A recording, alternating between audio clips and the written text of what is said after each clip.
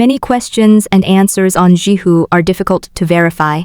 Some are sincere, while others are nonsense. But in any case, questions that spark heated discussions are sure to attract attention. For example, the current problem: if you're trapped in a cycle of the same day, how can you use your time to enrich yourself? It was only early morning when the rain outside the window gradually intensified and the sky began to darken. Fu Qingjun sat in front of the computer, thought for a moment, and then typed out the following title on a certain Jihu forum: "I had a dream last night." It was a vague scene of a grand sacrificial ceremony in an ancient primitive dynasty. They seemed to be summoning some ancient deity from an old ship. When I woke up this morning, I felt that everything outside the room was becoming hazy and blurry. After studying it for a few days, I realized that I had been stuck in a loop at home on the day August 25th. I was completely dumbfounded. I've seen plenty of time loop stories like Cruise Ship, The Butterfly Effect, and Steins Gate, but why it turned out this way is completely a mystery. Could it be because of that dream? I've tried to contact the outside world in various ways, but they can't find my specific address at all. It's like I'm a cyber ghost that transcends time. What I really want to ask is, I'm currently a senior in high school, and I've been frantically doing practice problems to prepare for the college entrance exam, learning university-level material in advance, and even studying computer programming. I've been working on this for 17 years now. What do you guys think I should do to plan my life? Although August 25th year is Kixi Festival, there are still quite a few single people on the internet who have nothing better to do, because this question is indeed bizarre. A high school senior is already a man in his 30s? Shocking. You actually want to be a programmer, the kind that's like Java from beginner to dead? Doge, 2333, 17 years of high school study, unprecedented. Does that mean I'm guaranteed to be the top scorer? Confused, many people made meaningless comments, and at the same time felt that Fu Qingjun's experience was extremely suspicious, and that the phishing was too fake. Soon, some well-known forum contributors also began leaving comments. Her relationship with the sword is a thing of the past. Thank you for the invitation. Please don't doubt it, because I have had similar experiences in this regard. Last night when I woke up, I had a dream. In the dream I shouted, "Don't underestimate the poor youth." When I woke up, a bunch of battle emperors on horseback came running into the living room, shouting, "Does any duty in front dare to dismount and fight?" I was completely dumbfounded. How could there be a group of duty? My family doesn't have any rare treasures or ancient secret realms for the inheritance of great emperors. I'm completely baffled as to why things turned out this way. I asked my sister, and she said it's probably because her right eye wasn't properly sealed while she was showering last night, and her aura leaked out, which is why these battle emperors came looking for her. Now, the worst part is that the tables and chairs in the living room have been overturned by heaven-rank Dao techniques, and the place is a complete mess. What I want to ask is, what should I do now? It's urgent. Fu Qingjun's face darkened slightly.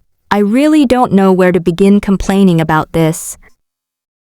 The ID she and the sword are the past is a well-known verified expert on the forum, and also the master I recognized online in each of my daily reincarnations.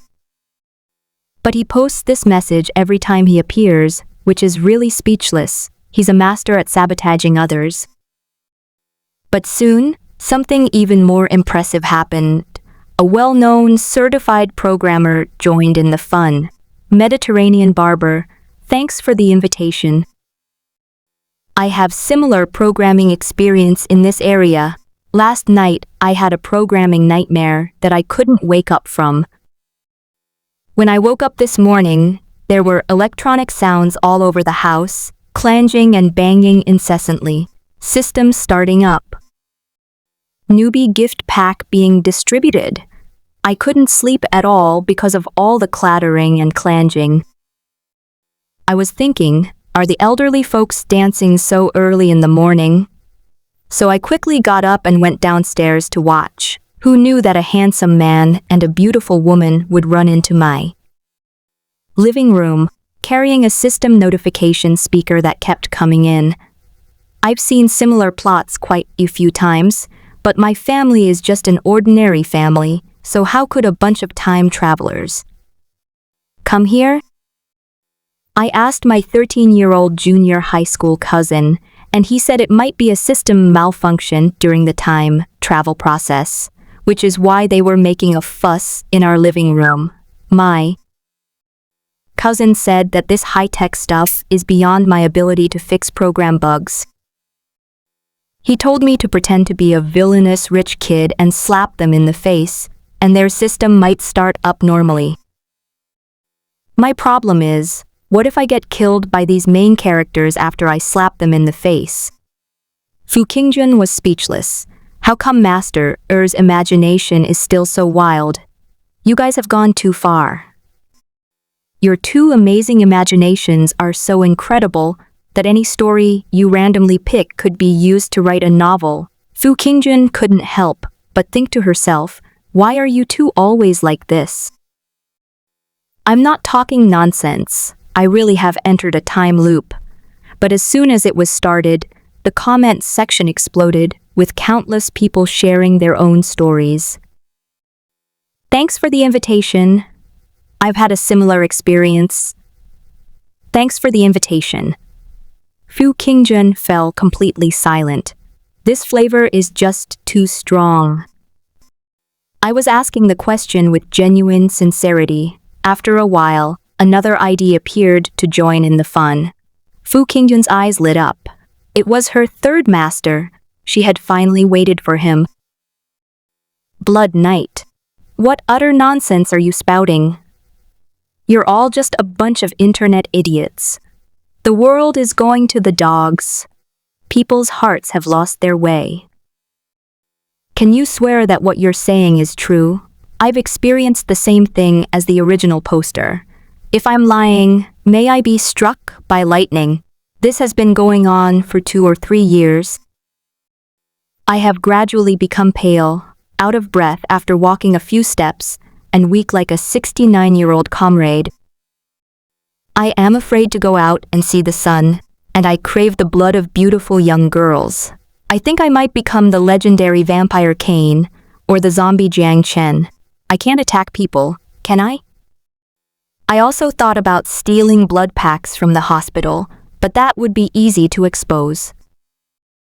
After thinking for a long time, I finally came up with a life-saving plan. Secretly dress as a woman every day, and go to the toilet to pick up sanitary napkins. This method has been used for several years, but I haven't dared to tell anyone else until today when I met fellow enthusiasts. It's a pleasure to meet you all. Clasps hands in greeting, Fu Qingjun remained calm. He knew that only now was someone telling him the truth. Compared to the other two, the third master was honest, which moved Fu Qingjun deeply, and she silently called the police with her phone. Call. How many times has this been repeated? He stretched in front of the computer, looking completely calm. It's been about 6,000 days.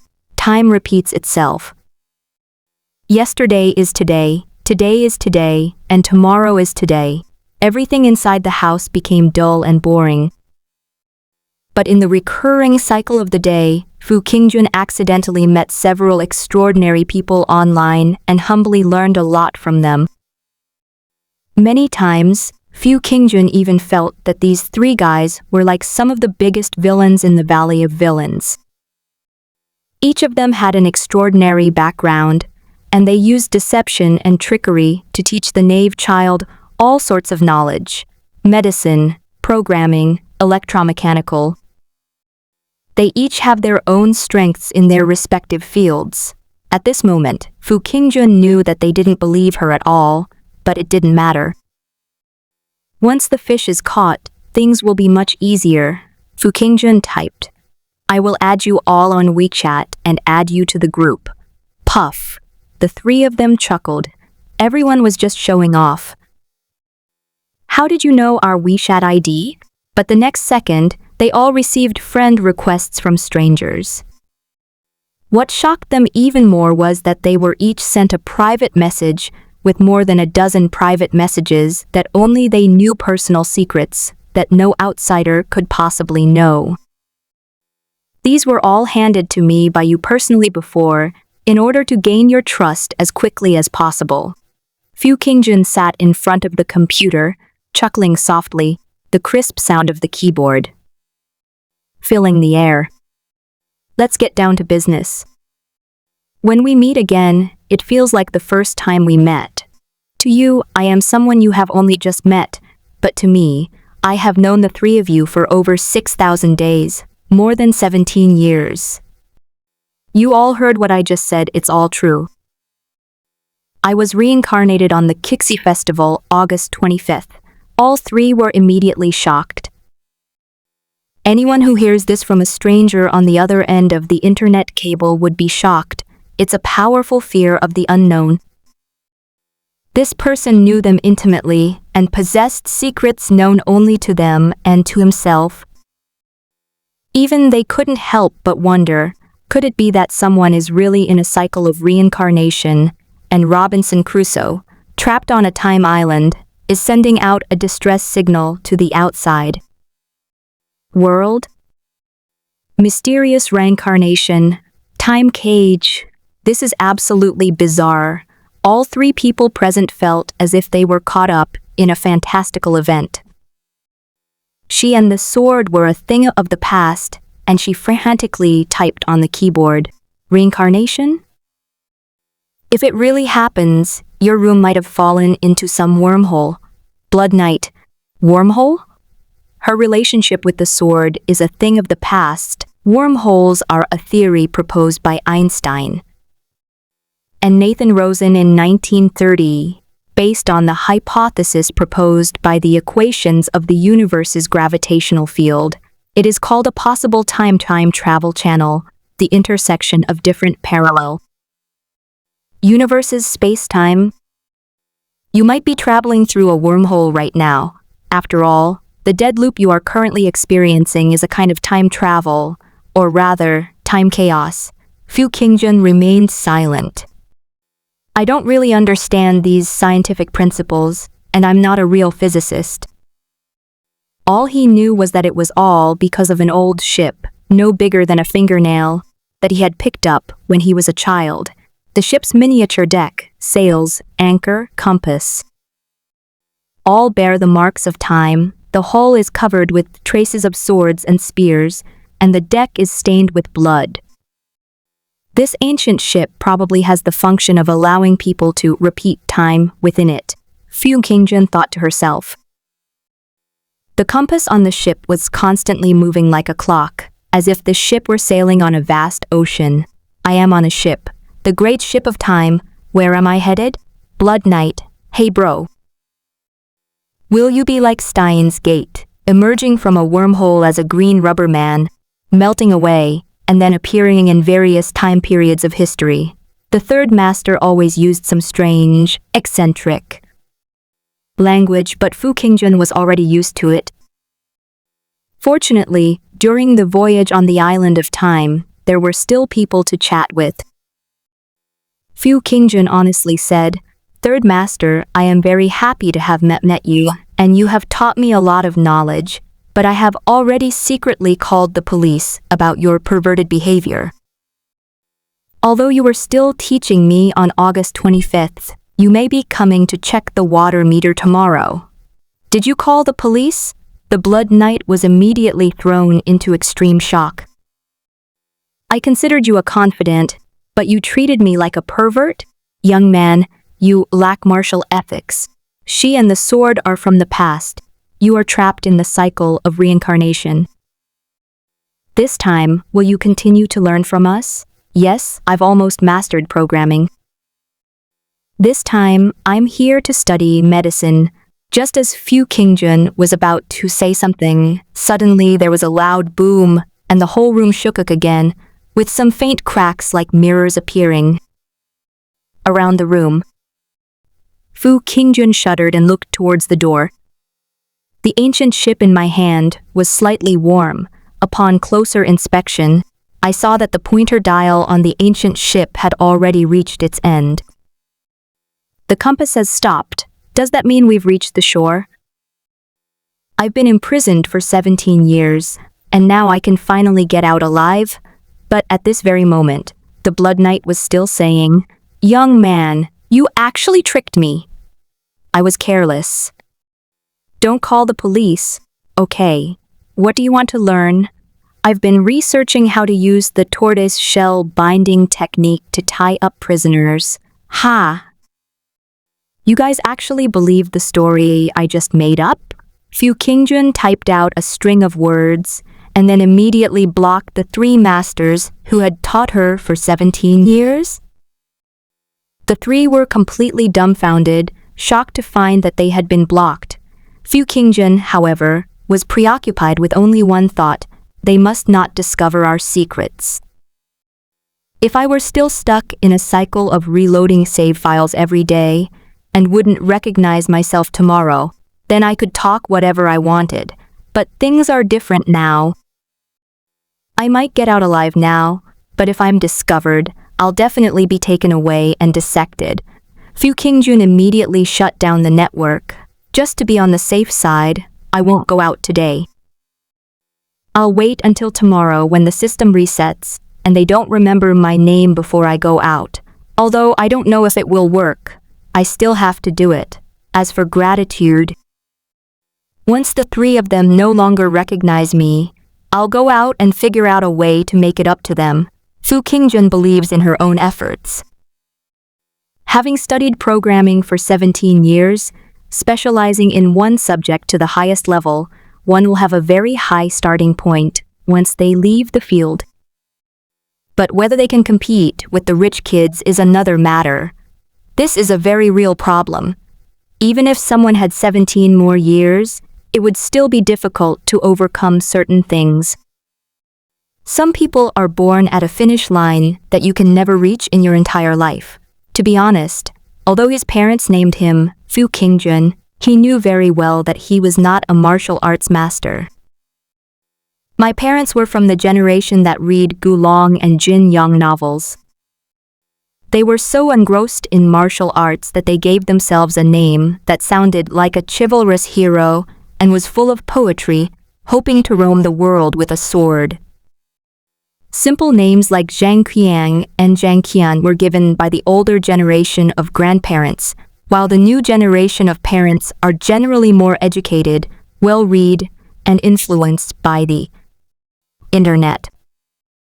Among my classmates, there are quite a few with poetic names, such as X Zian, X Hoxuan, X Wenbo.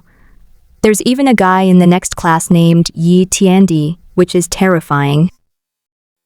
It's like a dimensional reduction attack among a group of classmates. And where will we be after we leave the ancient ship? Is it tomorrow in the real sense August 26th, and its purpose is just to make people time loop? Or did this ship really travel through a wormhole, like a time machine from mythology, to the past or the future? Is it not time travel but going to a new world? Regardless, this is the last day of the cycle. Fu Qingjun sat in the chair, stretched, and couldn't help but laugh. The unknown and mysterious are always better than lifeless and dull. 17 years have passed. Who knows how they endured it? Being trapped in the same monotonous day is unimaginable. It wouldn't be an exaggeration to call it the greatest torture, but his expression became complicated. After I get out, with my current strange body, will I still be able to survive? In the 17 years of endlessly repeating the same day, things were not eternal and unchanging. More and more twisted, terrifying, and chilling things were gradually happening to Fu Qingjun. Yes, he is losing his hair. Although he is bald, he is not bald in a sudden way. After all, they learned so much in theory and endured so much mental pressure. Imagine the intensity of studying for 17 years in the NABE senior year of high school. Self-studying in college, learning programming, or even starting to study medicine. The result is self-evident. Only by sacrificing one's hairline can one become stronger. This is the toxic motivational creed of my second mentor, Mediterranean barber. How can you achieve anything without the courage to take a gamble? Fu Qingjun also thought it made a lot of sense. In fact, he is quite mature psychologically and naturally knows that rather than letting society beat him down and turn him into a wage earner, it is better to beat himself bald first. Anyway, it's impossible to really go bald here, right? Because it resets every day. From the initial terror of being trapped in a desperate situation, to the endless boredom of lying in bed, to the point where he began to study diligently and work hard to lay the foundation for his future. But reality gave him a harsh lesson. I still lost my hair in the cycle of reincarnation. His hairline had somehow followed his soul back to the day before. Is this reasonable? This is unreasonable. Can hair travel through time? Can you believe it? I, Fu Qingjun, am only a senior in high school. He got this bald in his senior year of high school. Every morning of each cycle, his thick, lush hair would fall out uncontrollably. He wanted to write his feelings in a lyrical essay for the Chinese college entrance exam. Is this what human hairlines are like? Unlike jewels and money, unlike wrinkles on a face, unlike the affection of a young boy, which changes with time, he will follow you even through countless time travels, with delicate emotions and unwavering devotion. It is mankind's best friend. Splash, splash, splash, splash. The rain grew heavier and heavier, creating an atmosphere of utter tranquility. Rain pounded against the window pane outside, making a loud, crackling sound. 17 years of rainy days have been really annoying, but it is the last day. Fu Qingjun thought about many things, and finally took out a notebook from the drawer, holding a black ballpoint pen, and sorted out her thoughts on the desk. However, during the 17 years of reincarnation, I have vaguely found the cause of my headaches and hair loss. By repeating this process repeatedly, I'm likely not accumulating memories, but rather accumulating my soul. Every day after August 25th, one's soul flies back to the previous day. Over the past 17 years, more than 6,000 versions of oneself have accumulated, and the merged soul has become increasingly powerful. The soul was so powerful that it caused a splitting headache, and it literally burst. Headaches and hair loss are both side effects caused by this. But if it's true, what would 6,000 of your own souls combined be? From the perspective of traditional mythology, countless versions of oneself across timelines and multiple universes, combined, constitute a saint. But is that really possible? He just felt that he was truly lucky to have survived. He overcame many bottlenecks, feeling like his brain was about to explode and thinking he was going to die, but he still survived. If I continue this cycle of reincarnation, my head might explode from the sheer size of my soul in a few years, because I'm nearing my limit. Fortunately, I can get out now. It's a lifesaver. He took a deep breath, sat quietly by the window, and looked out at the view on this last day. The sky was gloomy, blurring the shadows of distant high-rise buildings, as if some unspeakable evil twisted there existed. The gloomy clouds looked like bags of fleshy organs, floating in the sky, like a gruesome, twisted shadow curtain that fell with rain. Fu Qingjun sat quietly there, waiting for the last day to pass. Boom! Thunder rumbled, and the lights inside the room suddenly went out, as if plunged into darkness. August 25th, Kixi Festival, 3D 17:21 p.m., another power outage. Fu Qingjun looked up, not panicked by the power outage, her expression calm as she looked at the sky outside the window. Normally, I can no longer contact my mentors after 3 p.m. and can only start my self-study class. Fu Qingjun continued to wait, and night fell. Boom! Another clap of thunder sounded outside. The rain outside the night suddenly stopped, as if something was wriggling in the darkness, but nothing could be seen outside the window. Pairs of huge, muscular, red pupils, like bright red lanterns, moved vaguely in the sky. Ugh! Sitting by the window, Fu Qingjun felt a strong sense of fear emanating from the ancient ship. There was something terrifying in the dark and blurry outside the window that made it want to escape. At first, Fu Qingjun was also panicked, but she gradually got used to it. Every day at this time, darkness and shadows shroud the outside of the window, and the ancient ship evokes a sense of escape. So, after 17 years, will they escape or not? Whoosh! In the distance, a huge golden mushroom-shaped firework bloomed in the sky on Kixi Festival. Because most of the view outside the window was blocked by the wall of the building next door, only a corner could be seen. This is world nuclear peace. At first, Fu Qingjun didn't quite understand, but as she matured, she began to figure out that something terrifying and horrifying might have happened that day. In the short span of half a day following the power outage, it seemed as if some major emergency had occurred.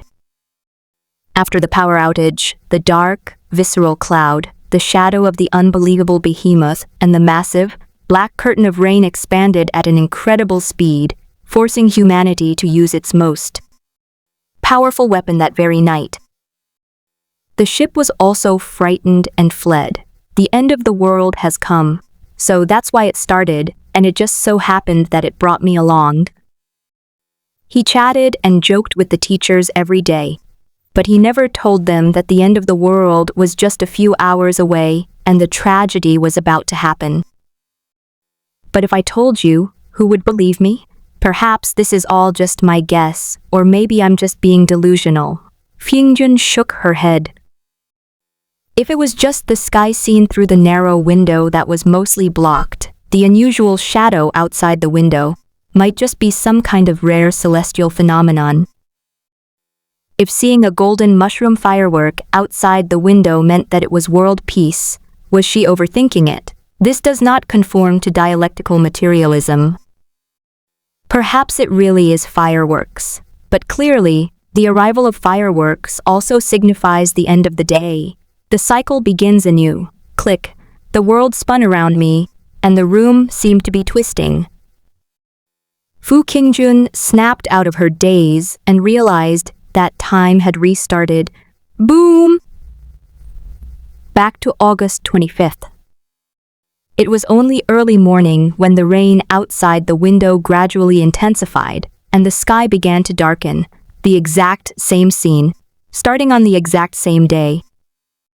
Finally, I can leave. Fu Qingjun sat in front of the computer with practiced ease, and after thinking for a moment, she typed out a title on a certain Jihu forum.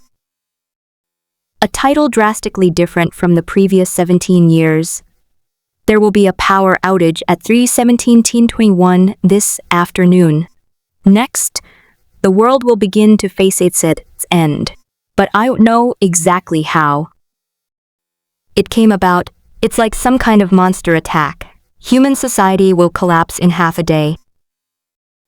Please be prepared. After resisting for half a day, the nuclear strike will be launched around midnight. Please find shelter in advance and even prepare food to survive the apocalypse. The message was sent out and received a response very quickly.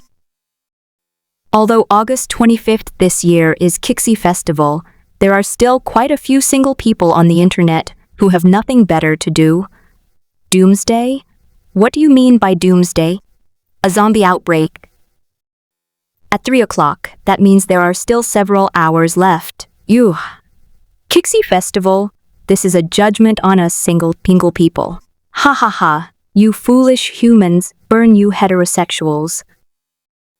As a 30-year-old great mage, let the world experience nuclear peace. Many people made meaningless comments and found Fu Qingjun's words utterly ridiculous, saying that the fishing was done too crudely. Soon, some well-known answerers also left comments. She and the sword are a thing of the past. Thank you for the invitation. Please don't doubt me, because I also have inside information on this matter. But why did the world end? I won't go into the details of what happened. There are too many interests involved. Those who know, know. It's a matter of vested interests.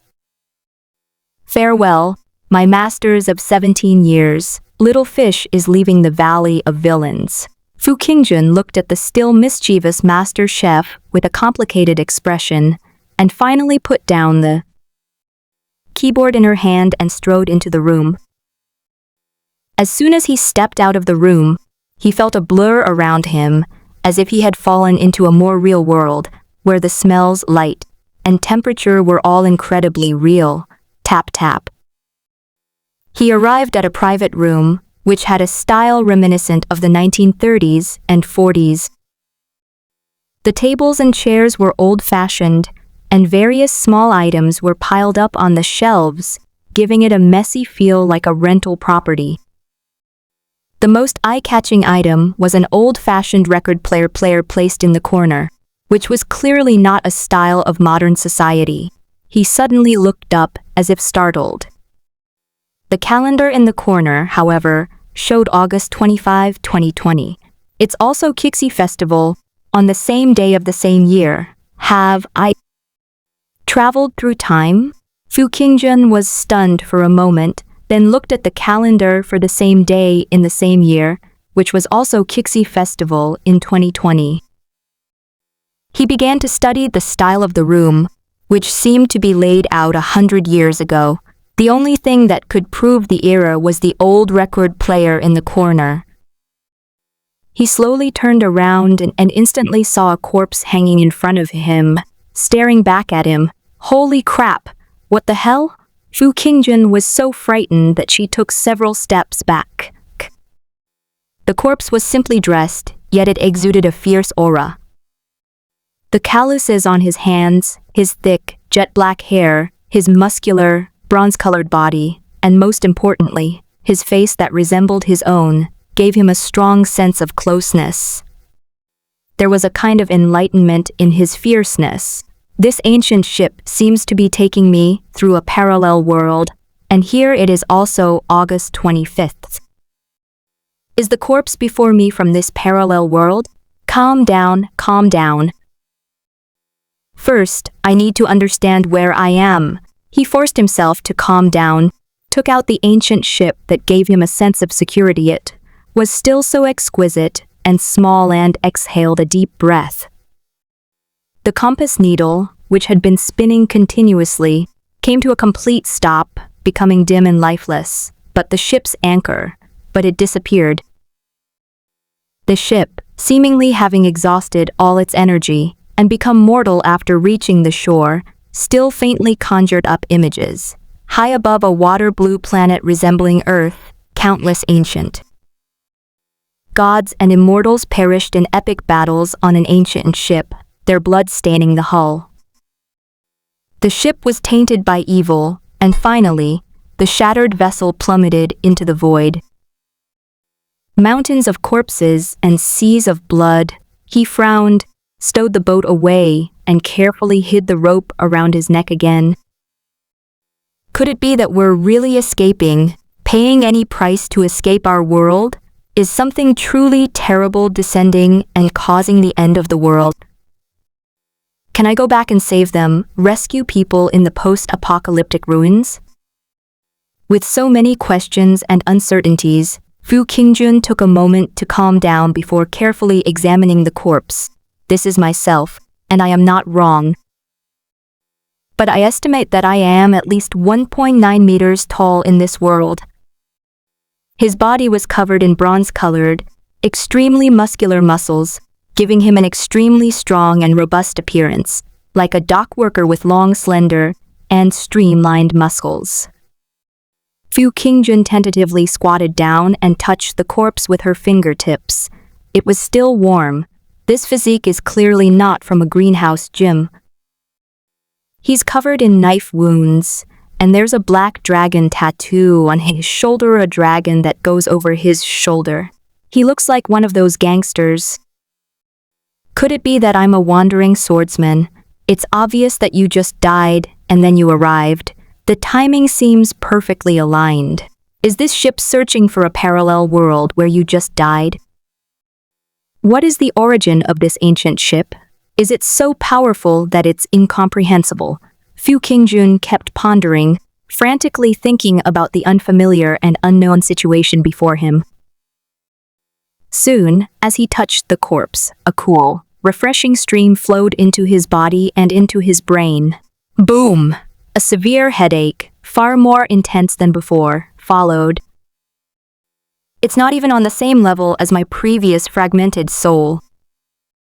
My brain felt like it had been completely burst open, as if a naughty child had lifted the manhole cover, thrown in 100 strings of firecrackers, and then closed the cover again, making a crackling and popping sound. Fu Qingjun's headache lasted for quite a while before it subsided slightly. I looked in the mirror next to me.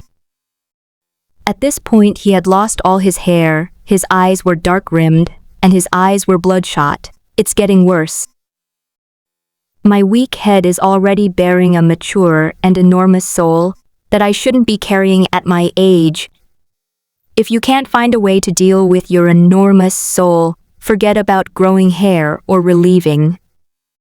Headache is. I feel like I'm about to die. After catching my breath, I still sorted out my own legacy in this world.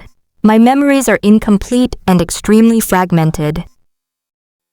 It's also 2020 here, but clearly, our civilization is about 100 years behind. It should be compared to 1920. It seems like this world is still in the midst of World War II. Also, why would someone hang themselves? Fu Qingjun wondered. The best course of action for me now is clearly to inherit his estate and status. How was the body destroyed to cover up the crime? He tried to recall what he had learned in the past 17 years. Unfortunately, I haven't watched many episodes of Conan. Sulfuric acid? Grinder? Throw it down the drain? Frame your neighbor as a murderer and then create an alibi for yourself? It's true what they say, you only realize how little you know when you need it. He was thinking of trying to go back and post a message to ask his 3 masters for their opinions. Especially since Master San, who picks up sanitary napkins everywhere and ended up in prison himself, must be very skilled at this kind of thing and would surely be able to come up with the best solution for himself. He had a vague feeling that he could still contact the small boat. The ship dropped its anchor, seemingly opening a tunnel between 2 parallel worlds. Time flowed freely, allowing him to return to his previous land and even go back to post. But I always feel like there's a barrier between us, as if some condition is needed. But what's the use of me going back right now? He hesitated. If it really is the end of the world, wouldn't going back immediately be suicide? The nuclear explosion has turned that area into a wasteland. How many survivors are there? Whom can I save? My 2 masters who have been with me for 17 years, and my parents? He felt his mind was in complete disarray, and before he could even process what was happening, there was a knock at the door. Knock, knock, knock. Brother Fu, are you inside? I heard a lot of noise. Fu Qingjun panicked when she heard the sound. Fu Qingjun is the name that belongs to this world. Putting aside the crisis of Earth's ruins, he himself was in a crisis in this room. He was at an unusual crime scene. May your spirit in heaven not blame me." He clasped his hands together in prayer and hurriedly and laboriously lifted the incredibly strong corpse, but he was completely stunned. It's impossible to pull it off. This body probably weighs 300 pounds, with muscle density as hard as a rock, and it feels like I'm removing a marble statue. Am I a martial arts master from World War II in this world? Fu Qingjun was dumbfounded. Thump, thump, thump, thump. Brother Fu, did something happen? Did you strain your muscles again while practicing martial arts? An urgent voice came from outside the door. Damn it. Fu Qingjun suddenly picked up the scissors and cut the rope. With a loud bang, the entire corpse slammed onto the ground, and the ground seemed to shake violently. Brother Fu, what happened inside? A more urgent voice came from outside the door again. Thump, thump, thump. The louder the knocking, the better. Fu Qingjun naturally adopted the logic of destroying evidence. Pretend he's still alive. I'll figure out how to dispose of the body later, like throwing it into the river or burying it in the ground. After all, aside from their bodies, they all have the same brains. He simply dragged the corpse under the bed with great difficulty, stood on a small stool to raise his height to 1.9 meters, and then slowly opened the door a crack, only revealing his head. Squeak. A slender, fit, and tall girl appeared outside the door. Based on fragmented memories, Fu Qingjun vaguely remembered that the other person was the granddaughter of the lonely old lady living in apartment 307 next door, named Li Mo, a dance teacher in the old neighborhood. Brother Fu, Li Mo looked at the bald Fu in front of her with suspicion, feeling that his temperament had become inexplicably youthful, as if he had become many years younger. He lacked that cold and stern feeling and instead appeared incredibly innocent. She asked tentatively, why did you lose all your hair?" "I thought it was useless, so I shaved it off." Fu Qingjun tried to make her voice as serious and cold as possible, but she couldn't shake off her childish appearance, which even sounded a bit childish. "What are you going to do?" Li Mo stared at Fu Qingjun again, then hesitated for a moment. She was clearly a very intelligent and vigilant woman. Her intuition told her that something was extremely wrong. She craned her neck to look into the house, saying, "Brother Fu, I feel like your expression isn't as fierce as it used to be. Why does it seem so gentle? Has something happened?" "I'm being gentle now because my gentleness is only for you," Fu Qingjun said. Li Mo was completely stunned. Her train of thought seemed to be interrupted, and it instantly collapsed. However, she wasn't given a chance to think things through or calm down. "I love you," Fu Qingjun said, peeking out from behind the door. She was completely stunned, her clear and beautiful eyes filled with shock. Her face flushed red like an apple, and she looked flustered. Suddenly, she took a deep breath and bowed respectfully, saying, "Brother Fu, we're not a good match. You can find someone better." "Fine." Fu Qingjun didn't care about being friend-zoned. She still cautiously peeked out from under the door like an ostrich, staring intently into her eyes.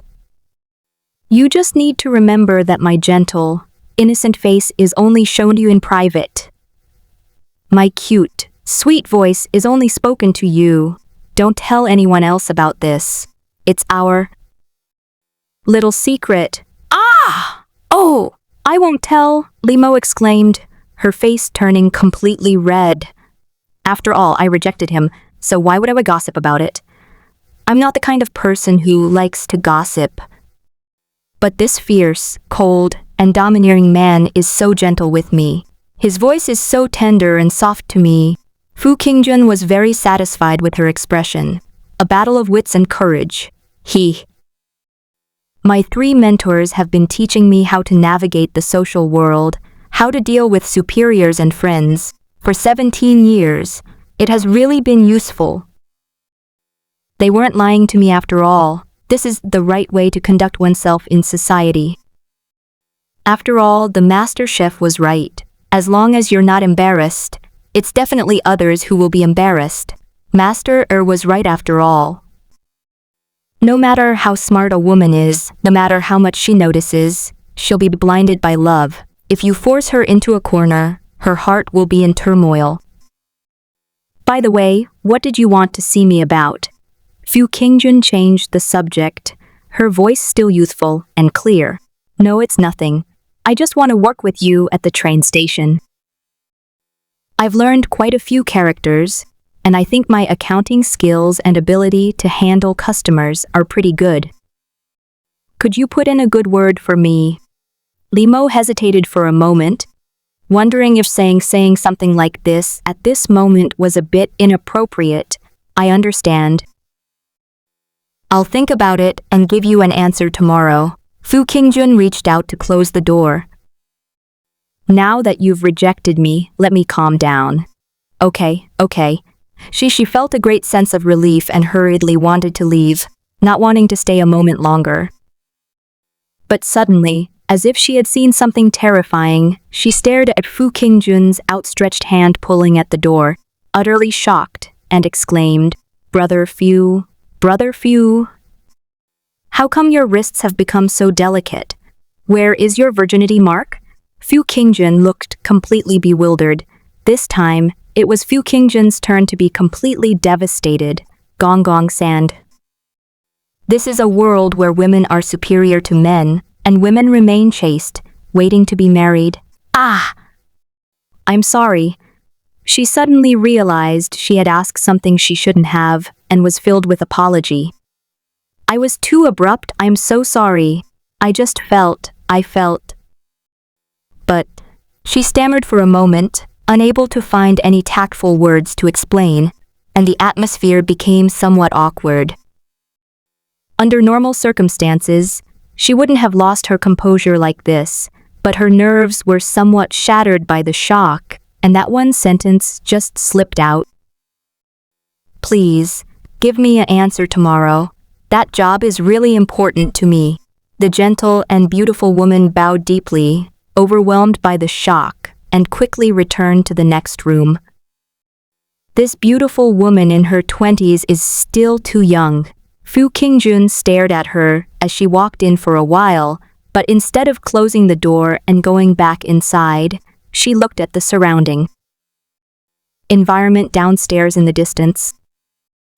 The sun was shining brightly. It was the middle of the afternoon. It's an old-style 4-story residential building, similar to a student dormitory.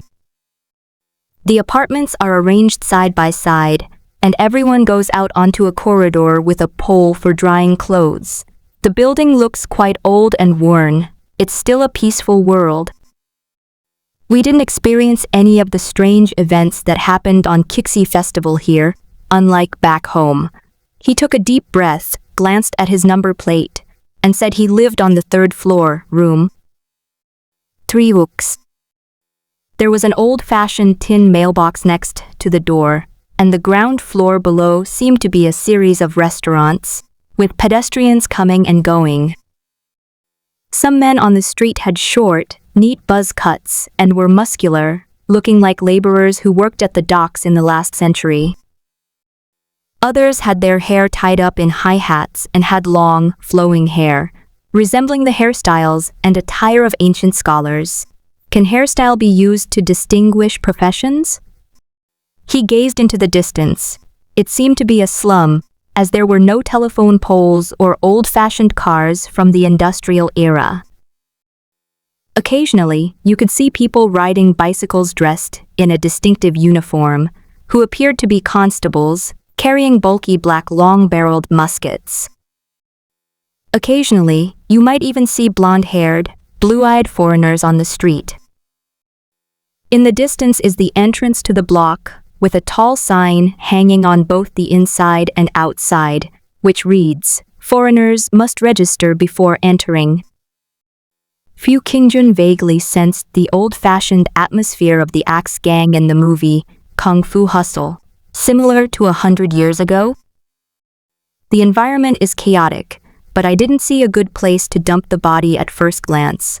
He stared at the door next to him for a while, making sure that Li Mo did not reappear, before slowly walking back into the room and closing the door. He looked at the body again and suddenly didn't know what to do. After thinking for a moment, he lifted the sleeve of the corpse's arm, revealing a small, bright red dot on the firm, bronze muscles. Fu Qingjun's expression softened slightly. Her virginity is still intact.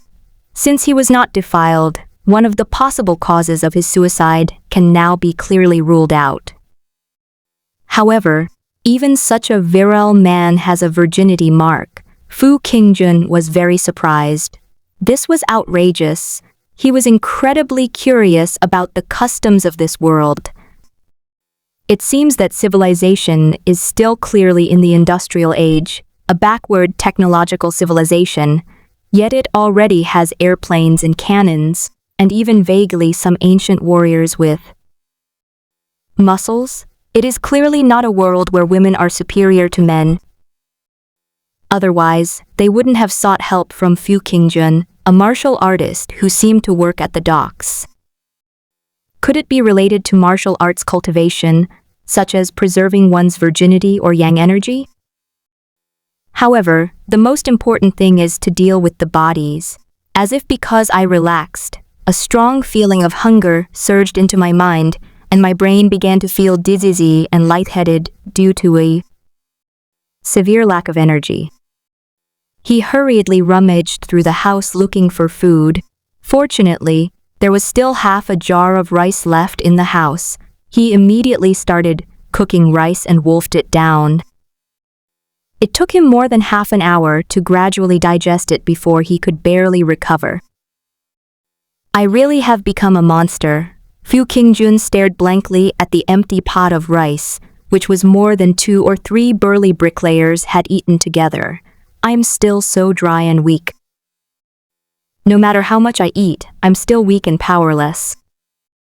All the energy from the food is being absorbed into my head. Fu Qingjun remembers seeing a popular science article once. Excessive mental exertion can also significantly deplete the body's energy. Is it possible that I'm eating like crazy to convert energy, and my brain can't keep up with the constant energy consumption? Fu Qingjun suddenly felt uneasy. If we use simple addition and subtraction, wouldn't the brain's energy consumption be 6,000 times greater if we added together more than 6,000 souls? The brain is a super CPU, and the body, like a AA battery, can replenish its low current voltage. This is a power issue.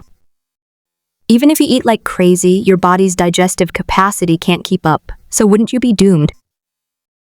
Even if you catch up with the energy supply and replenish your energy, you'll only become more restless, and your head will be squeezed and burst by the burgeoning mental energy, causing you even more unbearable headaches. As Fu Qingjun finished digesting his meal, the feeling of exhaustion subsided. At the same time, he noticed a burning and itchy sensation on the top of his head, as if some kind of spiritual energy was about to sprout and emerge from the ground. He touched his head and found that fine, soft, downy hair was beginning to grow back, strong and smooth. My hair has grown out. Immediately, he was startled awake from his deathbed. He was overjoyed. His manly dignity had returned. His second master, the Mediterranean-looking barber, had always told him that hair was a man's dignity, and he thought it made a lot of sense. But he soon noticed something even stranger. Hair is like a series of soft arms that can be manipulated to wriggle, even stand upright, and make various movements. Splash! He rushed to the mirror and saw that his head looked like it was covered with a row of short grass, swaying in the wind. As expected, I underwent a mutation as soon as I emerged from the cycle of reincarnation. Fu Qingjun was completely shocked and stammered. Those people with superpowers can bend stainless steel spoons with their minds, while I can only bend my own hair? I've saved up for 17 years, and this is all you get? That's it. Ancient ship, do you live up to your mysterious, magical, and invincible power? Since my mental power can bend hair, then, he tried to bend the spoon with his mental power, but found that it had no effect at all. Then, I tried to concentrate on moving the small bottle, but it didn't move at all. In the end, they even discovered that their mental power couldn't move the paper.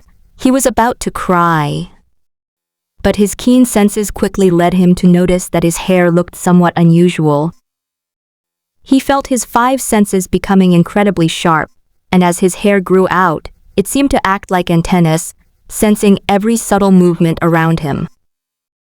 The hair swayed wildly on top of his head, looking incredibly eerie. A fly flew overhead. Pieft! A single strand of hair transformed into a needle and thread, piercing the fly's body before being flung against the wall. It's as flexible as a hand. Fu Qingjun was somewhat horrified. He had only instinctively tried to swat away the fly with his hand, but his hair was instantly killed by his own thought. Wait, when my hair just went into the fly's body, it felt like something was being released, and my head doesn't hurt as much anymore. Fu Qingjun bent down, searching for ants on the ground. Could I share some of the pain from my over-exploded soul with them? The house was very unsanitary, so I quickly caught out an ant and inserted my hair into its body. A torrent of spiritual energy surged in. Bang! The ant's brain exploded along with its soul, collapsing limply onto the ground. Despite the very slight reduction, one can still feel a sense of relief and comfort. It works. Perhaps this is like a pressure difference. My brain is like a pressure cooker. As long as I connect a vent pipe, it can be directed to other places. But Fu Qingjun was overjoyed because it meant her headache would be relieved. He has an extremely strong ability to learn. With the scientific spirit of a high school student who had been to a chemistry lab, he began frantically poking his hair into bedboards, steel bars, wooden boards, wires, mud walls. He even tried it on the corpse, but there was no reaction. It's a real shame that my hair can only be inserted into living things.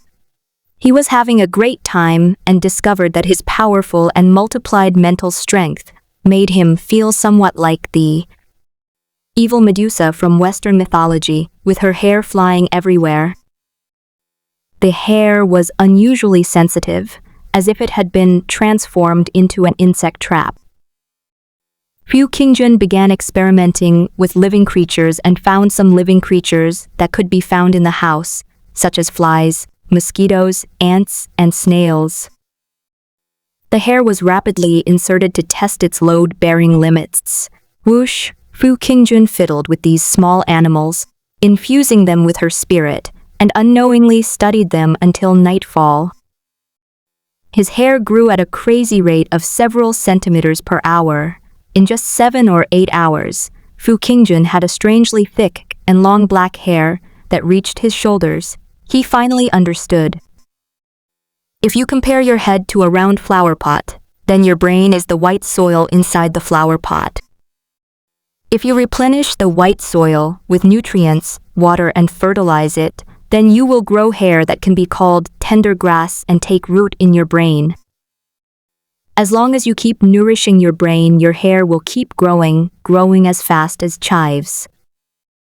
Hair, like soft tendrils rooted in the brain, floats in mid-air like willow catkins. Fu Qingjun imagined the scene through X-ray vision, a white brain covered with black hair tubes. She felt a strange sense of evil and horror.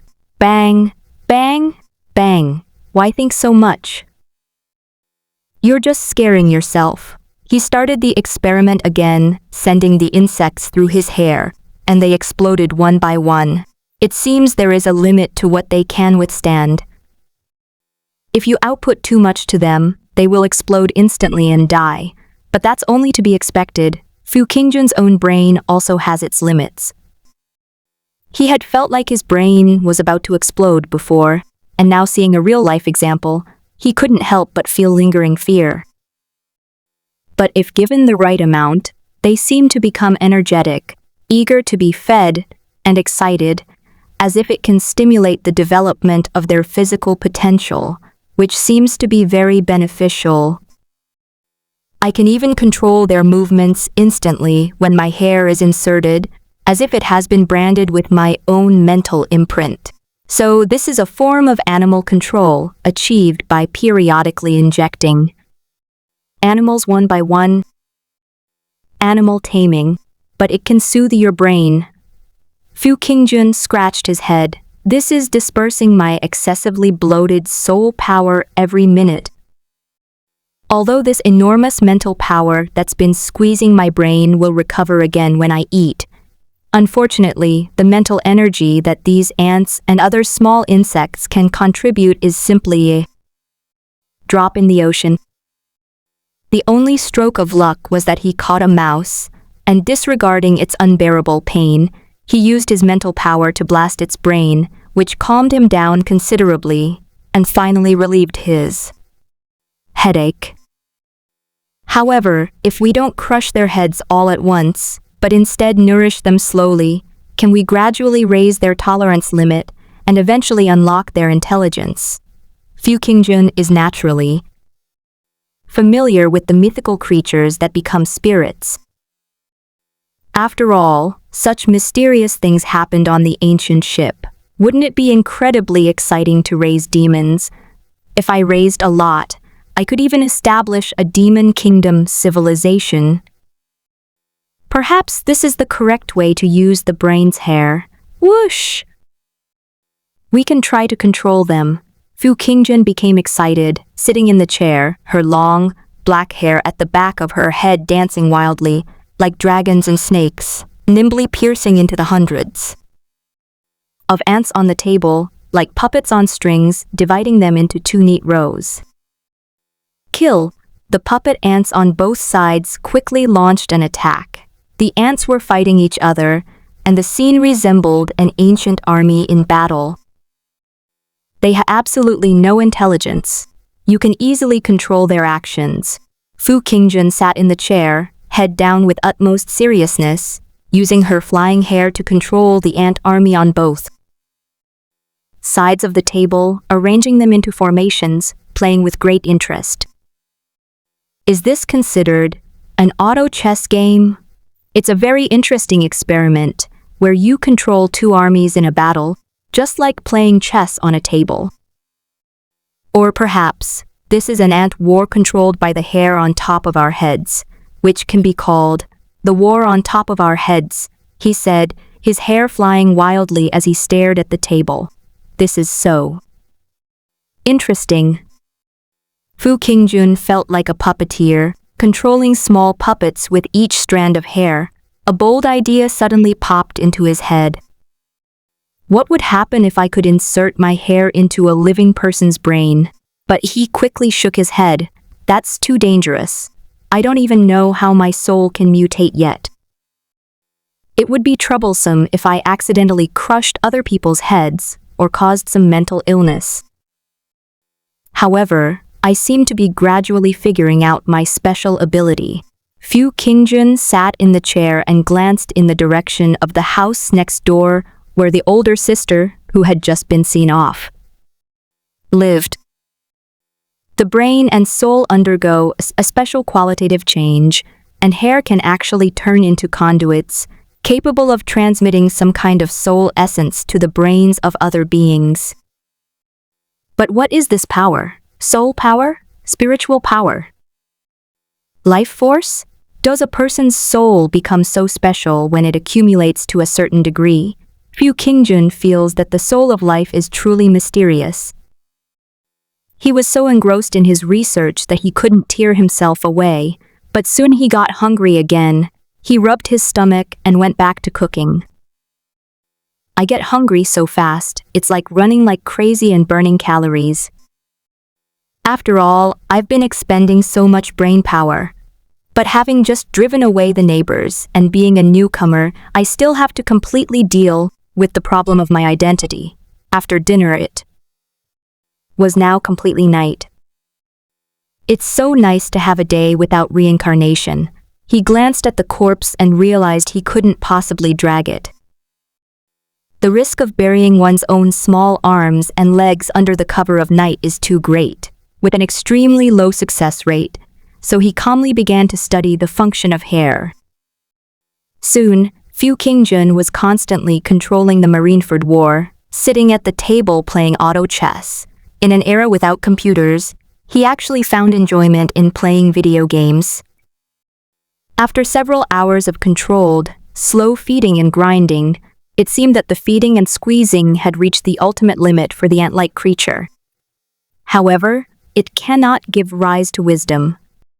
Is this how ants are? Could it be that their brains are too small to become sentient? Fu Qingjun pondered that, as this was his first biological experiment, he planned to gently test the limits of an ant to see if he could break through them. Bang!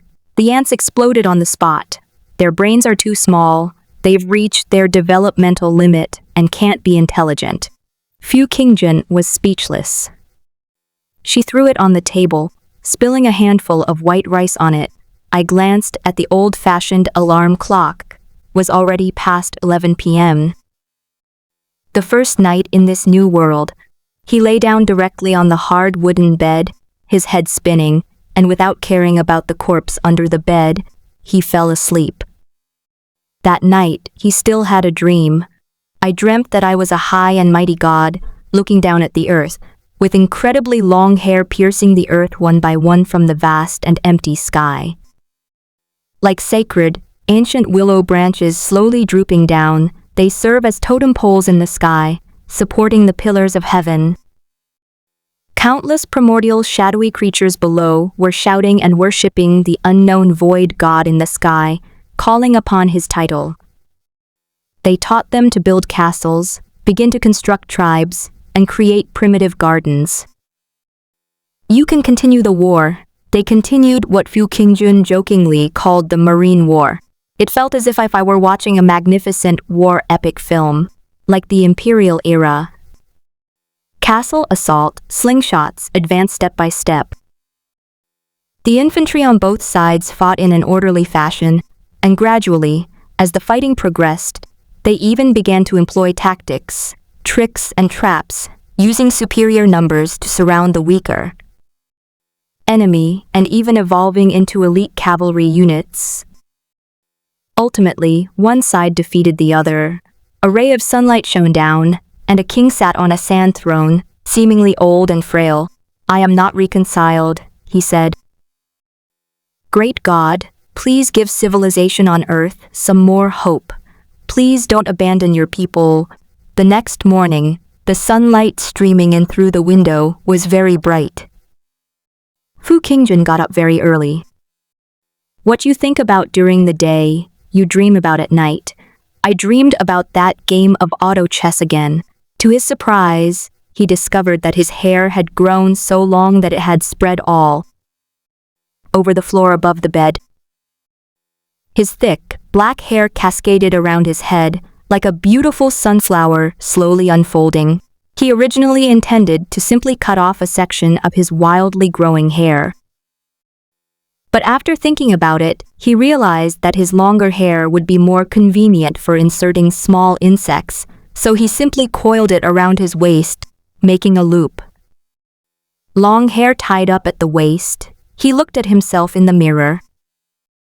He was full of energy, his hair had grown back, his dark circles had disappeared, his eyes were bright and deep, and his eyes were exceptionally beautiful, like glass beads containing countless stars in the universe. The black and white eyes of others seemed to be colorful in his own eyes. People say that the eyes are the windows to the soul, but I don't agree. Perhaps they are the two skylights of the brain, which allow people to see my uniqueness. Handsome troubles. Fu Qingjun looked at the ants again, and they were crawling around the house aimlessly again. But something even stranger happened. Fu Qingjun saw on the table by the bedside that this game field, used for sending troops and generals, already had simple, low stone walls and small sand bunkers, resembling a small, scattered tribe, built up like an anthill. The entire pier wood table looks like the ruins of a once barbaric civilization. Huh? Fu Qingjun's expression changed, and she lowered her head again. The drawers inside the wooden table had been hollowed out and turned into a staircase, with the drawers below accessible from the tabletop. Inside the drawer stood rows of wood chip and mud houses. It forms a well-arranged and exquisite underground building, like a child's Lego castle.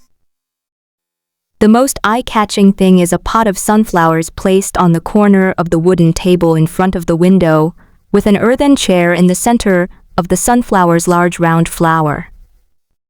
The earthen throne sits atop the flowers, facing the window of room 307, overlooking the bustling streets below, and the golden rising sun in the sky, its dappled sunlight falling on the sunflowers. The throne of flowers. His pupils contracted sharply as he noticed the corpse of an ant on the seat, which had apparently died of old age for unknown reasons. Well, the dream I had last night actually came true. Perhaps it wasn't a dream at all? To grant life enlightenment, and as a giant, to create a miniature intelligent demon kingdom, I really can do it. Fu Qingjun's breathing quickened, feeling that she had already entered the supreme, forbidden realm of the gods. Having reincarnated through time and space, I've actually developed some kind of miraculous ability. Ha ha ha ha! Fu Qingjun was overjoyed and burst into laughter. He was both happy and sad. After studying programming for 17 years, all his knowledge as a corporate slave was completely useless. On the contrary, his receding hairline, which he had cultivated for 17 years, gave him a pleasant surprise. Life is unpredictable. But his 17 years of hard work finally paid off. In other words, those ants I used in auto chess last night really did become intelligent and magical after I went to sleep, and they actually started fighting. But, it's only been one night. How could they build a castle? Did they use an accelerator? He hurriedly searched for the ants. But they found that the ants were still crawling around mindlessly, showing no signs of intelligence whatsoever, just like the night before. Hallucination? Wait, how do you explain this castle? Fu Qingjun was completely shocked.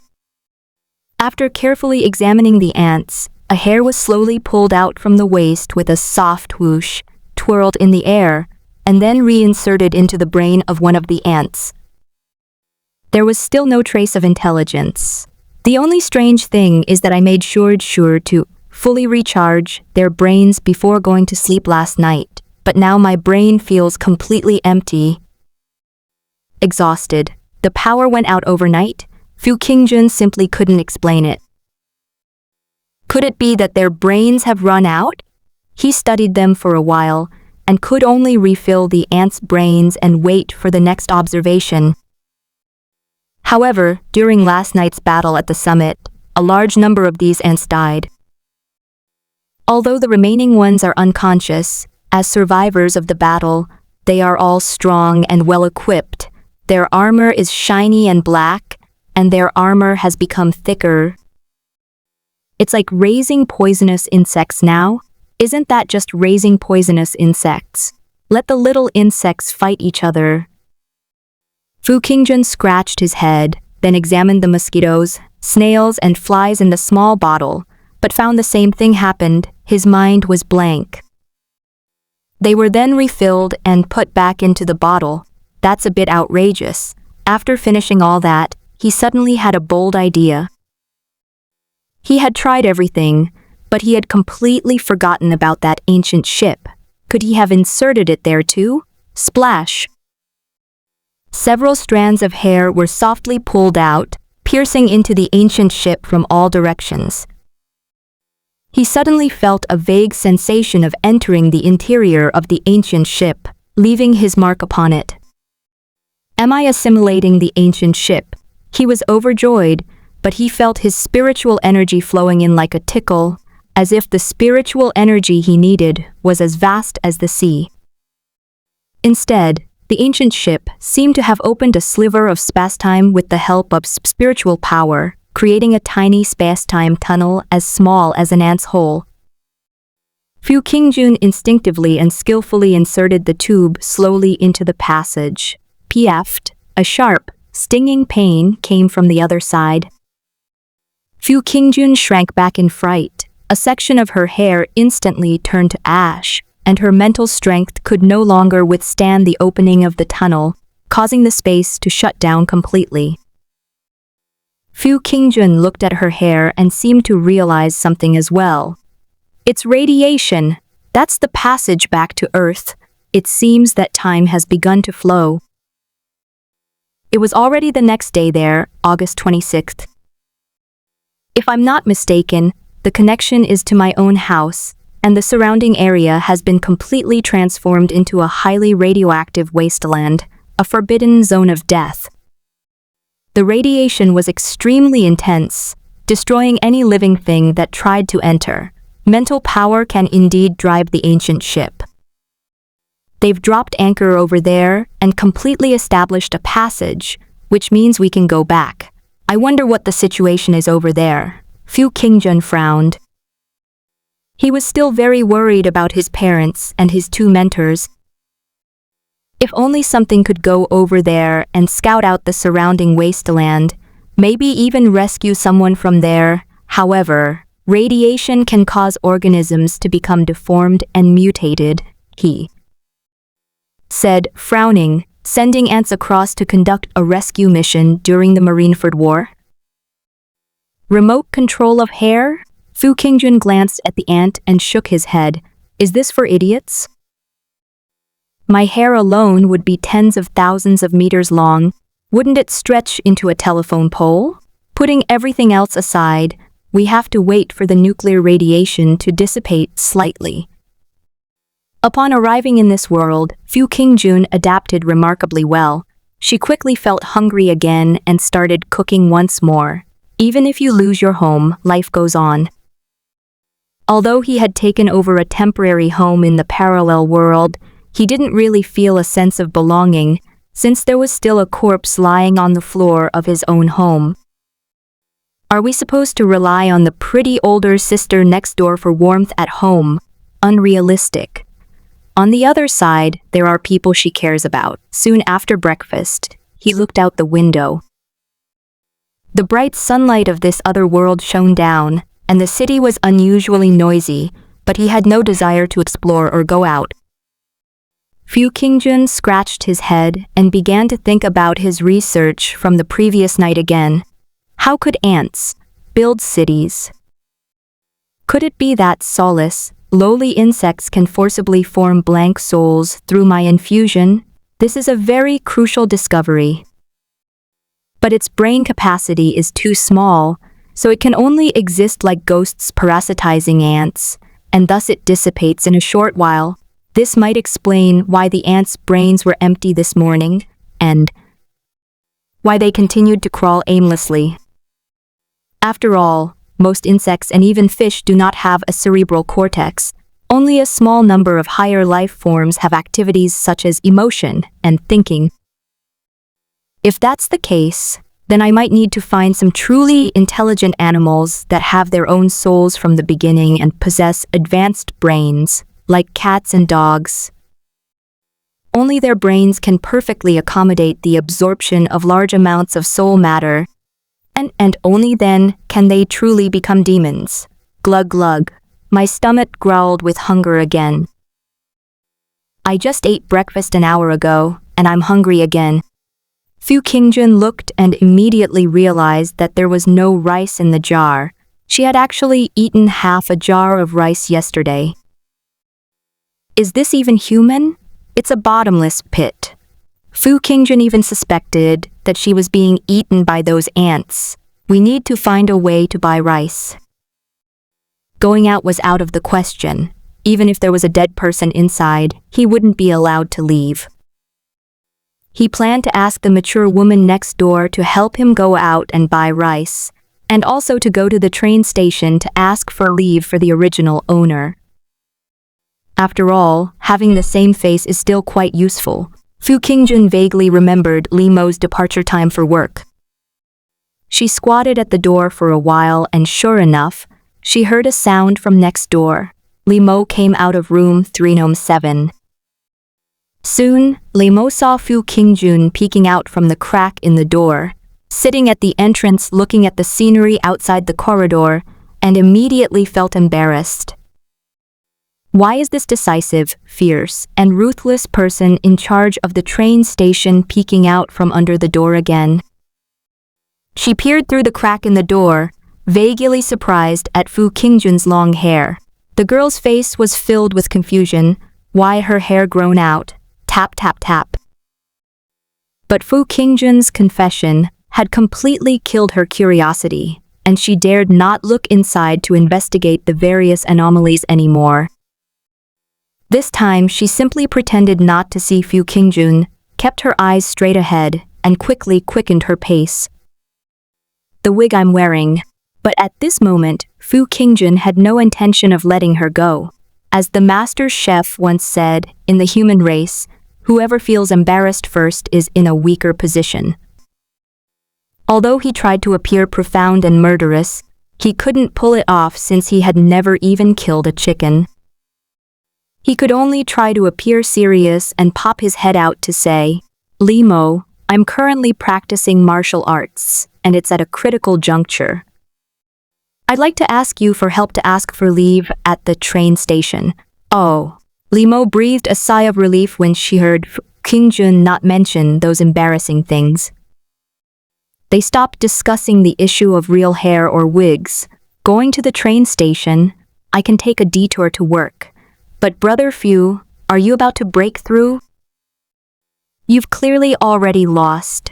However, there seem to be other unorthodox martial arts that involve forcibly breaking through one's own yang energy to achieve a breakthrough. She suddenly realized what was going on. She suddenly felt a subtle sense of loss and guilt. After all, he had just confessed his love to her yesterday. It was the first time she had ever seen this powerful, domineering gang leader, known for his street fights, so gentle, whispering softly only to her, his face tender and youthful. Fu Qingjun had no idea what she was thinking, so she went along with it and replied, That's right, I'm about to break through, so I need to go into seclusion. I need to concentrate on my studies recently, so I shouldn't go out. It would be wonderful if we could break through. Li Mo said happily, in that battle a few days ago, I thought Brother Fu would win and take over the entire docks unloading business. Who knew that guy would cheat? He had a henchman he didn't know point a gun at the crowd below the ring. Brother Fu was distracted by the dark muzzle of the gun, and that's how he was ambushed. That man lacked martial ethics, yet he insisted that he didn't use a gun or break any rules. As Li Mo spoke, fragmented memories also surfaced in Fu Qingjun's mind. Li Mo was also furious, and they immediately reached a consensus.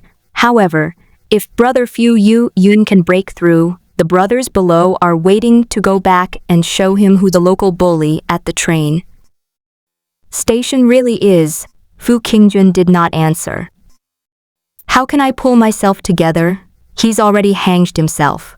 However, Fu Qingjun listened carefully and subtly inquired about Brother Fu's glorious deeds. As he listened, he began to realize that the whole thing was very strange. With no connections and no capital, he built a group of brothers at the train station over 3 years using his strong personal charisma and ruthless, wolf-like spirit. He was a generous and straightforward person who never resorted to underhanded tricks. He was an upright and honorable man whose iron wire fist was unstoppable, and he was very popular with the neighbors. Li Mo was often harassed by the thugs in the building, and it was Fu Qingjun who helped her stand up for her. Upon hearing of such a heroic figure, Fu Qingjun couldn't help but give him a thumbs up in admiration, exclaiming, "He truly is worthy of me." And that's when the doubts arose. Such a person is fierce, stubborn, determined, ruthless, and righteous. How could they possibly be cowardly enough to hang themselves after being tricked? They should bite back fiercely. Fu Qingjun suspected there was something fishy about this, but didn't pay much attention to it. How you die is not important. How you inherit your estate is what matters. Is there also the iron ring fist? Fu Qingjun wondered to herself that there really was some kind of martial arts skill involved. Those marble-like, precise muscles, despite being a normal 1.9-meter tall man weighing over 300 pounds, demonstrate just how exaggerated the muscle density is. This is almost impossible for a normal human being to achieve, Fu Qingjun said. "I'll leave the leave to you. If possible, please ask the guys at the station not to bother me before I leave the country, so as not to alert them. Also, I need to rest absolutely. No problem, I'll secretly tell them not to bother me." Limo was on high alert, a little embarrassed. "The job I asked for. Don't worry, I promise you. I'll arrange it as soon as I get out of customs." Fu Qingjun took out some more silver and said, "Besides taking leave, there's no rice at home. Please help me buy some when you go out later." "No problem." Only after confirming that Limo had left did Fu Qingjun return to her room, "And we really need to find a way to deal with this corpse. The weather isn't too hot now, so it'll be all right for a day or two. But after a while, the smell won't be able to be masked anymore. We need to get a new batch of ant test materials." Next, Fu Qingjun placed a few grains of rice on the floor of the room and directly manipulated an ant again, letting the spy tell that there was food here, summoning the ant colony from the ant nest. Soon, this treacherous ant led a group of ants to line up and look for food. Fu Qingjun eliminated the ants one by inserting her hair into their hair, thus gradually assimilating the ant nest. Eventually, most of the ants rebelled, and they even carried back a struggling, upside-down queen ant in a swarm. Done. Fu Qingjun planned to have another truly massive summit battle later, and needed to study what exactly those ants were up to. Then, with nothing else to do, he looked at the sunflower and suddenly slapped his forehead. "Ah! I forgot I've never planted anything before." He began enthusiastically pricking the plants with his hair and found that he could also input the needles, but the process was incredibly clumsy and not as fast as an animal's. "Spray it all over." Fu Qingjun didn't care about the time. After finishing, he went to check on the corpse again. Strangely, it hadn't started to decompose. In fact, it looked lifelike, as if it had only recently died. Could it be that this muscle density is so high that even microorganisms can't bite it, so it won't stink? Fu Qingjun was completely shocked. Martial arts? This World War world seems to hide an unusual and mysterious power. He rummaged through the room and actually found 2 martial arts manuals in a hidden compartment. One book is a basic introductory exercise on stance training and building strength. It seems to be a common, mass-produced book. The other one is Iron Wire Fist. Opening the manual for Iron Wire Fist, one line of text is written. "Those who are not of the Fu family lineage should not learn this skill." Fu Qingjun flipped through it and glanced at it, feeling that it wasn't as mysterious as it seemed. The little figures in the picture are posing, throwing punches, and exercising specific muscles. They also use special potions to continuously hone the muscles and strength in their arms, and several iron rings are attached to their arms as weapons. Fu Qingjun even found a special potion jar next to the manual, which seemed to be the potion used to practice Iron Wire Fist. Although I was mentally prepared at first, I was still a little disappointed when I saw it. Iron Wire Fist, The name is simple, and it feels very traditional. It's not the kind of thing where you can fly or disappear into the ground. 3 hours later, around noon, Limo returned with the supplies. I told your brothers about it, and they're very excited. They're saying they're waiting for your return, Limo said, acting as the messenger. Understood. Tell the brothers to wait. Don't disturb me. I need quiet to break through my martial arts breakthrough. Just leave the things at the door. Fu Qingjun closed the door. Fu Qingjun continued to cook in the big pot and ate large mouthfuls of white rice. Several hours passed, and in the afternoon, Fu Qingjun suddenly felt a mysterious sensation emanating from the ant. A hint of excitement flashed in his eyes. Something's not right with these ants. Wait a minute. Last time the battle at the summit filled my brain, and several hours later, when I fell asleep at night, the ants didn't develop intelligence. Now it's filled again, and several hours have passed in the same way. Fu Qingjun became excited, vaguely grasping at something. Could it be that after being fully charged, it takes several hours for intelligence to fully emerge? He began to study those ants. This time I clearly felt that those ants did not have their own souls. At this moment, it was as if some brand new, high-quality parasitic blank soul had been generated and attached to the body of each ant. The ants began to crawl around erratically, seemingly possessing advanced intelligence, curiously exploring their surroundings. It seems that these souls from Fu Qingjun are too high-level, causing them to instantly possess mature souls after becoming demons.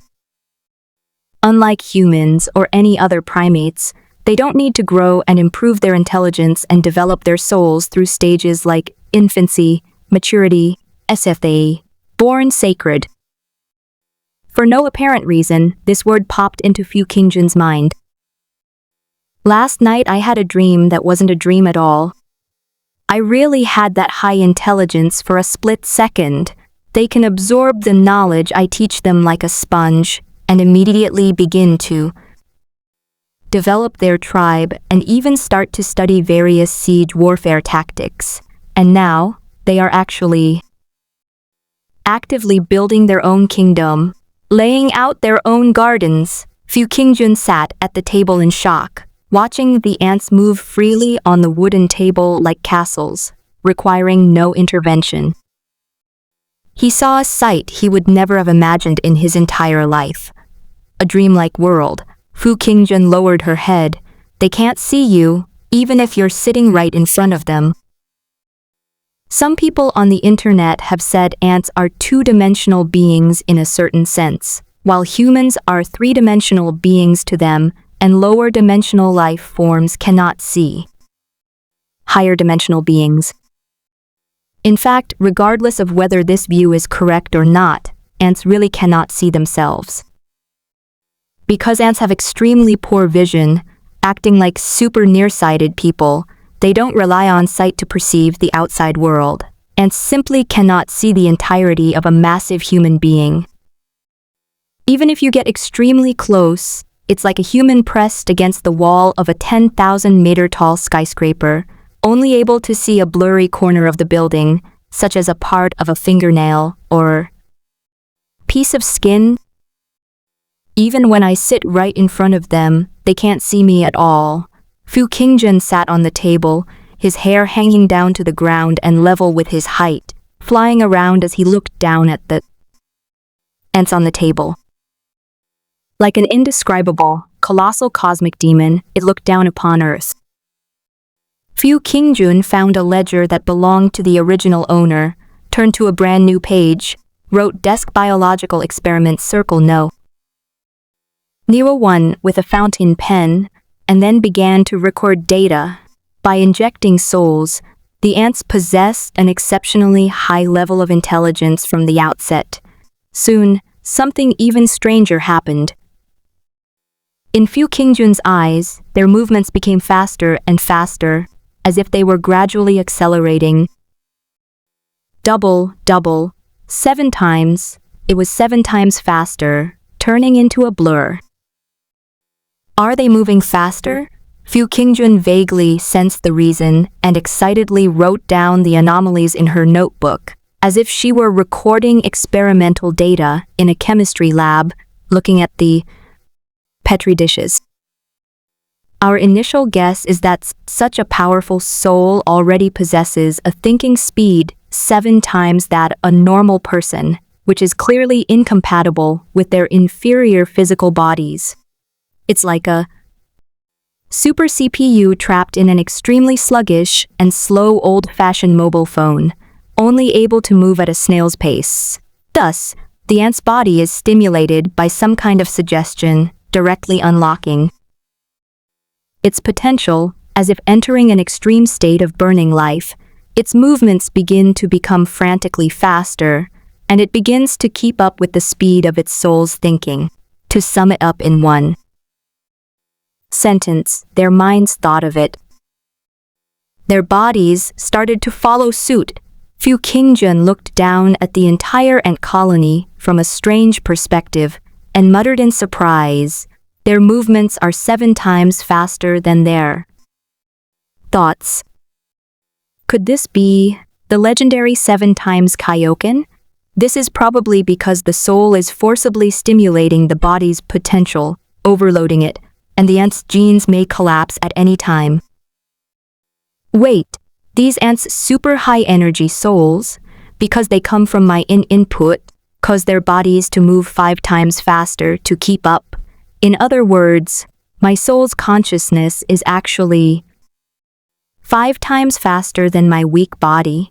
Through the ants, Fu Qingjun realized that her powerful soul was imprisoned by her weak physical body, which was also the reason for her headache.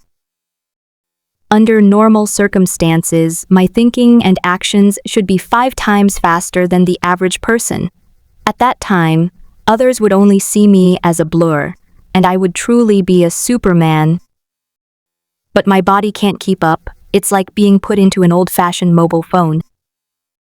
Perhaps I can also pry open some kind of physical limit like an ant, enter an overload state, and make my movements keep up with my super thinking. However, for the body, it is instantaneous. Suicide. Fu Qingjun thought for a moment and frowned, saying, "I should exercise to improve my physical fitness. That's the right way to fully digest my foundation and transform it into strength." He suddenly remembered those martial arts manuals.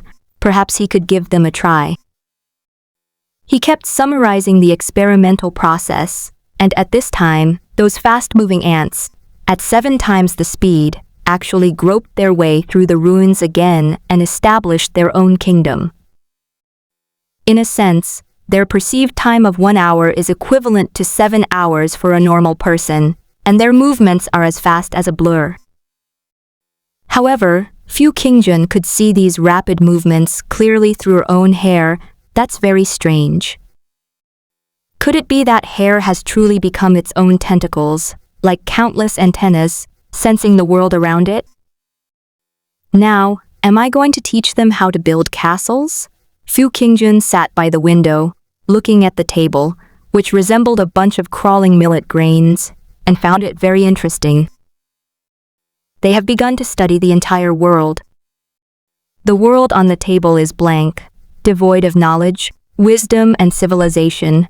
Everything begins from scratch, much like ancient apes exploring the meaning of life from the age of wild beasts. Hunting, communicating. The queen ant seemed to be beginning to lead the new ant colony, groping around everywhere. This time, Fu Qingjun took no action. Just quietly observe the ant colony on this wooden table, without teaching them anything, and see how they develop naturally. He suddenly remembered himself as a child, squatting on the ground watching ants carry food, often liking to encircle them with water or tease them with various small sticks. Soon, the ants dispersed and began exploring the ruins and castle rooms of the previous night, as if they had entered a maze. They even found the food that the previous ants had stored in the room. Rustling, rustling, They crawled aimlessly. Although it possessed intelligence, it didn't know what to do and wandered aimlessly around the room, starting to eat. Suddenly, the ants all started doing something strange and coordinated. They bumped their antennae together and huddled together as if holding a meeting. They're actually trying to create a language. Fu Qingjun watched for a while and was immediately stunned by these ants that were born sacred. He wrote the following in his notebook. Ants used pheromones as a form of communication, but that's too simplistic now. They're creating a more complex pheromone language that expresses emotions, establishing a unified standard for their language by touching each other's antennae. The beginning of civilization is marked by communication and inheritance, and communication stems from the emergence of language. Fu Qingjun suddenly felt an instinctive fear that came from the depths of her genes over tens of millions of years. Throughout Earth's long history of evolution, countless organisms have undergone elimination and evolution. Humans are the only intelligent life on Earth, while the ants before us have developed advanced intelligence and are nurturing their own civilization and era on the table. This means that an unprecedented civilizational upheaval is about to occur on this planet. But Fu Qingjun was very excited because he knew that he could control them. To control these intelligent life forms that would normally require hundreds of millions of years of evolution to emerge. Fu Qingjun continued to observe the development of civilization on the table with curiosity. They communicated for quite some time, their tentacles colliding, and they reached a consensus on the precise meaning of certain words. Simple expressions of emotion began to emerge. But after creating language, the ants seemed to have started wandering aimlessly again. After wandering around aimlessly for a while, they actually split into several groups. Having acquired language, they began to communicate more intensely, with a very clear division of labor and extremely high efficiency. Some began to leave some kind of mark on the soil, attempting to create writing. Some began building new houses in groups. One group began extensively exploring all the surrounding buildings, opening up new territory. In an instant, they displayed an extremely strict sense of organization and discipline. Fu Qingjun was amazed by their intelligence, even though ants themselves have a strong sense of class division and discipline. But soon they came to the flower pot at the corner of the table, climbed up the branches of the sunflower, and discovered the throne. Splash! In an instant, countless ants seemed to erupt into a massive riot. Rustling, rustling. They carried the queen ant directly up and overturned the earthen throne, where a tadpole-shaped stone slab could be vaguely seen inlaid with earthen tadpole script. They stopped creating their own writing system and began trying to decipher these tadpole-like characters. There were only a little over 100 original characters. The illustrations above indicate the general meanings of the corresponding symbols. It seems that the ancient creatures that left behind ruins wanted to leave behind proof of their existence and express something. At the same time, they were not only amazed by the ancient writing, but also by the images recorded in the ancient stone murals. In the sky, an indescribable, vast, unknown, twisted creature was hidden in the mist, surrounded by a massive chaotic current like a supreme ruler, seemingly coldly staring at every creation in this pitiful world. In the phantom, countless black pillars pierced the sky and fell to the ground. On the earth, under the watchful gaze of an indescribable, mysterious mist, two ancient clans roared and fought each other. Sky, earth. This awe-inspiring and magnificent scene of mythology struck them deeply. Looking further, behind this scene is a stone tablet with inscriptions. Amiro created everything. All the ants were completely shaken. A loud rustling sound came from the table. It didn't seem like the kind of sound ants could make, and it had an eerie and sinister feel to it. They whispered to each other, exchanging pheromones. As you continue reading, still reeling from the shock, there's a simple sentence on the stone slab. We had a heated debate, and we could not reach an agreement on appearance. The eerie content that followed instilled intense fear in all the ants. Above, however, are depictions of creatures from the ruins of an era, each seeing their true form in the mist, arguing and debating due to differing opinions, strange patterns twisted on it. One image depicts a giant ant with countless evil, twisted black, thin legs that meander in the sky like a pillar. One image shows a giant spider, or rather an octopus, with countless long legs, piercing into the earth. One image shows a dark, fluffy ball with countless shimmering, twisted lines floating in the air, like a black sun hanging in the sky, and countless threads piercing the earth. All the ants were stunned. Prehistoric creatures saw things differently, but without a doubt, all images of Amiro feature those iconic, numerous black cylindrical shapes. Fu Qingjun also saw this, and was somewhat speechless, but calmly continued writing in her notebook. Though they are intelligent, their poor eyesight prevents them from seeing my face clearly. They can only see a corner of me. Coupled with their own imagination, they only get a glimpse of the whole picture through a tube. Yet they still call me a god, but I'm just an ordinary human with a thicker head of hair. It's just that due to some event, I have multiple souls that have overlapped, causing some kind of anomaly. Right now, I'm just conducting a Petri dish experiment on an ordinary table in an ordinary human society. Fu Qingjun is still very honest. He did not consider himself a god. He felt unimaginably weak. He could only control his hair with his mental power, and apart from that, he couldn't even move a piece of paper with his mental power. What can hair do? It could only float in the air, weak and powerless, not even as strong as a finger. Fight, someone grabs your wildly flying hair and rips off your scalp.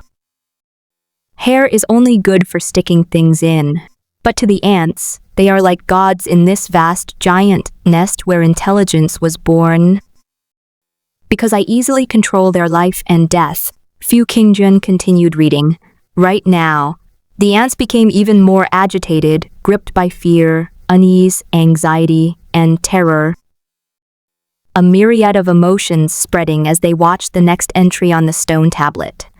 In the prehistoric ruins of civilization, this is a terrifying, morbidly profound, and eerie statement. Death has begun to occur. We performed various rituals, but couldn't summon him. Following this bizarre and terrifying account, it seems that unimaginable, mysterious, and eerie events occurred, with a large number of deaths and tribes beginning to disappear, until finally, only a single, crooked sentence remains on the inscription, bearing the intense fear of the unknown, prehistoric creatures before their deaths. Our consciousness is fleeting, but our bodies endure. Seeing that all the ants were finally agitated and in disarray, the queen ant fell silent. Death is the most fundamental and primal fear of all intelligent life. The ancient inscriptions hidden behind the throne, and their eerie destruction, were enough to make them uneasy. Soon, they began to study the mysteries of their own bodies and discovered that some ants had strong bodies, various scars from war, and were incredibly strong. They remembered that line, "Our consciousness is fleeting, but our bodies endure." What they realized in their fury, the prehistoric creatures died, leaving behind their shells. And we live on their bodies again. An evil, terrifying, and chilling feeling spread among the ants. They touched each other's tentacles, communicating rapidly. We inherited their bodies, and we will soon die, and new life will inherit us. Where do we come from and where do we go after death? Why did we come into this world? At this moment, this most primitive ant tribe, randomly selected from an old residential building and placed on a desk, suddenly found a goal amidst its confusion, and the entire tribe gained motivation to move forward, to survive. At this moment, Fu Qingjun looked at the panicked ants and was quite surprised. Those ants last night were incredibly intelligent. They even knew how to secretly leave records, documenting everything perfectly. I didn't even notice. Fu Qingjun remained inactive and could only continue to observe the civilization of ants. It looks quite interesting. He smiled, resting his chin on his hand, holding a notebook in one hand, watching with great interest how things would unfold on the table. On the table, the ants continued their rapid pace, but gradually, a sense of anxiety and fear began to fill their hearts. But they turned their fear into motivation, and in an instant, they began to exhibit an even more astonishing level of organization and discipline. They began to frantically explore the entire earth, groping for everything in the world, seeking a chance to survive. They use everything. The Pure Blossom square table near the window was thoroughly explored by them, with some even climbing down the four legs. But Fu Qingjun didn't give them a chance to get to the ground and leave. She directly stretched out 4 strands of hair and wrapped them around the table leg. As long as the ants got close, their brains were all drained of their souls balls by Fu Qingjun's hair, which acted as a conduit. Hair can spray out of the brain, and it can also be sucked away. Those who choose to jump off the cliff or leap off the table are dealt with in the same way. Thus, they were trapped on the table. Time passed quickly, and the ants soon explored the entire world, not missing a single place. They reported to the queen and sitting on the sunflower, using an extremely simple and crude primitive language to communicate and report. Our world is flat and the sky is round. A robust and began to move, taking a step forward and touching the queen and with its nimble antennae, as if a Western nobleman were performing a hand-kissing ceremony exchanging pheromones. A giant mountain stands tall in the southeast, towering over the Tongshan Mountains, with sunflowers on its summit, resembling the golden sun in the sky. The table is placed by the window, with flower pots on it. Since it's daytime, you can naturally see the sun outside the window. It continued its report, gently kissing the queen ant's antennae. Atop the sunflower stands a crown, a throne, and an ancient stele, on which are recorded the ancient creatures from prehistoric times, who saw the ancient god Amiro in the sky. Soon, the ant retreated. Another ant responsible for exploring below stepped forward and said, "Our world is flat, divided into 2 layers, with 4 pillars supporting the sky." 4 pillars? Our world is supported by 4 pillars? Yes, beneath the 4 pillars lies an unknown and mysterious land. Once you get close, it's as if there's an endless, vast suction force. It is sucking our will. The queen ant paused for a moment. Soon, after their exploration, they were once again plunged into a state of idleness and extreme panic. At the same time, they clearly sensed that death was approaching. As time passed, their consciousness began to blur, and their bodies began to feel heavy, as if they had reached the end of their lives. Die, it is coming soon.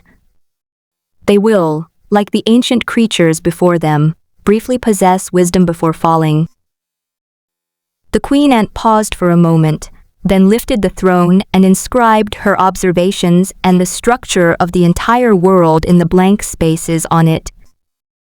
This was a record of her having been to this world, and a way to complete the prehistoric writing system.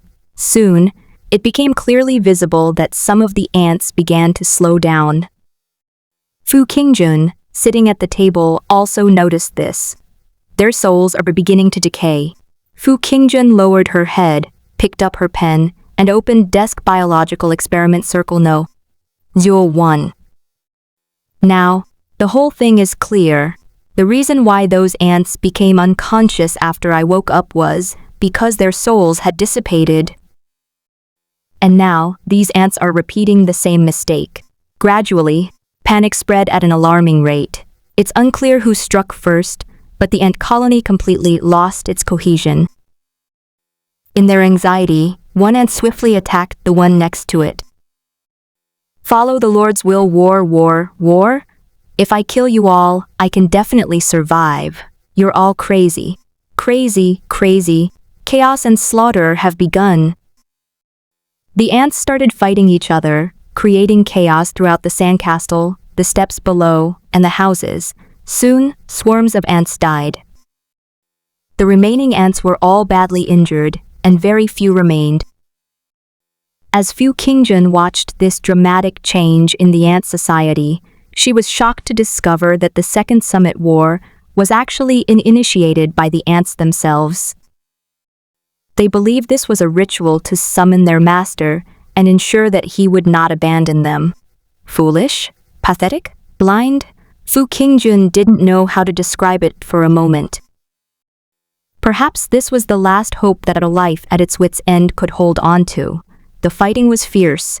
Soon, only 1/3 of the remaining ants were left.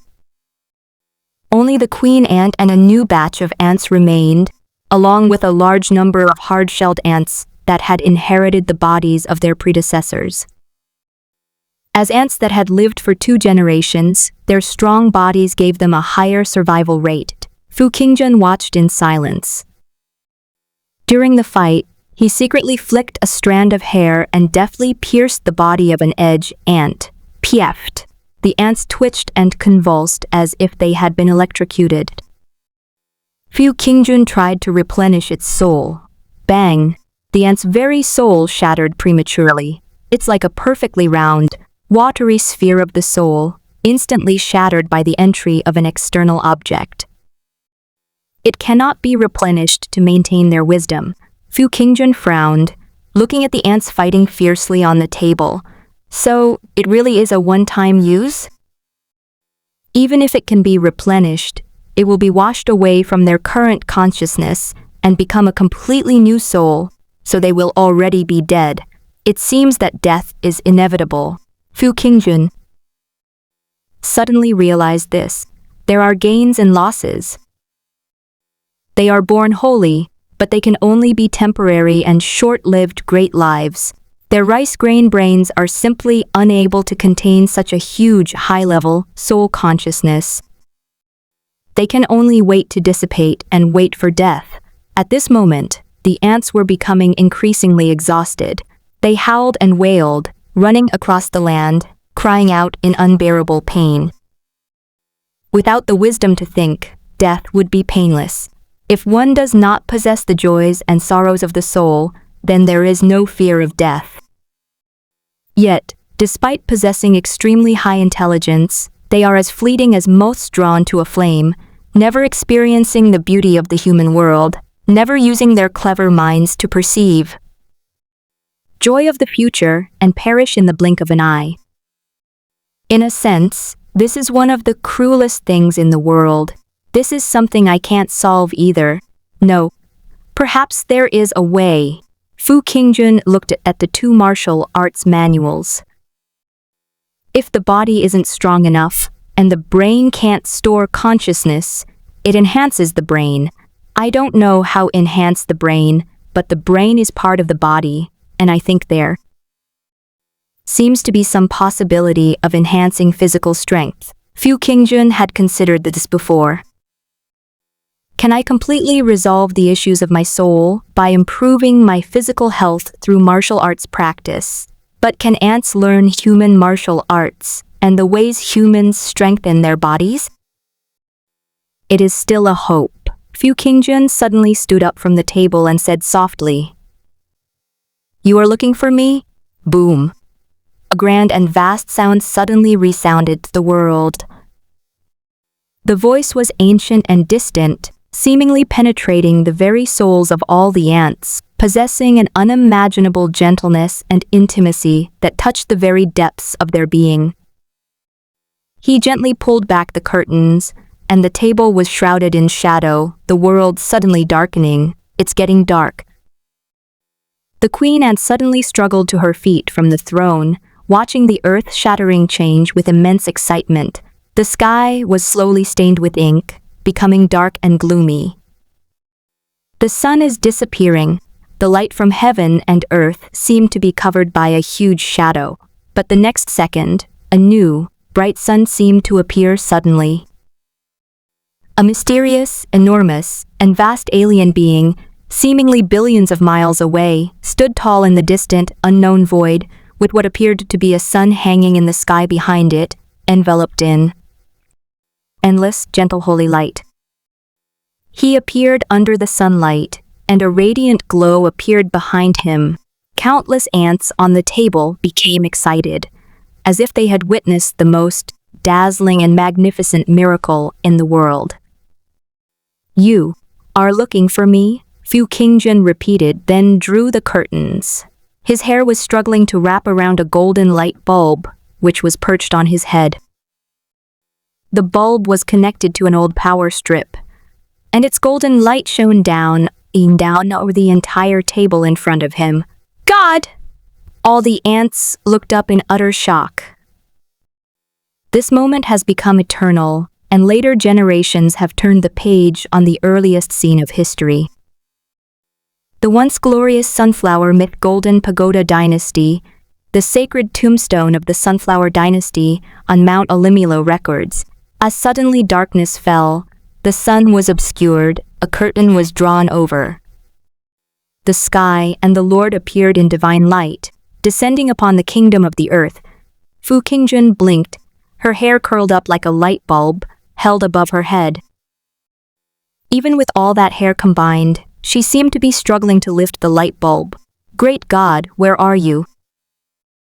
Have you come to continue our lives?" The queen ant's voice trembled, filled with both surprise and joy. She could only see a hazy, distant, misty phantom in the void, shrouded in a golden, sacred light, but she could not see the real thing. It turns out that the ancient stone tablet described things incredibly realistically. You can't look at the whole picture directly. Do not look at him. Like a mist, formless and intangible, it seems to exist as the original source of life, warm and eternal. Only by witnessing it firsthand can one truly understand its awe-inspiring nature, for any written record is pale and powerless, unable to capture even a fraction of its grandeur. All the ants looked longingly at the sky. Sigh, what a bunch of nearsighted people. Fu Qingjun knew it was fortunate that she had the foresight. If it weren't for the light bulb on her head, making them feel that she was in the dim light source, they would definitely have looked around as soon as she finished speaking. Even if what they see now is a light bulb, not me. "Great Amiro, we should not have been born?" The queen ant asked anxiously and cautiously, her voice trembling as she looked at the huge, hazy golden light in the sky that resembled the sun. The next moment, the ancient being emitted a sound that they could not understand at all, yet it contained a message that seemed to be from the soul level, which they could read. "You are small in stature. At the bottom of all things, there is no place for wisdom." Fu Qingjun looked down at the table and said, trying to explain the cause of their deaths in the simplest way possible. "He is very honest. Perhaps I did make a mistake. Ants and other small insects are simply incapable of developing intelligence. Because the brain cannot contain it, lacking a cerebral cortex and mature, large-scale brain tissue, the rice grain-sized brain can only temporarily house the soul and will quickly dissipate. Perhaps the right path is only for large animals with brains to have their hair inserted into them. However, large creatures are insatiable and huge demands. One of them might be equivalent to thousands or tens of thousands of ants. How many can one kill? Raising just a few would exhaust me. As a sea king, a womanizer, Fu Qingjun wants to raise a large number of women, pursuing quantity rather than quality. Raising only one or two would make him a mere beast tamer, too ordinary. Therefore, he had high expectations for these ants with individual needs. If he could solve the fundamental problem that their small size prevented them from accommodating souls, then it would be perfect. So, we shouldn't have appeared. The queen ant's pheromones rustled, filled with disappointment. The ants behind her stared in utter astonishment at the sky, at this gentle, great, and colossal deity.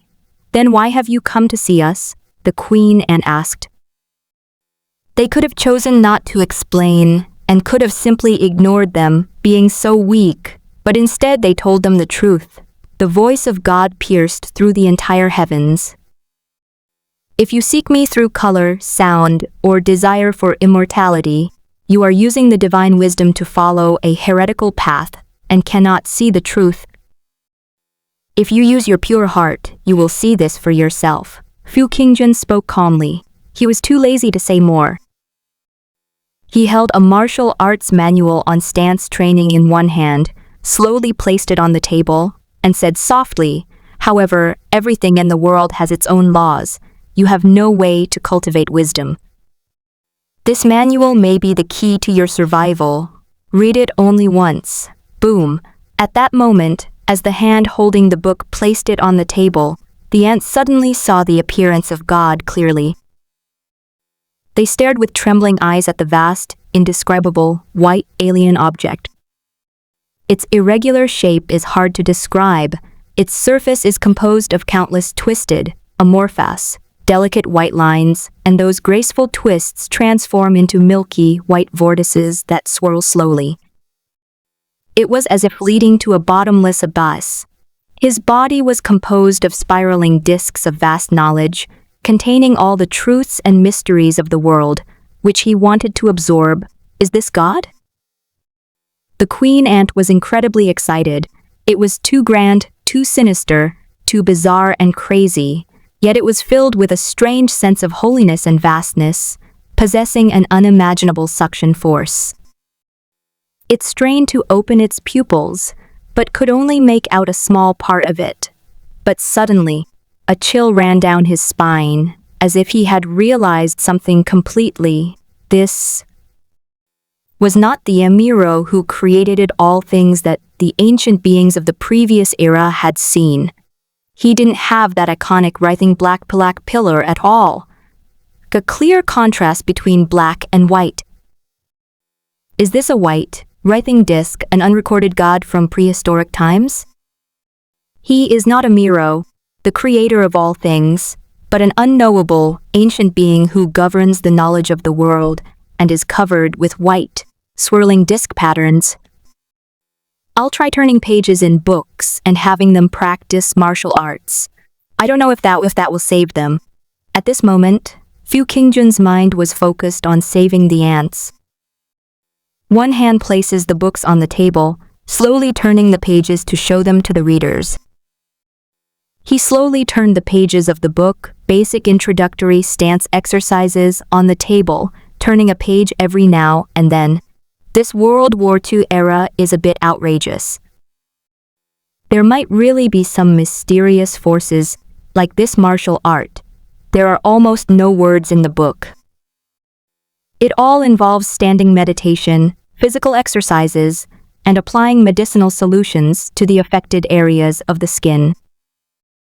According to Fu Qingjun's speculation, the reason there was no written language was that it was mostly learned by rough, uneducated men from the lower classes.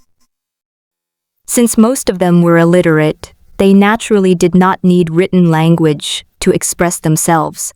Hopefully they can cultivate, so their strong bodies can accommodate their souls. But would standing meditation work? I glanced at it casually, and it seems to be about using standing meditation, some kind of resonant vibration, to temper the body.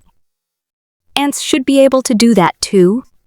The more he thought about it, the more he realized he was being incredibly delusional, making ants stand on a stationary position. As for the medicine, we can pour some for them, is that all right? Unfortunately, I don't have the most basic introductory potion for stance training. Martial artists of Fu Qingjun's level probably don't need it. I can only use his secret iron wire fist martial arts potion on these ants, but this is clearly more advanced and expensive. It's such a waste now. Oh well, a waste is a waste, Fu Qingjun kept thinking as she turned the pages. He began to let the startled and frightened ants climb on it, constantly studying the huge, twisted black line drawings. The ants were utterly astonished.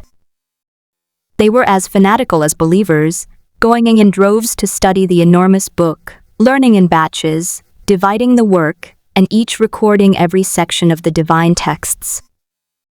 Soon, Fu Qingjun flipped through the books for 10 minutes, left a small bottle cap for the medicine, and took the books directly.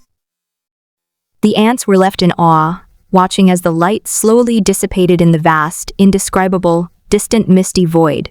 Suddenly, it was as if the curtain had been drawn back over the high, clear sky. Splash! The darkness vanished in an instant.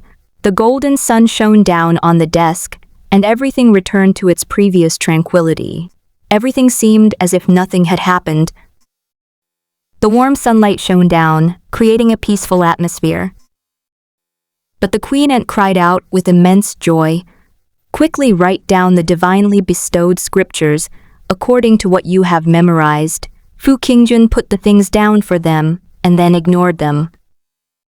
After all, this is all I can do to help them.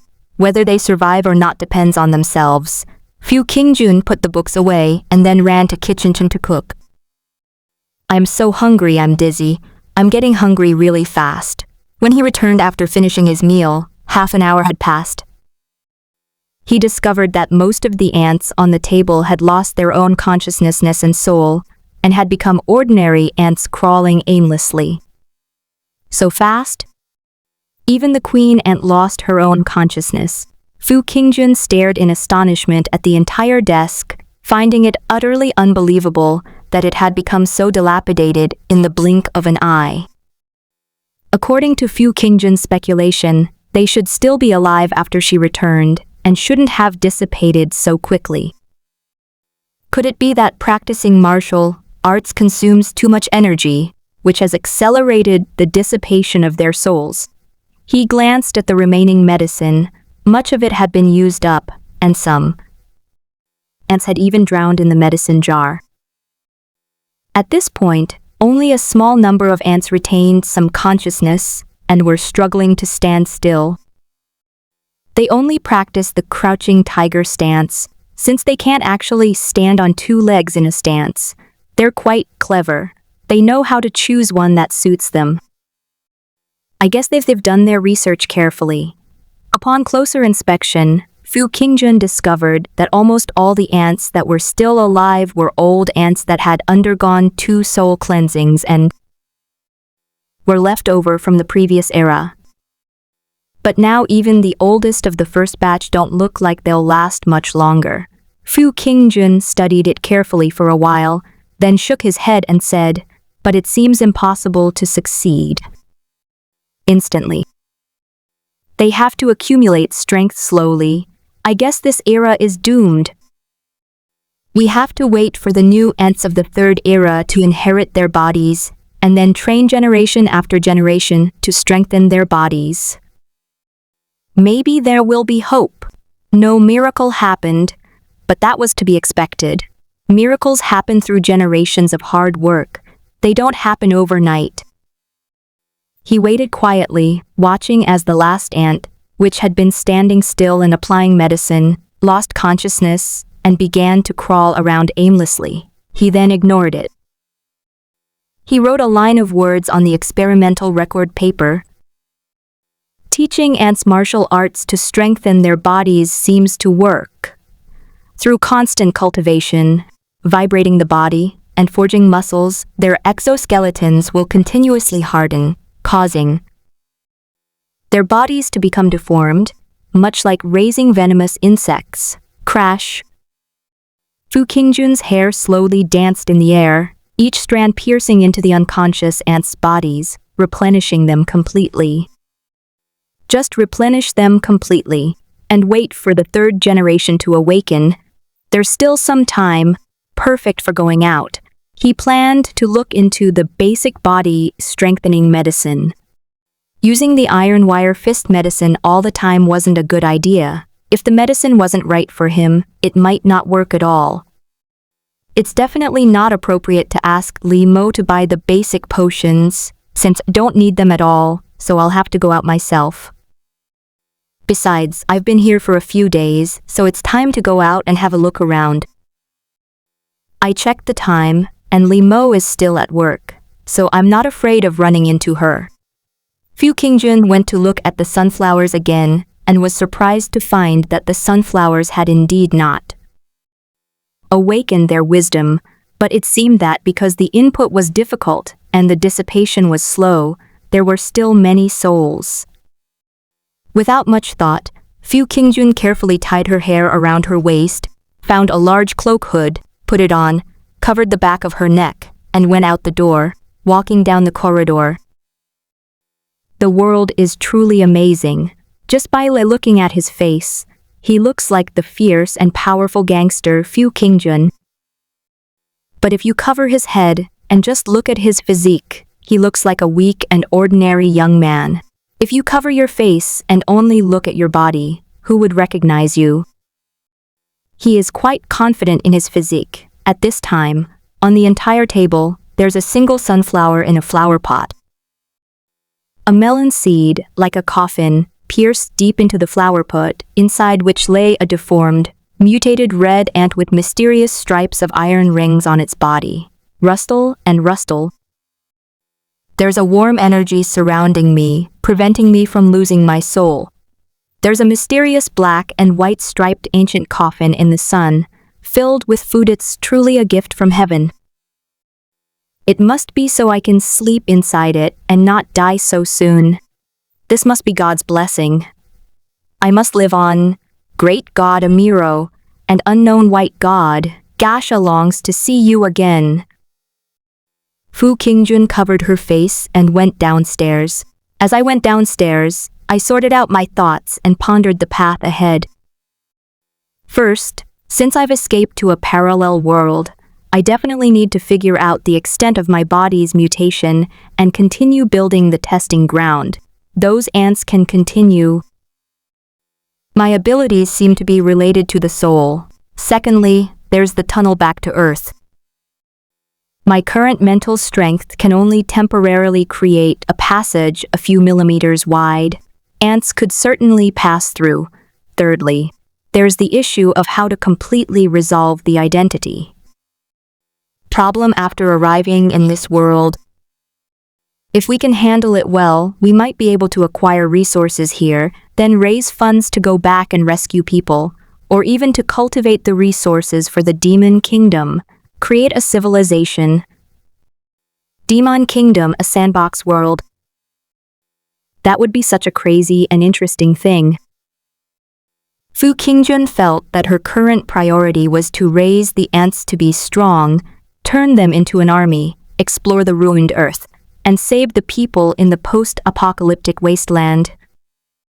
Furthermore, the future may not necessarily belong to ants. Once we become powerful, we can use our brains to fill the spaces with more powerful creatures, even humans. I wonder how my master and parents are doing.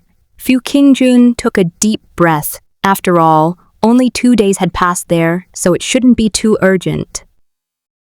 He wandered around, looking at the bustling scene that seemed to be straight out of a TV drama from the Republican era. After walking through several old streets, he found an old pharmacy. A Miao Chuntang, I went straight in, and was greeted by a huge rectangular black medicine cabinet, with each compartment filled with the names of herbs.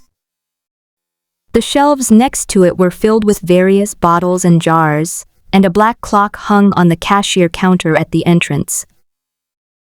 Beside him stood a tall, strong, bronze-colored giant, drenched in sweat, pounding medicine in a mortar and pestle with one hand.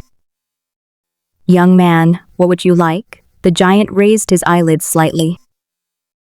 Fu Qingjun scanned the medicinal herbs around and found that some of the names of the Chinese medicinal herbs in this world were unfamiliar, and he didn't even recognize some of the drugs or plants.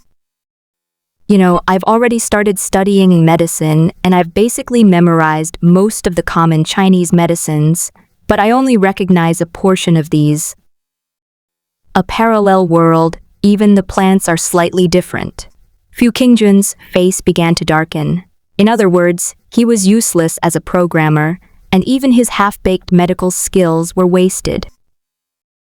What happened to the promised combination of traditional Chinese medicine techniques with modern Western medicine, which amazed people 100 years ago? Western medicine relies mostly on modern equipment. I originally wanted to come to the pharmacy and try some traditional Chinese medicine, but they didn't follow the usual methods at all. Since we're different species, will there be reproductive isolation between me and the girls here? Fu Qingjun shrank her neck. The definition of parallel worlds is very mysterious. It's possible that this world diverged from the time of ape-man evolution hundreds of millions of years ago, so it's possible that some plants and animals are not recognized. What do you want? The giant looked at the masked young man who was staring blankly at him and became somewhat impatient. A topical tonic for standing meditation. Fu Qingjun thought for a moment, glanced around, and looked at the medicinal wines in the distance. By the way, could you show me a bottle of ant wine? You're getting too old. It's not good for you to practice martial arts anymore, and your future is limited. Are you hiding this from your family by covering your face? But if you want to practice, it's up to you. The big man glanced at Fu Qingjun, his light steps suggesting he knew everything. He shook his head as he handed over a bottle of medicinal wine, muttering, "Times have changed. Practicing martial arts is too hard. It's so much better to be a cultured person." They suffered such a defeat in World War II, and I've only heard they had a group of scientists over there. He spoke in a deep, muffled voice, and as he spoke, he took out a bottle of ant wine from a pile of medicinal wines next to him. Fu Qingjun held the bottle in her hand and twirled it around. Ants floated inside, along with some herbs mixed in. She examined it for a moment and asked, "What's the use of this ant wine?" He remembered that he had a bunch of dead ants, and those ants that appear to be alive will eventually die. Preparing tombstones for their civilization in advance is a great act of kindness and a way to make our acquaintance worthwhile. This ant wine is good. It can invigorate the meridians, dispel wind and relieve pain, strengthen muscles and bones, and boost energy. The burly man spoke with a strong voice and laughed loudly. "You can drink while practicing martial arts. It's good for your health. Martial arts training is all about replenishing your body." Look at Fu Qingjun, who has been making waves these past few years. The brothers in the underworld call him the most ruthless little general in the north of the city. He's ruthless and does things without a doubt, the #1 ruthless man. He leads a group of over 100 brothers to unload goods at the train station, and all sorts of people have to give him face. Fu Qingjun carefully observed the names of the herbs around her, then opened the drawer to look at the shapes of the herbs inside, and casually chimed in, "I've seen that person before." His martial arts skills may not be top-notch, but he's quite good-looking. Isn't that right? Handsome and skilled too. The burly man didn't care that Fu Qingjun was looking at the medicinal herbs. He casually lit his long pipe. Fu Qingjun glanced at him. Martial arts masters in the martial arts world can smoke while practicing martial arts. Isn't that bad for their health? What do you know, you little brat? The man revealed a mouthful of yellow teeth and grumbled, "We martial artists must emphasize internal cultivation and external training. We train externally and then apply medicine to restore our muscles and bones. while internally we inhale and exhale these fragrant herbs to cultivate our internal organs. There's a saying that goes, one puff of smoke and you can become an immortal on land. Fu Qingjun suddenly realized. What a fine combination of inner and outer cultivation. Fu Qingjun gave a thumbs up and said admiringly, "This must be the legendary internal cultivation of breath." The burly man shook his pipe, actually exhaled a breath, and said with a smile, "Speaking of that ruthless little general in the north of the city, he's incredibly arrogant. He just suffered a defeat at the train station in our Duguan town, losing the arena, but I heard he's preparing to break through recently, and will be able to go back and fight his way back." Fu Qingjun's heart skipped a beat, and she stammered, "Big brother, where did you get such good information?" The burly man shook his head and tapped his cigarette ash on the corner of the table. There was a little girl in their group who practiced martial arts and was called Little Trumpet. She was so excited at the time, she was talking nonsense everywhere. I heard that because she was spreading secrets, the brothers slapped her so hard that she became a big trumpet. To be honest, Little Trumpet's martial arts skills aren't that great, but his lung capacity is quite large. It's said that he practices Toad Kugong and can blow out dozens of candles from a distance with one breath. Combined with his suona playing, he specializes in rupturing people's eardrums. After all, no matter how strong a person's martial arts are, their eardrums can't be damaged. It must be a kind of evil group attack skill. Fu Qingjun was stunned. This guy is quite the braggart. He tells everyone everything. The burly man assumed the young man before him was captivated by these amusing tales of ancient martial arts worlds, and continued, speaking, "Isn't it difficult? I heard that martial arts are incredibly difficult. You have to start training from the age of 8. At first, you have to hold your breath underwater, then you practice blowing air, blowing out sheep intestines, blowing out candles, and using medicine to nourish your lungs. You train in the coldest days of winter and the hottest days of summer. It's exhausting." It's said that 30 years ago, the third leader of the Haiku Salt Gang possessed superhuman skills, capable of easily blowing a snake apart with a single breath. He was known in the martial arts world as Little Etelxiu Shan of Haiku. He was an unparalleled figure in the martial world, once single-handedly taking on over 30 bandits from the southwestern desert, and even defeating 7 of their leaders by himself, capturing their camp. But even such figures couldn't withstand gunfire.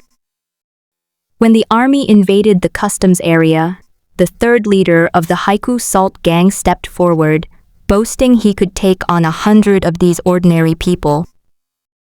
He was then mowed down by a group of foreign gunmen, his mask falling off instantly. At that moment, his lifeless white eyes were filled with disbelief. But one had to admit, this was a master of strength with incredibly dense muscles. He hadn't died from a volley of bullets. Yet, the outcome was far worse. The foreign soldiers eagerly carried him away to dissect him. Fu Qingjun shuddered. The burly man exhaled a heavy puff of smoke, a hint of melancholy in his eyes, and said, "Buy this medicine if you want, or don't if you don't. Do you know how we reclaimed our territory? And even now we've invaded the New World to fight them for land, establishing so many autonomous regions on this land, ushering in the Cold War." He took a hunting rifle from a high place in the pharmacy, patted the barrel, and blew smoke rings. "That's what we rely on. We have top-notch bandits from the Northwest Thieves Guild, one of the most powerful and influential families in the Northwest. They used to be the most famous mounted bandits, extorting tolls from passing caravans, but the entire village of thieves, numbering 731, was almost wiped out. They relied on a ship sponsored by the Haiku Salt Gang to cross the ocean, infiltrate the enemy camp, and steal their skills bit by bit. Hey, that's a whole family of loyal martyrs. The burly man tapped the grime from his cigarette and laughed. People say that once we've received money from this Northwest land, we have to manage things properly. We've been guarding this land for hundreds of years, so no one else can bully these caravans. Fu Qingjun stood solemnly. The burly man continued, then, we martial artists are quick to react, able to leap across rooftops and scale walls. Even ordinary people can turn this thing into a deadly weapon, let alone us wielding firearms. But martial arts training is ultimately useless. No matter how high your martial arts skills are, you can't withstand these firearms. Fu Qingjun nodded, then clasped his hands in a fist salute and said, "What a magnificent world of martial arts." Although I am not involved in the martial arts world, I still admire these great figures of the nation who immediately take up arms. Our boss is right. The martial arts world doesn't die out all at once. It just fades away slowly. He exhaled a puff of smoke.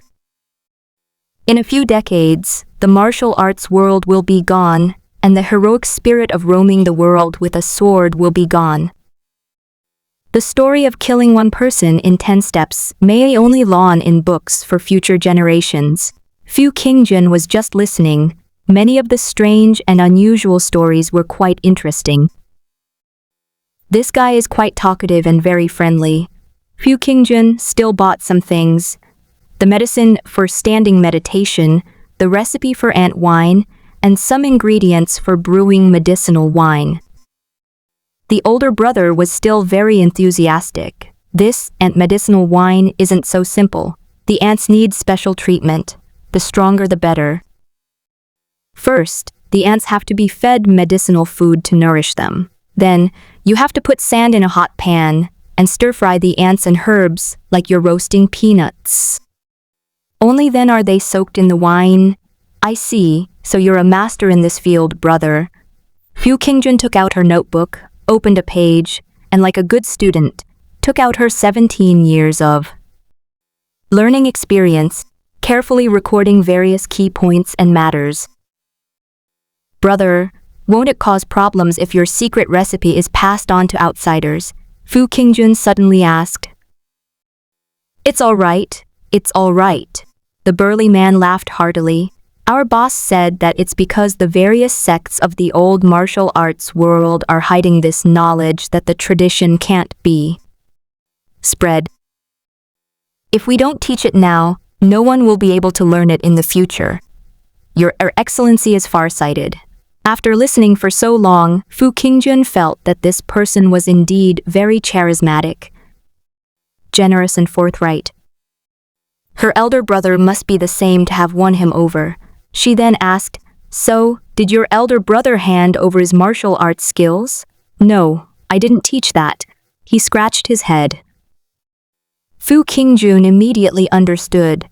Your eldest brother certainly knows how to play the game.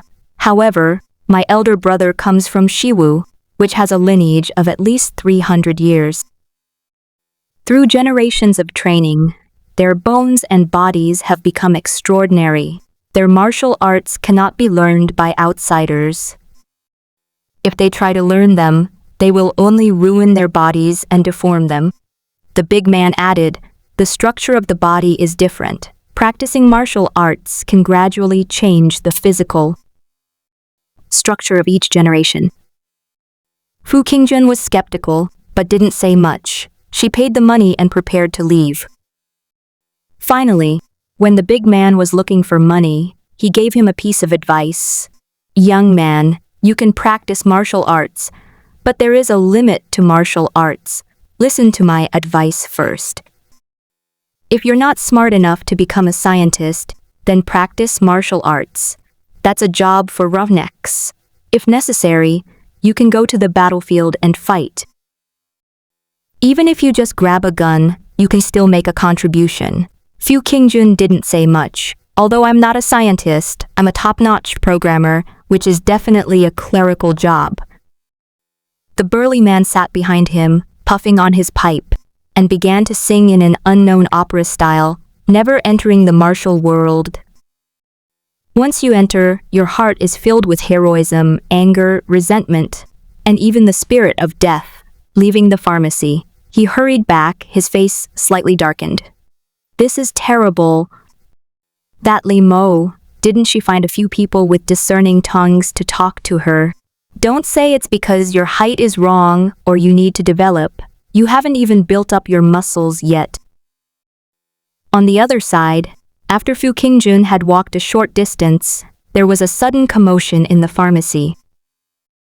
A fit and beautiful woman with sausage lips, dressed in an old cloth shirt, wearing a small round hat, and with a golden suona hanging from her waist, walked into the pharmacy with a dashing and spirited air. Second brother, something terrible has happened. As soon as that guy heard that Big Brother was in seclusion, he knew we were without a leader, so they started making moves from the South Alley, trying to take over our territory. Those nightclubs in the west of the city. This is all your fault. Don't bother Big Brother with this. The burly man slammed his hand on the table, grinned, and chuckled. Send the signal, grab your weapons.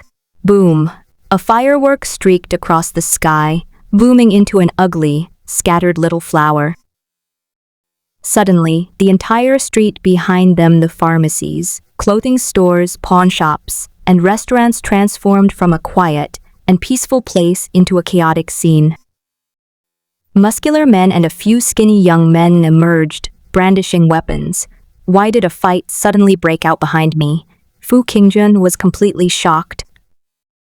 He recalled the hardy northern man who had just been flicking his cigarette ash, and a phrase immediately came to mind, killing with a laugh.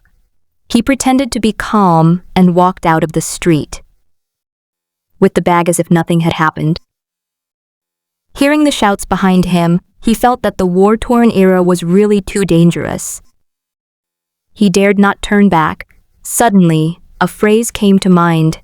Normal people never look back at an explosion. Fu Qingjun silently carried the woven bag she had bought outside back into the residential building, intending to continue raising ants. The wars, the times, and the conflicts in this world are not things we can solve on our own. We should just let nature take its course. Moreover, the history of this world is much better. The most difficult time has passed. Instead of closing the country off, declaring ourselves the Celestial Empire, and being arrogant and conceited, our first reaction was to resolutely learn the enemy's techniques. Fu Qingjun currently wants to continue studying his ants, and then go home to see the post-apocalyptic ruins. I'm quite aware of my own capabilities. He adjusted his hat, carefully returned to the apartment building, went up to the third floor, and used the massive spiritual tendrils on his head to sense his surroundings. Finding no one watching him, he entered the room. I went out for a while, and several hours have already passed. Fu Qingjun returned to the house and found that after a period of preparation, the ants on the ant biological experiment site one on the table had been reborn with new souls. Led by the new queen ant, they rustled and whispered as they rediscovered the earth.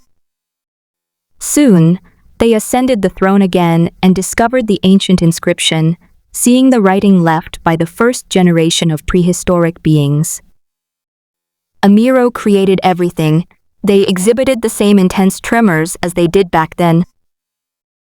Then, they looked at the second batch of murals depicting prehistoric creatures, an ancient, mysterious, and enormous life form covered in countless twisted white vortices and with numerous raised lines covering its entire body, was perusing a book comparable to the earth itself.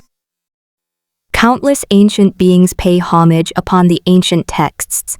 The following text accompanies the mural, Hormone bestowed knowledge. All the ants trembled again. A second mysterious being bestowed knowledge upon the beings of the earth, great knowledge powerful enough to change their destiny. The first mural depicts life. The second mural depicts the bestowal of knowledge. They whispered to each other, exchanging pheromones. If I'm not mistaken, we are the third era. What will it bring us? They continued reading, and still shaken, they saw another simple sentence on the stone slab. We had a heated debate, but we still couldn't reach a consensus on the appearance. The painting continues to depict creatures from the ruins era, revealing their true forms through the mist, including various bizarre images. A massive, twisted, evil abyss with white vortexes, a giant serpent of the mortal world with spiraling white spots, a giant ant phantom with fine, uneven lines all over its body. What the prehistoric creatures saw was different for all of them, but there was no doubt that all who saw the image of Hermes had that iconic white, delicate vortex. The ants became even more agitated. They quickly looked at the next record on the stone tablet. We follow the path of classical cultivation. Yet death still began to appear. It is because we are not pure and holy enough that we have blasphemed God. Only a single, crooked sentence remains on the inscription, bearing the intense fear of the unknown, prehistoric creatures before their deaths. An anomaly has occurred. Divinely bestowed scriptures, survivors, chosen ones. He is hope, buried in a coffin deep in the sun. All the ants shuddered and looked deep into the sunflower throne. Some ants panicked. Deep within those sunflowers, prehistoric creatures still roam. After the chaos and noise subsided, the queen ant led the other ants into the sunflower and found a mysterious, ancient black and white striped coffin. Upon opening it, a red striped ant opened its eyes. Fu Qingjun was surprised to discover that this ant seemed to have undergone limb mutation through martial arts and medicine. Its soul had largely merged with its body, and because it was hidden deep within a sunflower full of souls, it had actually lived to the third generation. To establish civilization and order, and to follow God's will, a red ant named Jiaxia came from the second era and sat on the throne of the sunflower. Boom! A new era has begun. On the table, the era transitioned from the intermittent tribal period to the city-state order, and language and writing continued.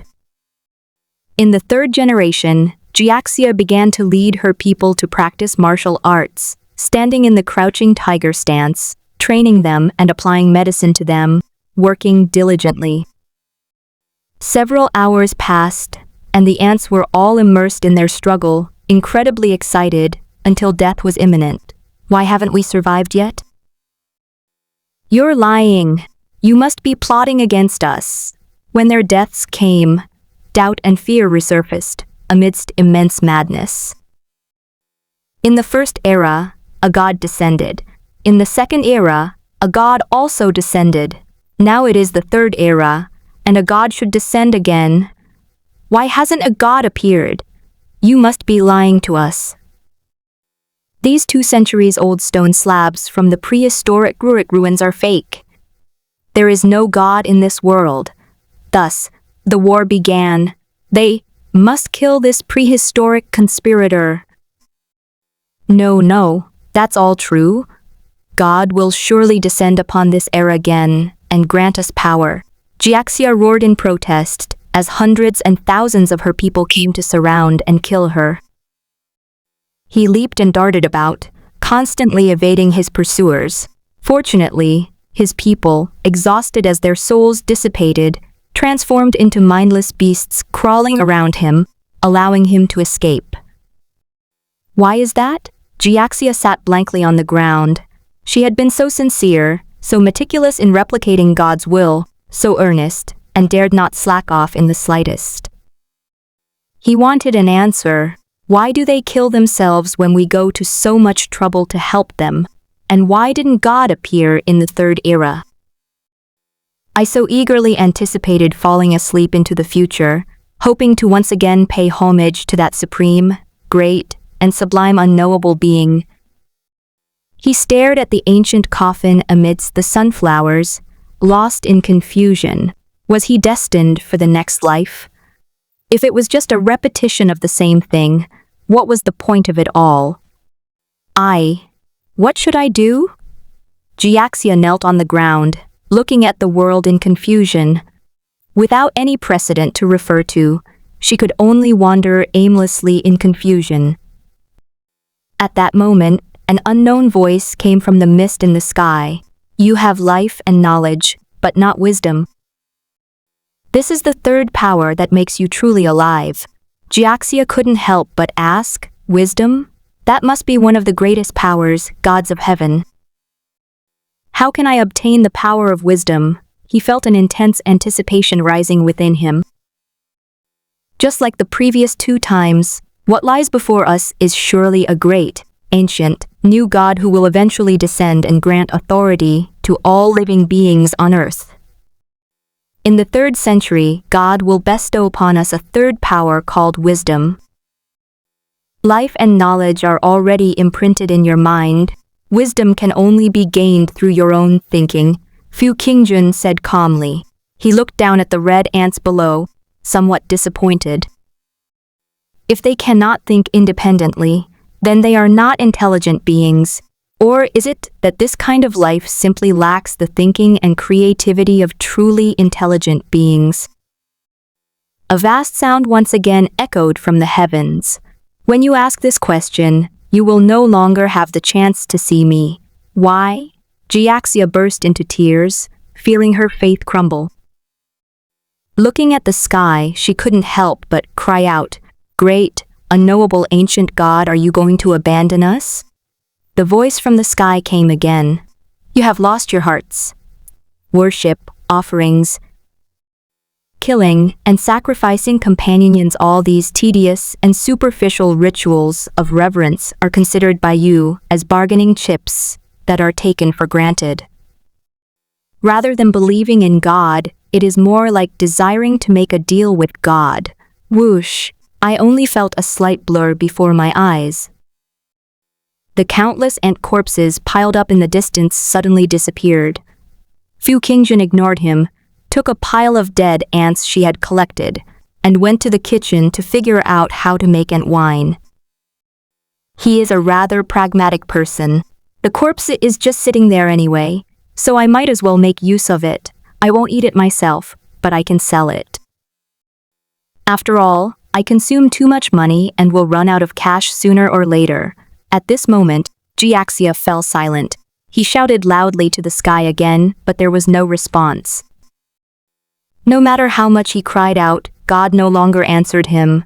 He cried out hysterically, running alone across the earth, shouting desperately. In the end, he could only lie helplessly on the ground and wail, only then realizing that God had completely abandoned them. Jiaxia stood frozen on the ground, suddenly recalling the sacred and majestic words that had come from the unknown void. If you seek me through appearances, sounds, or desires for immortality, you are using divinely bestowed wisdom to follow a heretical path and cannot see the true nature of reality. If you cultivate a pure heart, you will naturally see this. He seemed to understand completely and knew where he had gone wrong. He started to cry, clutching his head. But after crying, you still have to face reality. God is no longer with us. From now on, I can only rely on myself. He stopped wailing, stood up, and rallied himself. He silently walked back to the sunflower and closed the coffin. The first truly intelligent life in the world finally began to explore what the power of the wisdom of living beings was, and how to obtain a more powerful force through itself. Endless darkness enveloped him. So that's how it is. After an unknown amount of time, he suddenly burst into a maniacal and morbid laugh, lifted the coffin, and began to vigorously write the 3rd century about the blasphemous tablet of the God of Wisdom. Time flies. On her way back from making ant wine, Fu Qingjun saw that the third destruction of all living beings had ended, and the little guy was hiding in the sunflower to prolong his life. She couldn't help but be a little surprised. I didn't expect that plants full of souls could be like refrigerators, able to freeze them, to slow down the loss of their souls. However, it also has limitations.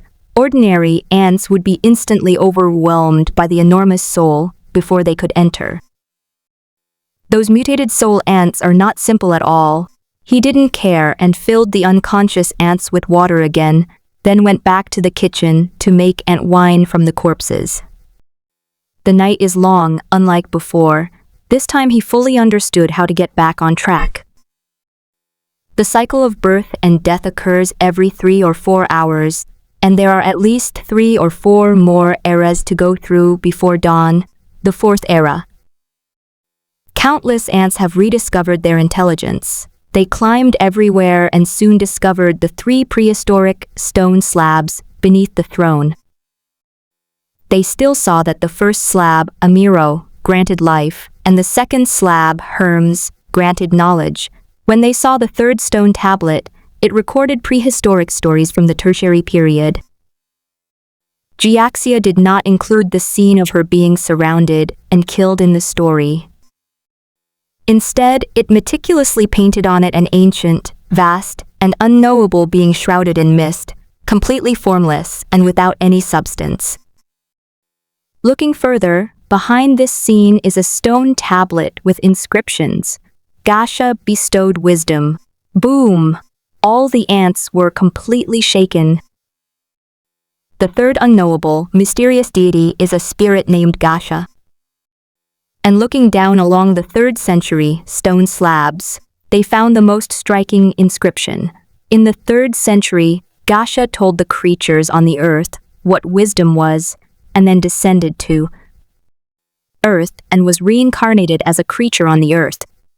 He dwells in the black and white coffin in the ancient sun, and when the people awaken him from the cradle of heroes, the omnipotent God will call out and lead the people on earth to glory. Boom! All the ants were shaken. They rushed toward the sunflower with fervor and longing, and lifted the ancient coffin.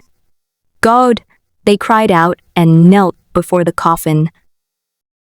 Jiaxia slowly opened her eyes in the darkness, elegantly and eerily rising halfway up in the coffin, her sharp and cold gaze sweeping over the mortals before her.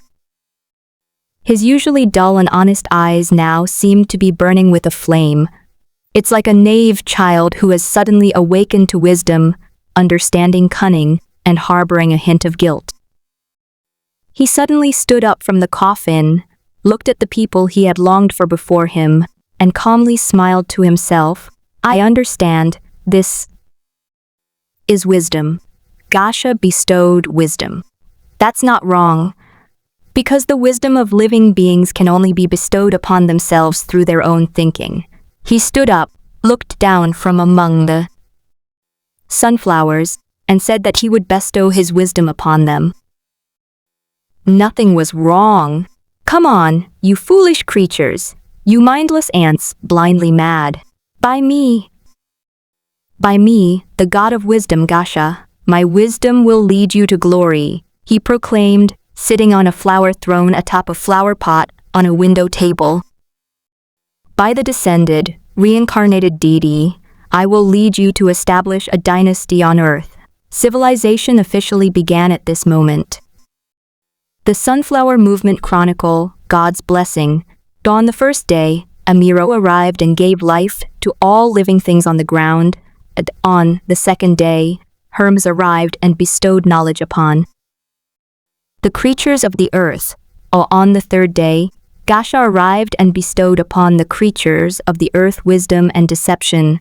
Countless children, as they peruse ancient texts, marvel at the creation myths of the Amiro pantheon recorded in the ancient Sunflower dynasty. On the third day, humanity gained wisdom and, consequently, deception. Fu Qingjun removed the expensive iron wire fist. secret medicine and replaced it with the newly purchased body-strengthening, standing meditation medicine, and then ignored it. But a new era has finally begun. In the middle of the 4th century, the god of wisdom, the ancient being of great and unknowable rank Gasha descended upon the earth, walking among mortals in human form, and began to rule the entire dynasty. Cultivate the divinely bestowed secret manual. The secret manual unleashes the full potential of the body. Amidst the bustling activity, ants stood at attention on the playground. Time flies and an era of dullness has come to an end. At this moment, Jiaxia sat alone on a high place, watching the ants crawling aimlessly again, now dead, and chuckled softly. This time they didn't resist at all. He silently returned to the ancient coffin of the sun, closed the coffin, and fell into a deep sleep. Let's go to the future. Let's go to the 5th century. In the darkness, he lay calmly in the ancient coffin, his hands clasped in front of his chest, and said softly, "Life is truly a strange thing. If I tell them that I am a partner, working together towards an unknown future, they will question me. Tell them that I am a god who will lead them to a bright future, and they will worship me. If I tell them the truth that I will die soon, they will kill me. If I tell them that I am just going to sleep, they will happily lie down and welcome death. We cannot tell them any of the truth. These are the patterns I've discovered, and to discover these patterns, one must rely on the wisdom of thought," he said softly, his gaze cold. Wisdom is the mindset that discerns the various laws governing the world. Then wisdom, when summarized, becomes knowledge. Knowledge, when accumulated to the point of being all-knowing, will eventually lead to omniscience, and thus knowledge can create life, wisdom, knowledge, life. These correspond to the 3 greatest beings, and to 2 great bars, and they progress step by step. Wisdom is summarized as knowledge, and knowledge creates life. These are the 3 great ladders of truth. He kept pondering. So this is the secret God wanted to tell us. It was hidden so well. This is the order in which ancient beings of unknowable level appeared. An enlightenment for the creatures on earth. The more I think about it, the more mysterious it seems. He was extremely excited. God is so kind and gentle to us, hidden within so much information for mortals on earth to decipher. It also conceals the world's most profound triple truths. God loves the world. It's a pity I failed to appreciate God's favor before, being so ungrateful. Huh? It's gone again? Fu Qingjun came out of the kitchen and found that the ants on the table had lost their souls again. He filled each ant box, then returned to the kitchen, where he had already heated the sand in a pot. He threw in the corpses of the ants that had perished in the previous generations of the Marineford War, added medicinal herbs, and stir-fried them evenly. Clap, clap, clap. The sand sizzled and crackled in the pot. Low heat, stir slowly. Be careful not to burn it. Fu Qingjun muttered the essentials, completely focused, her hair flying wildly above the iron pot, sensing every detail with utmost seriousness. I have to say, I have a lot of advantages in terms of timing and micromanagement. I succeeded on my first try. It's almost done. Stir-fry it for a little while longer, then add the white wine and cover it. I just don't know how well it will turn out. Fu Qingjun was somewhat expectant. After all, everyone needs to make a living. Relying on the old owner's meager savings is practically suicide. Besides, there are so many places where I have to spend money. He frowned and said, however, the authentic secret recipe for ant medicinal wine, the ants need to be fed the medicinal herbs orally for a few days beforehand, kept alive for a while, and then stir-fried in a pan with medicinal wine. Although I am very confident that the quality of the ants is unparalleled, after all, they are the kind of ants I have raised with my own brain. I am not quite authentic in terms of taking medicine in advance. It seems I'll have to add something extra to the rice I'm feeding the ants. However, the medicinal herbs may be very bitter and unpalatable to ants. But as that big man just said, internal and external training are the only ways to develop unparalleled martial arts skills. No pain, no gain. They should be advised not to be ungrateful. Click. The world suddenly became bright. Gasha opened her eyes in the coffin and saw the newborn spirits of the 5th century. God, they shouted enthusiastically. Another era has begun. Jiaxia stood up, her gratitude and admiration growing stronger. The 3 great ancient gods have bestowed upon us threefold knowledge, granting us a bright future. Looking at these familiar creatures, their bodies are still the same, but their souls have been renewed. Gradually, he became more and more adept at strengthening his rule and faith, making them constantly believe in him, subtly influencing them, and ensuring they obeyed his commands. God, supreme. God, great and mighty. The ants below knelt on the ground. He sat on the sunflower throne of the inverted triangular tower and began to call himself Pharaoh. The law is to emulate and learn, and old refers to something ancient and long-standing, meaning to learn wisdom. It is an unknowable entity existing in the human world as wisdom, a reincarnation. He even drew an eye in the center of the huge upside-down mountain. The enormous, mysterious pupil, like a finely intricate maze of fingerprints, overlooks the entire land with majestic grandeur. It is called the Eye of Hermes, the all-seeing and all-knowing eye. This is the all-seeing Eye of Hermes, watching over the entire earth, watching over those who are unjust, immoral, and do not abide by the rules and regulations.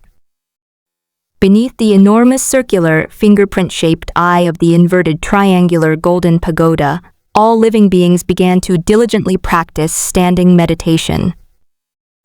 The Sunflower Golden Pagoda Dynasty, its first pharaoh Gasha, this great name will be remembered for all time. And with the changing of countless eras, the ants, through their almost fanatical martial arts training, finally became strong and powerful. It seems that after switching to a professional standing meditation, muscle building, and bone strengthening potion, the originally thin and weak ant-like limbs, through continuous breaking, straining, and healing by the potion, have actually begun to be full of muscles. With limbs as strong as a tiger, he lay on the ground practicing the tiger stance. Looking at the ants lining up like they were doing military training, Fu Qingjun felt as if she were seeing muscular men in a gym, and she was filled with disbelief. It's practically like the body's structure has changed. Fu Qingjun was aware that some martial arts practices could alter the body's skeletal structure. The most common type is calluses on the fists.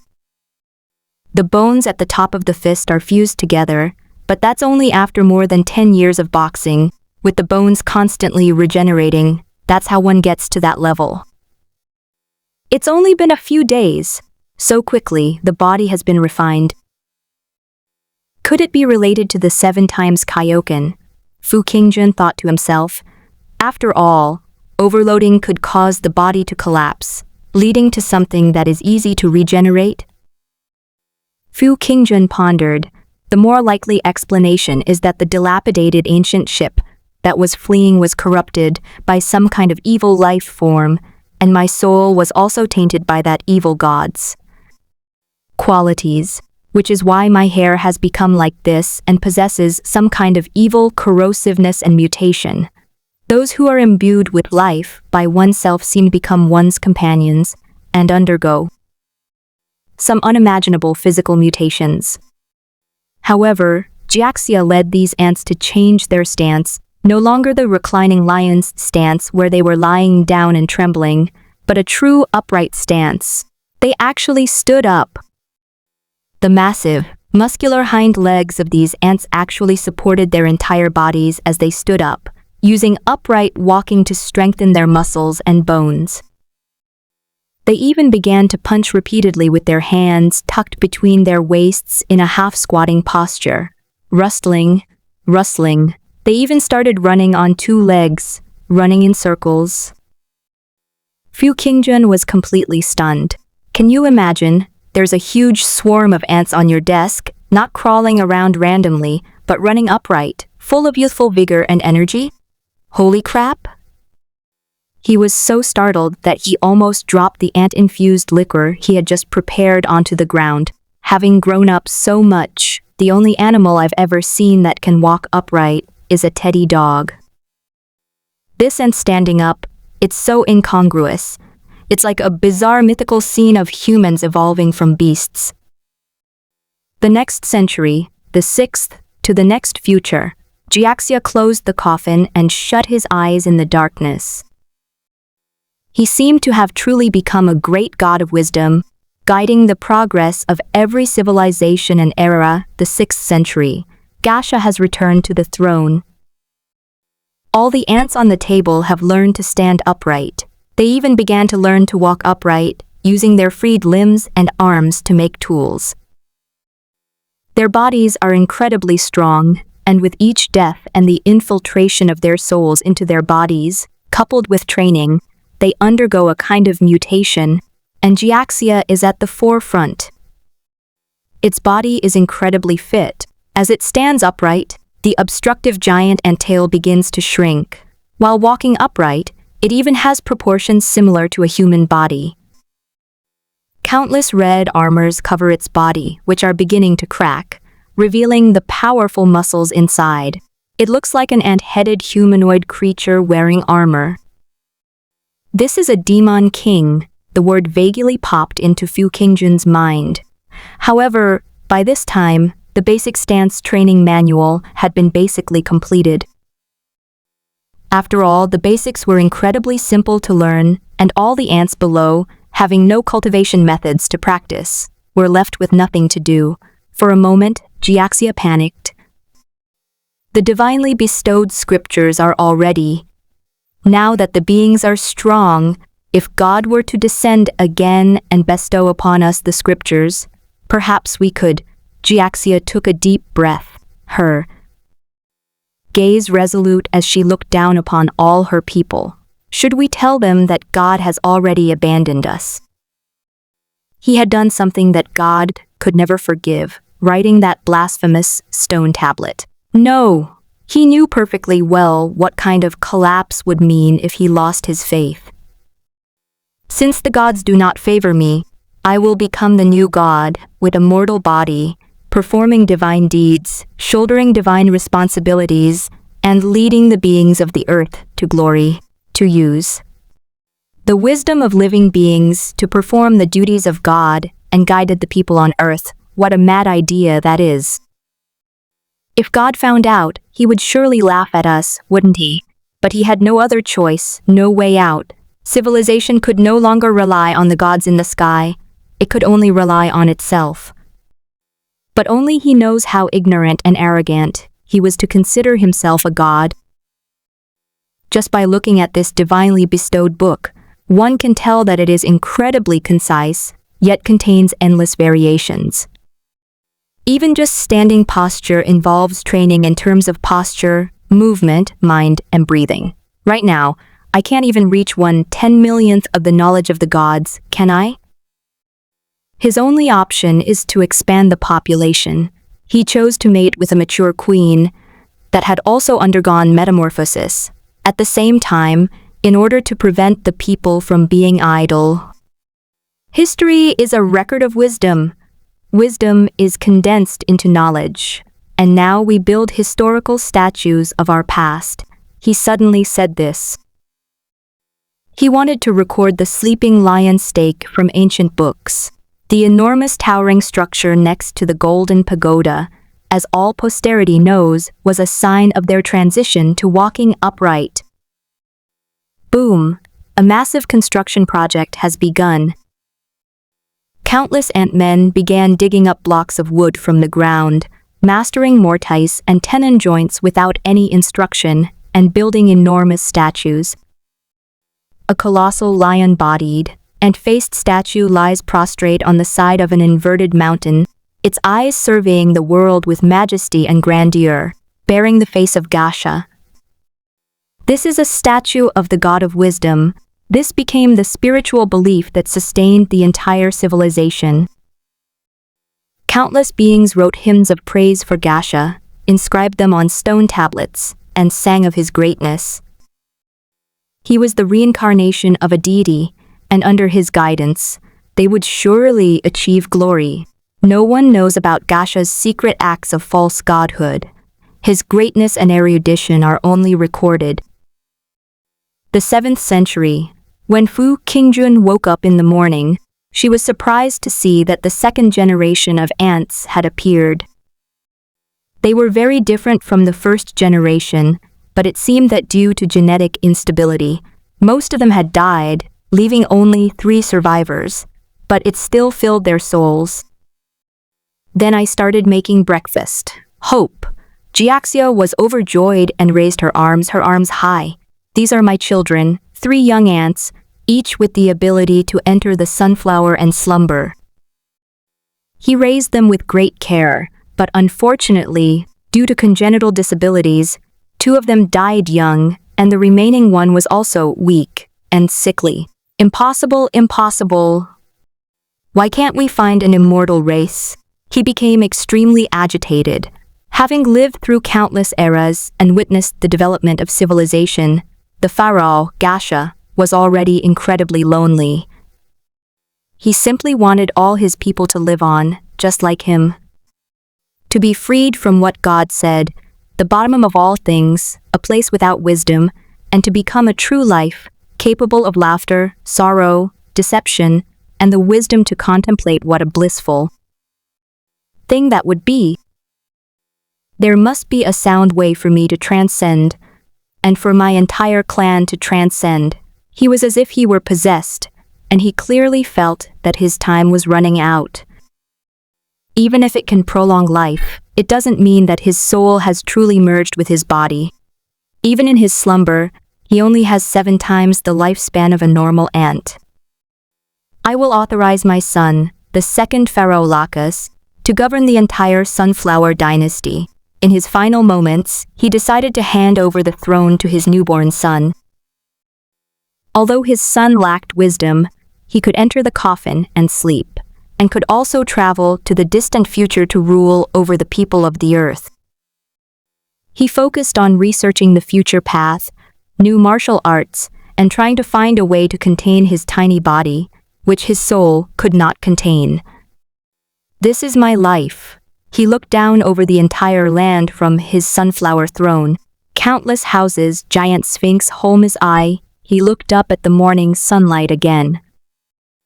Unfortunately, I only understood the surface of wisdom, but I cannot truly possess great wisdom to find our future path. It seems glorious, but it has already stagnated, and what awaits us is nothing but death. At this moment, he dejectedly entered the coffin and went into seclusion, intending to find the way to the future. This great hero of the ant race fell into a long slumber, integrating all the knowledge he had gained and all the insights he had gained, in order to find a martial art that could train both his body and his will. 8th century. A second life took over the sunflower, the 2nd Pharaoh Lacus. He awoke from the coffin of the sun, and, with utmost reverence for his father's will, began to rule over the people of the earth. Although he lacked intelligence, he was still quite decent. 9th century. I have seen the path to the future. Jiaxia roared from the sunflower. He stepped out of the coffin, having already mastered martial arts beyond basic stance training. He was simultaneously forging his body and soul, but he placed greater emphasis on compressing and storing his soul and on meditative martial arts to train his mind, thus prolonging his lifespan. But that's not all the good news. The second pharaoh, Lacus, was mediocre and unambitious, but he enjoyed having children with the queen ant, and he fathered the third generation of red ants. Unlike ordinary ants, Jiaxia's offspring have the ability to extend their lifespan inside sunflowers. Gashia liked the third generation's son, Tuki, so she directly deposed the second pharaoh, Lacus, from the throne and made him the new king. Although Tuki's martial arts skills were lacking, he was more adept at controlling the people on the ground.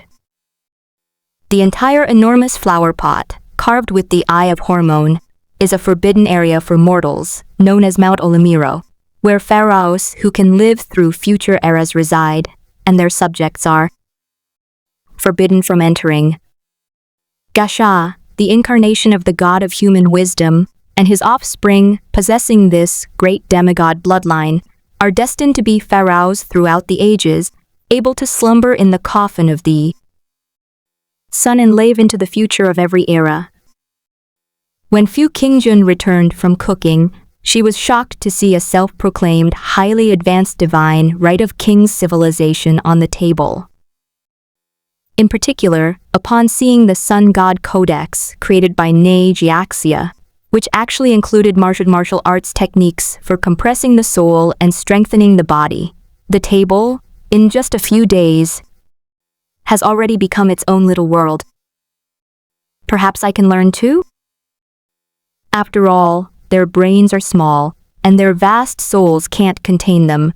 Fu Qingjun looked down at the ant civilization on the table, and an incredible thought popped into her head. Cultivation system they pioneered. If I cultivate it, I can perfectly solve my headache problem. Headaches have always been a major concern for me. This demon kingdom is pioneering this cultivation system, and I am following behind. Fu Qingjun was immediately curious and sat down to watch, learning and cultivating at the same time. The 10th century, when Jiaxia opened the Temple of the Sun, she encountered a complete bottleneck in the second stage. He studied the knowledge of the soul without hindrance, but in terms of physical growth, he needed intense external stimulation to toughen his body. He tried hitting it with a stick, but with little effect. He was unable to break through his cultivation level again, and felt that he was about to fall into the vortex of death once more. Completely out of options, Gasha could only resort to the incredibly foolish method she had once before, leading the pharaohs of all ages to prostrate themselves atop Mount Olimiro, worshipping the Eyes of Hormone, which symbolized omniscience and omnipotence. Great Holmes, who contains endless knowledge, Gasha has finally understood what wisdom is, and has found her own wisdom. She has passed the test of wisdom. She begs for your forgiveness and begs to see you again.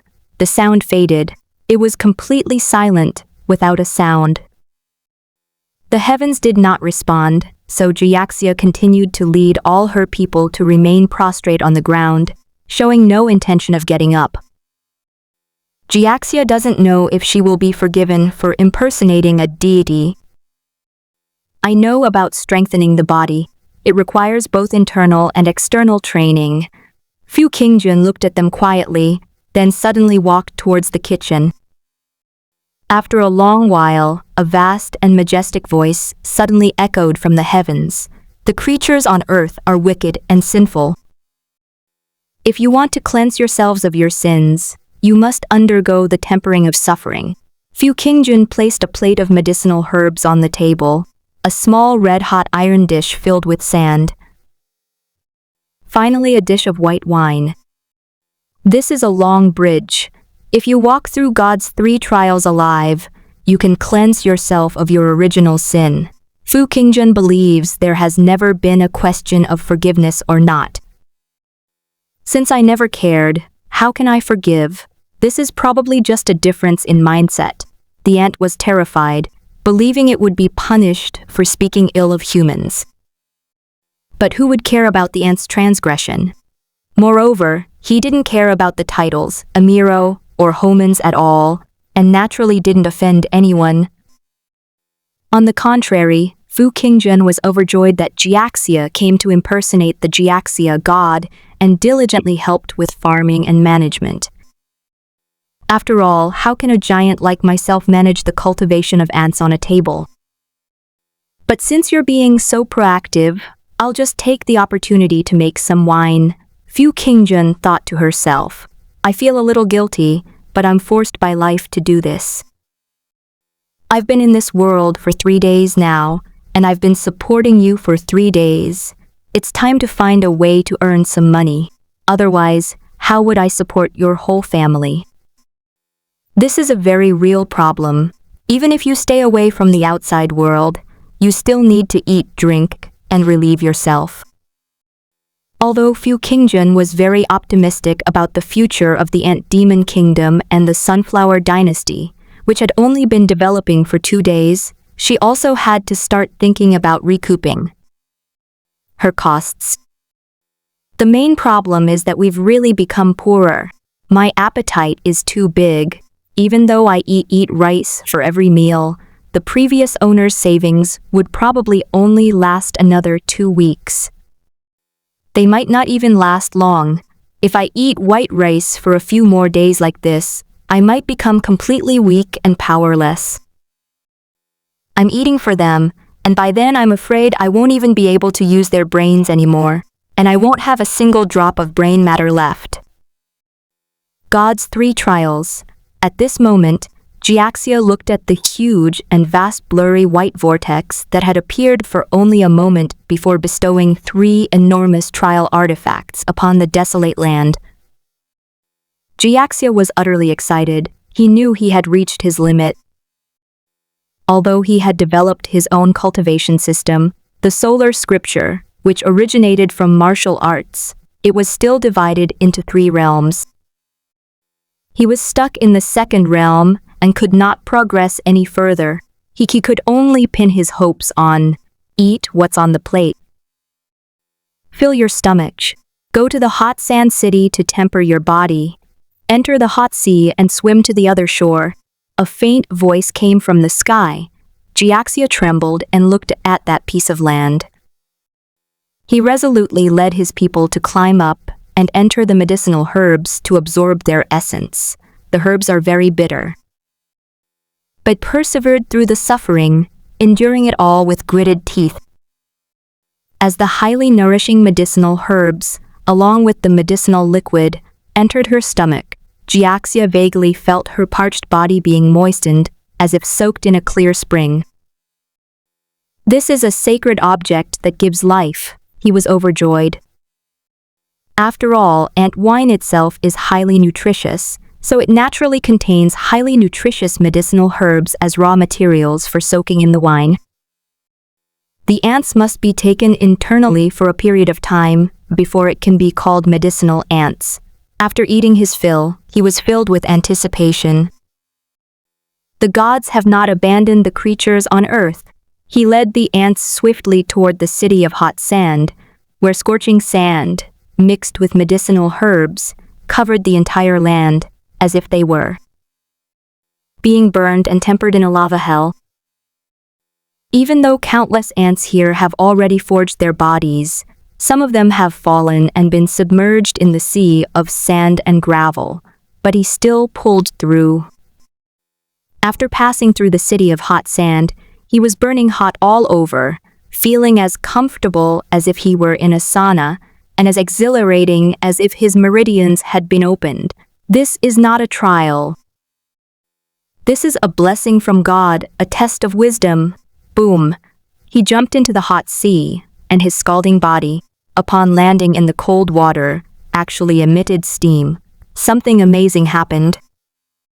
The hot sea was clearly freezing cold, yet immersing oneself in it brought an unimaginable spiciness. My whole body felt like it was on fire. What incredible treasures these are! He was deeply moved and swam continuously across this vast hot sea. Splash! Even in this hot sea, many strong ants still perish, forever falling into the deep ocean. He stood up after bathing in the hot sea water, drops of water falling from his muscular body. He looked at his fallen comrades and said, "Those who cannot persevere will only bring about their own destruction." Having experienced countless centuries of civilizational iteration, we naturally know that those who fell were almost all those who lacked the necessary qualities. And I feel that my bottleneck has actually loosened slightly. He felt that after going through 3 trials, his entire body had undergone an incredible transformation, and he had received countless benefits. He was incredibly excited, and looking down at his people, he said, "Every new life that comes into this world in every century must cleanse itself of its sins. This is a sacred ceremony, and those companions who fall during the baptism, you carry them forward and throw them into the final sea of heat. Even if they fall along the way, may they be completely cleansed of their original sin, for that is their final destination." Fu Qingjun was stunned for a moment. I was originally thinking that if the ants in the hot sand collapsed, it would be troublesome to throw them into the liquor later. But I never expected that they would plan to use the liquor pool as their own grave. This is already a perfect brewing production line. Fu Qingjun took out the notebook titled Shuju Biological Experiment Circle No. 01 again, thought for a moment, crossed out the title line, and changed it to Shuju Civilized Medicinal Wine Automatic Production Line No. 1, and then began recording the data from this experiment. They ate very well, seemingly because their bodies felt 7 times stronger, and because martial artists have good appetites. The medicinal herbs were digested very quickly. They stir-fry themselves very evenly, just moving them wherever they're hot. When it comes to things like cooking time and temperature, it's best to control it yourself. He sat at the table and thought for a moment, then picked up his pen and wrote down. They even jumped into the liquor themselves in the end. When I think about it carefully, I didn't have to lift a finger. In this way, I only need to change the raw materials of the 3 trials every century to automatically obtain the ant liquor. Fu Qingjun pondered intently, scribbling and drawing in her notebook. And what I need to do next is to keep replenishing the ant colony, to find new ant colonies. He thought for a moment, then frowned and said, "No, that's not how it works. I don't need to think about them at all. They are a civilized country on the table. When their population declines, they will replenish their own population." Fu Qingjun felt that she didn't need to do anything. All she had to do was prepare enough food for them to reproduce. Meanwhile, countless ant people had completed their cycle, and even those whose bodies had been reincarnated for centuries had fallen in many places. Even those who survived were burning up with fever, panting heavily, and collapsed on the ground from exhaustion. It seems that their energy and souls were consumed too much, and this time their souls perished even faster than before, bringing the 10th century to an end. The souls of each new generation perish, and the heroic spirits of all ages gather in one body. Who knows what they will become in the future? Jiaxia took a deep breath, looked at the ants who had once again fallen into a daze, then sent her offspring back into the coffin, and shouted to the sky, "Great ancient and wise deity, now that you have passed the ancient trial, are you willing to forgive me for impersonating you?" He knew that the god who had no features, no form or substance, and only a voice was the god of wisdom. Fu Qingjun smiled, once again enveloped in endless golden light, her hair once again skillfully curling into light bulbs, her vast and hazy figure seemingly separated by endless time and dimensions. A voice came from the sky. "There was no wrongdoing, so how can there be talk of forgiveness? Am I not yourself?" Then there was no more sound. God had departed. Jiaxia stared blankly at the sky. He was completely stunned. He was numb, his mind blank for a long time. After carefully considering its meaning, he suddenly laughed, bursting into laughter. So that's it. So that's it. He looked at the enormous sphinx with an ant's face. That was my own face. God is myself. This is the God in his heart, the God of wisdom. Ha ha ha! He burst into maniacal laughter, completely unrestrained. Unlike the other two deities, Amiro and Homens, the God of wisdom is the most unique. He has no name, no form, and he is omnipresent. Wisdom is formless and intangible, residing in the heart of every living being. Only when wisdom is awakened can one be a true living being. He felt as if he had shattered something reverent, broken the mask of fear that had always been in his heart, and suddenly felt relieved and exhilarated, as if something had transformed from a cocoon into a butterfly, breaking through the biggest mental shackles in his life. If the spirit has wisdom, then man is God. If man has no wisdom, then he is a fool who asks God questions.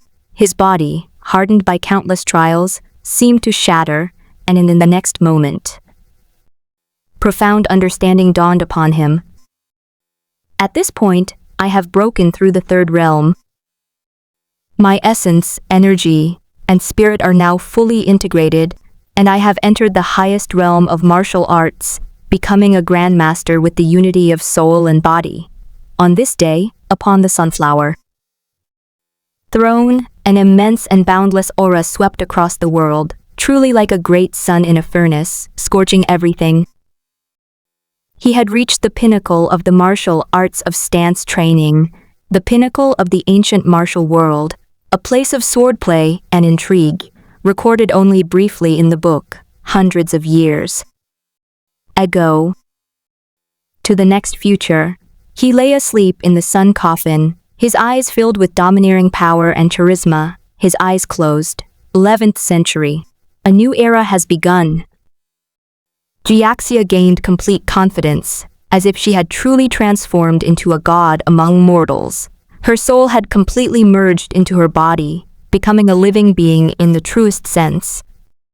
She no longer worried about her soul dissipating while her body remained. No one among his subjects knew the extent of his enlightenment or the heights he had reached. Father, what terrifying and powerful blood energy!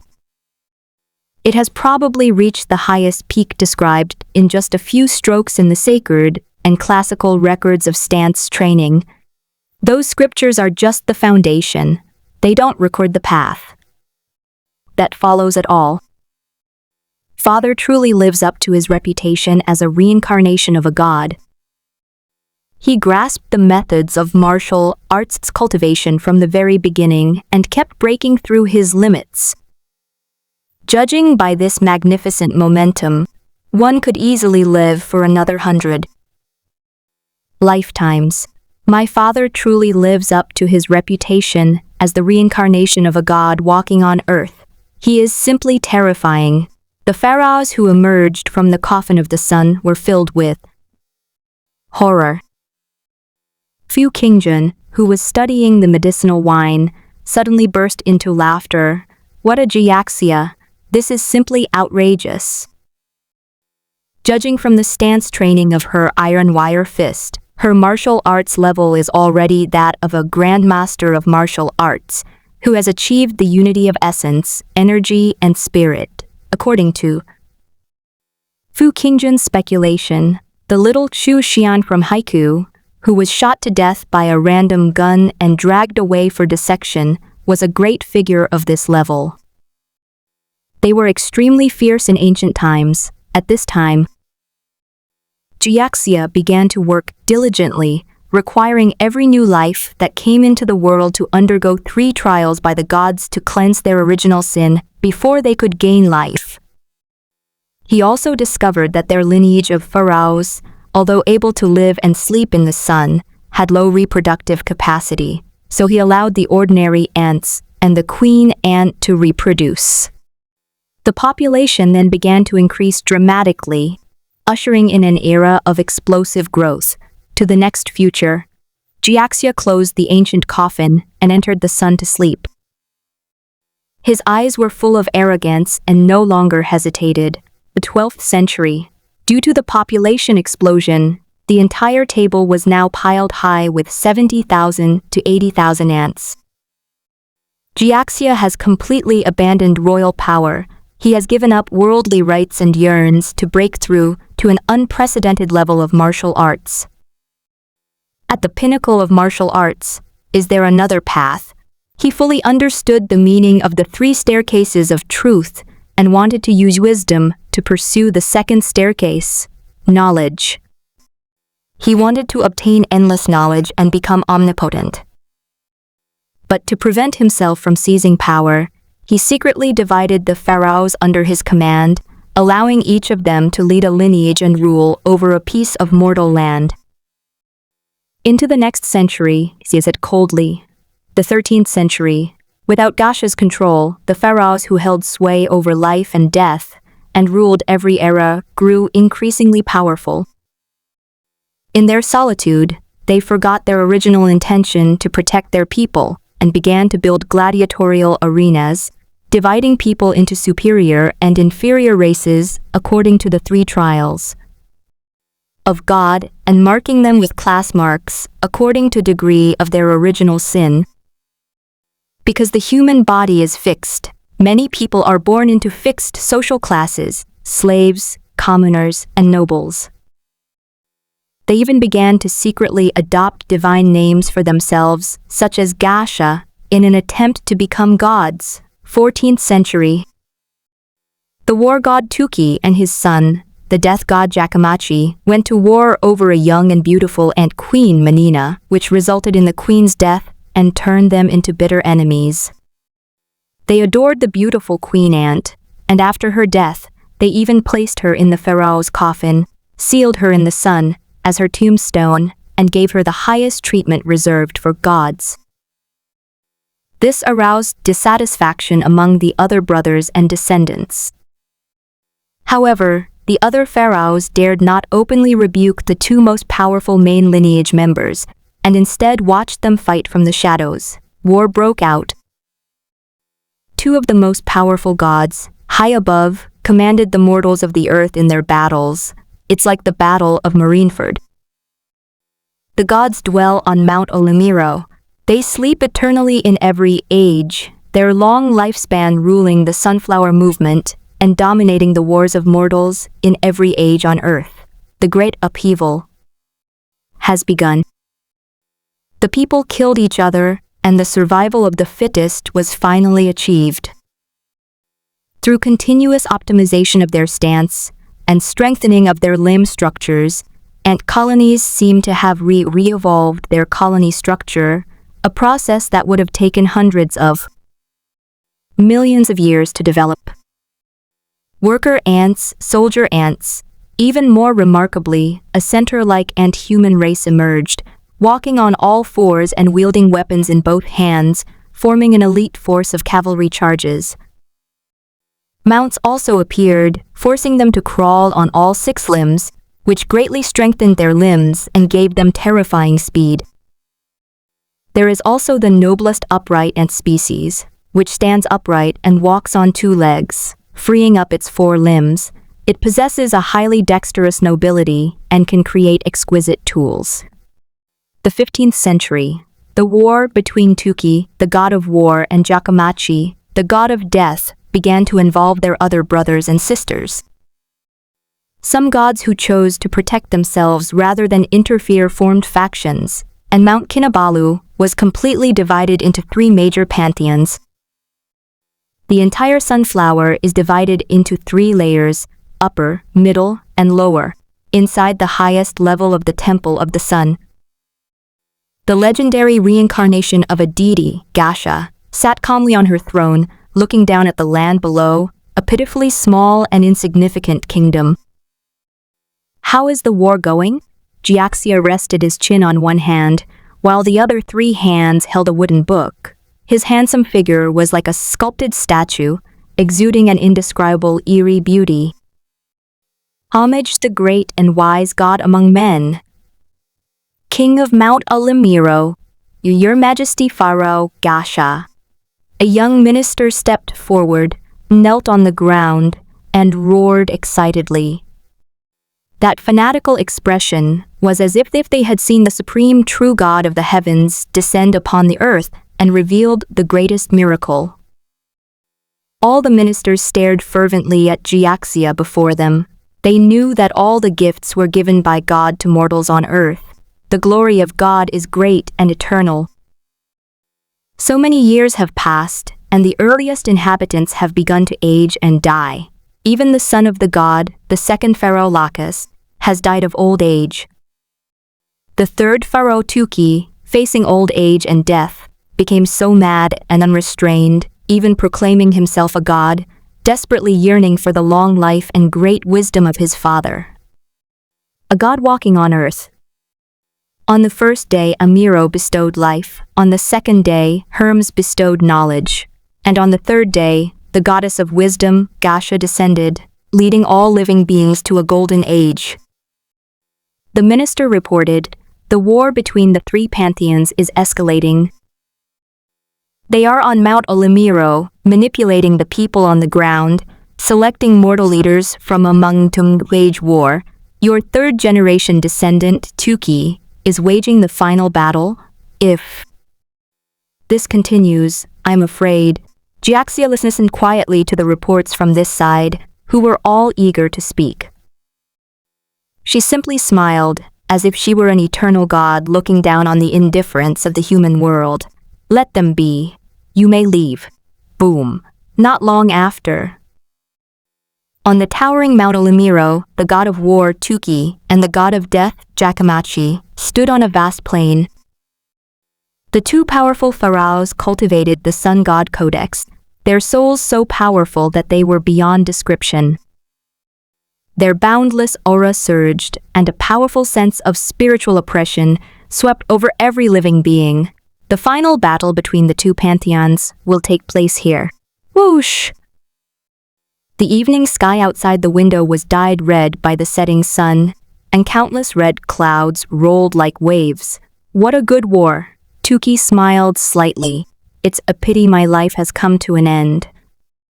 If I were younger, if I had more time, boom, the entire flower pot seemed to be enveloped by a massive spiritual aura, as if two peerless masters were locked in a duel atop the Forbidden City. Tuki clenched his fists on all fours and leaped into the air. Boom! He seemed to transform into a burning war god, leaving an eternal mark of brilliance in the sky. You unfilial son, let me show you that there is only one strongest. Tuki laughed wildly and threw a punch. Click! It was as if a thunderbolt had struck. All the battles vanished into afterimages. Moments later, Tuki, carrying the magnificent black and white coffin of the Ant Queen, plummeted from Mount Olimiro like a powerful black eagle plunging into an abyss. God has fallen. Beneath Mount Olimiro, countless mortals closed their eyes in terror. A faint pheromone wafted through the air like a rustling song, resonating in the wind. Amiro, creator of all things, you gave us our starting point. Hermes, all-knowing and all-powerful, may your knowledge give us our future. The world is truly wonderful. Jiaxia looked down at everything. Then suddenly, her expression unchanged, she slowly looked up at the sky, through the sunflower, at the world outside the window on the table. I no longer know how strong I am. I feel that if I were to inflate my body even slightly, the whole world would collapse. The sacred mountain tilted as a result. The 4 pillars supporting the 2 earths will be easily destroyed. By me. As if speaking insignificantly, Jiaxia said softly, what is it like outside this world? Is the ultimate limit of life already for a grandmaster who has achieved the unity of essence, energy, and spirit? He lamented that the description of that standing meditation classic ended there, with no future. He had considered seeking out the great God of knowledge to bestow upon him the scriptures, and the path to the future, but ultimately hesitated. He has mastered the power of wisdom. He is now the god of wisdom. He will rely on the power of his wisdom to create the future, and this is his pride. He knew that he had already proven himself to be the god in his heart, and that his spirit and energy were in perfect harmony. Once his belief was broken and he began to doubt his own heart, questioning whether he was a true god on earth, he would be completely ruined. What lies beyond martial arts? With the elegance of a gentle scholar, he put down the wooden tablet he was using to record the events, saying, "My life is nearing its end. Only he knows how many detours he took, how many times his spirit and body were damaged, and how serious the hidden wounds he suffered, in order to constantly explore and open up the future." A force is approaching. Suddenly, he sensed a power, abruptly stood up, looked out at the sky, and a fierce fighting spirit flashed across his face. That was a spirit that was on par with his. The corpse under the bed never smelled bad, and given Fu Qingjun's indifferent personality, she had almost completely forgotten about it. At this moment, he was sitting in the room mixing and wine, considering whether or not to dilute it with water. After all, the quality is so high, if it's sold at too high a price, probably no one will buy it, while selling it at too low a price would be counterproductive. Diluting it might be the best option. And wouldn't it be too nourishing if I didn't rinse it off? Although I don't know the effects of this ant wine, I used to see ads for ant power wine all the time in that other world. It claimed to boost kidney function, enhance XXX, and that taking 2 pills for urgent use would be incredibly effective. However, martial artists have heard that they need to replenish their yang energy, and they all have cinnabar marks on their virginity. This should be very useful for their martial arts practice, right? Suddenly, as Fu Qingjun was lost in thought, she heard a commotion downstairs. He thought for a moment, then walked to the window by the table, stood next to the sunflower, and covered his face with a cloth to look down. What's happening outside? Downstairs in the residential building of the community, shops lined both sides of the street, with farmers selling fruit and stalls offering dine-in meals, and lively hawking sounds echoing everywhere. A black convertible slowly drove by, attracting a crowd of onlookers. Car. It's a car? That's right. We've already acquired the means to manufacture firearms. My Haiku Salt Gang has built countless large ships in the port, which will carry us to the New World to establish an autonomous region. I heard they're working on automobile manufacturing. Technology at the front. Isn't it only a matter of time before they succeed? We'll eventually wipe out all those barbarians' wealth. The surrounding area was bustling with activity, and everyone was full of confidence. Car? Fu Qingjun looked down from the window and was completely astonished. The technology tree in this world is a bit amazing.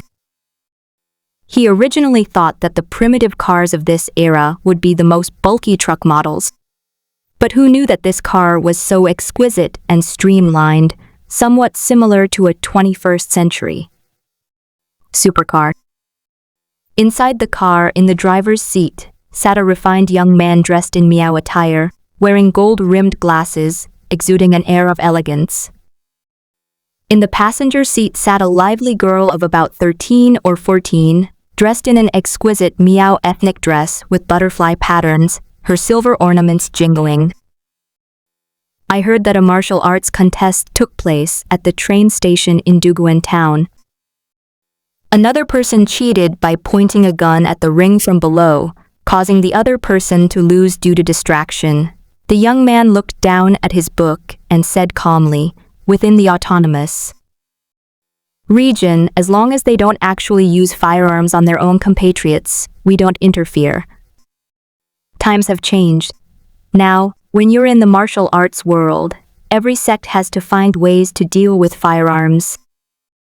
If someone is even stunned when a gun is pointed at them, Then they will surely die when faced with real danger. The girl huffed, "Brother, you can't even beat me? With your speed, you're the strongest." The young man put down his book and casually tossed her a black pistol, saying, "Shoot me." Without hesitation, the girl picked up the pistol and shot herself in the head. Bang! The young man put down his book in an instant, his hand almost blurring as he tried to catch the bullet. In martial arts, speed is the only way to win. Puff. But the next second, his palm exploded into a bloody mist as a bullet pierced through it. The bullet continued its rapid trajectory toward his forehead. He then extended his second hand, which he had prepared beforehand, and pinched the bullet between two fingers before throwing it onto the car.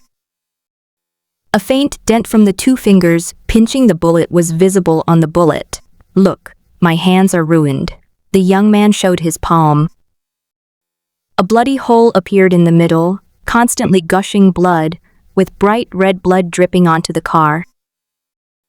If you take a bullet fired by an ordinary person, the muscles and bones of your hand will be blown apart, and you'll need a second hand to catch it.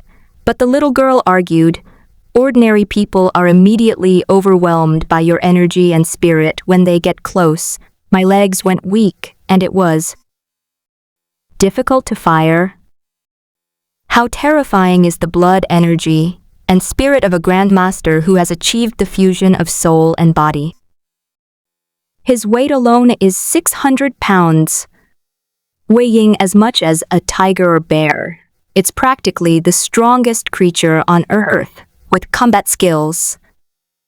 This kind of monster represents the pinnacle of martial arts in this world, both ancient and modern, and is the strongest martial god among mortals. He can arm wrestle with giant bears and wrestle with lions and tigers. On ancient battlefields, he was an unparalleled general who could take on 1,000 men. He is destined to be a god of war for conquering new territories. Upon hearing this, the young man shook his head and said, "It is effective in suppressing the minds of ordinary people. Within 10 meters, everyone is an enemy, and the overwhelming killing intent can make ordinary people wet their pants and lose control of their bladders, unable to fire their guns. But when the distance increases, the mind can no longer be suppressed. With firearms, an ordinary person like them is equivalent to a master archer in the army who has been practicing archery for 10 years and can draw a 5-stone bow. It's terrifying." The little girl opened her mouth, but hesitated to speak. On the battlefield, even the most skilled martial artist fears the volley of arrows from the Divine Arrow Battalion. No matter how high his martial arts skills are, he can only suffer defeat. He added, "Although I can sense the killing intent, I don't necessarily have to take the bullets head-on. If more than 30 well-trained gunmen are lying in ambush and firing at me, I will have no choice but to take the bullets. I can hide in a high-rise building, but if I am ambushed in an open area, I will definitely lose. Many of our masters have been killed by them in this way." "Then we really are," the little girl murmured to herself. The young man suddenly changed his expression and said, "Slow down the car. I can vaguely sense that there are martial arts masters fighting in that tall building." "Yes, sir." There were clearly only 2 people in the car, but a deep male voice was coming from inside. The 2 people in the car didn't touch the steering wheel once, and the car slowed down automatically. The young man sensed something, looked up at the residential building, and scanned the surroundings with sharp eyes. Judging from their spirit and energy, they are 2 great masters of the bone-changing realm. But how could such masters be fighting at full strength inside the building? Isn't the space cramped? Could they be on the roof, weighing bones? The little girl was surprised and looked puzzled. There are experts like this in just any random residential building. Martial arts are divided into 3 realms.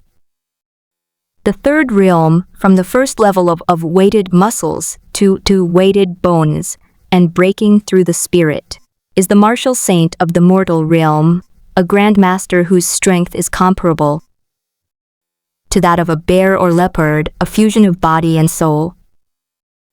The battle lasted for a while. They're fighting to the death.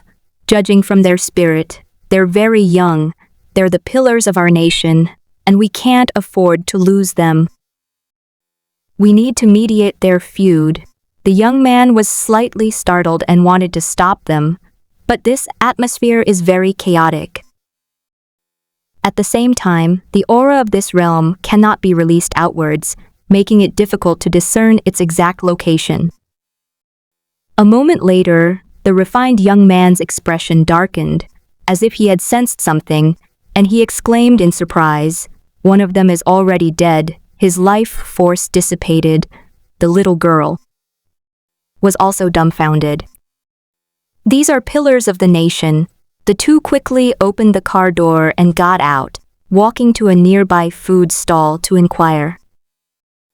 Seeing a woman eating noodles while leaning over a table, they couldn't help but ask, "Are there any experts living in the residential buildings around here?" The woman raised her head, revealing a pair of strange sausage lips, and said with great joy and excitement, "Of course there are experts here. There is a great master who stands tall and upright, a generous and righteous man, who is currently in seclusion to break through his cultivation. His name is Fu Qingjun. He is my elder brother, and he is in the building right next to here. In a few days, he will break through and reclaim the property. It's on the 3rd floor, room 306. I see." The refined young man was deep in thought. I'd only just heard that name. He certainly seems to be a master of the bone-claiming realm. The two people locked in a deadly fight in a nearby residential building in Duguan town must be one of them. After he finished speaking, he took 2 steps back and went out onto the street to look at a window on the 3rd floor, where he met the gaze of Fu Qingjun, who was watching the commotion below. Fu Qingjun was stunned and blinked. He was obviously driving by, not a local. So many people were peeking out of the nearby residential buildings. Why did he suddenly look at me in 306? I'm just an ordinary bystander. It's very strange that this person is hiding his face by lowering his hat brim in the home of Fu Qingjun, a master of the bone-changing realm who is suspected of having a deadly duel.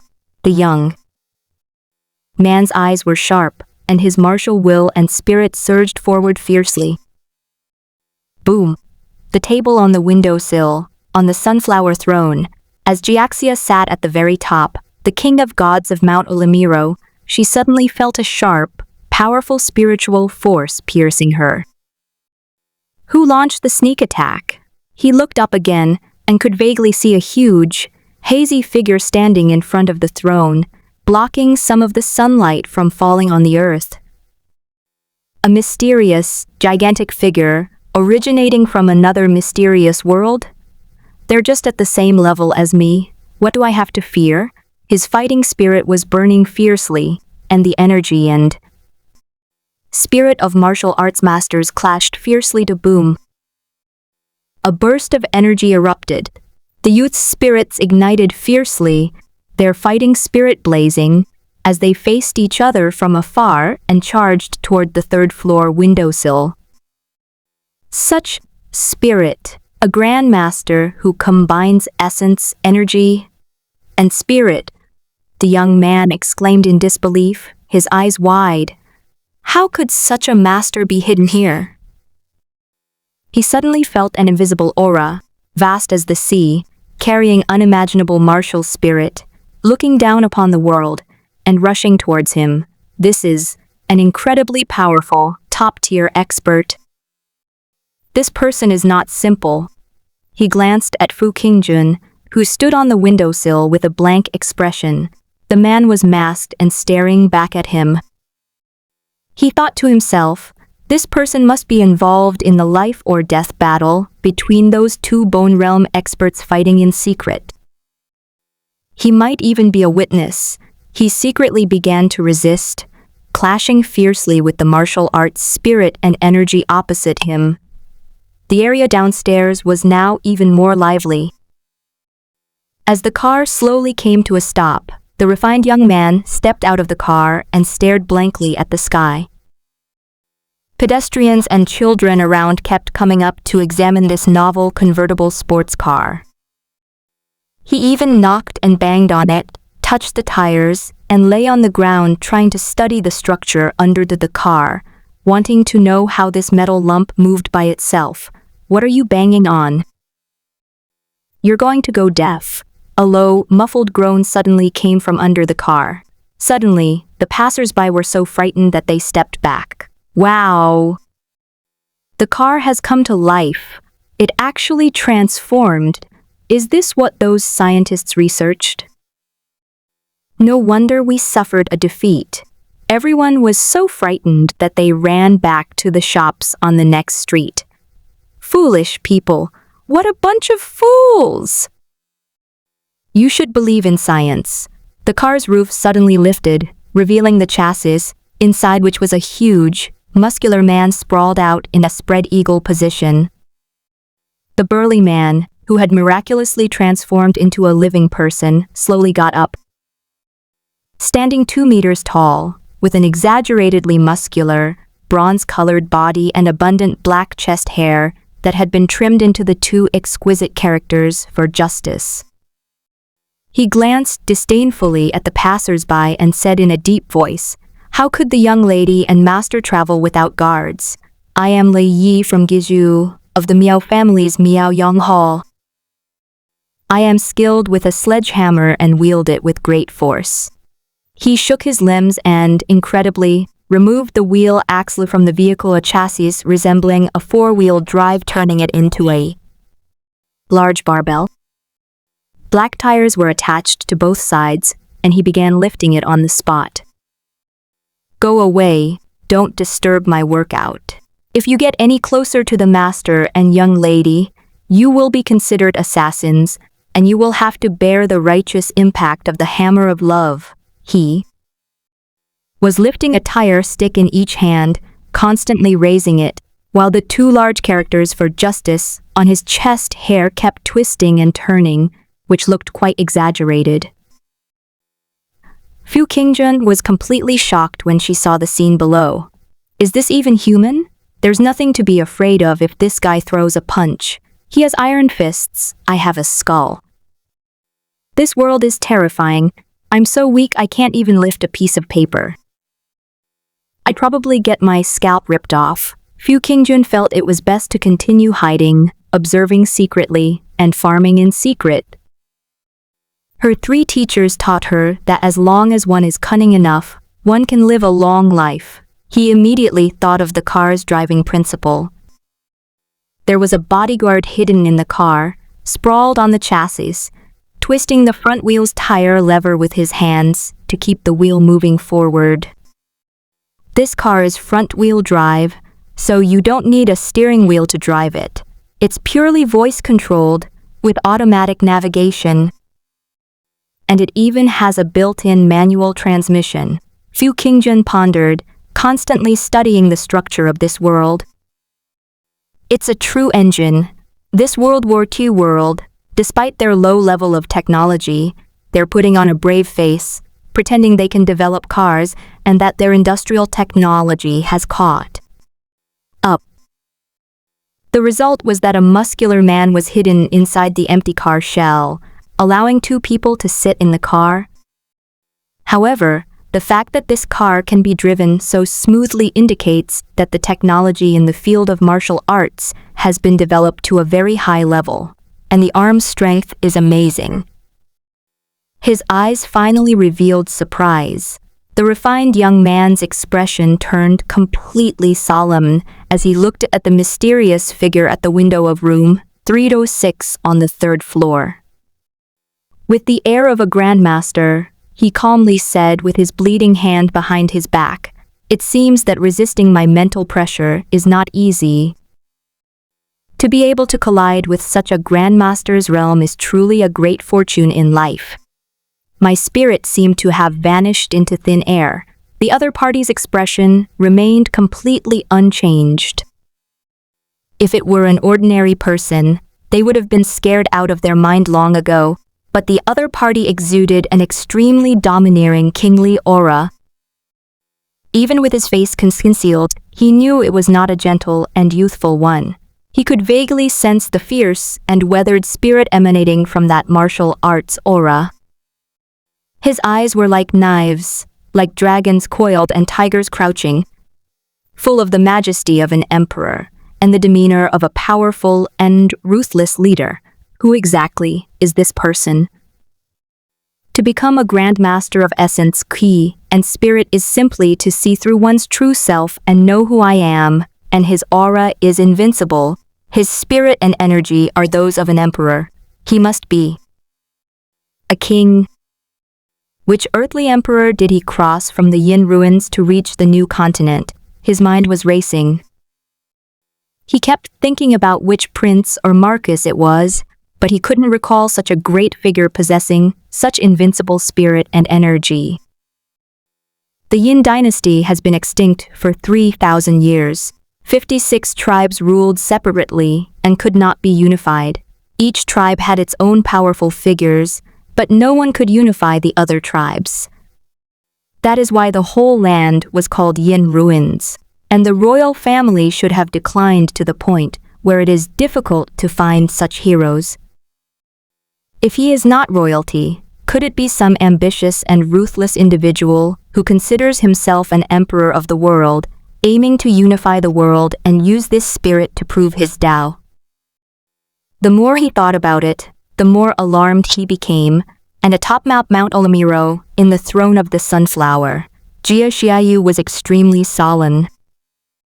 He looked at the vast and boundless phantom in the sky, which blocked out half of the sunlight. No matter how much killing intent I pour in, it is as if I am falling into the sea without any waves. Instead, a powerful aura rushes in. In this way, Jiaxia grinned and slowly rose from the throne. Then I'll show him my true strength and let him know my might. Boom!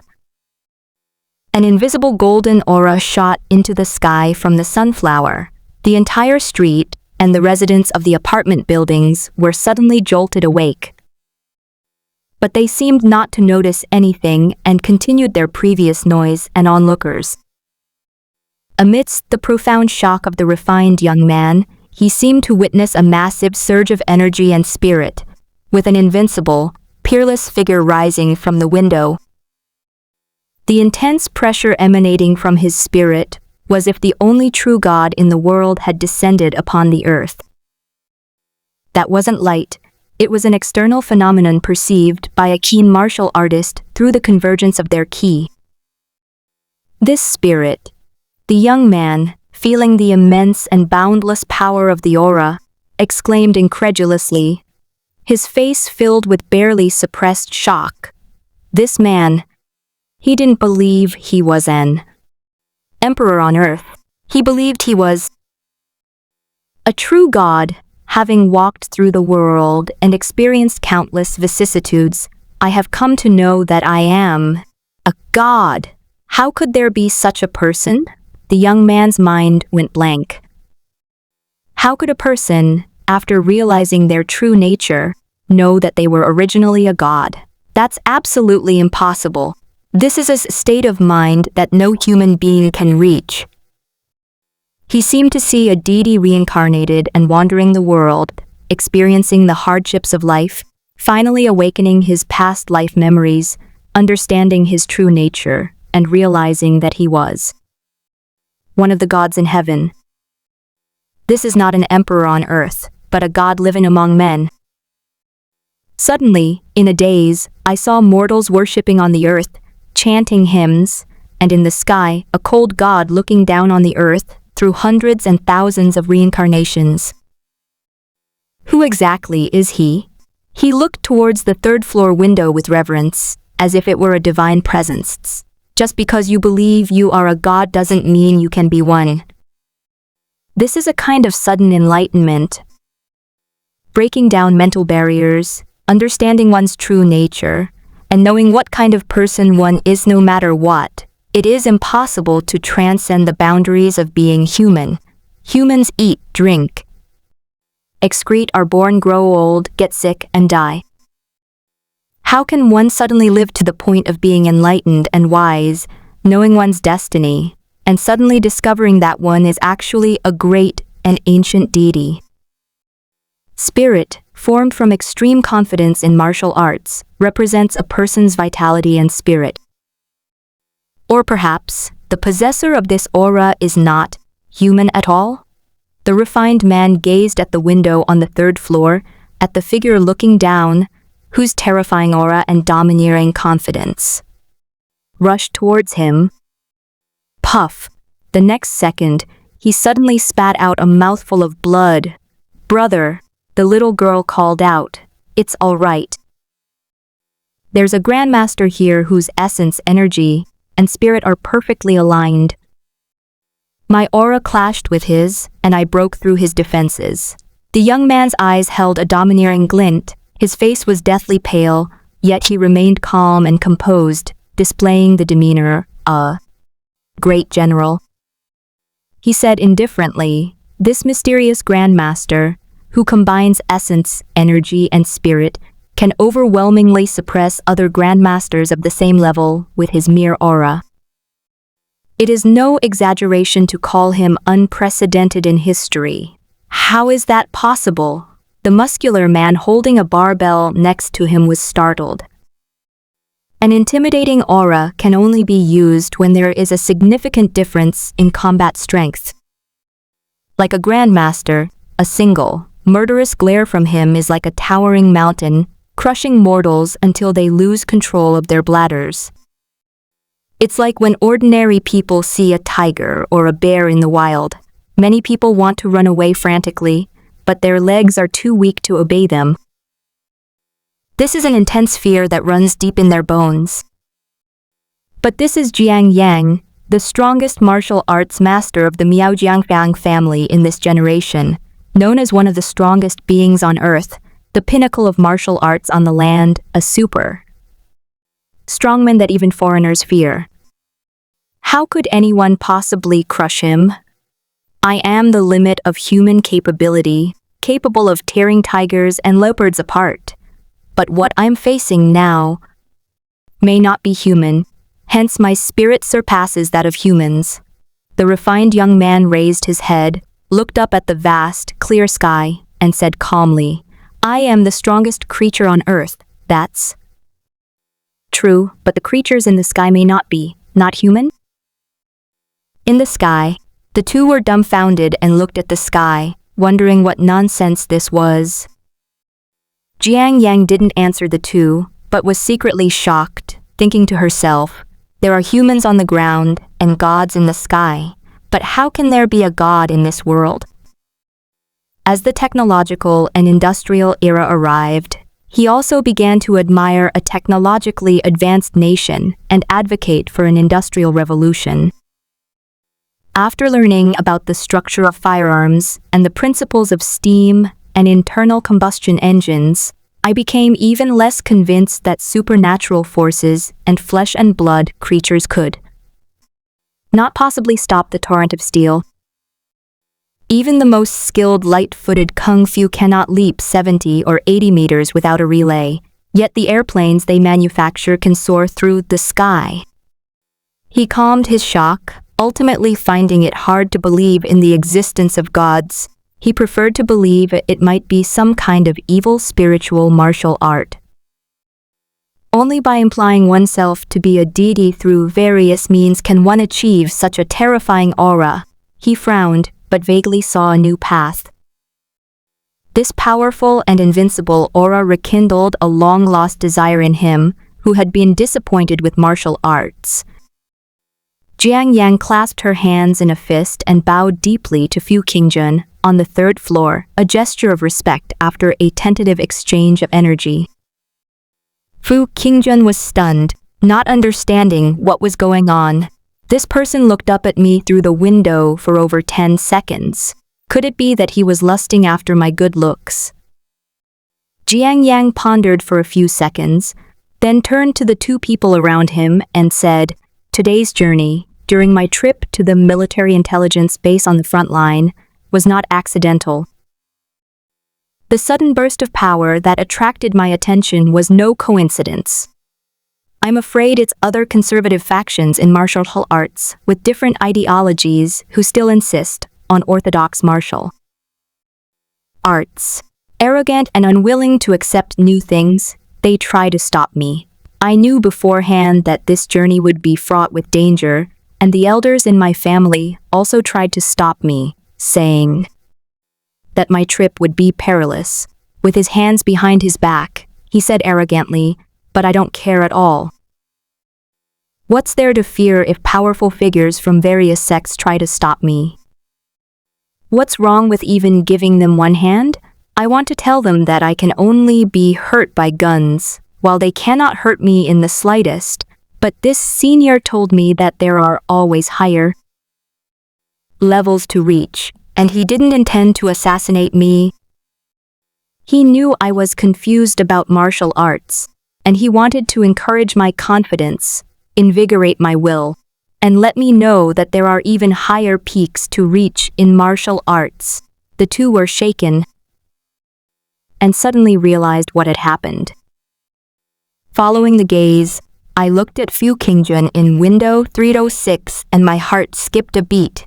It turned out that she had been waiting for us there for a long time. This journey is fraught with difficulties. Jiang Yang pondered for a moment. Unlike other sects, they try to subdue me with brute force, but this senior, despite his extraordinary bravery, showed me with such spirit that martial arts still have a powerful aspect. The two felt a jolt in their hearts and looked at Fu Qingjun at the window with admiration. Fu Qingjun felt numb from their lewd gazes. "I was bored staying inside for days, so I watched your antics for a few minutes. At first, one of you was watching me, then 3 of you were watching me together. It's outrageous." He found it inexplicable and was so frightened that he left the window, deciding it was better not to watch the spectacle. "Look. This senior is exchanging auras in this way and covering his face. I'm afraid he doesn't want to meet me face to face and has chosen to leave directly."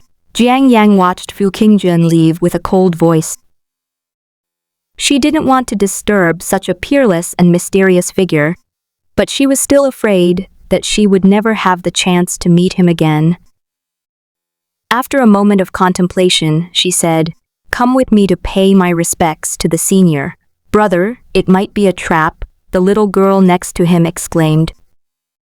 "Such a senior is upright and honest, and would never set an ambush. If such a person wanted to kill me, how easy would it be?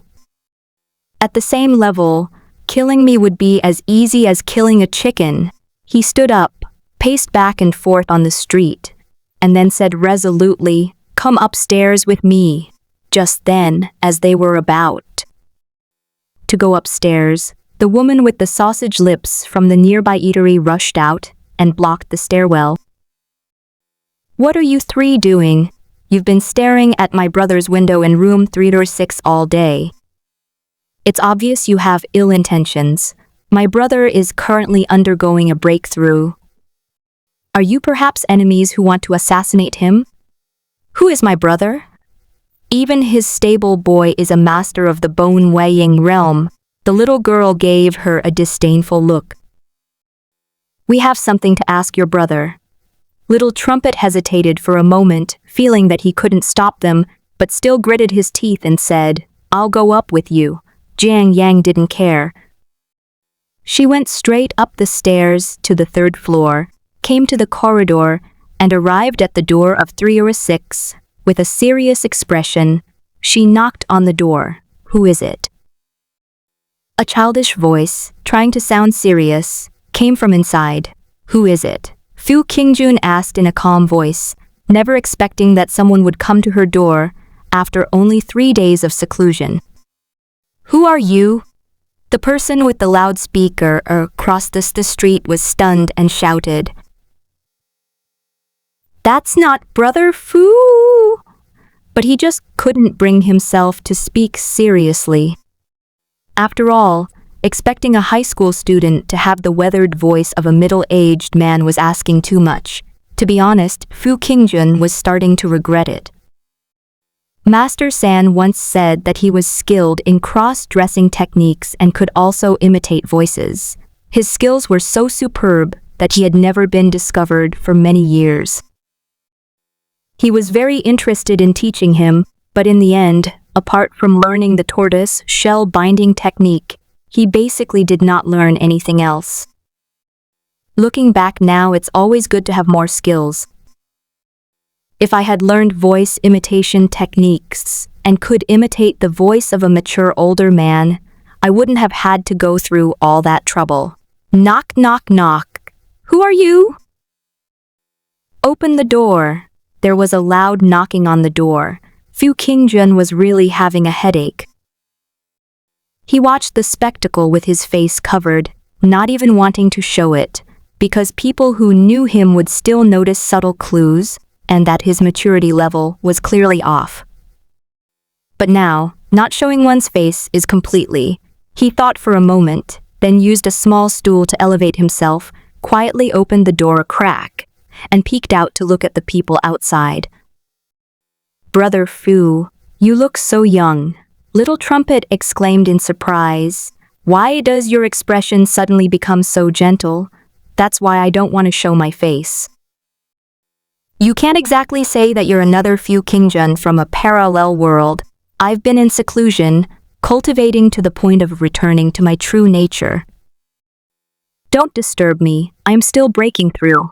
Fu Qingjun's face hardened, and her voice became more serious. She looked at the 3 people behind her, her expression turning strange. These were the 3 oddly-looking men downstairs who were staring at her with very strange expressions. "And who are you 3? Would it be convenient for me to come in and have a seat?" Jiang Yang said calmly. "It's inconvenient," Fu Qingjun said. Jiang Yang pondered for a moment, then revealed a hint of regret. He knew that his senior was inside and probably didn't want to see him. Fu Qingjun was actually completely bewildered, not knowing that the person had come specifically to see the little, and he had only raised for a few days, and was amazed by the king of ants. Jiang Yang turned her gaze to Fu Qingjun in front of her. With only his head showing, it's difficult to discern the depth of his martial arts skills without observing his physique and posture. However, his composure under mental pressure suggests he is no ordinary person. However, this person had clear and peaceful eyes and a youthful appearance, and did not seem to be the domineering and arrogant figure in the legends. He stopped thinking about it and, after a moment of contemplation, said, "In that case, I'll take my leave, please." Fu Qingjun still had one head sticking out. "I thought we were doomed, but I never expected him to leave so quickly. He was a polite person, very much like a member of a prestigious family from the old days." Jiang Yang said, "Today's schedule is urgent, so it's not appropriate for me to stay any longer. I'll visit you another day." After saying that, they were about to go down the stairs. "Wait a minute." Fu Qingjun looked at the young man's pale face, and as if she had thought of something, she slammed the door shut. After a dozen seconds, the door opened a crack again, and Fu Qingjun, wearing gloves, handed over a bottle of wine. "You look pale and weak. This will boost your kidney function. I'll sell it to you for 10 taels of silver." Jiang Yang was slightly stunned but quickly reacted. "Li Yi, pay up." After going down the stairs and back onto the street, the big man lay on the undercarriage of the car, covered the car body himself, and then the 2 of them got into the car and drove off again. "Brother, why did you leave so easily?" the little girl asked, somewhat displeased. "Firstly, our schedule is urgent and we should not stay any longer." Jiang Yang said calmly. Secondly, such a person clearly doesn't want to see us, so we can't be rash. We can only offer guidance from afar.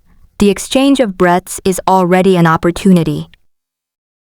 Thirdly, although we only exchanged a few words and it seemed simple, I have already figured out Kyung Kyun's background and the whole process of what is happening. The little girl was surprised and looked at him with admiration, saying, "Brother, we only exchanged a few words, and the other person only showed his head and didn't even want to show his leg skills. Yet you already understood what he was doing."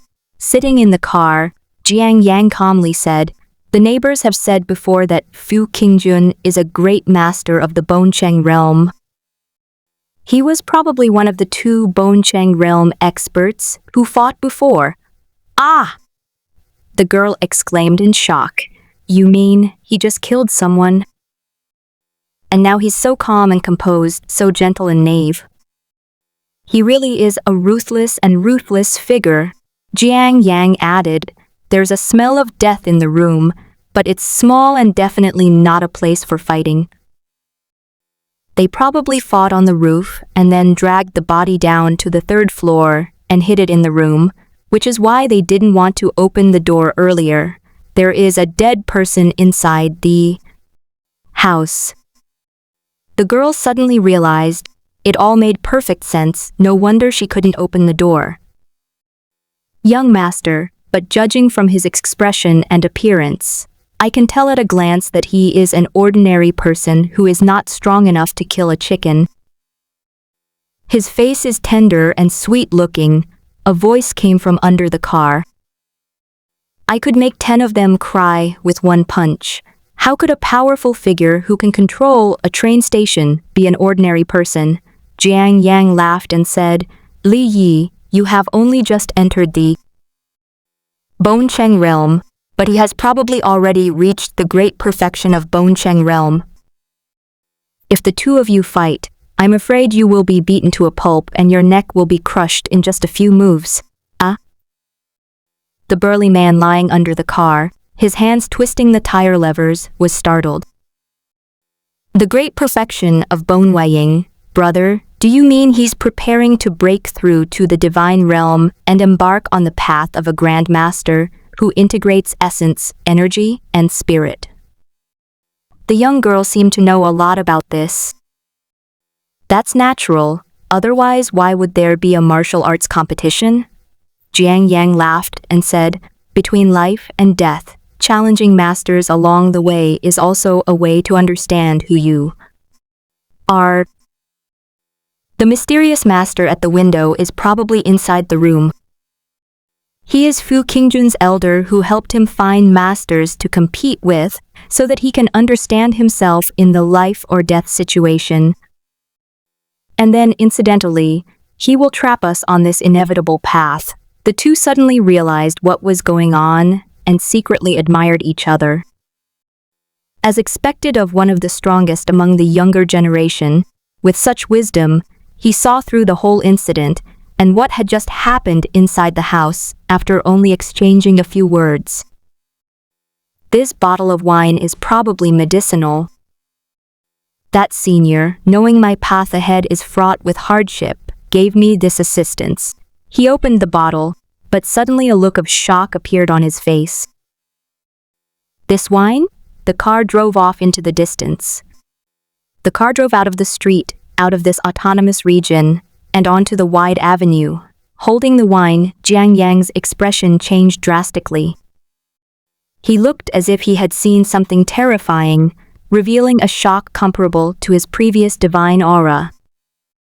Within the bottle of clear, transparent liquid, countless herbs and ants floated, yet it gave him a sharp, imposing aura, as if countless martial arts masters had forged their essence and spirit into a single bottle of wine.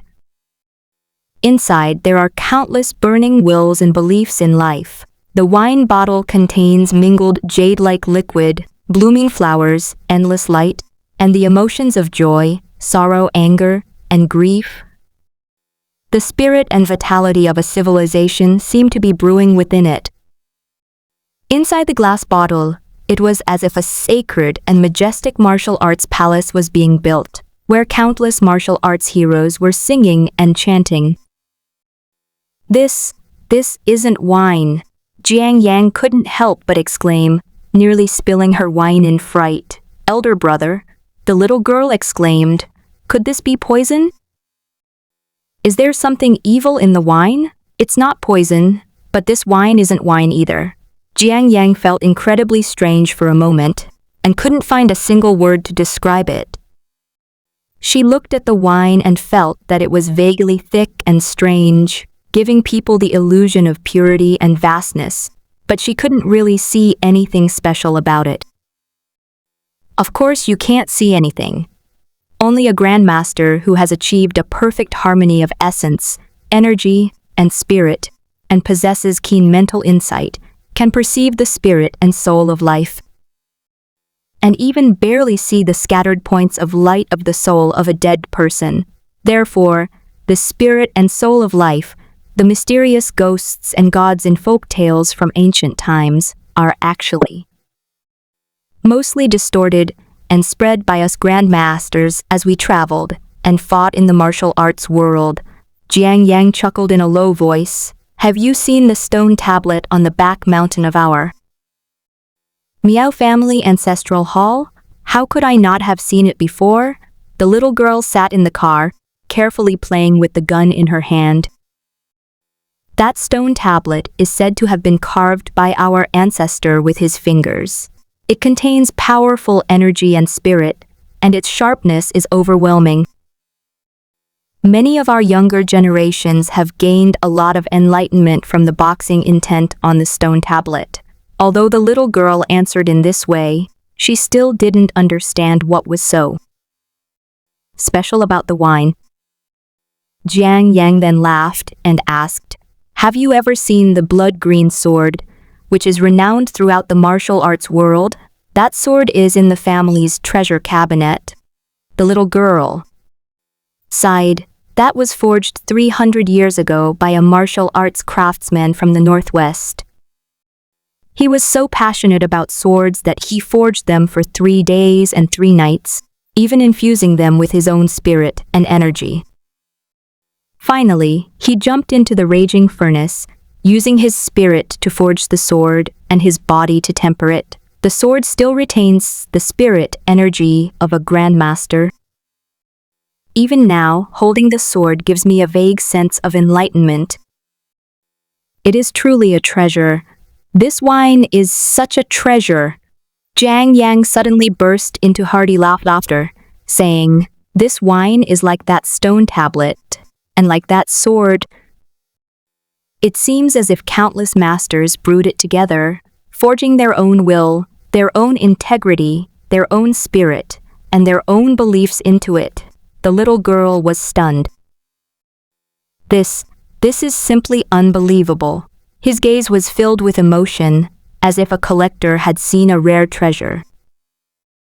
He rubbed his hands together and said softly, to integrate one's will into wine is already difficult, but for so many martial arts masters to infuse their spirit into wine without causing any conflict within it is simply unbelievable.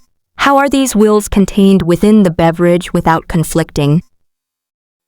This is a treasure of the world, surpassing even the monument and the sword, truly a wine of 100 schools of martial arts. Hearing Jiang Yang's praise, the other two finally understood how terrifying it was. It is already rare to find someone who can infuse their spirit and energy into something like this. The integration of countless martial arts principles is simply incredible. It wouldn't be an exaggeration to describe it as ingenious. Then let's not drink this wine, let's keep it as a family heirloom, the little girl said happily. No, Jiang Yang observed carefully, then revealed a hint of regret and said with a wry smile, this is wine, this is food. Although I don't know how it's integrated into the food, it's very obvious that the essence of each element is gradually dissipating, just like the soul of the deceased is gradually fading away. After this wine has been brewed for 7 or 8 days, its essence and spirit will be at their peak, completely blending with the wine to form 100 different meanings, making it the best time to drink it. The longer it is brewed, the more the will dissipates, and it will gradually become an ordinary medicinal wine. This wine is simply a rare treasure. It is unknown how it was made, but it is said that the will of countless martial arts masters was infused into the wine in an unknown way, resulting in a perfect fusion. Ha ha ha ha. As the car drove further and further away, Jiang Yang suddenly burst into laughter. The laughter grew louder and more unrestrained, like a tiger roaring through the mountains and forests, shaking countless wildernesses. Many birds were startled into flight, and many beasts were frightened away. I finally understand what my senior meant. He was overjoyed, slowly turned around and bowed, saying, "This nameless senior in the martial arts world had good intentions." He knew that my road ahead was fraught with danger, and I would face death 9 times out of 10.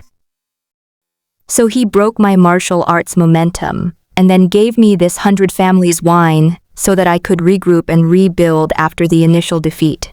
In his days, he saw that domineering figure, full of the will of an emperor and god, with his gaze hanging high for eternity, slowly looking down at him. The world is truly mysterious. Jiaxia gazed at the sky with hope, sitting on the throne and sighing with emotion. I fought that mysterious figure, but I was not satisfied. If we were to have a face-to-face contest, we must suppress him with our own hands and teach him that there are always people more capable than him. He felt a sense of loss and emptiness. This world seemed too narrow and insignificant to him. After becoming invincible, there was nothing left to look forward to. The outside world is truly wonderful. When will I be able to break through this world and see what kind of magnificent scenery the vast world outside is like? God has fallen. Beneath Mount Olimiro, the mortals on earth sang a mournful song. The pharaohs, who were incomparably high gods to them, witnessed the divine war today, and the fall of 2 of the most majestic gods, which was enough to have a huge impact on them. Something was vaguely taking root and sprouting in their hearts.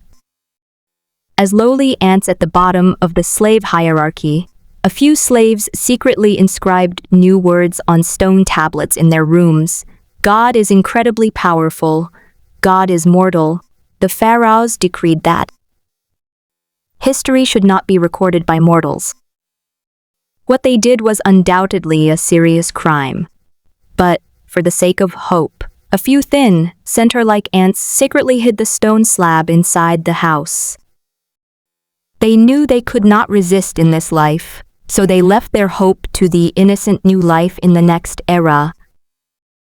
Fu Qingjun peeked out from the crack in the door, looking at the sausage-lipped girl in front of him. "Brother Fu, you've really practiced your skills. Your voice has returned to that of a child." Little Trumpet exclaimed in surprise. "This is a little secret between us, don't tell anyone else," Fu Qingjun said. It's not that he doesn't want to say, "I love you," and keep it a secret between the 2 of them, but it's said that this person is a loudmouth and would spread the word far and wide, which would be terrible. "Don't worry, Little Trumpet's mouth is the tightest." She nodded like a chick pecking at rice. "I cultivate the 8 desolations and 6 harmonies supreme technique, which requires me to rejuvenate every few years. Don't tell anyone else," Fu Qingjun said. "I'm going into seclusion now, so don't disturb me." "Good." Little Trumpet's mouth dropped open in astonishment upon hearing that this was an incredibly powerful martial art, even capable of reversing aging. Fu Qingjun found that this girl was much easier to deal with than Li Mo. "She's pretty and a bit naive. She believes everything you say and you can easily fool her. Oh, by the way, could you go out and buy me a live duck?" Fu Qingjun said. Since she had already been spotted, she might as well ask her to run the errand. I have no money left, Little Trumpet said shyly. Since Big Brother is away, I've been eating noodles at the noodle shop downstairs. Little Trumpet gets hungry so quickly. When I'm hungry, it feels like there are a dozen mouths blowing suonas inside my stomach. Fu Qingjun's face darkened, and she tossed over a tael of silver, saying, "Don't waste it. The rest is just enough for a few days' budget." One tael of silver still has considerable purchasing power, enough for an ordinary person to live on for more than a week. He saw that the person was a fat sheep and took advantage of the situation to fleece him. I'll also test the medicine's effects while I'm at it. After all, he was able to talk and laugh even with his hand injured like that, which clearly shows he's a tough guy with a strong will to live.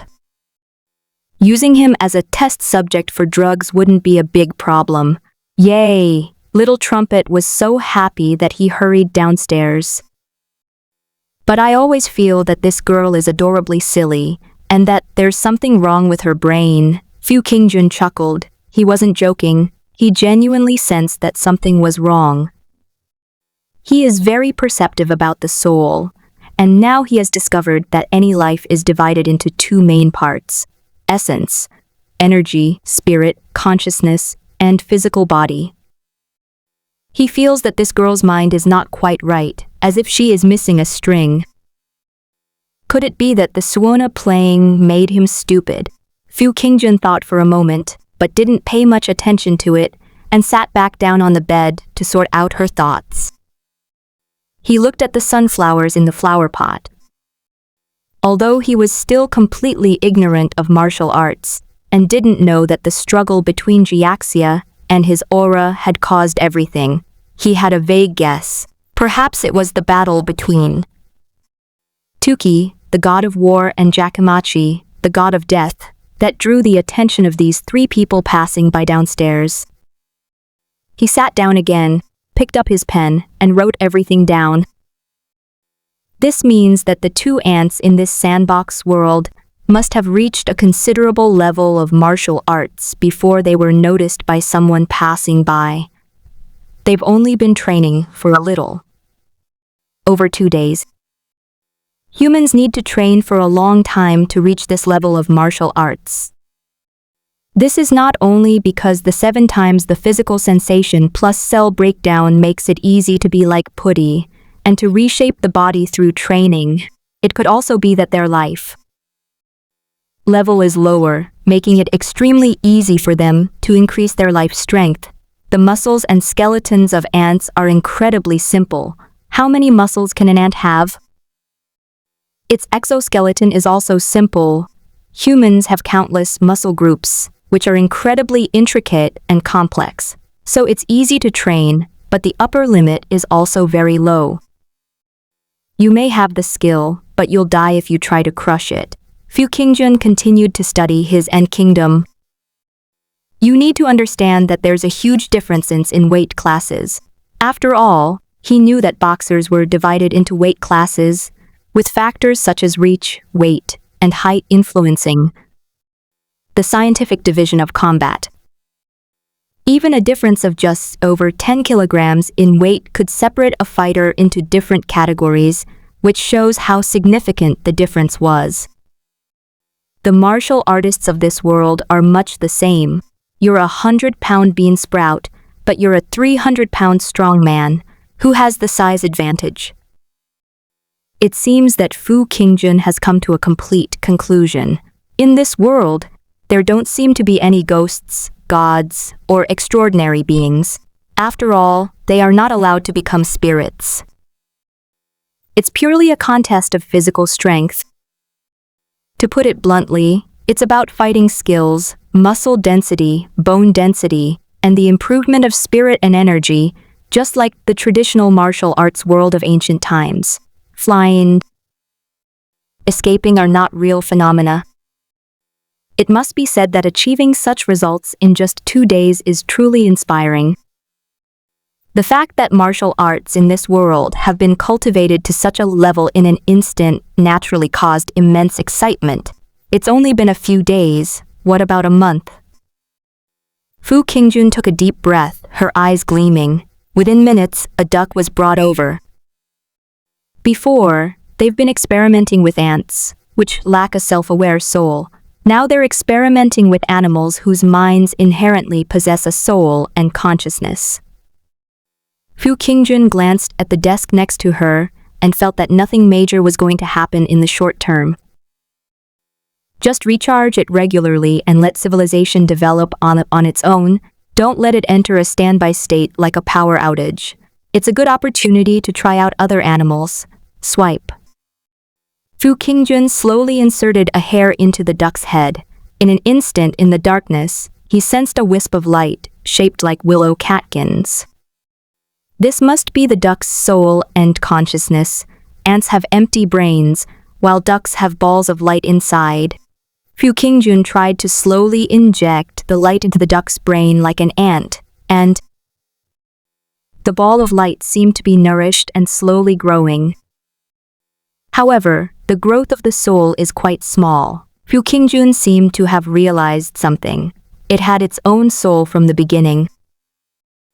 If a soul is injected into it, it won't be born sacred like an ant. It will only continuously grow its existing duck soul, slowly unlock its intelligence, and eventually become a demon, thus becoming a highly intelligent animal like an ant. It seems that I have thoroughly figured out the pattern. Injecting a soulless insect into it will directly create a new blank soul, born sacred, because Fu Qingjun's soul strength was terrifyingly high from the beginning. But it is a one-time thing, born sacred, rootless duckweed. Animals with souls, when infused with them, will continuously develop their wisdom, steadily progressing until they eventually become large, powerful demons. It's somewhat like raising demons or nurturing monsters in mythology. If I were a duck, and I trained in martial arts to become a muscular duck, that physique would probably help me defeat normal martial artists and be of some help to me. It can be called a duck demon. However, just as I guessed before, a single duck consumes far too much soul energy. It's equivalent to the energy consumed by tens of thousands of ants. If I specialize in raising ducks, it will be very difficult to expand the ant colony. Fu Qingjun kept thinking and organizing her thoughts. He frankly admitted that, all things being equal, he would prefer tens of thousands of ants to a single duck. Besides, who says ants can't kill people? Try drilling into your brain, ears, and nostrils. Let's just eat this duck. I don't want to breed it. Fu Qingjun thought for a moment, deciding to end this soul experiment, when suddenly a bold idea popped into her head. If I'm injecting it, what if it's being sucked out? In an instant, he instinctively drew the duck's soul into his mind through its hair. Splash! In the darkness, the ball of light was constantly wilting, like a sponge being filled with water, slowly shrinking and revealing the sponge core. Fu Qingjun instantly realized, I can absorb the soul energy of life, but then something even stranger happened. Along with a strand of Fu Qingjun's hair, it pierced the duck's head, sucking away its very soul. The duck's head feathers, starting from the area around Fu Qingjun's tucking hair, are gradually starting to thin out and become bald. It turned into a bald duck with a Mediterranean head, looking around blankly and listlessly, with an indescribable sense of morbid curiosity. It's bald? Fu Qingjun was dumbfounded. Huh? How could someone suddenly become bald? I didn't actually extract its soul, did I? Fu Qingjun stared blankly at the bald little yellow duck for a few seconds. If we compare the soul to a water-filled sponge, then the brain is a hole. Therefore, the essence of the soul is like a sponge, and the energy of the soul is like the water in the sponge. The body has physical strength. The soul also has its physical strength. The water in these sponges is equivalent to physical strength on a mental level. I'm currently draining the water from the sponge, which is like being mentally exhausted, similar to overworking my brain, as if my yang energy has been sucked away by a ghost. As long as my soul's essence isn't damaged, I'll recover on my own. Just like Fu Qingjun, he was also outputting his own soul energy, not his original soul. I can recover and regain my energy through eating, sleeping, and rest, and then recharge myself. This is problematic. I didn't eat its brain. I just tried to absorb some of the soul energy from its brain and some of the live duck's yang energy. How did I become bald? Fu Qingjun scratched his head. I never even considered eating the duck's soul, because in his eyes it seemed to be a super junk pile mixed with countless fragments of consciousness and memory. It was so low class that it made him instinctively disgusted. Eating it would only pollute one's own pure and high-energy soul. At most, it's just absorbing the soul energy produced by its soul. Could it be that extracting soul energy causes excessive mental exhaustion, leading to hair loss? Fu Qingjun tried to guess. After all, human hair loss is also caused by staying up late, excessive mental exertion, and brain fatigue. That explains the duck's hair loss. Fu Qingjun's eyes lit up slightly as she said with great interest, I absorbed too much soul energy, which caused my spirit to become excessively exhausted, resulting in hair loss. This is probably the truth about human hair loss, Fu Qingjun suddenly realized. He thought for a moment and began to silently sense the ball of duck soul energy that he had absorbed into his mind. It was a duck-shaped ball of energy, slowly floating in my mind. Fu Qingjun tried to touch it, and found that this pure ball of duck soul energy actually had biological properties. A massive flow of information poured in. This flow of information wasn't the duck's soul consciousness and fragmented memories, but something closer to the very essence of a living being. The duck's DNA, body structure, and various muscle groups.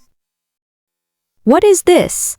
Fu Qingjun was stunned, then suddenly realized. Not only do the cells in a living organism's body contain the organism's genetic DNA programming code, but every part of their soul also contains its own DNA sequence and similar things. Fu Qingjun looked at this ball of transparent and pure duck energy. Each energy unit inside contains the duck's DNA sequence. Body and soul, both are inscribed with the genetic sequence of a living being. In other words, possession by different species is not feasible. Because the duck's soul is stuffed into the rooster's body, the soul and body are incompatible, and the possession will be rejected. Instantly, Fu Qingjun continued her research. The soul is not just a simple mass of energy and consciousness. It has biological attributes. For example, the soul of a human and the soul of a rooster are obviously different. He had originally planned to conduct a series of biological experiments with great enthusiasm. With a wildly imaginative mind, he used hair to drain the soul from a chicken and stuffed the soul of a duck inside, never imagining that there was also a reproductive barrier between species at the soul level. Etc. I absorbed a whole bunch of duck souls into my head. If I absorb another clump of rooster souls and then reassemble them in my mind, can I create a completely new chicken-duck beast? Hybrid blank soul? If so, then I can put it back into my body. His breathing became rapid. Based on his experiment with ants flowing at 7 times the speed of water, he discovered that living beings are subtly influenced by their own souls. If this is the soul code of a chicken-duck beast, and it's stuffed into this duck, will the duck's genetic sequence begin to mutate over time, subtly changing to match the soul's genetic sequence, gradually evolving into a creature like the chicken-duck beast, subtly transforming the body from the soul's perspective? He had a look of frenzied excitement on his face, as if those scientists had made a major technological breakthrough. If I succeed, I will be able to indirectly influence the physical body by editing the soul of a living being and gradually evolve new life. Fu Qingjun herself got goosebumps. If I can really succeed, I'm afraid I'll have truly entered the most mysterious and divine realm of life. This is its true purpose. Playing with soulless creatures is too simplistic.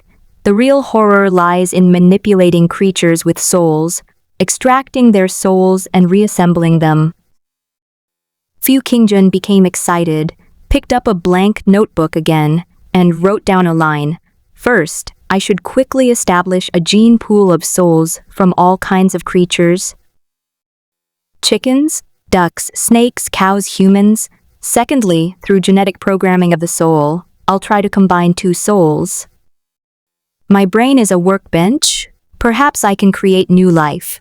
I could even adjust the biological ratio of the souls. For example, 95% duck soul and 5% chicken soul, and stuff them into the body to reduce the duck's rejection reaction. Then I could slowly increase the proportion of chicken, advancing step by step, to achieve a certain kind of biological evolution. Fu Qingjun excitedly wrote down line after line. If I really succeed, how am I different from the creator? Ha ha ha ha. He couldn't help but want to burst out laughing. The next morning, Fu Qingjun got up very early and went out alone. She secretly brought back a rooster. One rooster could extract a large amount of essence, which she divided into small particles for experimentation. It would be enough for her to use for a long time. He plans to continue his seclusion and become a lazy shut-in. The corpse inside the house had begun to decompose, losing moisture, but it showed no signs of odor whatsoever, a clear case of selective amnesia. He began to extract the pure soul fragments from the chicken and merge them with the soul fragments from the duck. He divided and merged the fragments, essentially combining the genes of two organisms, constantly experimenting with different proportions until he finally succeeded in obtaining a new, blank soul. It was constantly churning and spiraling, like the most beautiful and vast star cluster in the dark universe. Done. Duck soul 94%, chicken soul 6%, then I'll stitch it together with my special soul. Fu Qingjun looked at the new soul in her mind. The hazy soul continued to churn, but it began to vaguely become more organized and clear. They are merging on their own, blending their genetic chains like water and milk. Like a biological embryo, a fertilized egg, or a test tube baby, it seems to be able to nurture an unprecedented future. Soon, a hazy image of a duck spirit appeared, but the changes were not significant. It was just a change in the color of its bright red wings and feathers, and it had webbed feet, but chicken claws. Forcibly fusing two souls is not difficult, but we have to try implanting them. He directly drained the duck's soul, casually discarded the junk of memory fragments and the original soul essence, turning it into a plant duck with an empty head, and then stuffed this new soul into it. The duck convulsed and fell to the ground, motionless. After a while, it suddenly started convulsing again. Guguga. This bald duck actually moved, opened its eyes, and looked at the world with a blank and curious expression, like a new life arriving in this world for the first time. Success? Genetically modified ducks. Fu Qingjun's eyes shone brightly. Fu Qingjun watched as the duck in the cage gradually entered 7 times the speed, moving at an incredible pace, as if it had suffered from severe alopecia. Its feathers began to fall out, turning it into a bald duck, and it seemed that new, different-colored feathers were about to grow out. Its soul lies in the subtle changes in the genetic DNA sequence. In other words, the DNA coding recorded at the level of a biological soul consciousness has decision-making power that is higher than the DNA coding in the cell nucleus of a biological body. At this moment, Fu Qingjun finally learned all the functions of her mutated hair. soul extraction, soul editing, soul injection. The civilized nation that manipulated ants before only used the ability of soul infusion, but it also used this to create such a special ant sandbox. Fu Qingjun took a deep breath and looked at the bald duck that was gradually mutating, but unfortunately, all the creatures I modify will become bald. I don't know how long it will take for their hair to grow back. He seemed to gradually realize something. Having broken through to the level of a grandmaster who integrates essence, energy, and spirit, Jiaxia possesses her own soul. In other words, he is an independent being, capable of merging with other souls and undergoing mutations. Ants are two simple creatures. As members of the Formicidae family and the order Hymenoptera of the class Insecta, they have reached the limit of what a desktop sand table can be. They can only be used as production lines for medicinal wine factories. Take Jiaxia, for example. She walks upright, and her muscles have been trained to this extent she's reached the limits of her biological species. Her potential has been completely exhausted unless she's given a more complex and advanced life form, allowing her to continuously evolve. Fu Qingjun looked at the remaining clump of chicken. Duck soul energy in her mind, stuffing it into a corner. He's only just begun to develop his own soul. If he keeps merging with, using the ant's body size as a basic template, true species differentiation can be achieved. And the size of the ant is exactly what I need right now. They are small and don't need many souls, which they can sustain themselves, while large creatures only need a few to drain them dry. For example, this mutated, genetically modified duck is just for experimentation. There's no intention to actually raise it. Fu Qingjun's breathing quickened, and after thinking for a moment, let me study it some more and enrich the soul gene pool. Let's get snakes, rabbits, and dogs first, and then see the success rate. We can't destroy this ant sandbox that we've worked so hard to build. The 17th century. The creatures on Earth have been born and died for 17 generations. Only the gods of Mount Olimuro will live on into the future. They awaken in every age and rule over all living beings on Earth. However, even the long-lived and immortal pharaohs, who hid in the coffin of the sun god to prolong their lives, eventually face the aging and destruction. The souls within the first batch of red ants vanished. They crawl around on the earth like ordinary ants. The slaves on the ground watched this scene in horror, secretly recording it.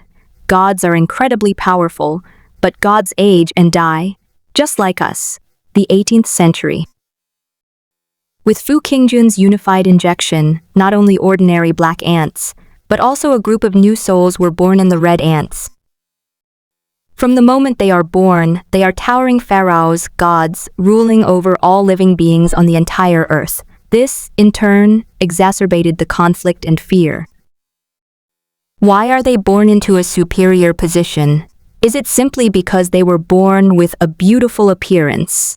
If ants lacked intelligence, they would simply accept their rigid hierarchical structure, existing for a mere 100 million years, accepting their fate for the sake of their species' survival. But they gained wisdom, and with it came discontent. Why don't we stand high above them? They wondered. In this era, as the red ants fell one after another, only a small number remained alive. Jax Machi, the god of death, defeated his father and finally broke through. I am the true god of death, Jakamak. I rule over death, the power over all living beings on earth. Even my father, Tuki, is ruled by my authority over death. He broke through, and the second Grandmaster of soul-flesh integration was born. The soul merges with the body. It is no longer a temporary soul, but a true life. The 19th century.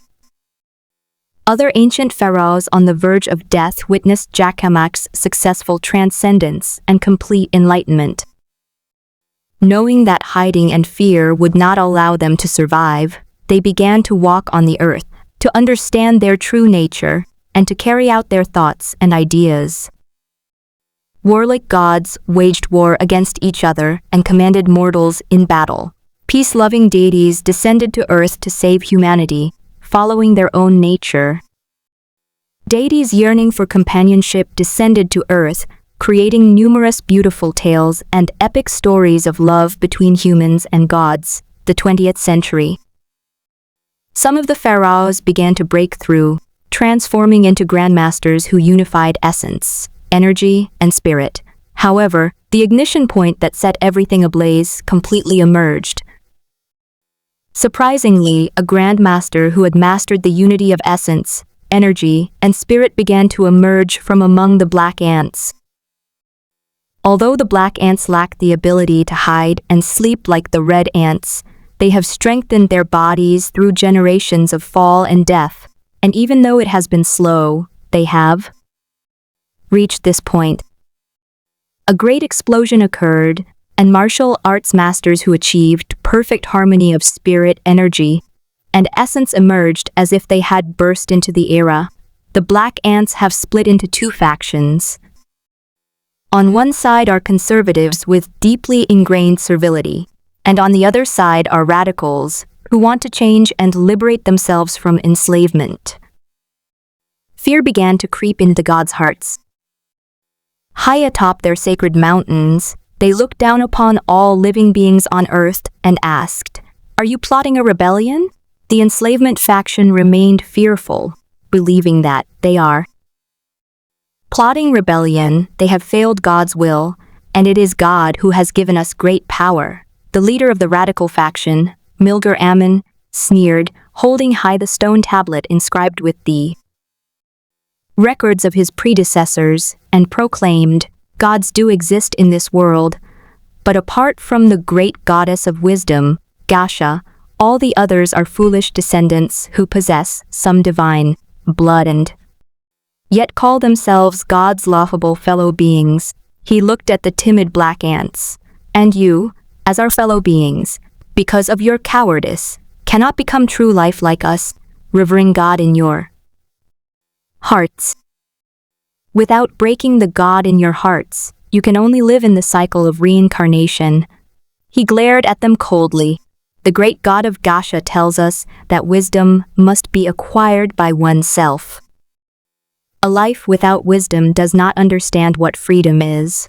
When freedom appears before it, it will only feel fear and alienation. It even hopes that other wise beings think the same way, so that it will not appear ugly. Boom! War broke out. The mortal leaders began to rebel against the rule of the sacred mountain. Several leaders possess power comparable to that of gods, and even the god of death, Jakamachi, fears them.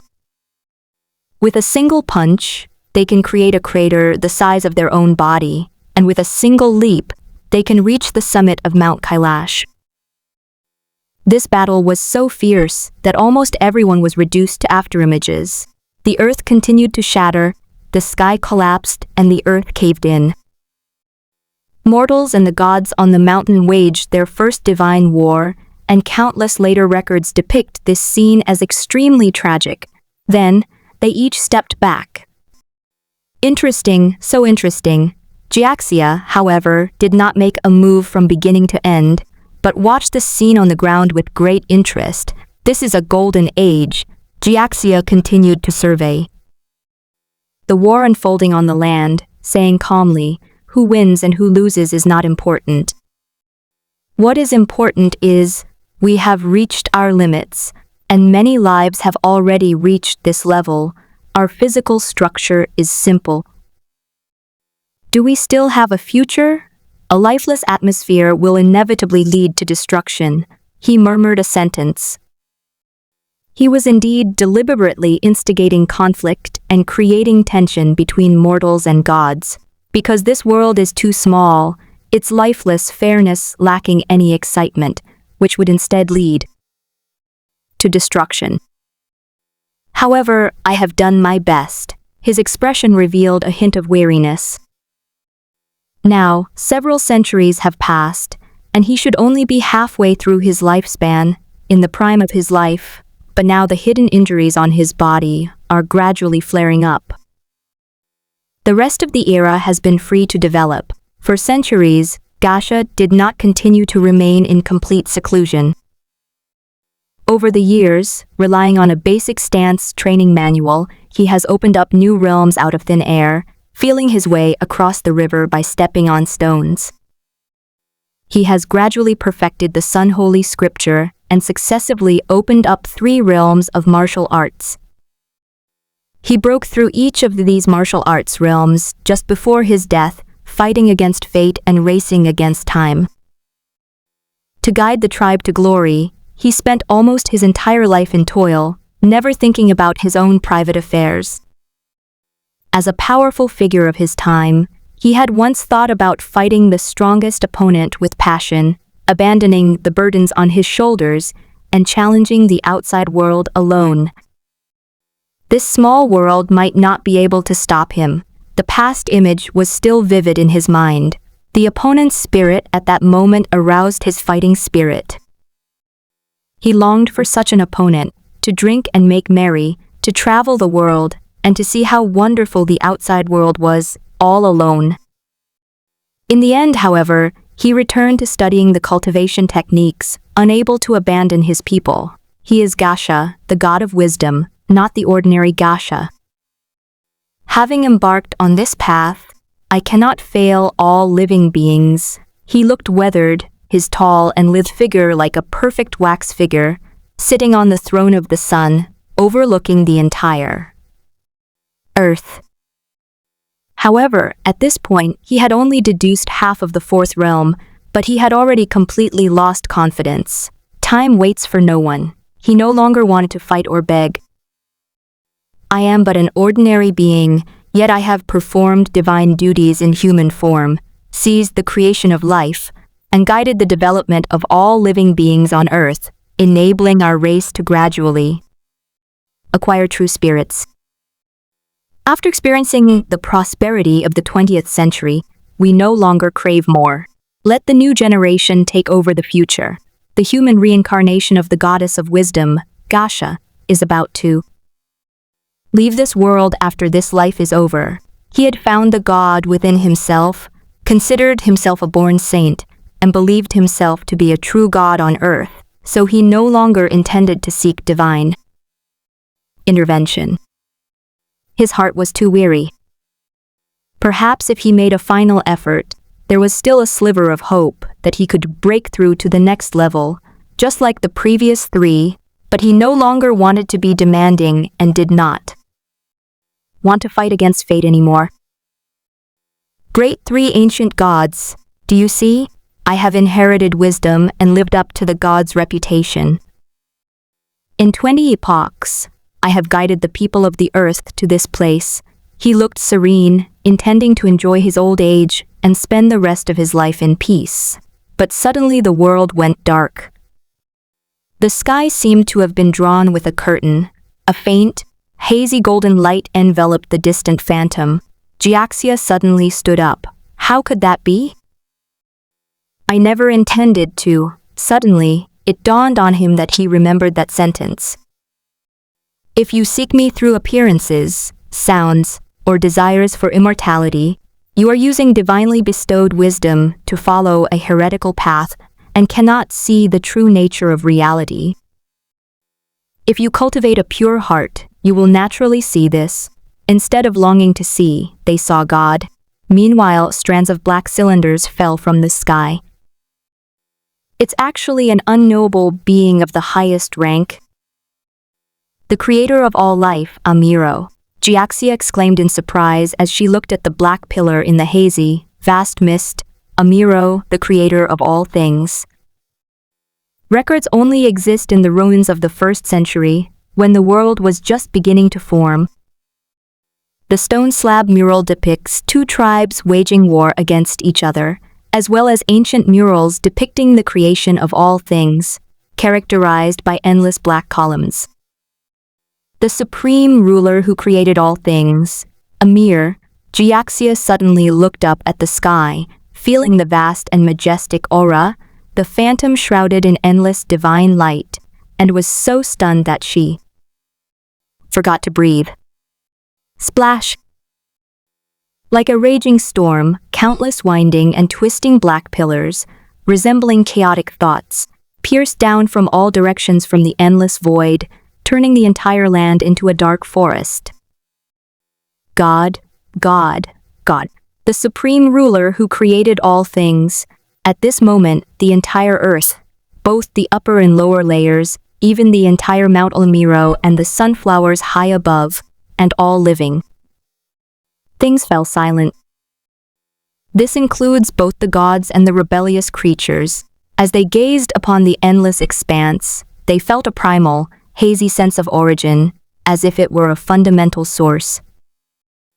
I clearly felt that he was everything, and even my own life was given by this unknowable ancient being, as if I had returned to my mother's embrace, great and immortal. Praise be to the Lord of all things, the unknowable God slumbering in the unknown void, endless dimensions, and vast time Amiro. A fervent chorus of praise erupted from below. Just then, Fu Qingjun, skillfully balancing a light bulb on her head with an electrical cord attached to her back, looked down at the little ants on the table, carefully recalling the tone of the school leader's sermons from above, and solemnly began to speak. All things and all living beings have a future. All the ants heard a very deep sound. Profound and ancient, majestic and vast, it seemed to come from the end of the vast void. This sound was not their language, yet at this moment it transformed into an extremely primal meaning, reaching the depths of their souls, allowing all living beings to instantly understand its meaning. Boom! The voice seemed to emanate from the depths of one's blood, forming an invisible, boiling roar of blood, yet also conveying an extremely cold and powerful will. You have reached the limit of life. And the next shackle should be opened. Jiaxia was slightly stunned when she heard the voice. What shackles are being broken? The shackles of life's limits? Could it be that our civilization has reached the limit of its potential, that there is no future left, and that the gods who created all things want to reshape and recreate us? The indescribable language continued to drift from the sky, ride to the origin of all things, and choose the future of civilization. The next moment, a tremendous force transformed into a huge wind. Pressure, whipping up an invisible gale that made all living things on the earth unable to open their eyes and struggle to stand on the ground. A pillar of light, facing the howling wind, Jiaxia took a deep breath and first touched a black pillar in the black forest. Other ant masters also began to try to touch it. Fu Qingjun sat at the table, put down the round palm leaf fan in her hand, and silently felt the scattered ant-like souls that came to her brain along her hair. This is a dark void. 4 large orbs of light were placed before them, their shapes vaguely discernible. Chickens, ducks, snakes, dogs. After all, there aren't many small animals that can be acquired in a short period of time. The snake and dog were brought by Little Trumpet. As for humans, Fu Qingjun also wanted to test Little Trumpet's brain. After all, he was so naive and trusting, he should be easy to fool. But looking at Xiaolaba's thick, black hair tied in a ponytail, I decided against it. I couldn't bear to do it. It's too cruel for such a young girl to go bald like that.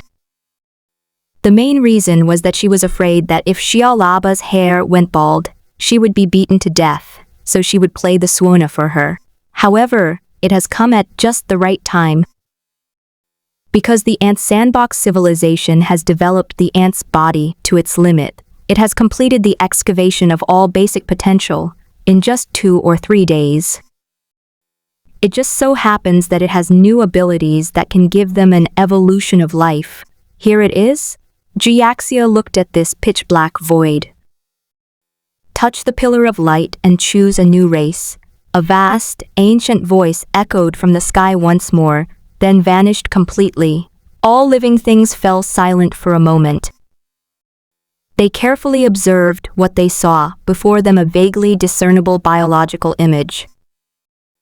The god of hormones said that we are at the bottom of all things, with no place to merge with wisdom. Seeing this scene, Jiaxia was deeply shocked. Such a miracle was simply unbelievable. She thought to herself, now, a portion of our beings have clearly found a place to merge with wisdom, thus having the opportunity to rise from the bottom of all things. Our race is qualified to ascend as the god of wisdom, Gasha. His wisdom was naturally exceptionally profound, and his thinking was quick and agile. This is probably just the natural law governing all things. A magnificent gift from the Lord of all things in the void and nature. It was an elevation of their racial status and life scale. Thinking about it this way, we are not the only ones. In this world, there are countless races, each possessing only the opportunity to evolve. His eyes were sharp as he carefully examined the three figures of light and shadow. Jiaxia knew this was the most important choice, as it concerned her future. He had long felt that he had reached his limit in improving himself, that there was no more potential to be discovered, but now a new opportunity had arisen. Great God Gasha, what should we choose? Yes, there are 4 directions here. It's not clear which is more powerful. Everyone around was talking about it. The god of death, Jakhamak, looked around with a cold and arrogant expression. According to my guess, these 3 are not so much good or bad. Everything is balanced and fair in the dark. They are just different directions. There is no most powerful direction, only the most powerful self. After saying that, he walked straight into the energy ball of the dog's soul and gently touched it.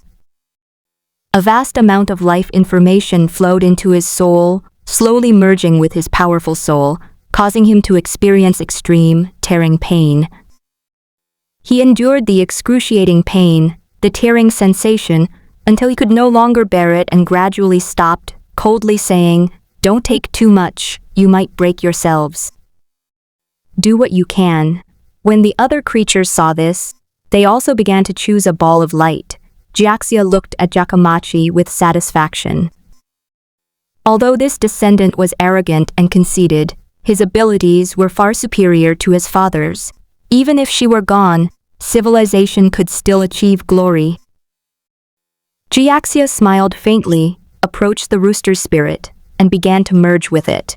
Gradually, they returned to the earth, and Amiro disappeared. The sky was empty. The curtain was lifted again, revealing a clear blue sky and gentle sunlight that spilled onto the earth and shone on the flower pots, creating an atmosphere of indescribable tranquility and peace.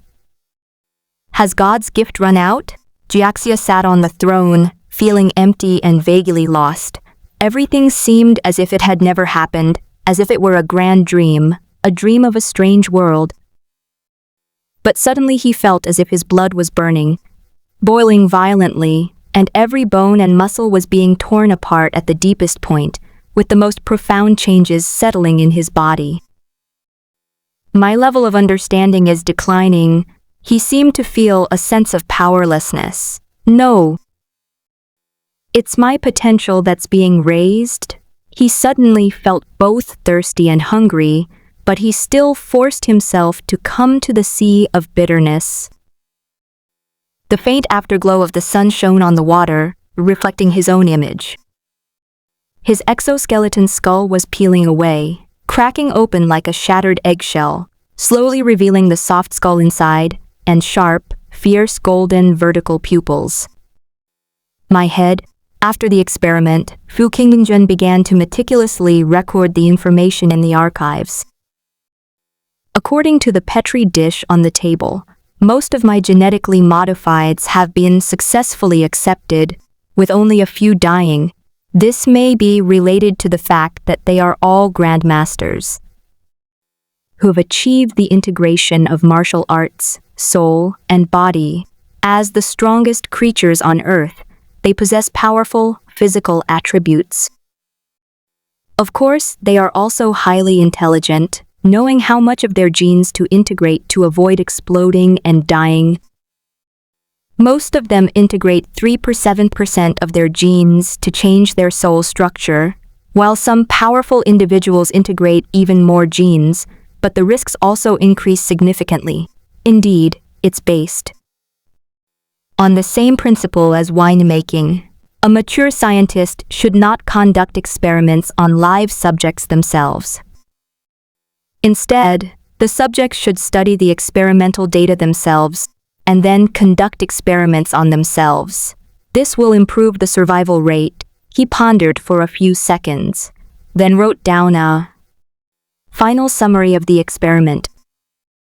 The best approach is to control the heat yourself. Fu Qingjun kept a record of her experimental experiences, much like writing a diary, organizing and recording details and processes to help improve the experiment. This has been a habit of his for 17 years. Summarizing and analyzing is the most efficient way to learn and explore, making it easier to formulate a life plan for the next stage. Fu Qingjun looked at the ants on the table. Clearly, these ants are beginning to differentiate. Their bodies are rapidly transforming, like a crazy documentary film, condensing hundreds of millions of years of biological evolution into this short period of time. However, their evolution was directional. They moved in 4 directions and exhibited some limb features, such as chicken feet, duck webs, and snake scales. Their life structure became more complex. These genetically modified ants were no longer purely ant-like, but rather an unprecedented ultra-small organism. If it was an ant kingdom before, it is now a multi-species kingdom where the ecosystem is beginning to mutate. This is a completely new biological evolution. It was like a rudimentary biological explosion. It is clear that they have designed the future of this life and possess unlimited potential. He stood up, turned around, and tidied up the room. If too many physical characteristics are incorporated, they'll just look like tiny, rice-grained chickens, ducks, snakes, and dogs jumping around on the table. Of course, this is an ant gene. Template life form disguised as an animal. Time passed slowly, and the day was completely over. Fu Qingjun stretched. He glanced at the ants on the table, stood up, put on a specially made, oversized black coat and a hat, and prepared to go out and take a look. I've sewn and modified the coat a bit. My hair should be able to make me look tall and imposing. We're still missing a biological template, the only template for intelligent life on Earth. The human soul energy. Upon reaching the entrance, the spiritual tendrils sensed the surroundings, finding no one watching. Little Trumpet should go home. It was already dusk. As Fu Qingjun walked through this old-fashioned street, he noticed that most areas were unusually quiet on this ancient night, with almost no leisure activities. After walking for a while, a brightly lit street gradually appeared before us, with bars, nightclubs, and some flashing neon signs hanging on the facades. It has a rustic, old Shanghai style.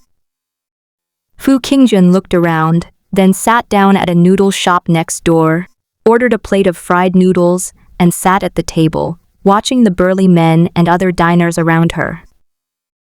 He observed the passers-by and the nightclub bar in the distance.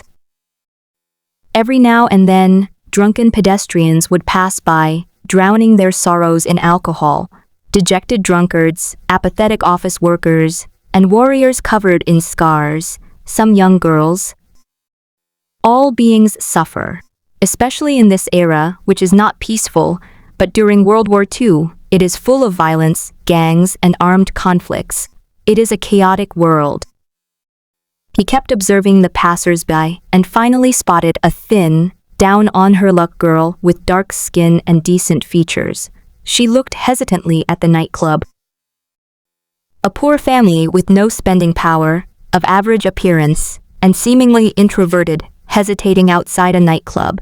Fu Qingjun knew her plan. In times of war, there are far too many people who go hungry.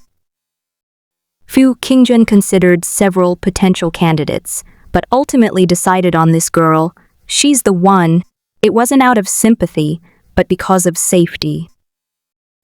He couldn't beat a small-time fighter, nor could he defeat an average tall, strong adult male. He could only target the weaker ones. But if it were a frail woman, with his quick reflexes, he should be able to take the initiative and wouldn't be afraid of her using force. Fu Qingjun lowered the brim of her hat, stood up, and slowly walked over.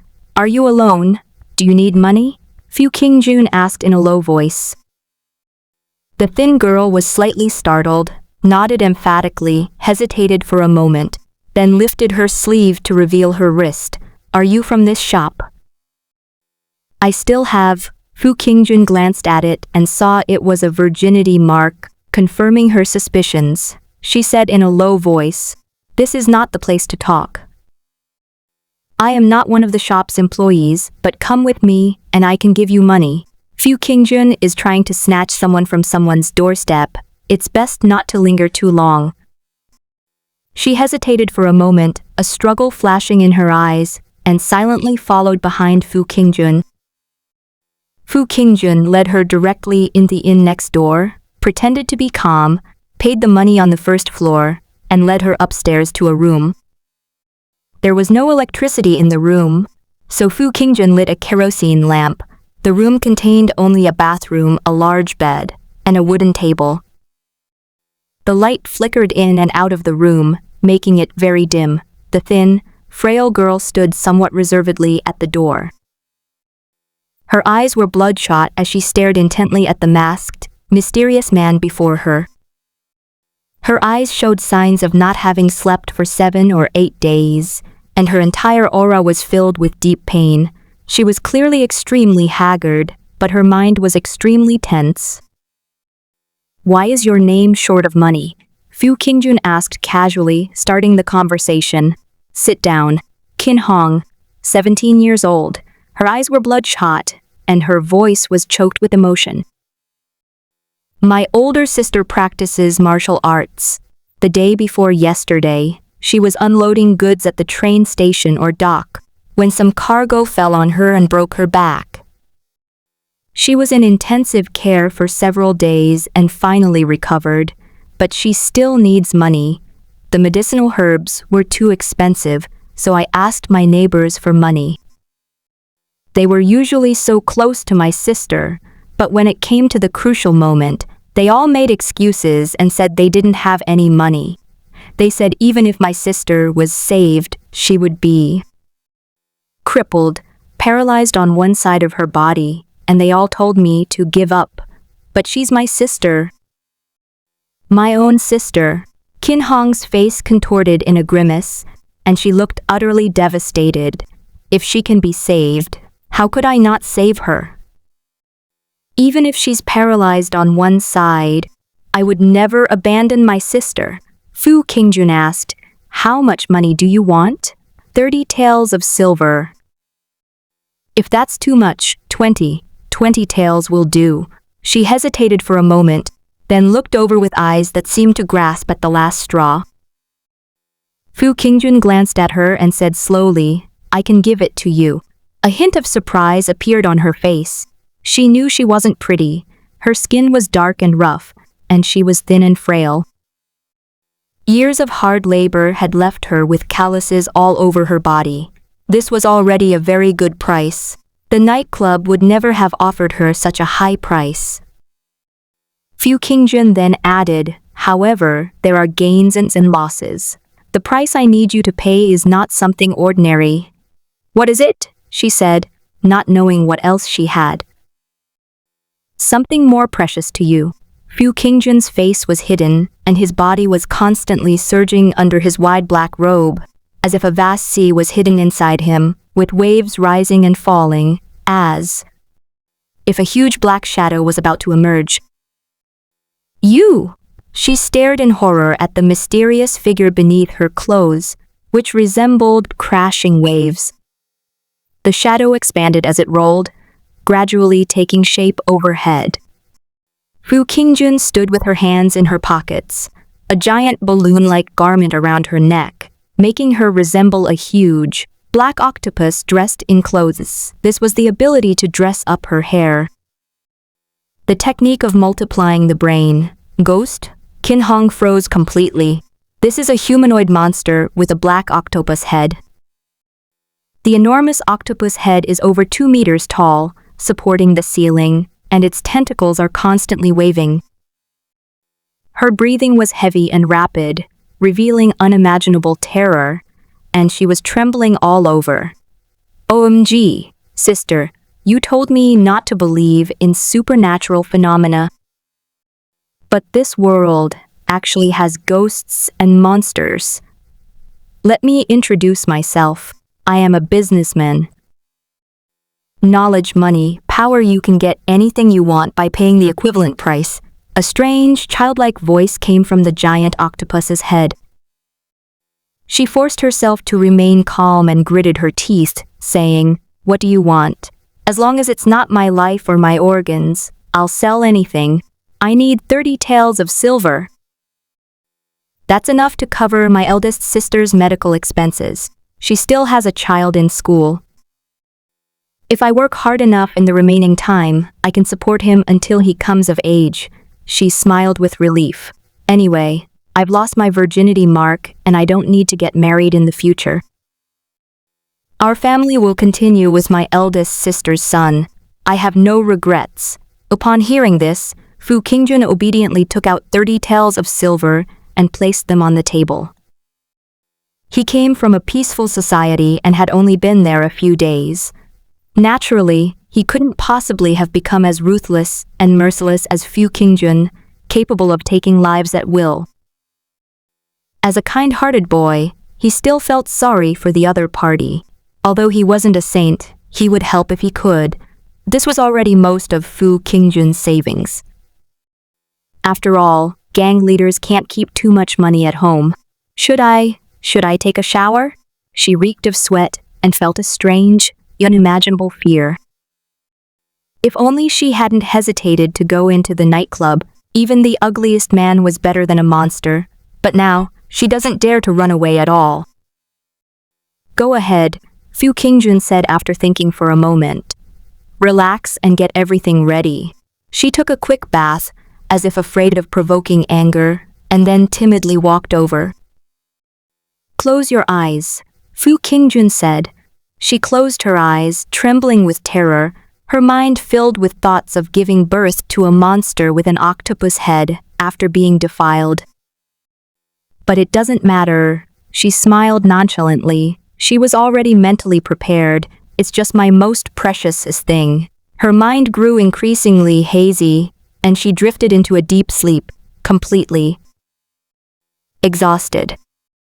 The next morning, Qin Hong woke up in bed feeling excruciating pain all over her body, and her head was throbbing with pain. It was a strange experience, but the result was the same. She lay on the bed with a knowing look on her face, staring blankly at the ceiling, without any anger or despair. She knew she had lost the most precious thing a girl could have, and her mind was in a daze for a while, before she came to her senses. She got out of bed and suddenly looked in the mirror next to her. The girl in the mirror had a strange head. The top was completely bald, but the surrounding area was covered with thick, flowing hair like soft willow branches. The entire hairstyle looks like an octopus. She tossed her hair, and it flowed gracefully as if she were doing a hula dance. He was completely stunned. I looked at the red mark on my arm again, and it was still there. Ah! She was filled with heart-wrenching remorse, letting out an unimaginable roar of terror. My hair? After the experiment, Fu Qingjun began to meticulously record the information in the archives. According to the Petri dish on the table, most of my genetically modified ants have been successfully accepted, with only a few dying. This may be related to the fact that they are all grandmasters who have achieved the integration of martial arts, soul, and body. As the strongest creatures on Earth, they possess powerful physical attributes. Of course, they are also highly intelligent, knowing how much of their genes to integrate to avoid exploding and dying. Most of them integrate 3% of their genes to change their soul structure, while some powerful individuals integrate even more genes, but the risks also increase significantly. Indeed, it's based on the same principle as winemaking. A mature scientist should not conduct experiments on live subjects themselves. Instead, the subjects should study the experimental data themselves, and then conduct experiments on themselves. This will improve the survival rate. He pondered for a few seconds, then wrote down. Final summary of the experiment. The best approach is to control the heat yourself. Fu Qingjun kept a record of her experimental experiences, much like writing a diary, organizing and recording details and processes to help improve the experiment. This has been a habit of his for 17 years. Summarizing and analyzing is the most efficient way to learn and explore, making it easier to formulate a life plan for the next stage. Fu Qingjun looked at the ants on the table. Clearly, these ants are beginning to differentiate. Their bodies are rapidly transforming, like a crazy documentary film, condensing hundreds of millions of years of biological evolution into this short period of time. However, their evolution was directional. They moved in 4 directions and exhibited some limb features, such as chicken feet, duck webs, and snake scales. Their life structure became more complex. These genetically modified ants were no longer purely ant-like, but rather an unprecedented ultra-small organism. If it was an ant kingdom before, it is now a multi-species kingdom where the ecosystem is beginning to mutate. This is a completely new biological evolution. It was like a rudimentary biological explosion. It is clear that they have designed the future of this life and possess unlimited potential. He stood up, turned around, and tidied up the room. If too many physical characteristics are incorporated, they'll just look like tiny, rice grain-sized chickens, ducks, snakes, and dogs jumping around on the table. Of course, this is an ant gene. Template life form disguised as an animal. Time passed slowly, and the day was completely over. Fu Qingjun stretched. He glanced at the ants on the table, stood up, put on a specially made, oversized black coat and a hat, and prepared to go out and take a look. I've sewn and modified the coat a bit. My hair should be able to make me look tall and imposing. We're still missing a biological template, the only template for intelligent life on Earth. Human soul energy. Upon reaching the entrance, the spiritual tendrils sensed the surroundings, finding no one watching. Little trumpet should go home. It was already dusk. As Fu Qingjun walked through this old-fashioned street, he noticed that most areas were unusually quiet on this ancient night, with almost no leisure activities. After walking for a while, a brightly lit street gradually appeared before us with bars, nightclubs, and some flashing neon signs hanging on the facades. It has a rustic, old Shanghai style. Fu Qingjun looked around, then sat down at a noodle shop next door, ordered a plate of fried noodles, and sat at the table, watching the burly men and other diners around her. He observed the passers-by and the nightclub bar in the distance. Every now and then, drunken pedestrians would pass by, drowning their sorrows in alcohol. Dejected drunkards, apathetic office workers, and warriors covered in scars. some young girls. All beings suffer, especially in this era, which is not peaceful, but during World War II, it is full of violence, gangs, and armed conflicts. It is a chaotic world. He kept observing the passers-by and finally spotted a thin, down-on-her-luck girl with dark skin and decent features. She looked hesitantly at the nightclub. A poor family with no spending power, of average appearance, and seemingly introverted, hesitating outside a nightclub. Fu Qingjun knew her plan. In times of war, there are far too many people who go hungry. Fu Qingjun considered several potential candidates, but ultimately decided on this girl. She's the one. It wasn't out of sympathy, but because of safety. He couldn't beat a small-time fighter, nor could he defeat an average tall, strong adult male. He could only target the weaker ones. But if it were a frail woman, with his quick reflexes, he should be able to take the initiative and wouldn't be afraid of her using force.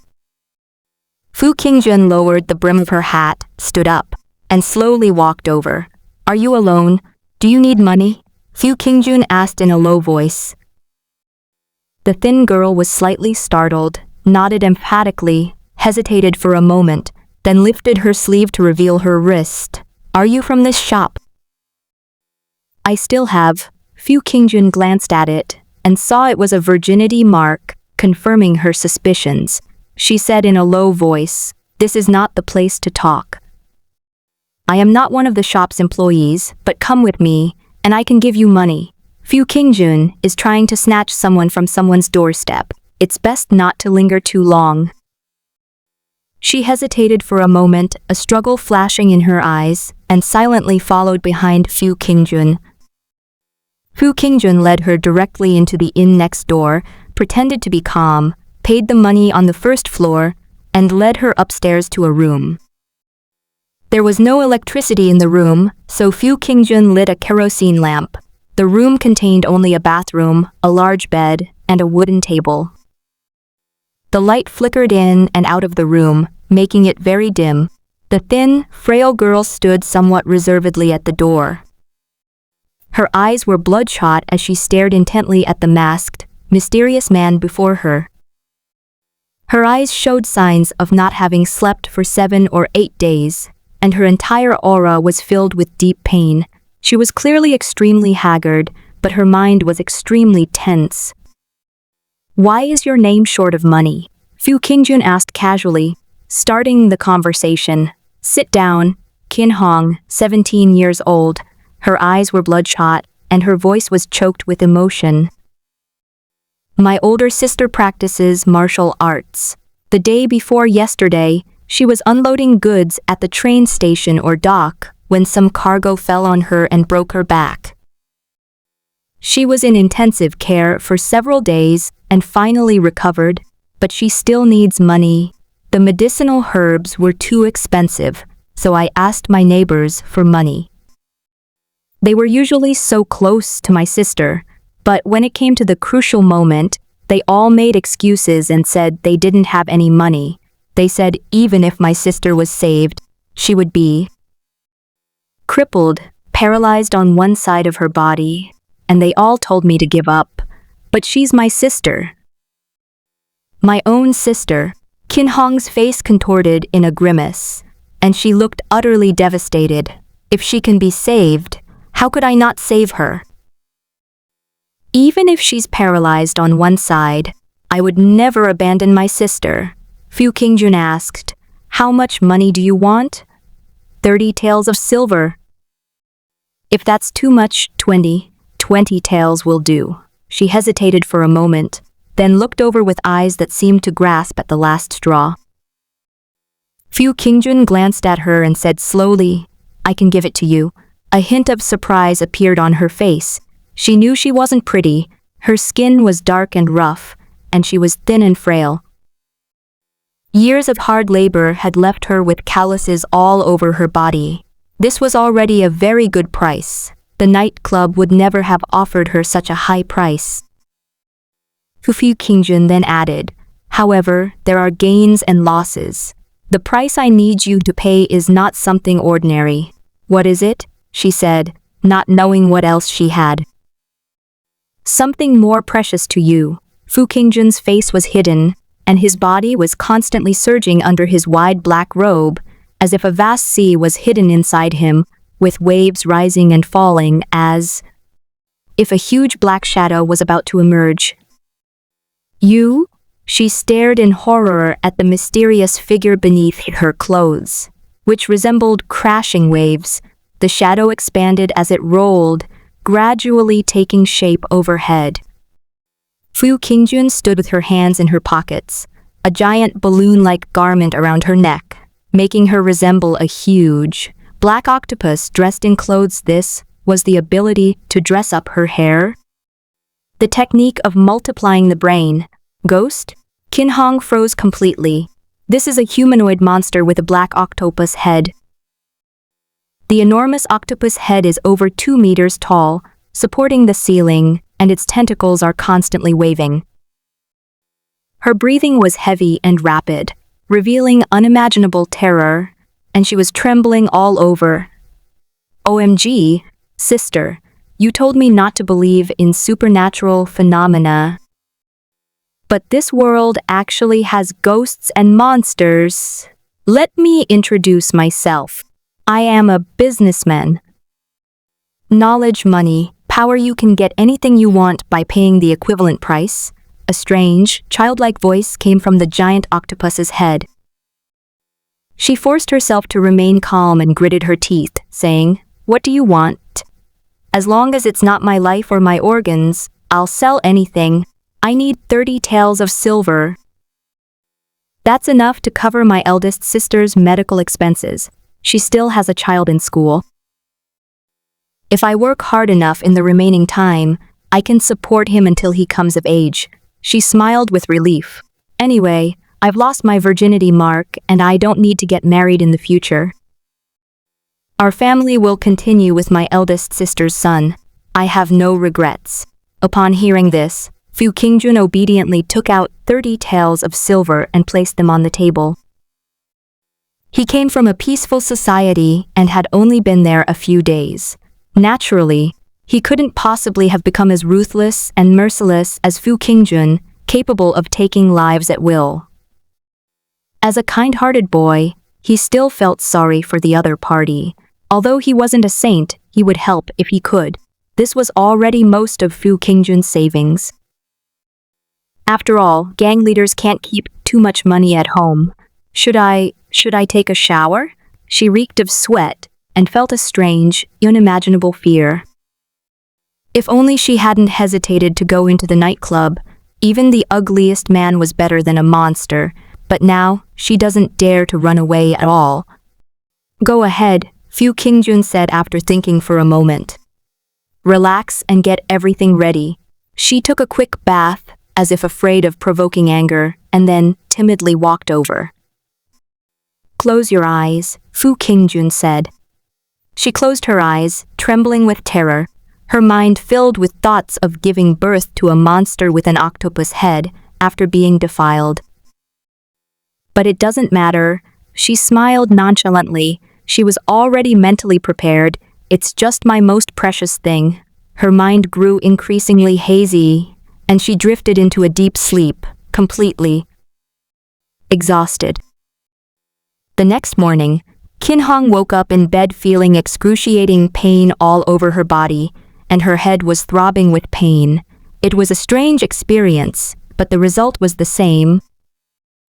She lay on the bed with a knowing look on her face, staring blankly at the ceiling, without any anger or despair. She knew she had lost the most precious thing a girl could have, and her mind was in a daze for a while before she came to her senses. She got out of bed and suddenly looked in the mirror next to her. The girl in the mirror had a strange head. The top was completely bald, but the surrounding area was covered with thick, flowing hair, like soft willow branches. The entire hairstyle looks like an octopus. She tossed her hair, and it flowed gracefully as if she were doing a hula dance. He was completely stunned. I looked at the red mark on my arm again. and it was still there. Ah! She was filled with heart-wrenching remorse. Letting out an unimaginable roar of terror, my hair. On the way back at night, Fu Qingjun kept summarizing her experience. We've tried our best to grow her hair long, but there's still a large bald patch in the center of her head where the syringe was inserted. If I hadn't been careful when extracting it, she would definitely have gone completely bald. Fu Qingjun hesitated for a moment, then pondered. However, since I left half of it, she should thank me. I was too kind-hearted and didn't dare to take much. Although she didn't draw out that wad of primordial soul paper that looked like a jumble of miscellaneous things, it was still a person's soul energy. This is because the sponge has been dried. If too much energy is extracted, it may take several months to recover. The person will feel listless, drowsy, weak, and lacking in vital energy. It's just like a living person having their yang energy drained. The other party was clearly busy with many things, so I didn't push them too hard. This batch is sufficient for the current needs. But it probably won't last long. It will soon be completely consumed by those big spending ants.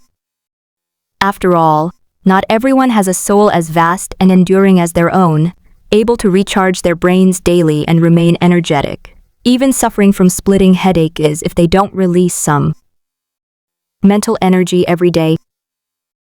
30 taels of silver is clearly a huge loss. This purchasing power is very high. I feel sorry for the other party, and I have already given them most of my family property. I just earned 10 taels of silver from those 3 perverts, and I have given away so much more. I will be so poor in the future that I will have to find a way to make money. Fu Qingjun took a deep breath and silently reflected that she was still not cold-blooded enough. But I'm just an ordinary person in a peaceful society. How could I be so cold-blooded? I'm not some blood-sucking master who goes around sucking blood. Never mind, we'll think of another way next time if it's not enough. At worst, I'll just use it up in a few days and then find another target near the nightclub. But if I don't have the ability to protect myself, I really don't want it to go out again. Fu Qingjun closed the door and went back to her room to sit. If he has nothing to do, he still prefers not to go out because going out means taking risks. This is not a peaceful society. It is a place of war, fighting, gangs, and danger everywhere, especially at night when the security situation is terribly chaotic. However, after testing it, the clothes work very well. Fu Qingjun calmly took off the bulky coat and sat back down in the chair in the room. He modified the garment, sewing a giant octopus head onto the inside. If necessary, the hair that is usually wrapped around the waist will slowly put on the inner headgear, then push out from the neck, cover the head, and become a giant octopus human head. With its octopus head over 2 meters tall, plus its own height, it reaches a total height of about 4 meters. Its menacing, swaying hair and balloon-like head can intimidate most enemies. To put on a brave face even when you're not. He's a huge fat guy, 4 meters tall. Similar to how humans raise their hands high when encountering a ferocious beast to appear larger and intimidate it, this was a life-saving measure in his plan for this trip. After all, the world is too chaotic, and he is not familiar with the environment. Going out alone at night and entrusting the risks to God is not in Fu Qingjun's nature. Having certain crisis management measures is essential. However, his only special ability, his hair, was always too weak. He could barely lift anything, and it was already quite good if he could barely support a piece of clothing to disguise himself as a monster. However, he also put his hair to various uses, such as doing needlework. Hair is naturally adept at all kinds of sewing skills. This octopus headgear was made from the original owner's clothes, sewn together with hair, and then the hair was cut off. It's quite exquisite. For example, he discovered that hair had already developed the ability to act as a rocker antenna. Insert a piece of hair on the top of the ant's head. If used as an antenna, it would be possible to control the ant's movements remotely without having to insert it directly into the ant's head. As long as the distance between them is not too far, the antenna on the ant's head can connect to the signal. Fu Qingjun thought for a moment, continuously organizing her observations from this long journey and the distribution of power along the way, and wrote down her upcoming schedule on the table. First, the life-saving headgear has been improved. It's usable at night because you can't see clearly, but you can tell it's fake material at a glance during the day. It's best to use snakeskin as a base and sew on scales, down, duck feathers, or even various animal skins to make it look more like a biological material. Second, find a way to get firearms. Otherwise, it would be a crossbow, or even a smaller concealed weapon. Fu Qingjun, who is Agui, Jianghu, a term referring to the martial arts world, person can definitely get his hands on a gun, but he doesn't have one in his house. It's probably because people in the autonomous region are not allowed to use guns against their own people, and can only use martial arts to determine who is superior. But I don't care about martial ethics, so if I can get one, I must get it. His expression was perfectly calm. Because I am a modern person and I have no martial arts skills, I am not a martial artist. If I really want to talk about martial ethics, I would use my skull to tough it out. He's not stupid. He pondered for a moment, then picked up his pen again. Besides firearms, there are crossbows. Perhaps we could add a production line to the ant civilization, allowing them to produce crossbow bolts, mechanical boxes, and the like, thus developing their technology in this area. It's not that I'm a coward. This is a very real thing. If you lose your life, you lose everything. He was quite self-aware, knowing his own limitations. He was still a prominent figure and had to consider the assassinations, attacks, and armed conflicts he might face in the future. While reaping many benefits, one must also face corresponding crises. The first priority is self-preservation, he said, pressing his temples in pain. Third, I began to study martial arts. I am almost ready to start practicing the Sun Codex, but it's a martial art suitable for ant structures. I can only practice the parts related to the soul, mind, and spirit. The human parts are still just basic stance training. After all, having been honed over countless years, basic stance training must be quite perfect for the human body. Fourth, there's the development of that desktop demon kingdom. This is my most basic base camp, with huge potential, and it's completely on the right track. The only pity is that I can't expand the breeding area and quantity in the short term, because these ants are already keeping my brain busy. He pondered for a long time this time, and then wrote down one last question. Fifth, plants. The sunflower has been constantly charging, but it has never developed a soul or consciousness. Is it because the gestation period for a plant's soul is very long, or is it simply impossible for it to appear? If plants can develop intelligence, is it possible to combine the souls of plants and humans to create a plant-human hybrid? Also, there are fish. If possible, we can add an aquarium in the house to create a marine world. But the problem is that I don't have enough mental energy to keep them anymore. Under the dim light bulb, he put down his pen, stretched, and muttered, I'm such a weakling. When will I ever be able to stand up properly? If you could raise a few demon kingdom sandboxes in the house, stroll around the civilization every day, and then be a gang leader outside to acquire various resources and put them into the sandboxes. That would be the best virtuous cycle. Just thinking about such days makes me feel wonderful. I organized all the ideas I could think of, which is a routine part of my lesson preparation during evening self-study sessions in my senior year of high school. I proceeded step by step in this way. I sighed, then cooked dinner, ate a late-night snack, and went straight to bed. I lay down on the bed again, feeling very tired and exhausted, and closed my eyes to fall asleep. However, though his weak and fragile body was exhausted, his soul remained full of energy.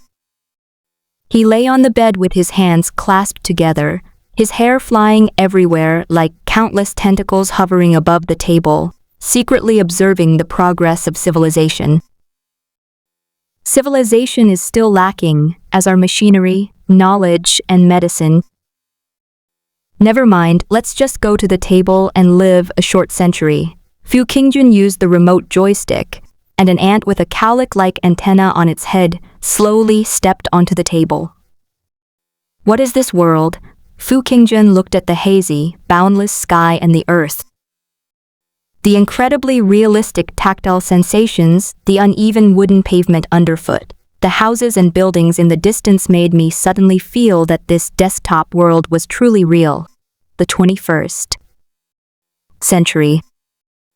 The war between gods and mortals began to ease due to the emergence of new life forms. They began to cease hostilities, study their own life structures, and continue to evolve. However, as life structures gradually diverged, muscles, skeletons, and so on began to transform into different creatures. They began to develop their own race's cultivation methods based on the Sun Codex. Chicken, duck, snake, dog. 4 martial arts styles belonging to their own race, each forging and perfecting the tendons, bones, claws, scales, and other special structures of their race, forging every aspect and unlocking their potential. Biological species were thus completely divided into 4 major categories. As ancestors, their offspring, like themselves, underwent continuous optimization generation after generation. The social classes also developed into 3 strata. Pharaohs who lived atop the sacred mountain, slept in the ancient coffin of the sun, and could live to see centuries to come. The Black Ant Grandmaster, who dwells beneath the earth yet has reached the level of a Grandmaster, who has achieved the unity of essence, energy, and spirit, has his soul completely integrated into his brain. He can live for centuries to come, unbound by death. And at the very bottom of the largest category, there are the ordinary ants that die over the centuries, living on the surface with temporary souls attached to their bodies, which quickly dissipate each century. On the second basement level, inside the desk drawer, countless towering buildings stand tall, some even hanging upside down in the sky, like inverted mountains, creating an indescribable beauty and splendor. The gods live on the mountains. They are immortal and reach into the future centuries, ruling over the eternal life on earth. Milgud Tiu, once an ordinary leader who rebelled on the earth and led the gods who rebelled on the mountain, now sat on his throne with a cold, gloomy serpent head, flicking his tongue, and said to his fellow beings, "And we, these ordinary beings, through cultivation, possess power comparable to that of gods. We will dwell entirely underground, like the pharaohs of Mount Olimiro, coming to the future centuries to rule over the people of the earth. If they can do it, so can we. We must fight them. Furthermore, we will guide mortals from the earth to successfully break through to our underground kingdom and become one of us. That is our true kin." However, a voice of doubt arose from below. "Aren't we no longer the same kind of people as them?" After he said that, everyone fell silent for a moment. Indeed, the creatures on the ground were still ordinary ants, but they, like the gods on the mountain, all had 4 different heads. Just by looking at them, you can tell they are of different races. "We are no longer them." Milgogui Amun paused for a moment, then sat high in the palace, his serpent head revealing a cunning crimson light. We dwell beneath the earth, and we can live to see centuries into the future, ruling over the birth, aging, sickness, and death of all living beings on earth. Mount Olamiro. Jacamac, the god of death, sat on his throne, his head a bloodthirsty and ferocious wolf's head. His sharp eyes surveyed the pharaohs below, and the gods of all ranks atop the sacred mountain. Those foolish and arrogant mortals claim to be powerful, saviors who will save the earth from perpetual life, constantly spreading their own doctrines and slandering our great God. Absolutely outrageous. We will also send our messengers to the earth to spread our teachings and beliefs, and to inform those evil creatures of their wicked intentions. What are they called? Angry shouts echoed throughout the sacred mountain. The demon of the underworld, symbolizes evil, leading all living beings on earth into the abyss. A new era has truly begun. God dwells on the mountain, the demon dwells underground. Large numbers of ordinary people live crowded on the earth, and in order to expand the surface area, they constantly pile up high mountains, dig deep valleys, and build tall buildings. They planned it very well. An ant with a tuft of hair on its head walks leisurely across the land, observing the buildings and admiring the scenery. War rages everywhere. It's an extremely dangerous world, gangs, war, slaughter. Yet I am utterly unafraid, strolling leisurely through this chaotic world, observing its vicissitudes, living a carefree life. He stood with his 4 hands behind his back, his expression serene. But if you do it that way, this table will only be able to support these ants for 4 days before it collapses. My table is made of solid wood, but it can't withstand that kind of abuse. He kept thinking that only by coming into this world in person could he perceive some of the more subtle arrangements. There is a strong sense of accomplishment. Perhaps the table won't last long. I need to find a more durable new table. Money. Oh, it's such a headache. Fu Qingjun kept looking around, studying the ant colony around him. He came here to find ants that could merge with human soul groups.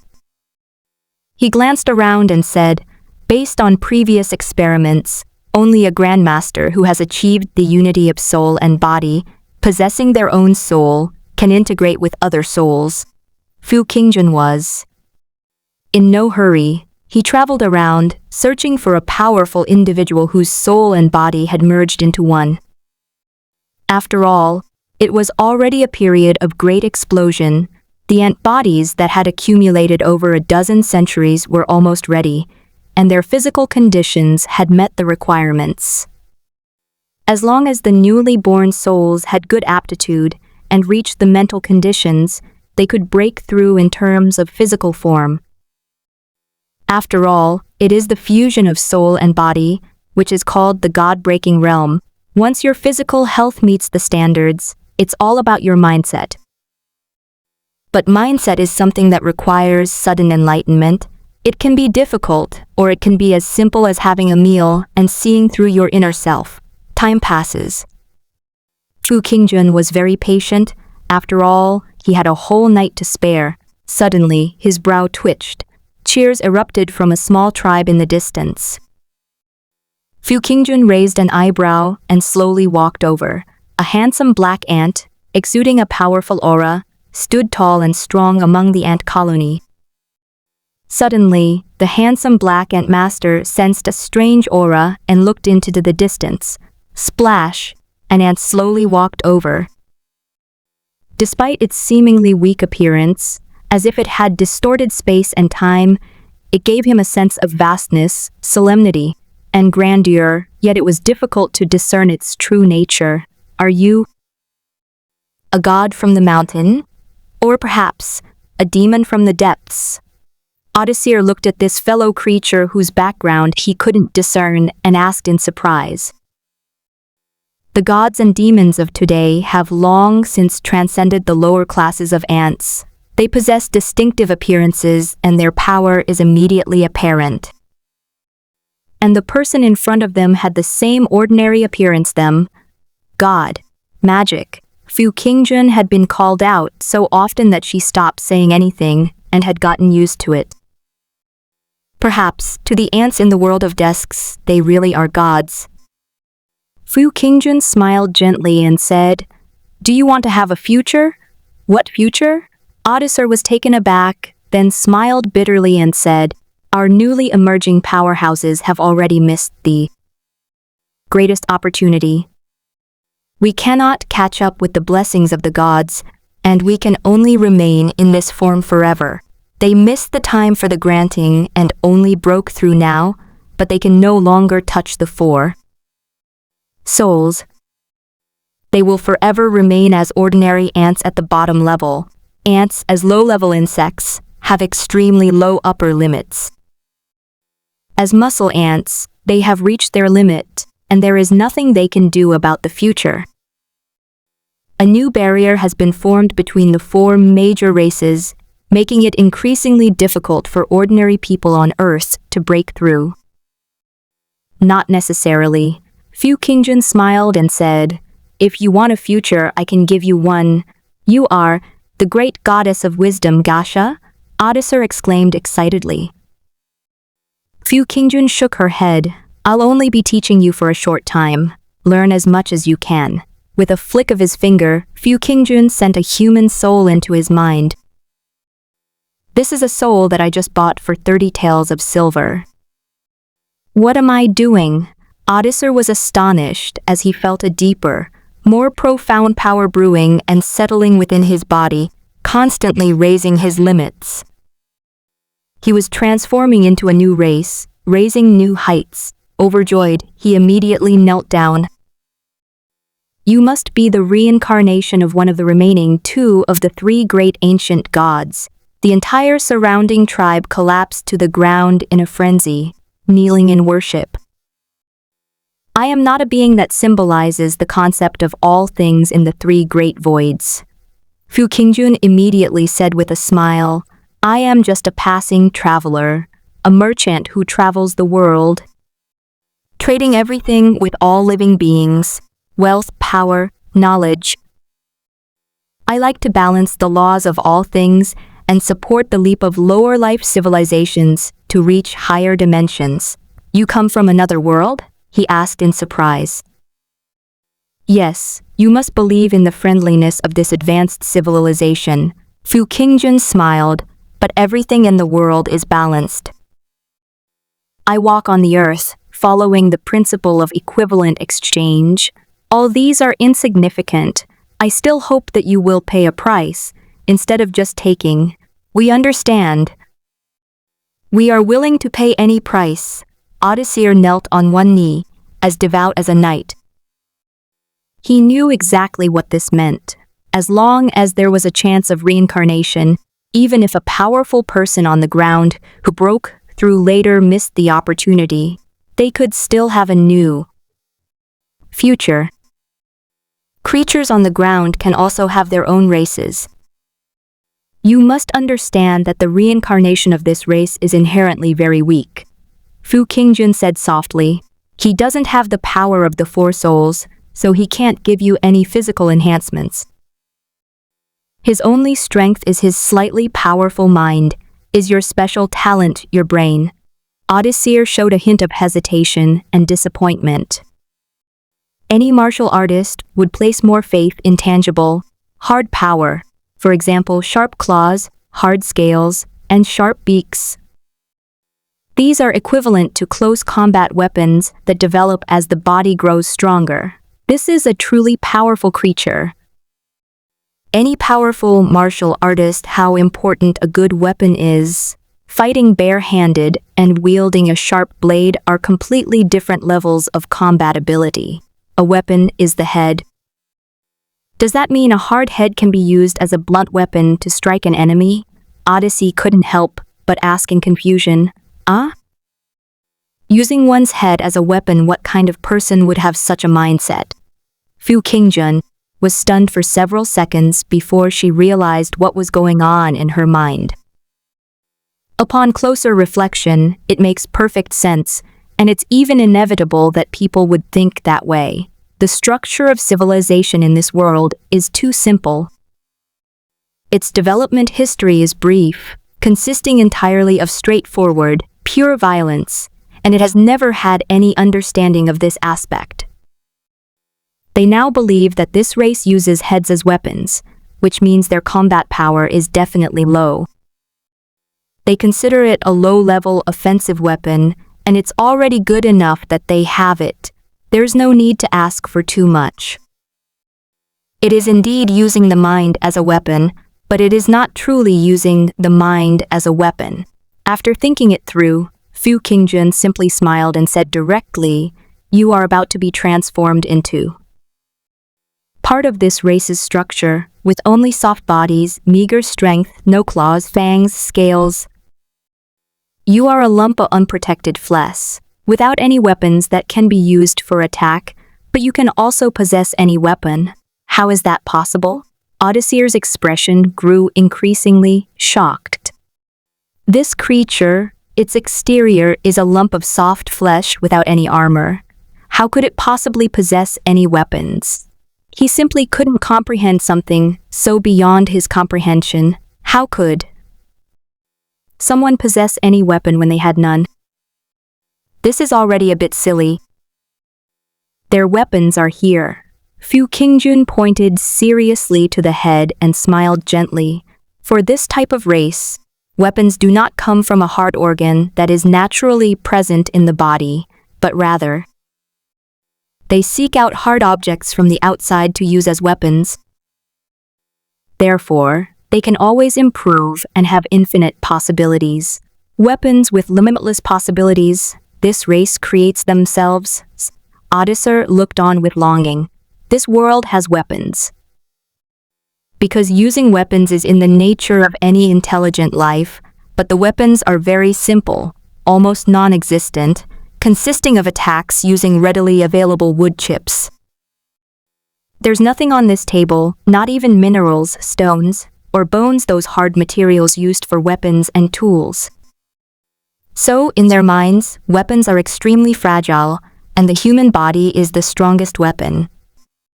Of course, the strength of this civilization is the most uncertain. Fu Qingjun said, "I only imparted the fire seed to you and taught you its initial application. Whether you can rival the other 4 powerful races that possess sharp blades depends on you on Earth. Could you tell me what the weapon looks like?" Odysseus asked cautiously. Fu Qingjun thought for a moment and simply replied, "Knife, gun, stick, club, sword." He sketched the general shape of the weapons on the ground and said that these weapons were harder than biological skeletons and claws. After all, the physique and skeleton of most creatures are unlikely to withstand metal weapons. Odysseus was also incredibly interested, "But those materials you mentioned, I can also trade you the materials." Fu Qingjun resolved the last doubt. "I do." Odysseus' eyes blazed with fury. "If possible, please allow the newly powerful warriors of the surrounding tribes to also undergo a leap in their entire life level." Fu Qingjun nodded. Not surprising. Soon, Odysseus brought back companions from all directions. Almost all the ordinary creatures on Earth gathered here. They came to this tribe, sat on a huge flat square, and received the baptism of the new race. Each of them was infused with the blood of new life, and their entire heads were transforming and shattering. Soon, a demi-human head gradually grew out. The gene sequence from the human soul showed dominant characteristics, but it was not a complete face of a modern human. Instead, it resembled a primitive ape, or rather, a rather deformed primitive ape, with 2 very prominent ant-like fangs. At the same time, due to differences in the degree and direction of fusion, none of them have a completely identical appearance. They are all strangely shaped, like random stitched monsters, ants and humans. "We did it! I feel my potential is being pushed higher. Thank you so much. You come from a higher dimensional civilization, and are willing to help our lowly civilization, which has just acquired the ability to merge with wisdom at the bottom of all things. We, the people on Earth, will also have the power to protect ourselves. The crowd cheered, filled with immense reverence and fervor. Fu Qingjun smiled and gestured, observing them from a distance, while mentally recording the details of this experiment. They integrated it themselves, and the success rate was similar to the previous one. The answer is obvious. We humans have not undergone any significant qualitative changes compared to other animals. We belong to the same biological level, so the difficulty of integration is the same. As their souls become deformed, their bodies gradually begin to show corresponding disabilities. Like a hybrid of a liger and a lion in a zoo, or a mule, the offspring of a horse and a donkey. These first-generation genetically modified organisms have significant genetic defects and are likely to be very unstable. It can only be described as incomplete, but they are already an independent new species. They will adjust themselves through their offspring and gradually stabilize their life structure, forming the subhuman ant family. Practicing martial arts is about constantly stimulating one's physical potential, strengthening muscles and bones, and working together. After several generations, Fu Qingjun has no doubt that a new genetically modified species will soon take shape. However, the incompleteness of one generation is necessary. Without incomplete ancestors, there would be no glorious descendants. Just like the apes, our ancestors millions of years ago, without their adaptation and compromise amidst their imperfections, we humans would not be the dominant species on Earth. Fu Qingjun kept sorting things out. That little girl never imagined that her soul DNA would create a race. In a sense, she is the great ancestor of this ant-man race. She gave a part of her soul to create new life. Even if she's balding, she should be proud of it. Fu Qingjun did not want to use her soul DNA. It was because she had become less human. It seemed that her 6,000 souls had overlapped, transforming her into an unknown creature. Her DNA sequence had become confusing and mysterious, and it was also changing her body. Therefore, it's impossible to integrate them. The only option is to find a truly ordinary human race. I really should thank you. You have given us a distant future. The creatures of this era are incredibly kind and honest. They are very happy and grateful to themselves, and they are conversing with this mysterious unknown being from another advanced civilization. And what do we have to give up? Odysseus seemed very rational. He is very smart. He had previously asked what the other party could give them without asking what price they would have to pay, because he believed he had nothing left. He was willing to accept any request as long as the other party could offer something that appealed to him, even if it meant their deaths, the sacrifice of their own people, or any other unreasonable demands. All I want is a share of the forged weapons, Fu Qingjun said with a gentle smile. This request shouldn't be too much to ask.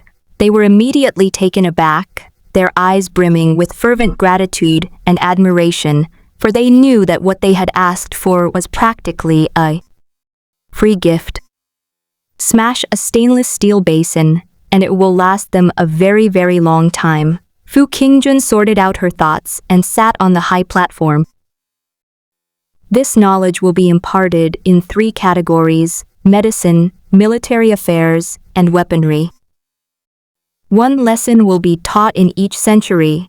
Now, all the tribes of the mortal world are welcome to come and listen. The creatures below listened intently to every word. In teaching, the first priority is the way of medicine. Fu Qingjun looked serious. She never thought she would become a teacher one day. After all, their ant civilization was too rudimentary and needed a lot of basic knowledge to facilitate its development. In the 1st century, Fuqingjun taught them the structural anatomy of organisms. The functions of various organs, such as the heart, blood, bones, brain, and skin, provide them with the most basic physiological knowledge in medicine, giving them a better foundation for understanding martial arts. They became increasingly horrified as they listened. Ah! Breathing, now I understand. No wonder I was panting so much. Blood is actually a liquid that transports the body's energy. Is all of this real? Bones, blood. Our bodies are really so complex and precise to such an unbelievable degree? Great and immortal. Praise be to the Lord of all things. Praise be to Amiro, the creator of the world and all things. What a great power this is! Looking at the anatomical diagrams of organisms, they couldn't help but marvel at how life is the greatest creation in the world. They even dissected an enemy black ant prisoner, and a group of grandmasters studied it inside, constantly picking out tendons, bones, and blood, marveling at it. Fuqingjun felt a chill run down her spine. The primitive tribal era, devoid of morality, ethics, and rules, was a barbaric age where the strong were respected and human life was treated like dirt.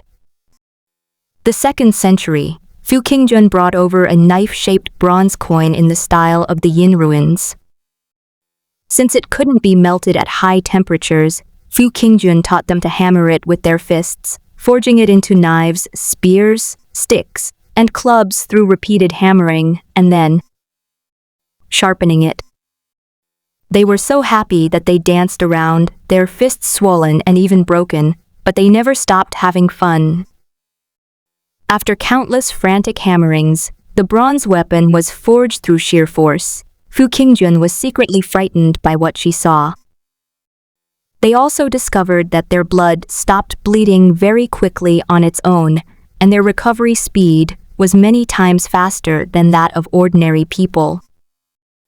Fuqingjun wondered, is this what the god-breaking realm is? He's practically a super regenerative gecko. No wonder he's considered the strongest creature on Earth, a martial arts master at the peak, brimming with energy and vitality. Even fractures heal in just a few days. No wonder that guy took a bullet so easily. As long as they aren't killed, they can recover. It seems that as long as they don't suffer permanent injuries from fights, even broken arms and legs can be recovered without damage. Based on this speculation, it's possible that many grandmasters were captured alive, dissected by enemy scientists, and subjected to various human experiments, being raised as regenerated pigs. Fuqingjun got goosebumps. It's possible that in this World War II world, because of the ability to conduct experiments like crazy, the technology tree for researching the structure of life is far more terrifying than we imagine. But after much thought, he calmly addressed the crowd below. What I teach you to forge are the most basic weapons. Fuqingjun sat on the ground and patiently taught these creatures. Primitive tribe. Because it is not your own body, it will be very awkward to use. You need to constantly practice and study the techniques of wielding it. I see, teacher, we understand. They sat down respectfully below, listening attentively. In the 3rd century, Fuqingjun gave them the basic blueprints for manufacturing crossbows. Unfortunately, I'm not an expert in this kind of thing. They could only draw the simplest, slingshot-like principle, hoping that this would help them develop mechanical technology for cold weapons. In the 4th century, dawn was breaking. We will part ways eventually, but we will meet again. Fuqingjun stood up, preparing to leave, and then smiled and said, bows and crossbows usually have 3 basic power sources. The first is a spring, but it is quite precise and difficult to cast. Fuqingjun squatted down and drew the structure of a spiral spring. Teacher, this spring isn't complicated, they said. Fu Qingjun didn't argue. What's the point of comparing yourself to these human-shaped muscle-forging machines? Ants are already powerful, and with this training, the second type of crossbow is powered by the bow itself, made of elastic iron, and loaded with a non-elastic rope. The third type of crossbow is powered by a bowstring. It has a non-elastic bow body, but the string is elastic. It can be a rubber band or elastic band, which I can trade to you. And the other type of string is made of animal sinew. Of course, the motivations behind these descriptions can be combined on their own. Beast sinew? Odysseus exclaimed in surprise. Yes, I have shown you the diagrams. Some of these creatures have strong tendons in their bodies. Fu Qingjun nodded. Many powerful crossbows in ancient times were made from animal sinews. In this world, people cultivate martial arts, unlock their physical potential, and strengthen their muscles and bones. So, wouldn't the tendons of these wild beasts, which can be called demonic tendons, be even stronger? I see, Odysseus said thoughtfully. Fu Qingjun nodded. I will stay in this low-level world for a while, and I will continuously send you some materials.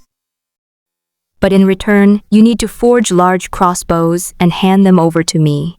They nodded, each of the muscular giants filled with awe, like school children sitting in a row on the ground, cautiously, saying, someone as great as you, able to traverse every world, how many beings are there like you? The world and civilizations are as brilliant as the stars. Fu Qingjun thought for a moment. Then, solemnly declared, there are naturally quite a few outer gods like myself who have traversed countless worlds. An outer god, they exclaimed in shock. Teacher, are you a god? Powerful beings are qualified to be called gods. When we can destroy a world and cause enough damage, we are no different from gods to lower creatures. But we are not true gods, not formed by the mysterious rules of all things. We have our own thoughts and selfish desires. Fu Qingjun said briefly, all of this is just the fear that ignorant creatures have of us. It's just what people call us. They held their breath, their faces filled with anticipation. Can I become a god myself, to travel through countless worlds and traverse countless civilizations? May I ask, are there realms above the godhood realm? How does one break through them? They asked hastily. There is naturally a fourth level above. Those who understand will understand, and those who don't understand cannot be informed. Fu Qingjun smiled and said, you should know that the leap in the racial hierarchy depends on yourselves, as it is bound by a great will in the dark. You are very special. Life forms of your tiny size are at the bottom of all things and are not qualified to be enlightened. But you are special, so I came to pay attention to you. They held breath. But you must be careful. We are also living beings. Many of the outer gods have selfish motives. Some of them are extremely evil and will attack, plunder, and destroy everything. Others disguise themselves as true gods and come to lower worlds to gain their worship, Fu Qingjun said softly. Not all outer gods are truly good. Upon hearing this, they secretly rejoiced, thankful that they had encountered a merciful outer god who offered equivalent exchange. Otherwise, the world might have faced destruction. They secretly rejoiced, thanks to the mercy of this outer god. Do you have any further questions?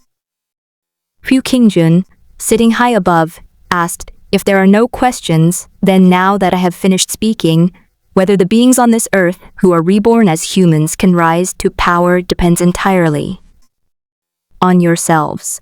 At this moment, Odysseus slowly stood up and said, the three paths are medicine, weaponry, and weaponry. The path of medicine is profound and extensive, focusing on the structural and essential principles of life. Although the path of weaponry is simple to forge, the use of weapons is extremely complex. I've only been using them for a short time, but I already feel that the changes far exceed those of claws, including thrusting, stabbing, and slashing. Only with mechanics, I understand the principle of this crossbow bolt and the power of this spring. Could it be that the art of mechanics is so simple? Fu Qingjun chuckled. At first glance, the other two paths are profound, but the path of mechanics is unfathomable. It possesses endless possibilities. Even a mortal with weak bones and muscles can slaughter a celestial god. Kill the god of death, Odisel stammered. Even a mortal who has never cultivated can kill a god by mastering the art of weapons. Mortals slay gods. Are you kidding me? Their minds were completely blank. All the grandmasters stared wide-eyed, swallowing hard, their expressions utterly horrified, and an overwhelming sense of fear ignited within them. Fu Qingjun simply smiled and said, "You can study everything yourselves." He said no more, leaving the awe-inspiring people behind, and quickly departed. The seeds of civilization have been sown. Whether they blossom and bear fruit, and in which direction they develop, is their own business. Anyway, these muscle masters are so strong and have such great recovery abilities, they should be able to withstand it. After all, I didn't expect them to be so strong after only 4 days of rest. Once they help me forge the weapons, I'll have no more worries.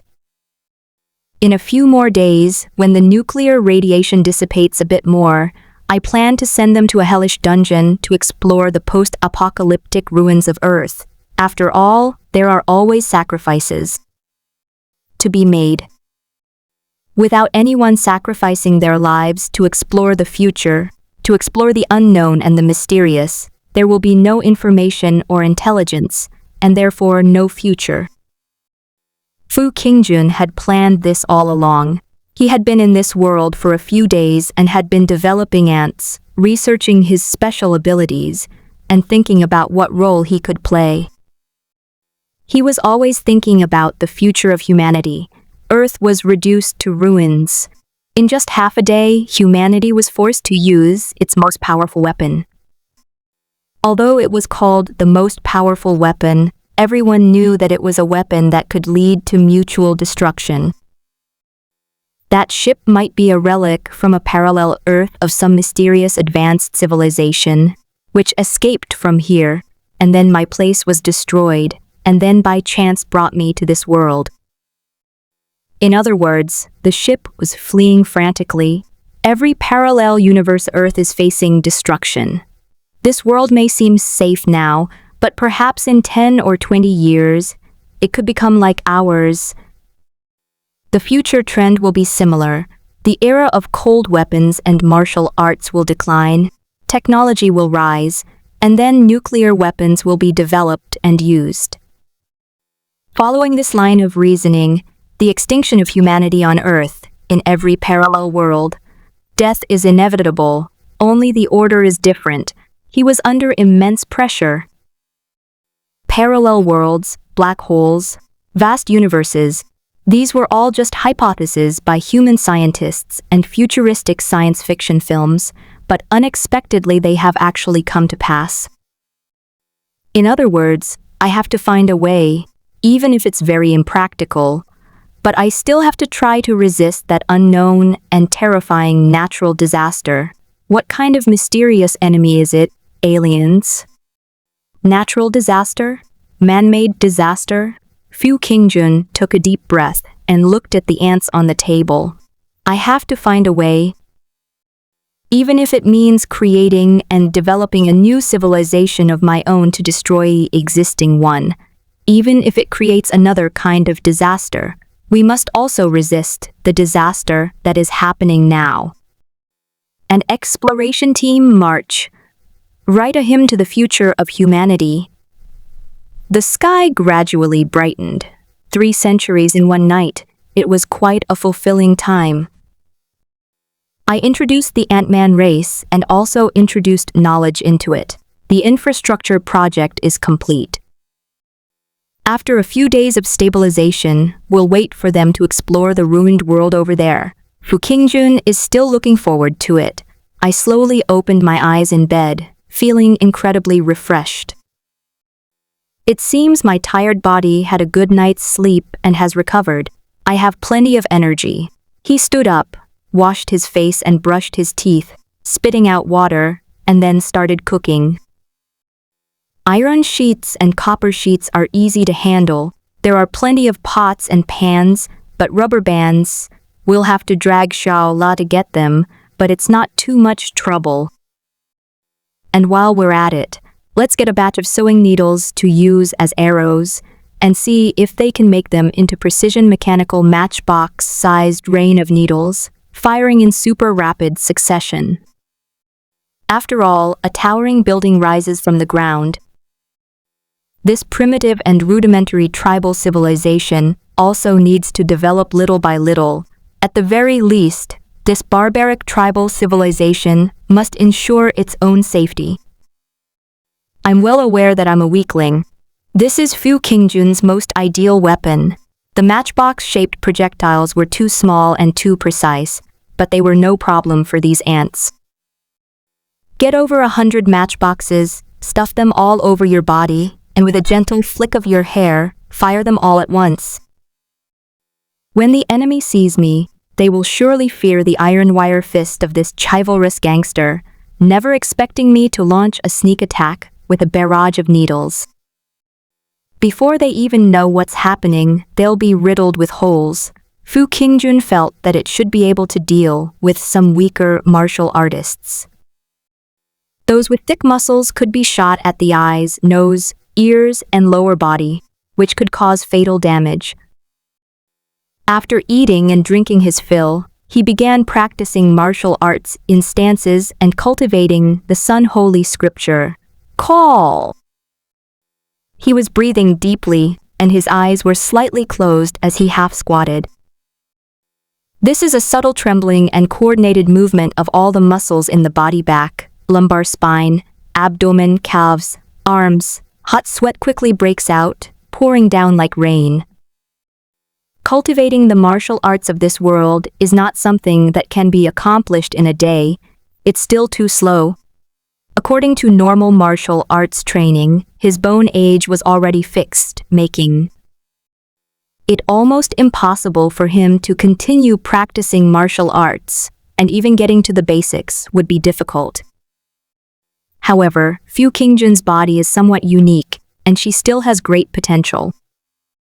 He guessed that it was because his soul was still growing, which caused his body to grow as well, and was growing into some kind of special creature, and his physical development was not yet fully complete. Fu Qingjun had read the family's secret manual for Iron Wire Fist, which was written in great detail.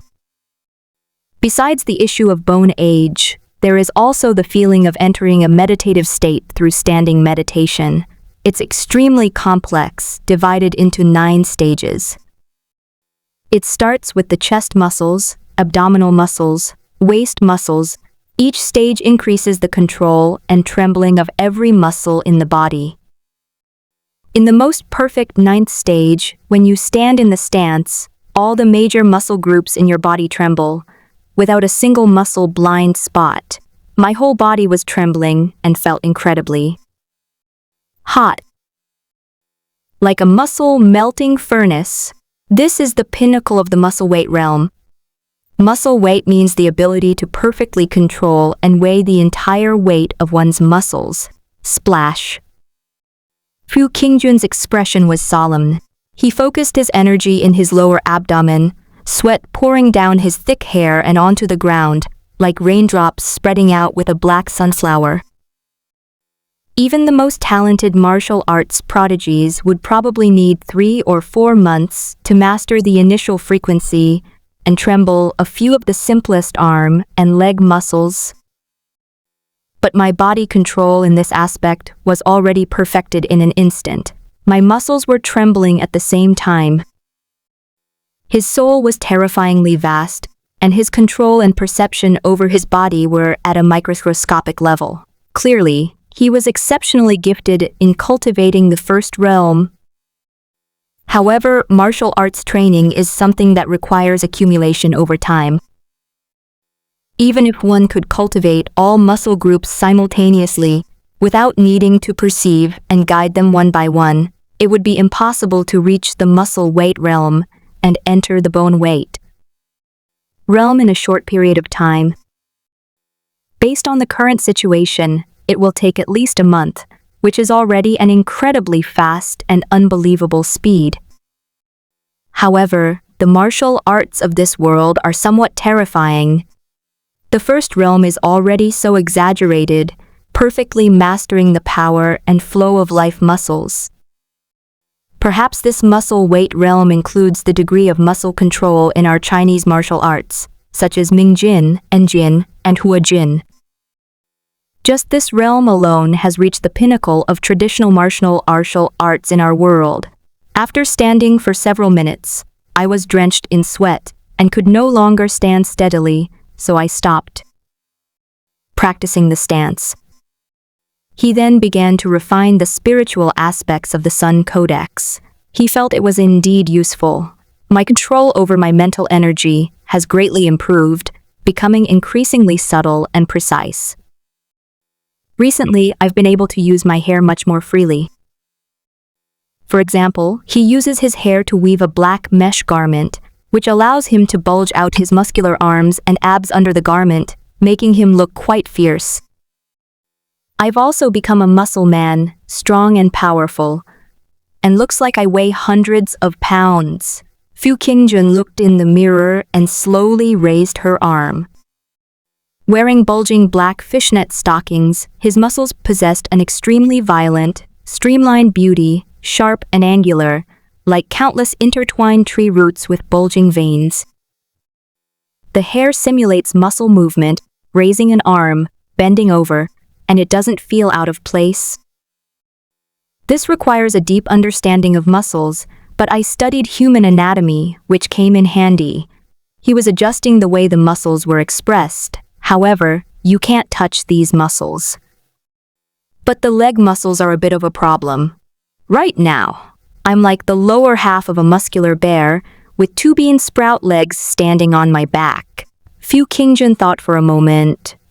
Could we cut our hair, braid it into a separate pair of pants, and then use the hair as a plug to connect to the ends of the hair on the pants for control? He immediately became excited. He quickly used his hair to weave a black-haired doll in the air, then cut it short. Then, take another section of hair and gently attach it to the end of the black hair thread. Suddenly, he had a strange feeling that his energy had connected to an electrical conduit, and he suddenly gained control of the black puppet. It works. Fu Qingjun burst into laughter. This is simply puppeteer. My hair is woven into clothes, dolls, curtains, and as long as it's connected to my hair and energy is inputted to activate it, it can be controlled again. There are so many ways to play. First of all, it's a pair of hair-woven pants. Fu Qingjun felt disgusted at first, but she didn't care about her hair anymore. After all, many clothes are made of animal products, such as wool, goose down, and silk. Aren't they just covered in the fur of animals? He quickly knitted a pair of black, woven trousers, incredibly exquisite, and even a slightly loose, flared denim jeans. A strand of his hair transformed into a belt, which he used to forcefully pull up his trousers. The entire black woven denim jeans seemed to ripple and roll, revealing the shape of muscles. Splash! Like ocean waves, it possesses a strong sense of beauty. Boom! Fu Qingjun's black silk netted muscles twisted and writhed like an inflating balloon, rapidly expanding into a robust black devilish muscle giant, exuding a fierce aura. It's done. Fu Qingjun was thoroughly enjoying himself. This was absolutely awesome. He spun around in front of the mirror a few times, making minor adjustments to the muscle distribution. We have another way to save your life. Fu Qingjun became more and more satisfied as he looked at the situation. This world was too dangerous, and the more means he had to protect himself, the more at ease he would feel. I've developed an increasingly sophisticated way of using hair. As for the knitted clothes on the upper body, we won't need that. The hair will be wrapped around the waist. We'll just wear a muscle-building top normally. Fu Qingjun looked at herself in the mirror, quite satisfied, but suddenly frowned and said, "But once my muscles get bigger, I look short. My whole body expands horizontally, making me look like a short, stocky, handsome Wu Dalang, but being short can solve the problem. Wearing sky-high heels of about 20 centimeters, I could barely go out. The appearance would be a bit off, but the off-putting feeling would probably be acceptable. So, impersonating the martial arts master Fu Qingjun wouldn't be a problem anymore. You can tell from appearances, but if you fight me, or even just press down on my muscles, I'll know you're an inflatable boy." Fu Qingjun took a deep breath, sat down in a chair to calm himself down, and then shook the bell in the window. Ding ding dang dang. A few minutes later, the loudspeaker from the house downstairs came over. After all, he was specifically asked to stay by his side. Even a shut-in has a personal nanny. Fu Qingjun had never experienced such superior treatment before. Little Trumpet's sausage lips have noticeably diminished, but they still look bright red. He muttered, "Brother Fu, why haven't you broken through in your martial arts yet? I've been watching over you for days." Fu Qingjun pretended not to hear, but still poked her head out and said, "I need to get some rubber bands, and if possible, a pocket watch and a music box." The little speaker said shyly, "I have no money left." Fu Qingjun was speechless. "I just gave you money and you've already used it all? How can you eat so much when you're so small?" He was so poor he couldn't even afford to eat, so he could only give her the last 3 taels of silver. He had to sell some rice. He himself was out of rice. He and the ants were both eating too much. "Believe me, once we get a music box or a pocket watch, we'll have money," Fu Qingjun said earnestly. "How rich?" Little Trumpet asked curiously. "Very, very rich," Fu Qingjun said. "If possible, we most likely won't need to fight for territory at the train station anymore. That's the old hand's business. In this new era, I want to lead my brothers down the high-tech route, with mechanized production processes and assembly line production, mechanization, high technology." Assembly line production? Little Trumpet seemed to understand, but she had heard these terms before. That pocket watch and music box must be very important, but I don't know much about buying them. I've never played with any before. Little Trumpet scratched his head, his thick, smooth hair making Fu Qingjun take a few more glances. The loudspeaker added, "However, Sister Li Mo next door definitely knows this." "Li Mo?" Fu Qingjun thought for a moment. "Li Mo should be at work by now. You wait for her to get off work and ask her to go with you. This money may not be enough. After all, these things are very expensive, but you should ask her to pay for it. Just say that this is what I said. I will give her a better job. We will produce extremely high-precision music boxes, pocket watches. She can oversee these things. Let an outsider come?" Little Trumpet asked, somewhat puzzled. Fu Qingjun shook her head. "You muscle-bound martial artists don't know how to do business. She's very clever and suitable for this. You can set up a security agency and be responsible for collecting money." Oh. Little Trumpet nodded.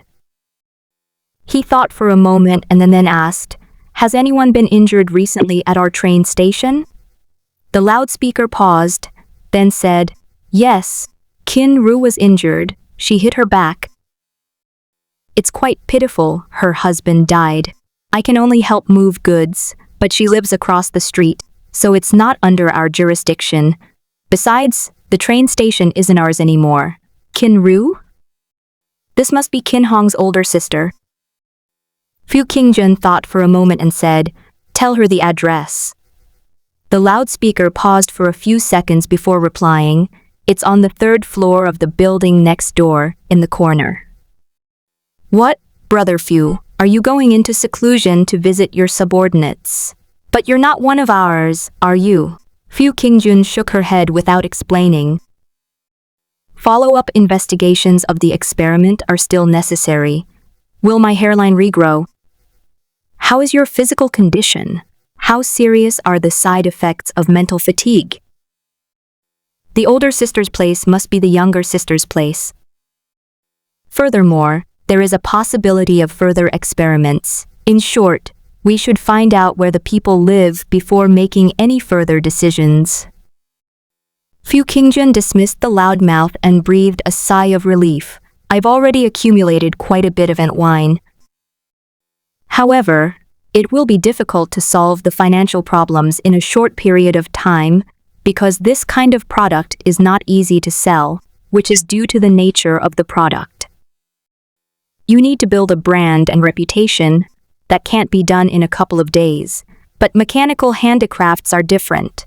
They can be sold as soon as they're taken out. Music boxes and pocket watches, if they're purely handmade, those muscle ants should be able to make them. In this era, they're already high-end luxury items. Fu Qingjun planned to give them a ready-made item to study and replicate, so they would have money. That evening, Fu Qingjun saw Li Mo and Xiao Laba knocking on the door. Li Mo handed over a music box and a pocket watch. 37 taels of silver. I've staked my life on you. Is what you said true? Fu Qingjun nodded. Li Mo clearly believed in his character, or perhaps the original owner's prestige. The other party trusted her wholeheartedly with just a few words, which was a testament to the original owner's personal charisma. Little Trumpet wouldn't lie, and you know my character, Fu Qingjun said. But, Li Mo said with some doubt, this is very difficult. It's not like no one has tried to make them, even some blacksmiths have tried, but it's too slow. Their precision is very high, especially for pocket watches. They say the gears are precise to the millimeter level, and there are all sorts of mechanical structures. Don't worry, I won't lie to you. Fu Qingjun thought for a moment and said, if you'd like, you can contact sales. I already have connections. Then we'll have to contact the brothers, Little Trumpet said firmly. Fu Qingjun paused for a moment, then said, we do need to contact the brothers, but there's no rush. Let's wait until we succeed and see how things go tomorrow. Okay, the little loudspeaker said. Fu Qingjun dismissed them, but still felt somewhat hesitant. Little Trumpet, that big mouth, might not be able to spread the word throughout the entire area, but he definitely told people he was close to in the gang. But I'll have to face it sooner or later, so taking it step by step isn't a bad idea. He didn't think too much about it and remained silent for a moment. 3 or 4 centuries have passed during the day, so the situation has probably eased up. Let's try to get the ant civilization to finish making the things during the next 3 or 4 centuries, and maybe even see if it's possible to open the tunnel over there and begin our initial exploration. Fu Qingjun took a deep breath, but when she looked at the entire sand table, she found that the entire demon kingdom was stained with blood and slaughter. It was all filled with the aura of death, and a great battle was breaking out, more intense than ever before, the 24th century. The mysterious outer god has departed, and his descent bestowed upon the 3 arts of medicine, martial arts, and weaponry, causing great tremor among the people of the earth. However, the people on Earth lacked sufficient resources and could only eke out a living, secretly studying various kinds of knowledge and concealing their changes in appearance as they developed in secret. Their intelligence was elevated, and their character became incredibly cunning, making them the most adept at concealing themselves of all races, and these several eras have passed. Meanwhile, on the sacred mountain and in the abyss, various races are also striving to develop their own civilizations and beliefs. After 6 centuries of development, their racial martial arts have begun to mature. They were all upright walking creatures with animal heads and ant bodies, some with chicken heads, some with duck heads, some with snake heads, and some with wolf heads. They were incredibly bizarre and were called gods in the sky and demons on the ground. 25th century. As time flowed by, the ant-men on the earth multiplied and their numbers increased, and they were quickly discovered. What race is this? So weak, just a lump of soft flesh. Utterly ridiculous. The people on earth are very clever. No matter how they were interrogated, the underlying reason was the descent of the outer gods.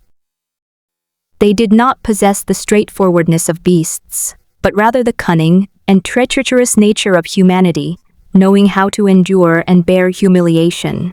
They knew this was not their time. This world is the age of gods. Jiaxia stood high above, his eyes seemingly containing chaos, looking down upon the entire land and all living beings. He dwells in the sun, yet his invisible pressure still shrouds the entire earth, oppressing all living beings to the point that they cannot resist. This ancient and incredible being, this invincible ancient deity, has ruled the world for more than 20 centuries since the beginning of time. At this moment, his fame was at its peak, and no one knew the extent of his ultimate cultivation. All the gods of Mount Olimiro and the demons underground knew perfectly well that they were all false gods, and that only Gasha was different, completely different from them. 26th century. Jiaxia still occasionally appears at the summit of the sun, overlooking the entire land and all living beings. Her eyes are chaotic, but she possesses an indescribable aura, and a vast, ocean-like pressure envelops the entire sacred mountain. The other deities on the sacred mountain noticed that Jiaxia's vital energy and spirit were still vigorous. Gashia is the reincarnation of a god. Why hasn't she perished yet? We are all getting old now, but only this one remains eternally? Yes, the 3rd-generation successor, Tuki, is already old and frail, and now the new king of the gods, the 4th-generation successor, Jakamachi, is also approaching his twilight years, but there are rumors circulating behind the scenes. Your Highness Jiaxia has the same body and appearance as us. Even if she is a reincarnation of a god, she should still experience birth, aging, sickness, and death. I still remember what His Highness Jiaxia once said. He was a reincarnation of the human world, experiencing birth, aging, sickness, and death, just like ordinary people. He would only lead the people to their peak in one lifetime and then leave this world. Yes, how come he lived so many lifetimes? If we calculate our lifespan, we are all nearing the end of our lives. Even if we were to be reborn into that mysterious race, we would only be able to integrate 1 or 2/10 of it, which wouldn't extend our lifespan much. Only Princess Jiaxia is truly exceptional. But if he is a god among mortals with an incredible lifespan, why is he always at the same level as us? Could there be some deeper meaning behind this? There must be a deeper meaning. This is to test our wisdom. To test the wisdom of all living beings on earth, various voices were heard in the shadows. An unimaginable period of peace has emerged in both the sacred mountain and the abyss, with both sides tacitly ceasing their wars and even ignoring the abnormalities in the creatures of the entire mortal realm. Because the first leaders of both sides are about to die of old age, they wield great power, ruling over the earth and immortality. Having witnessed countless centuries come and go, These supreme beings were even more terrified of their own death. This is an instinct ingrained in our very bones. Their ambitions were stirring, growing ever more frenzied. They gazed with ever-growing longing at the immortal and long-lived Gasha, hoping to become like that great being. He clearly said he would only rule for one lifetime, yet he lived to a ripe old age and remained forever young. He's clearly a reincarnated god, yet his current realm is the same as ours. We can even pose a threat to him. Is it intentional to keep his realm at the same level? Could it be? This must be a test from the god of wisdom. It's a hint that we should kill him, so that the people of the earth may see through the god within their own hearts. I see. The ancient god Gasha is different from mortals on earth. His descendants can all remain asleep in the sun. He must have divine blood within him. If we obtain divine blood, we will surely live forever. God and demon went into a frenzy, their expressions filled with madness.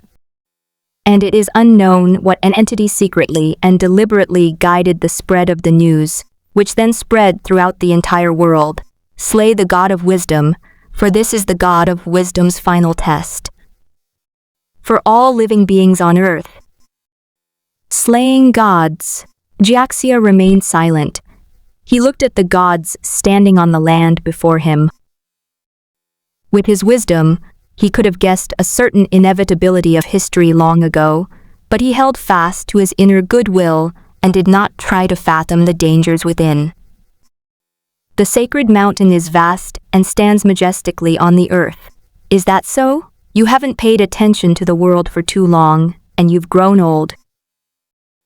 Unconsciously, so much time has passed, Jyaxia said calmly, looking at Jakamachi before her. His expression was calm and undisturbed as he murmured, that ambitious young man from back then, so hot-blooded and arrogant in his fight against his father for the Empress, his heroic figure on the sacred mountain seems so vivid in my mind. His spirit, his courage, his boldness are completely different from yours. This ancient deity was handsome, with sharp eyes like an eagle, and seemed to have the aura to look down on the world. He spoke softly. Are you ready? You call yourself the god of death, yet you cannot face your own death. The god of death, Jakamak, remained silent. For centuries, people have known him as the king of the gods, the strongest being in the world, yet he knows that he still harbors two fears within him, Gasha and death. Jyaxia looked at the old man before her, no longer seeing the stunning charm in his eyes, only feeling utterly bored. She slowly spoke in the silence. To be cruel and selfish is at best to be a despicable creature, but to lose everything as a living being is to not uphold one's beliefs. You have lost the self in your hearts. Jyaxia laughed. Loudly. He looked down over the entire sacred mountain, majestic, grand, and holy, giving people an indescribable aura. He seemed to be a true god on earth, with a holy and majestic divine light shining from the depths of his clear soul. He is the god of wisdom, and therefore no longer inquires about the wisdom of other beings. This is how he puts his words and deeds into practice, according to his own heart. Great God of wisdom, we desire eternal life. Jakamek stepped forward and suddenly couldn't help but say. Jyaxia looked at them calmly, her eyes filled with a sense of vicissitude and wisdom. These are the creatures on earth. They lamented the brevity of life, and God helped them to improve their situation. They grieved over their weakness and powerlessness. So God helped them to become strong, but when they are satisfied, they are quickly dissatisfied again. You creatures on earth, Jyaxia stood top at the peak, facing the howling wind, arms outstretched, a carefree smile on her face. You, he suddenly roared to the sky. Boom! A tremendous pressure of spiritual energy surged outwards, in all directions, the spirit of a god. All the gods stared in horror at what was before them. Though they called themselves gods, they possessed only the spirit of humans, utterly terrified by what lay before them. It was as if all living beings sensed a massive, white gold true god soaring into the sky, transforming into a towering mountain that overlooked the mortal world. The immense wind pressure made it difficult for everyone to breathe. "You are too greedy?" The so-called lifespan is a natural law written by God in the world's classics, and no life can change it. Jiaxia's voice grew lower and lower. He opened his arms high, as if welcoming something to come, or perhaps reflecting on his own situation. "Impossible. You can. You have altered the laws of life.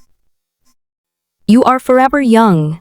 Jakamak stared at the immense pressure, his eyes gradually turning crimson, as if he had returned to the era when he fought against Tuki. "I will uphold my divine will. I will grant you my death. I want to kill my own death." His muscles were bulging. He had a wolf's head and a human body, and his whole body was covered in a violent black aura. The wind was blowing his wolf hair, and his sharp wolf eyes seemed to ignite a piece of the past. In this world, nothing is impossible to kill. Even God. "Kill!" He roared and leaped to his feet. Jiaxia's figure moved silently backward as if a ghost were shifting. He dodged Jakamechi's attack, looked down at the earth again, and gazed at the setting sun in the sky, his expression filled with reminiscence and emotion. "Since that's how it is, from this day forward you will lose me. The gods of heaven have been lost. Losing grace, losing faith." Jiaxia slowly clasped her hands together. He was praying like an ancient saint, utterly devout, his resounding voice echoing across the entire earth. It was as if the entire world, the sacred mountains, the earth, the underground, and all living beings heard this mournful and holy hymn. "If you try to impress me with your looks, seek me through sound, to live forever through desire, even with divinely bestowed wisdom, one can still follow evil paths and cannot attain true purity." Wood chips filled the air, turning into mist, and ancient songs echoed across the land. "From this day forward, I begin to renounce the world." He opened his eyes, and behind him seemed to be a vast sunset that enveloped the sky. "I will carry out God's word and deeds, and punish the creatures on earth." Here we go, the abyss of the earth, in an inverted, exquisitely crafted tower of building blocks. My lifespan is far from its limit, but yours has reached it. Milgertki Amun held a plump, huge, and beautiful queen ant, a fond smile on his face. "But it doesn't matter. I will take you to eternity. What if it doesn't work?" The queen ant leaned seductively on his shoulder. "Then we too will journey towards eternity." He flicked his tongue, a hint of tenderness appearing in his cold face. "If I can't even protect you," he leaped forward with great force. "Then you cannot break the God in your heart." Boom. "I follow my true self, leading all living beings on earth to rebel against the divine mountain and start a revolution, which is to kill gods with mortals." He strode out, his battle intent surging, and the entire inverted mountain peak was trampled into a huge pit the size of his body, and he flew straight up to the divine mountain. Clang! Ding ding! Like the tolling of a bell in the dead of night, a short, abrupt metallic clanging sound rang out. Ding ding ding ding! The sound was sharp and chaotic, like someone in a tribe at dusk frantically banging on a gong, creating a jarring and disorderly noise. "What a beautiful sound," said a child with an ape-like head. "Yes," in the tribe Odisel smiled. Using the physical strength of a medic and the weapon of a soldier to forge the creations of a mechanic, There is no more beautiful sound in the world. Are you really going? The boy suddenly asked. As the sound faded, the air suddenly felt like a thick, sticky liquid, so oppressive that it was hard to breathe. Isn't trying to kill a god with weapons exactly what we've been waiting for? He stood up and looked at the sunset in the sky. The stage has been set up, and we have to give it a try. However, what we need to kill are those who blaspheme God. A blasphemer? Does this refer to the gods and demons who are preparing to slaughter the reincarnations of deities? Order to Princess Jiaxia, the boy asked softly, based on the description of that outer god and the many suspicious things that Gasha has done so far. We know more than anyone else. They believe that Gasha is the reincarnation of the true god, but we suspect that Gasha was originally a human being on Earth who wrote the third blasphemous tablet, impersonated the true god, and ruled the Earth. Odysseus laughed and said, "Does that matter? Is it not important?" The boy asked. To judge the character of a person, we should not look at their birth, words, skin color, race, but at what they have done. Odysseus, unperturbed, struck the iron hammer in his hand and said loudly, "Gasha, the god of wisdom, is the oldest living being in recorded history. No one knows his past, no one knows whether he is real or not. We can only judge whether he is a true saint on earth by his actions." Oh? Jiaxia appeared for the first time, awakening from the black and white ancient coffin.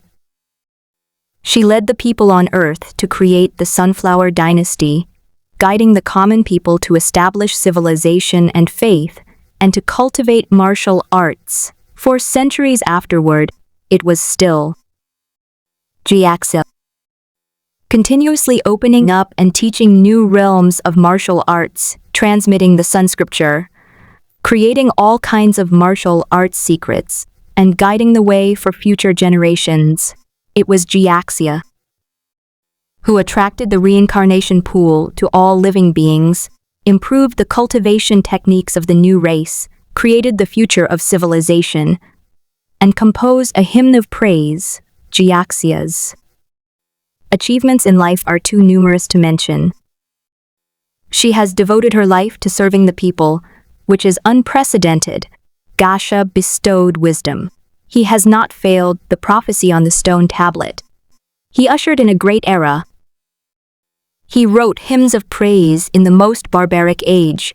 He is destined to be forever recorded in the history of our descendants, immortal for all time. His voice grew louder and louder, full of passion. The young man remained silent. "Child, tell me, what exactly is God?" The young man hesitated for a moment, unable to explain what a god was. Was a god a powerful being, or a convergence of some natural phenomenon within the ancient stone slab? "Jiaxia is already my goddess." Odysseus crouched down and gently told the boy. "At the same time, the gods on the mountain and the demons on the ground will not have enough magnanimity to allow my race to rise.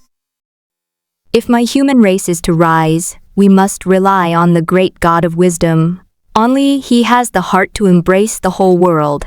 If I were him, I would not impart all my knowledge. After opening 3 realms, I would teach 2 of them myself.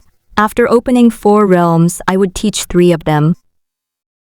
I would never allow other beings to be on the same level as me," Odysseus said earnestly. "So you're not a god?" How could a mortal possibly possess the magnanimity of a god? Odysseus, you're so selfish. Ha ha ha. The warriors around them, the muscular men who had been sitting cross-legged listening attentively, burst into hearty laughter.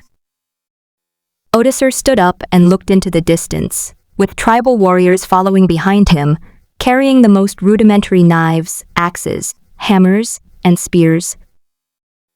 "Letter? You said that wisdom means deception, and if we want to last longer, we can only be cunning. Perhaps we should Behind them, countless people hesitated, wanting to speak but holding back. Those were gods and demons. Their power is far too great. We have only recently been reincarnated, and going on this journey is almost certainly a matter of life and death. If everyone cunningly and cowardly hides away, then who will step forward? Odyssey grinned and said, "Even if we die on this journey, we can use our lives to assist the God of wisdom in weakening the power of gods and demons, leaving us a chance to develop. You just need to remain cunning and patient. Now that we have mastered the power of machinery, the creatures on earth will also slaughter the gods in heaven." Odyssey slung his longbow over his shoulder and strode away. The group walked on, their auras swelling, like a colossal, blood-red dragon rising to the heavens. Their low chuckles grew wider, and they roared. History will remember the greatest moment in human history. At the end of the 26th century, humanity chose wisdom and refused to associate with gods, demons, and beasts. The sky was shaking. The whole world has become a battlefield of bloody slaughter. Volley! Countless sharpened arrows were launched into the sky, transforming into a rain of swords that covered the entire sky. The ground was torn apart. A deep hole appeared in the earth, leading directly into the abyss. The cries of the common people, their roars of anger, their fear, and an atmosphere of profound sorrow permeated the air. Amidst the flashing of swords and the flickering of figures, a flurry of movements ensued. "You've really had a tough time." Fu Qingjun sat on the table, her expression somewhat silent. He knew that Jiaxia had always been bound, and that she longed for a truly carefree life, yet she had always been contributing to the entire race, a great hero who paved the way and guided civilization as a sage of civilization. He has been in seclusion and disappeared for so long, probably because he wants to use the last of his life to deduce the fourth martial arts realm for the people on Earth before he dies. Fu Qingjun's expression suddenly calmed down. That cowardly, fragile soul who knelt before the stone tablet and wept bitterly back then, boldly and radically inscribed on the stone tablet, "In the 3rd century, Gasha bestowed wisdom." What? Audacity and audacity that knave and boy had to perform divine duties as a mortal? It's as if it were happening right before my eyes. You are not a true god, and have no obligation to protect the people on earth. Fu Qingjun sat in a chair, holding a pot lid in front of the table, as if it were a scalding pot of oil to protect herself from flying arrows. She calmly and quietly surveyed everything on the table. The war broke out completely. The invisible martial arts aura felt like a tremendous pressure on the soul, oppressing the entire person.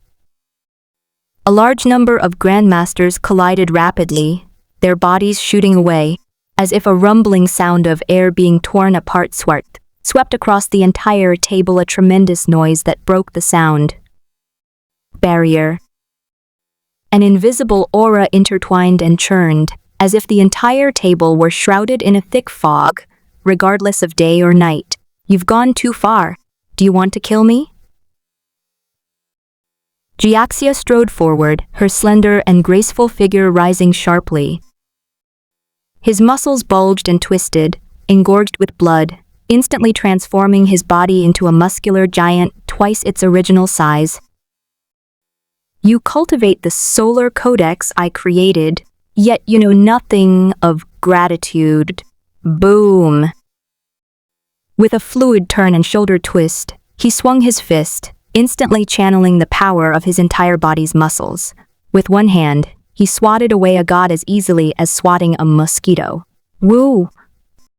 It spun around in the sky more than a dozen times before landing on the ground, its body completely broken apart, its muscles, bones, and spine twisted into blood-stained pretzels.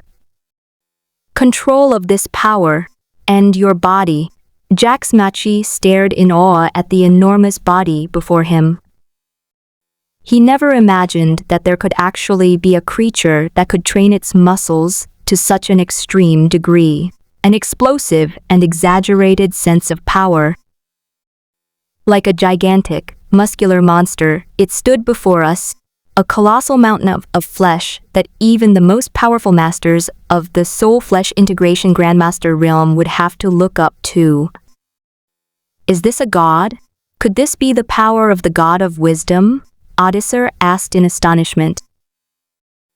This isn't my true strength, Jiaxia said in a deep voice, slowly extending a hand to stroke her muscular arm. My real physique isn't that thin.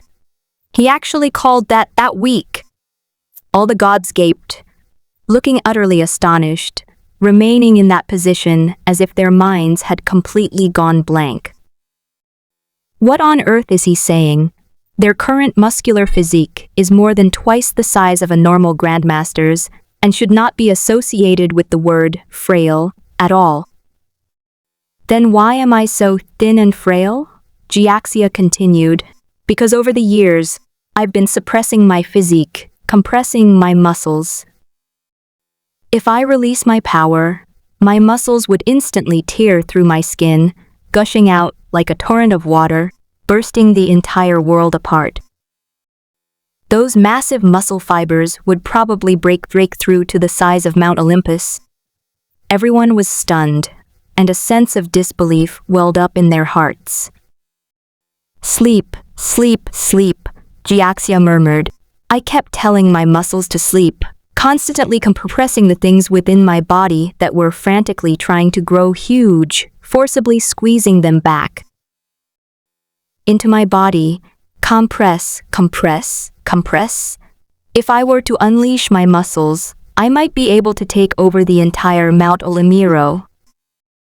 The entire mountain would be as easy as sitting on a throne for me. My ever-expanding muscles will destroy this world. Jiaxia smiled, as if she had traveled the world, her bones cracking and popping. This is a new realm. I have already taken half a step, but unfortunately, it is no longer my destiny to be with you. All the gods who were besieging the enemy went berserk, unleashing arrows, fists, and claws. We outnumber him by more than 20, and at the same level, no matter how strong he is, he can't possibly. They're all coming. Jiaxia's martial arts have reached an unimaginable level. With every move she makes, she can smash a grandmaster to pieces with each punch. Kill. The enemy went completely mad, and countless gods and demons leaped up, charging towards the highest peak in the center. Take up our weapons, choose wisdom. Odysseus leaped up and charged towards the gods and demons. Boom! Jiaxia immediately lifted the seal. His muscles instantly tore through his skin, as if tearing through clothing. Rumble! Massive, dark red muscle fibers compressed and covered his entire body, making him appear as if he had transformed into a colossal, bright red muscle giant. Countless fleshy growths piled up on his body, making him look utterly deformed. Although it wasn't as exaggerated as he described, it had indeed transformed from a well-built, upright ant into a gigantic, muscular monster the size of a coin standing on the table. Go to hell. He looked down at the guys on the ground with a cold gaze. Boom! The earth was stained with blood. The entire Earth's surface became a battlefield between gods and demons, with countless people on the ground wailing and trembling in fear as they fled into the abyss beneath the earth through the black hole in the sky. The mortals stared in terror at the heavens, unaware of the true nature of the war waged by the gods. They felt as if their battle had struck from the heavens to the earth, leaving the world riddled with holes and the earth itself collapsing. Of the 4 pillars that support the sky, one has broken. The world has tilted. This is God's punishment. It was divine punishment. The God of wisdom saw that the people on earth had committed heinous crimes, So he turned the world upside down and destroyed all living beings. They hid underground, only able to tremble and wail. Some people depicted this scene in horror on the stone slab, recording it for distant posterity. That day, the whole world tilted. The earth began to crack. Buildings collapsed one after another. Pillars began to crumble. People began to run and wail. And the gods of the sacred mountains and the demons of the earth fought in that chaotic world. The people screamed in terror, staring intently at the sky. Holes began to appear, and angry roars, stained with blood, plunged into the abyss. The corpses of gods and demons kept falling from the sky. At some point, amidst the fighting, the high-frequency spinning of iron weapons pierced the wooden planks of the ground, and flames suddenly began to burn. The world had never seen fire before, and terror spread far and wide. That day, the world was filled with light and fire. Countless enormous suns fell from the hole in the sky, causing the sky to collapse completely. The sea of suffering began to transform into a massive flood, gushing forth with flames, turning into a sea of light and heat that burned away the living beings on the ground and brought justice to people's sins. The people who had fled underground were trembling with fear. The war on the surface is almost over. In battles between the strong, every second counts in the fight to destroy vital points, and this is especially true in martial arts. Fu Qingjun remained calm as she looked at the table engulfed in flames. Fortunately, she had moved away the surrounding clutter to raise ants, leaving it isolated in the center, lest it ignite other things and cause a fire. Fortunately, there was only a small dish of liquor on the table. Fu Qingjun remained calm, letting the whole table burn as it was. The table wasn't going to last long anyway, and the smell of burning wood didn't bother the neighbors, since the residents on the first floor occasionally burned wood for cooking. Fu Qingjun surveyed the battle raging across the entire table. This time, Jiaxia once again resisted the encirclement and attack of the entire world alone, as if facing a great terror from fate. "I've broken through," Jiaxia murmured softly, all alone, looking down at the entire land, where corpses were everywhere and flames were burning fiercely. This is the fourth realm of martial arts. The first three are the realm of living beings, and the fourth is the realm of gods. Believe in yourself as something extraordinary. Believe that you are a god from heaven. His voice was low and his expression complex as he said, "What limits our breakthrough is the inherent shackles of our thinking. If we believe we are beings of the earth, then we will forever only possess their speed, muscles, and strength." The entire wooden table burst into flames, and the blazing light illuminated the whole world. Jiaxia's mind became crystal clear, and she entered a state of unprecedented clarity. The world, which had seemed shrouded in mist, suddenly became clear, and my vision began to sharpen. When he looked up again, he saw a huge, ancient, and mysterious deity, hazy and indistinct, that was constantly looking down at the burning world on the earth. It seems that the ant on the table, a two-dimensional life form, has begun to see the three-dimensional world. Its vision has improved a lot, and it can already vaguely see me. They have begun to be able to see the world outside the table. The world of the ant era has come to an end. Half a meter away, Fu Qingjun, her hair flowing and billowing, rested her chin on her hand, tilting her head to look down at the entire table in front of her. God.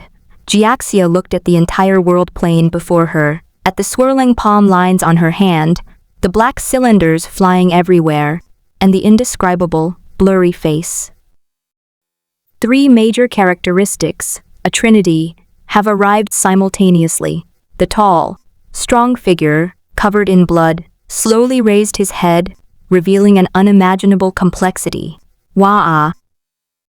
He suddenly collapsed to the ground, as if he had broken down, tears streaming down his face as he looked at himself and at that ancient, unknowable being, which was as vast as the world itself. Fu Qingjun watched helplessly as the entire demon kingdom's civilization was born and fell.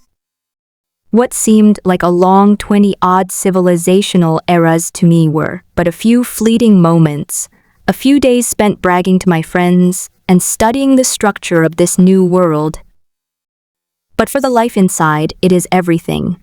Fu Qingjun sat at the table, looking down at Jiaxia, who was in tears on the raging fire, and felt a mix of emotions. The god-slaying and an upheaval in this desktop sandbox world made him fully realize the ants I'm raising on the wooden table aren't just a simple ant nest petri dish. Since I endowed these ants with a higher soul and gave them true intelligent life, things have become far more complicated than they seem. A pet kept on a pure wood table. It is an intelligent civilization. They developed their business on such a small tabletop sandbox, yet they possessed their own spirit and courage.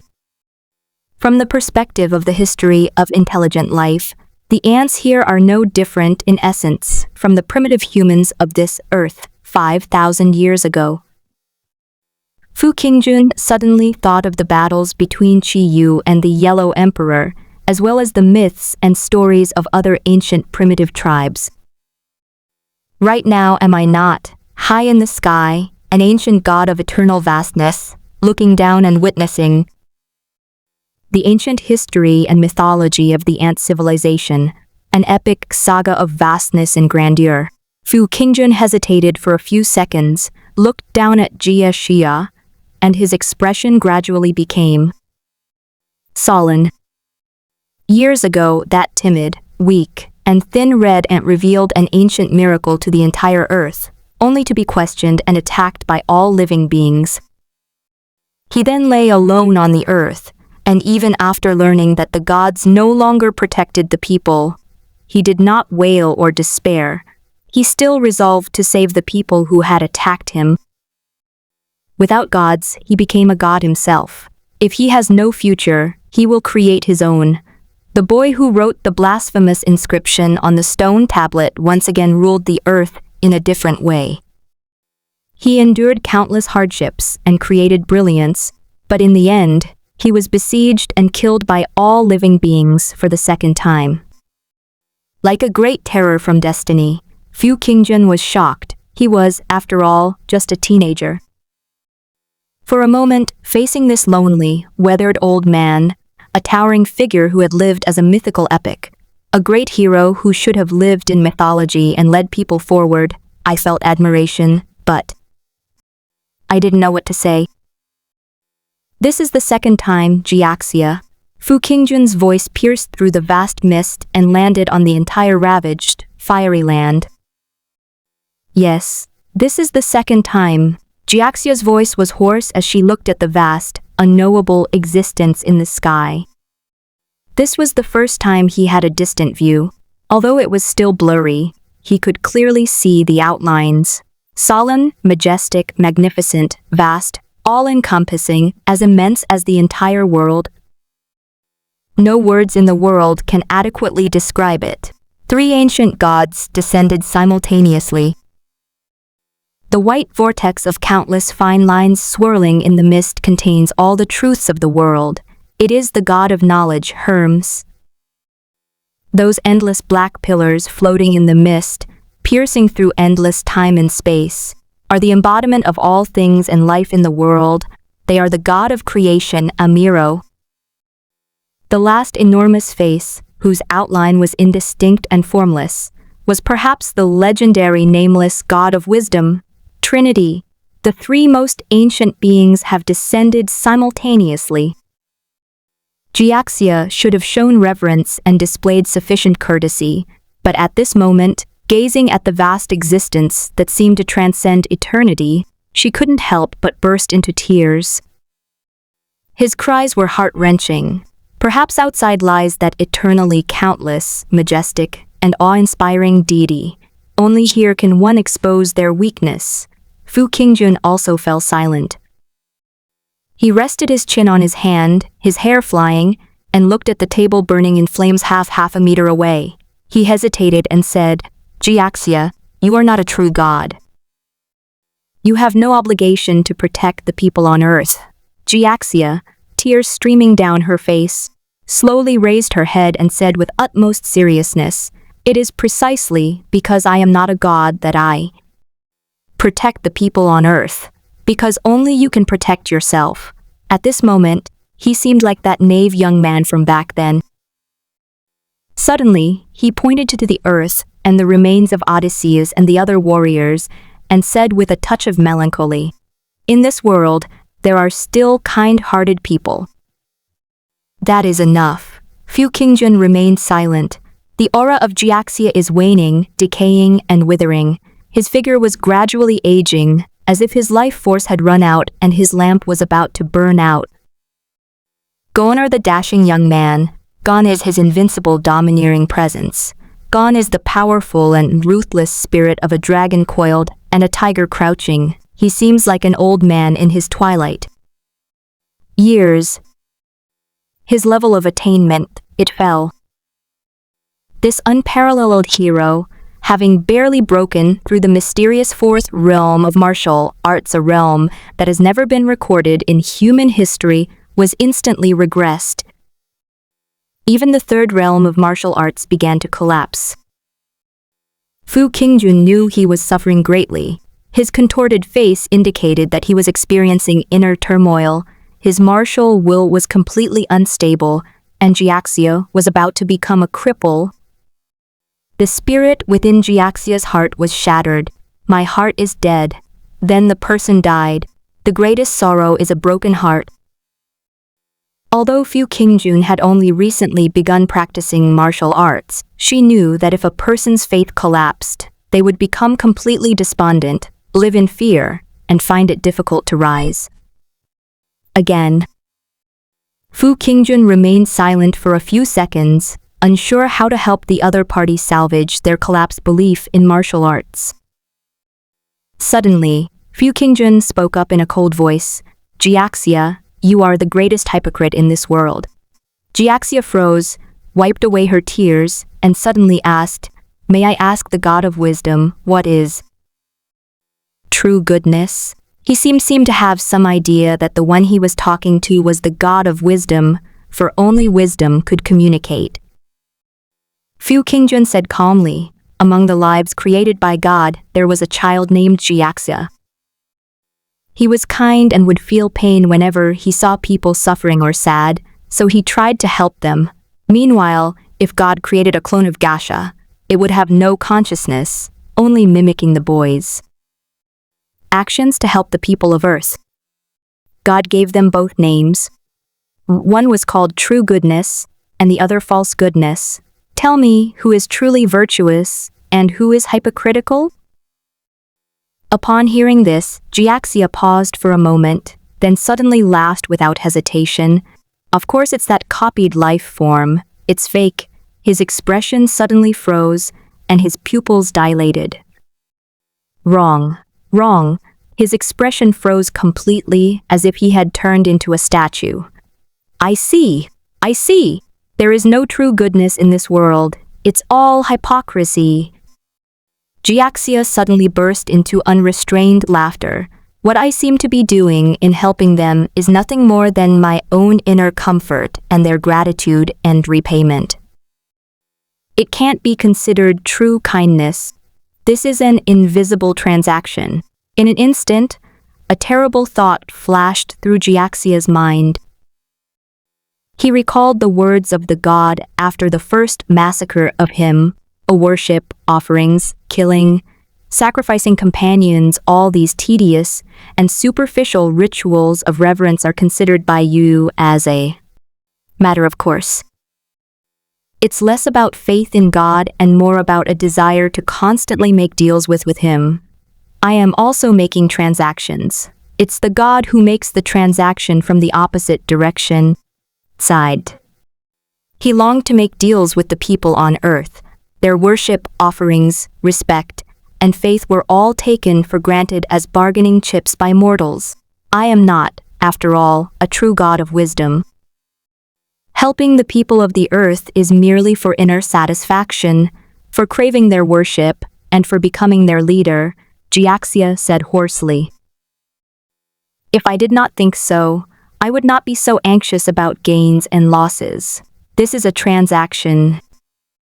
Deep down I believe they are not following the rules of the transaction, which is why I am so angry.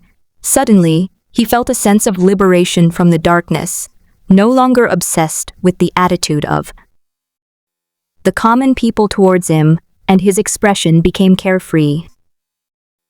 Ha ha ha ah! If I were a true god among men, helping the people on earth would be my business. What do I care if they worship or hate me? Why would a god care about the emotions of the common people?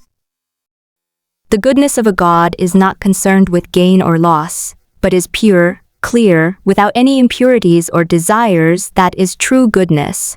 He suddenly burst into laughter, which gradually grew louder and spread across the entire burning tabletop. All the common people hiding in the abyss beneath the earth heard his wild laughter. Boom, rumble. In an instant, a vast energy enveloped the entire world, carrying an inexplicable sense of holiness.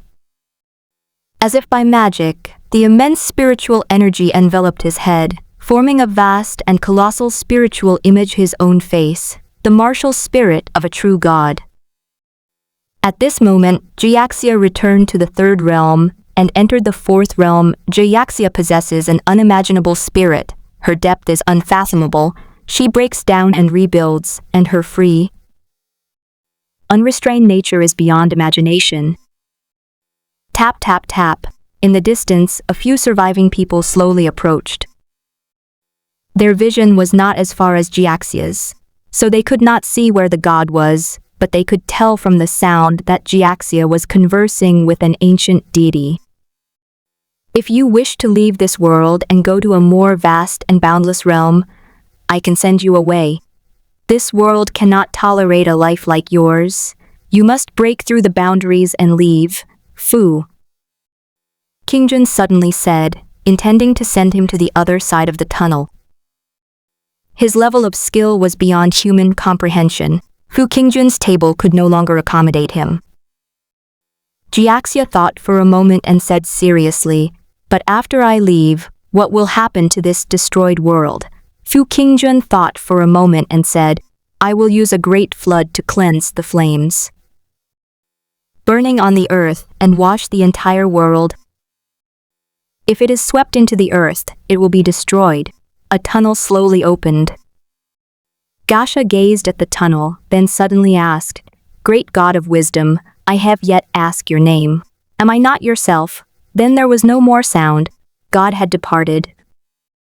Fu Qingjun slowly returned to the kitchen, picked up a bucket to fetch water, and immediately turned off the fire. Jiaxia just stared blankly at the sky. He was completely stunned. Numb, my mind went blank for a long time, and I carefully pondered its meaning. He suddenly laughed, bursting into laughter. "So that's how it is. So that's how it is." He abruptly turned his head and looked again at the enormous sphinx with its ant-faced body, which was crumbling and shattering in the golden flames. That was my own face. God is myself. This is the God in his heart, the God of wisdom. I see.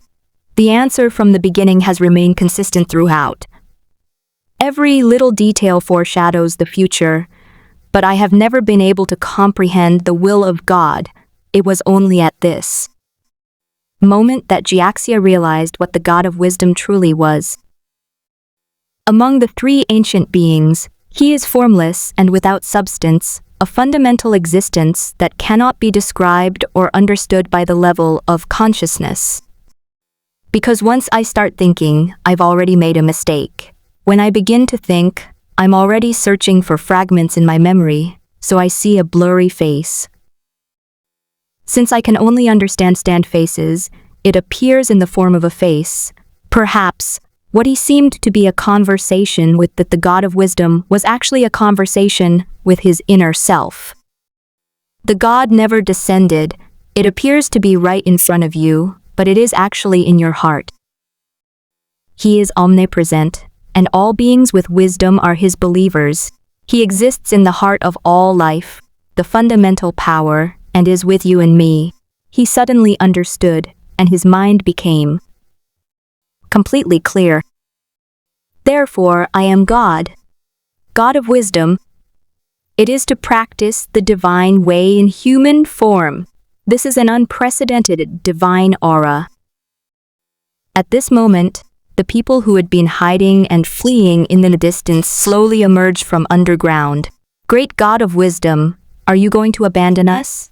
They cried in anguish.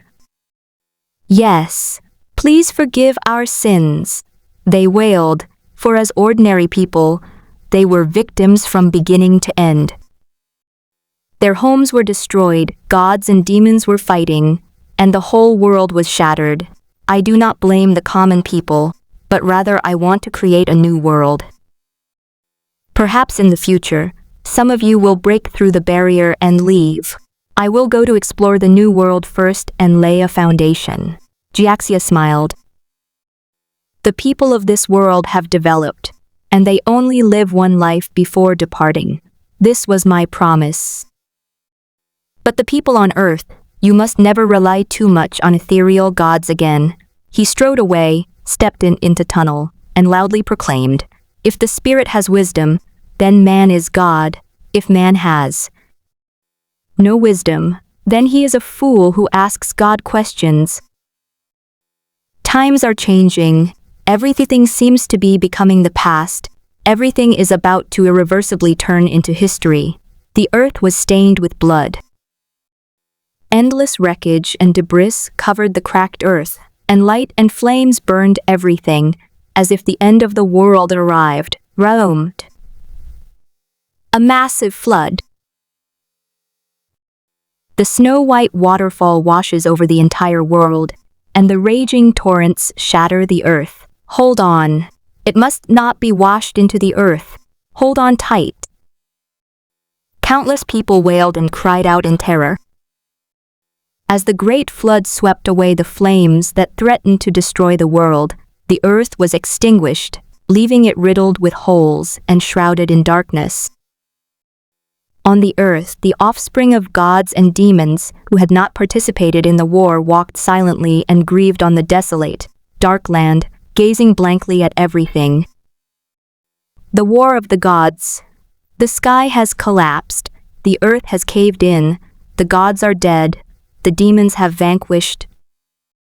Only we are still alive. Some creatures wept, wailed, and collapsed to the ground, crying out in anguish. This is the God of wisdom's punishment for the wicked and ungrateful people. This scene was immense pain for all the gods. They understood the wickedness of the heart and remembered the destruction brought about by this sinful history, taking it as a warning. For the rest of their lives, this brutal and terrifying mythical war, with fireballs falling from the sky mixed with the bones of gods and demons, became an indelible nightmare and a deep wound for these survivors. Half a century has passed. The people on Earth came to their senses. They had lost loved ones in the disaster, and the pain and despair brought by the war were immense. They rebuilt their houses and buildings and awaited a new future and perhaps the judgment that would come. Amidst the ruins, the boy from the Ant-Man tribe, along with his people, clung tightly to the remains of their tribe and ultimately survived. They slowly brought back the remains of Odysseus and the warriors to the now ruined tribe. Fathers, you have not failed God. The human boy from that tribe, looking at everything that resembled apocalyptic ruins, and with Odysseus' words still vivid in his mind, seemed to have completely understood something. One day, looking at the ravaged earth, as he struck the iron again, he suddenly took out an iron plate and wrote the rules of God, then wrote down a passage when death mercilessly sweeps away the souls of all living beings, when fear's shells meet weapons. He stubbornly opened the ancient coffin of the sun, where he slept. With a hopeful and tender heart, I wrote the third blasphemous stone tablet. Reluctant to give up on the future, when death mercilessly takes away the lifespan of all living beings, when the aging gods and demons open their arms, he stubbornly continues to guard the earth and resist all living beings. With a heart full of longing and unwavering determination, strengthen your courage, have faith in all living beings. Heavenly Father, you destroyed the wicked and sinful people, yet left behind the spark of good. May you return to heaven and come again. May you walk once more in your kingdom and forgive our sins. The boy wrote a long passage, then put down his pen. He stood up and hung the iron plate at the top of the tribe, so that future generations of the tribe would know and firmly believe that this was the difference between humans and gods. Later heroes and tribal leaders all took this as the standard for their actions. He hung up the iron plate inscribed with the rules of God, smiled with relief, and looked at the people of the land who were filled with sorrow, fear, and despair because of Jiaxia's departure. He said brightly, "That was God. Where he went, there were piles of bones. Where he left, spring was in full bloom. All the people were stunned for a moment, and the unease and guilt in their hearts suddenly disappeared a lot. The scene was so terrifying and shocking that the brutal battle was forever etched into their memories. But history is ultimately indifferent to the future. Even the greatest living beings are but dust in the annals of time, their imprints etched into the profound memories of their era, and in the future merely a few strokes in the history of the rise, fall of dynasties. The sacred tombstone of the Sunflower Movement records, in the 26th century, the people of the earth falsely claimed to be gods and demons, terrified of death. They then turned against the gods, who were enraged and destroyed humanity, unleashing countless suns and floods to annihilate the world and destroy dynasties. This can be considered a small indoor fire. The remaining wood can be split and used as firewood for cooking. Fu Qingjun used a bucket to extinguish the flames on the table, then used a broom and dustpan to sweep up the water, trash, sawdust on the ground.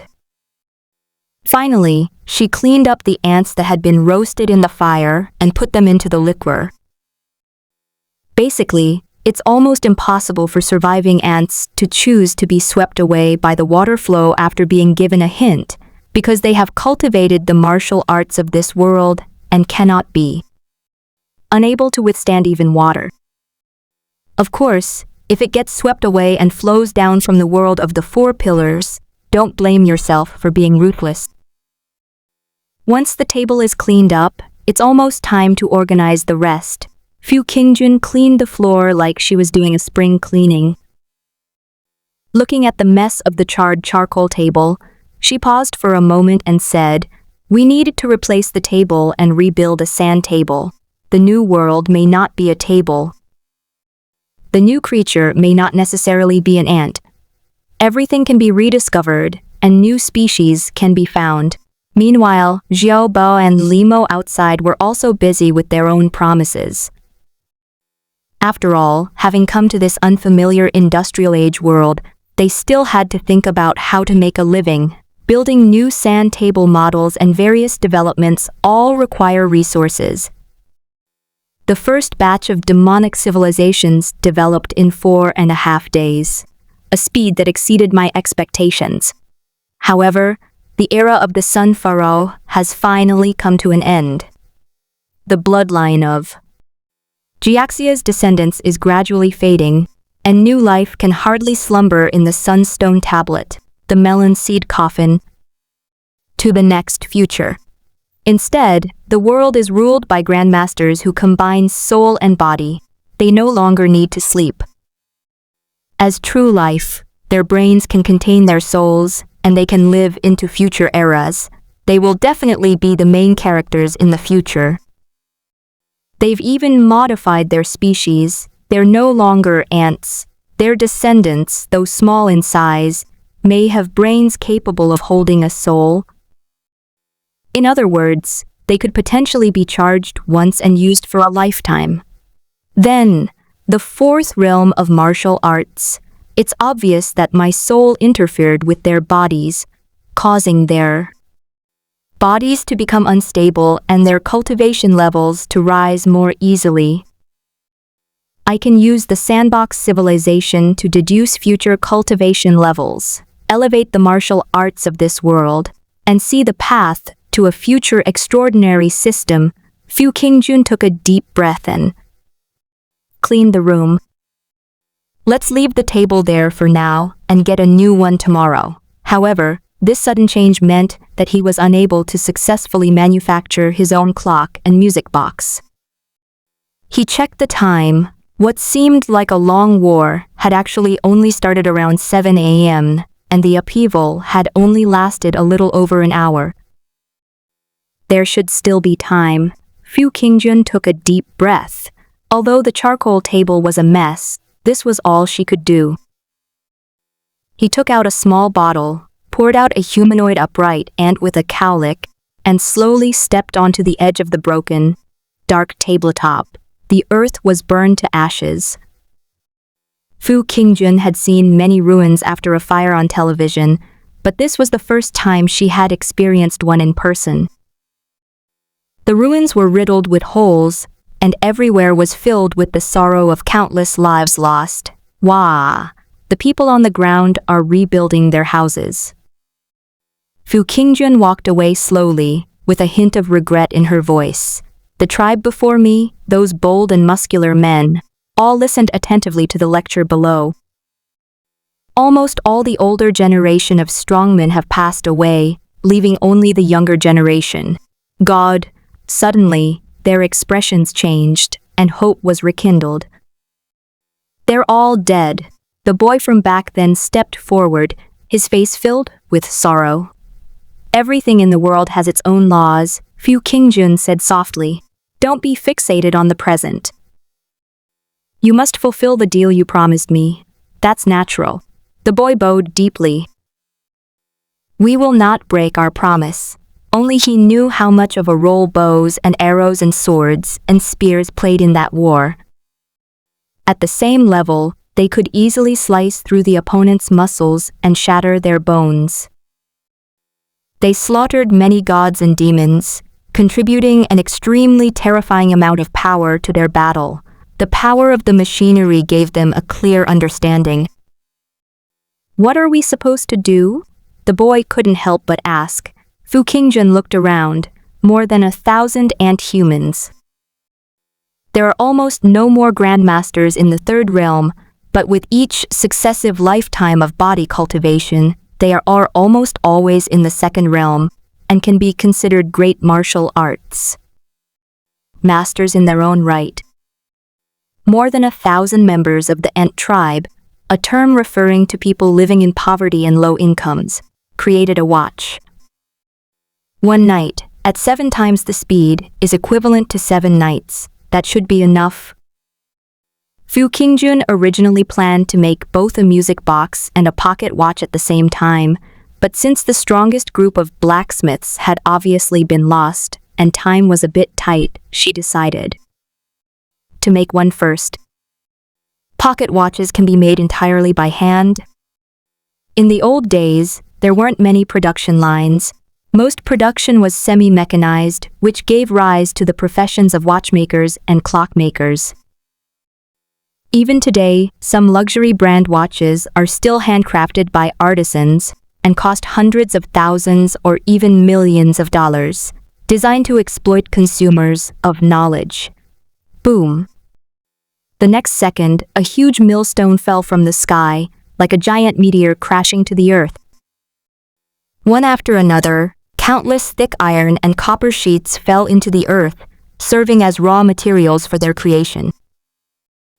Fu Qingjun said calmly, You can disassemble these mechanical creations and use them to build as small and exquisite as possible. Following Fu Qingjun's instructions, they climbed onto the huge circular platform, unscrewed the cover, and saw the extremely exquisite mechanical gears inside. This is unbelievable. All the ants stared in awe at this enormous and magnificent mechanical marvel. One after another, huge, precision gear discs slowly rotated, radiating a beautiful metallic luster, and interacted with each other with a subtle ticking sound, like a metallic abyss stirring. World where a careless fall would result in being crushed to pieces. This is God's creation. This is the knowledge of the outside world.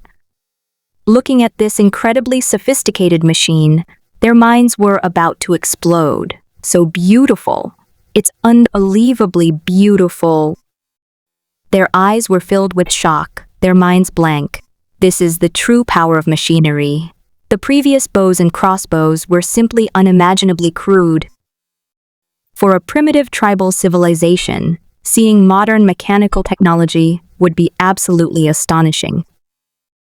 Perhaps airplanes wouldn't give them such a huge shock because the knowledge gap was too great. They simply couldn't understand engines or oil.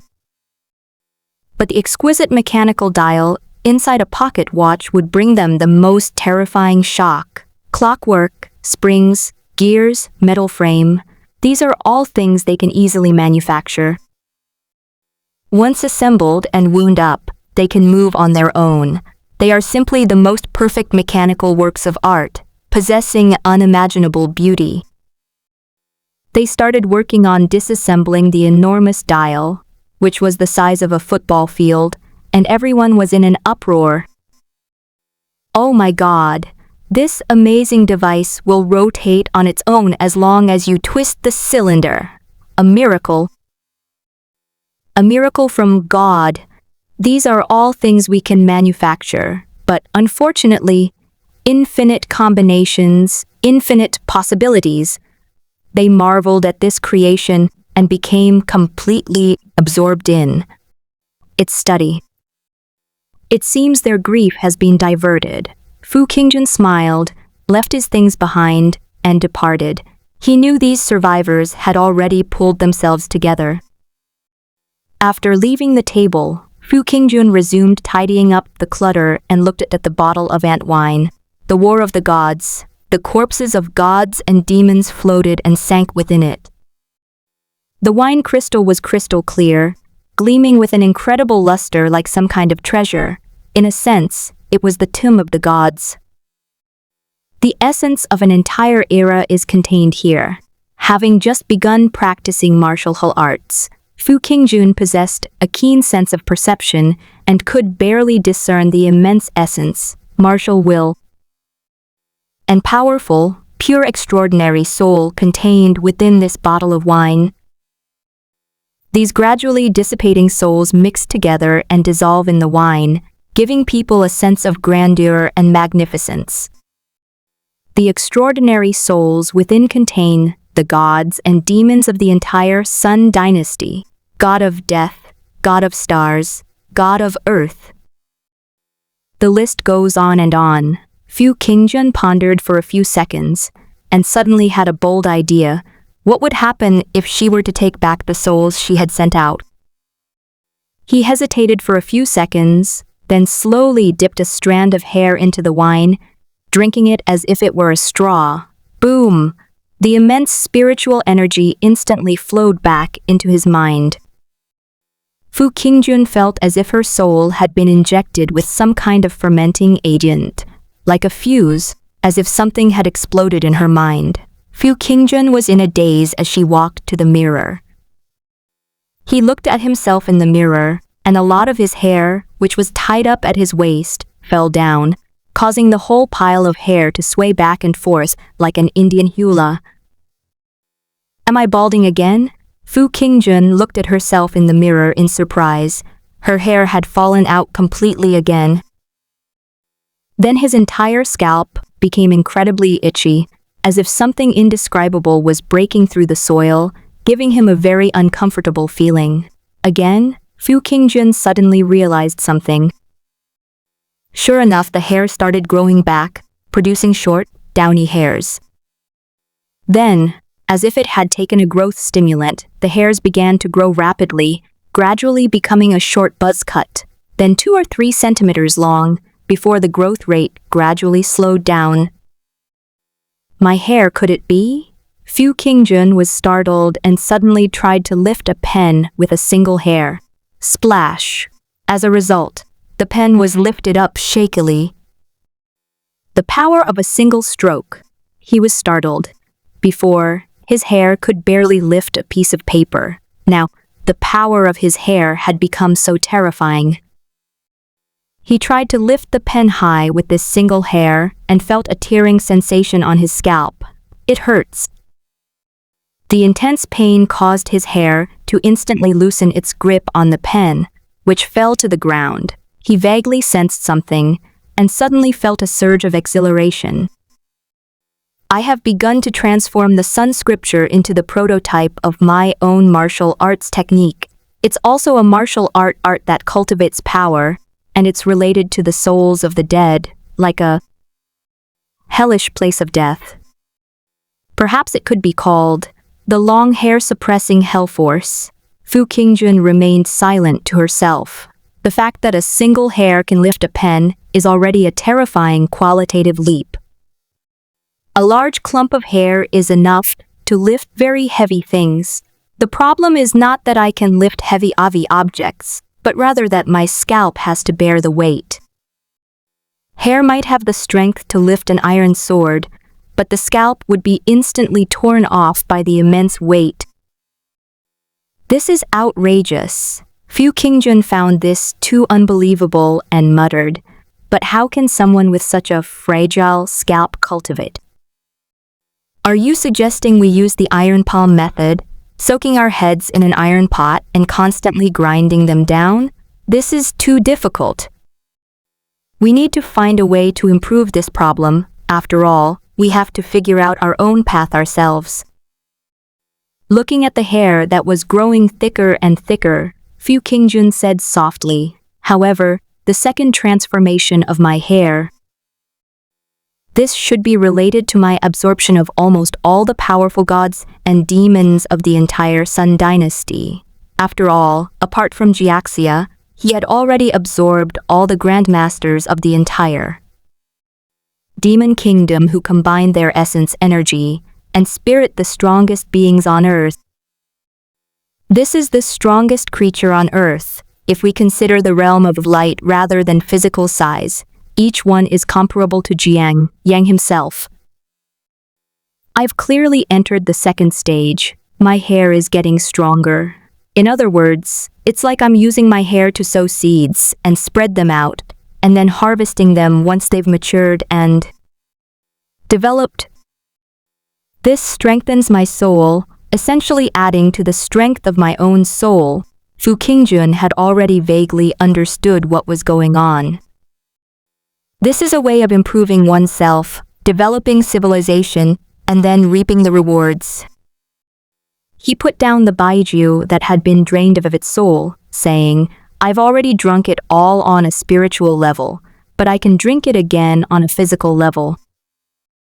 It still has unimaginable nourishment, but he didn't plan to drink it.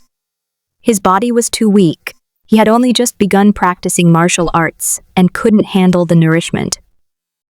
After sorting out his thoughts and dealing with all the various miscellaneous matters, Fu Qingjun began to study the other matter. They sent Jiaxia into the tunnel. It's true there's nuclear radiation over there, but Jiaxia is already considered an ultimate, extraordinary being. He shouldn't be able to be killed. Fu Qingjun took a deep breath and reopened the tunnel. There was a faint smell of radiation coming from that side. I wonder how well Jiaxia's land reclamation is going. Fu Qingjun took a deep breath. When he left, he took several biological races with him. This is my own SSR card, their strongest force. As for Jiaxia running away, Fu Qingjun wasn't worried. Through experimentation, he discovered that these were all his relatives, and he could control their lives and deaths. As long as they were not far apart, he could sense their location and presence. They might be able to break free from their own constraints, but only if their souls are strong enough to far surpass their own. Although I can't defeat them, my soul is still very confident. Splash! Fu Qingjun skillfully probed into her hair, trying to find the entrance. But in a daze, Fu Qingjun suddenly realized something. Wait, something seems wrong. The tunnel I opened for Jiaxia didn't seem to have any nuclear radiation. Was it delivered to the wrong place? He thought about it carefully, and then realized something was wrong. At that time, death and the end of the world caused my thoughts to be completely elsewhere, and the tunnels that were opened at that time had no trace of nuclear radiation. In other words, you opened an unknown tunnel yourself. He was completely distraught. Sure enough, when he sensed the other side of the Earth tunnel, apart from the smell of nuclear radiation, there was no trace of Jiaxia's presence at all. He looked again at the entire shattered ancient ship. The mainsail had inexplicably and permanently broken off, its whereabouts unknown. Another section of the ship has completely broken down. Wait, how come the ship has other functions that I accidentally activated? Also, if a permanent part of the ship is sacrificed, where will Gasha be sent? Fu Qingjun was dumbfounded.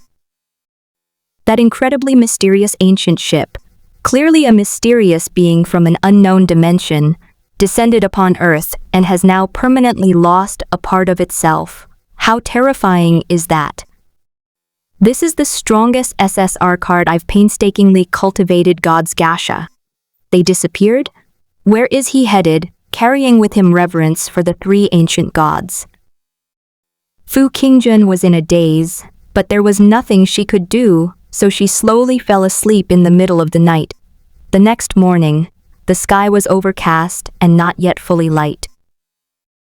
A little after 5 o'clock, Fu Qingjun woke up in bed and washed her face and brushed her teeth in a daze. After a night, the ants completed their task remarkably well. The pocket watch they created could hardly be called a pocket watch anymore. It was only slightly larger than a coin. Fu Qingjun tried adjusting it and found it wasn't very accurate. But it doesn't matter, it's just the first time making it, I'll get used to it later. Let's go out for a walk and buy a table while we're at it. After thinking for a moment, Fu Qingjun decided not to save any money for lunch and just go out. Pocket watches were a luxury item for the nobility in this era, and they could certainly fetch a high price.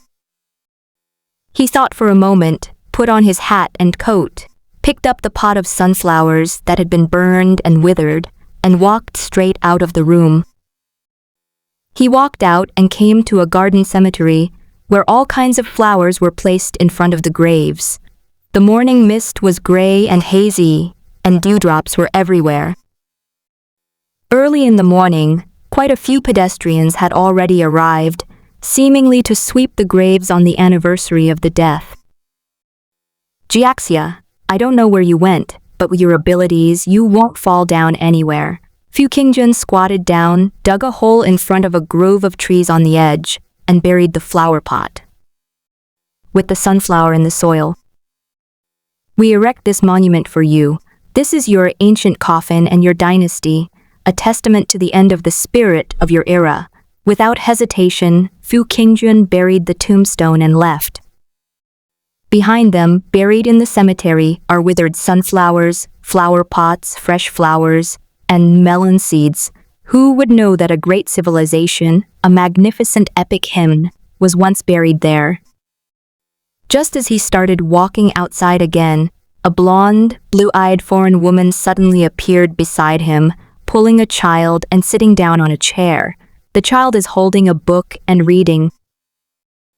Westerners? Fu Qingjun found it unusual. After all, this was an autonomous region, and foreigners had to register to enter.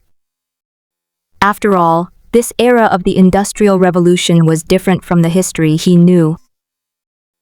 This world, judging from a glimpse of martial arts and the passing trio of self-driving car drivers, clearly possesses mysterious and unknown forces.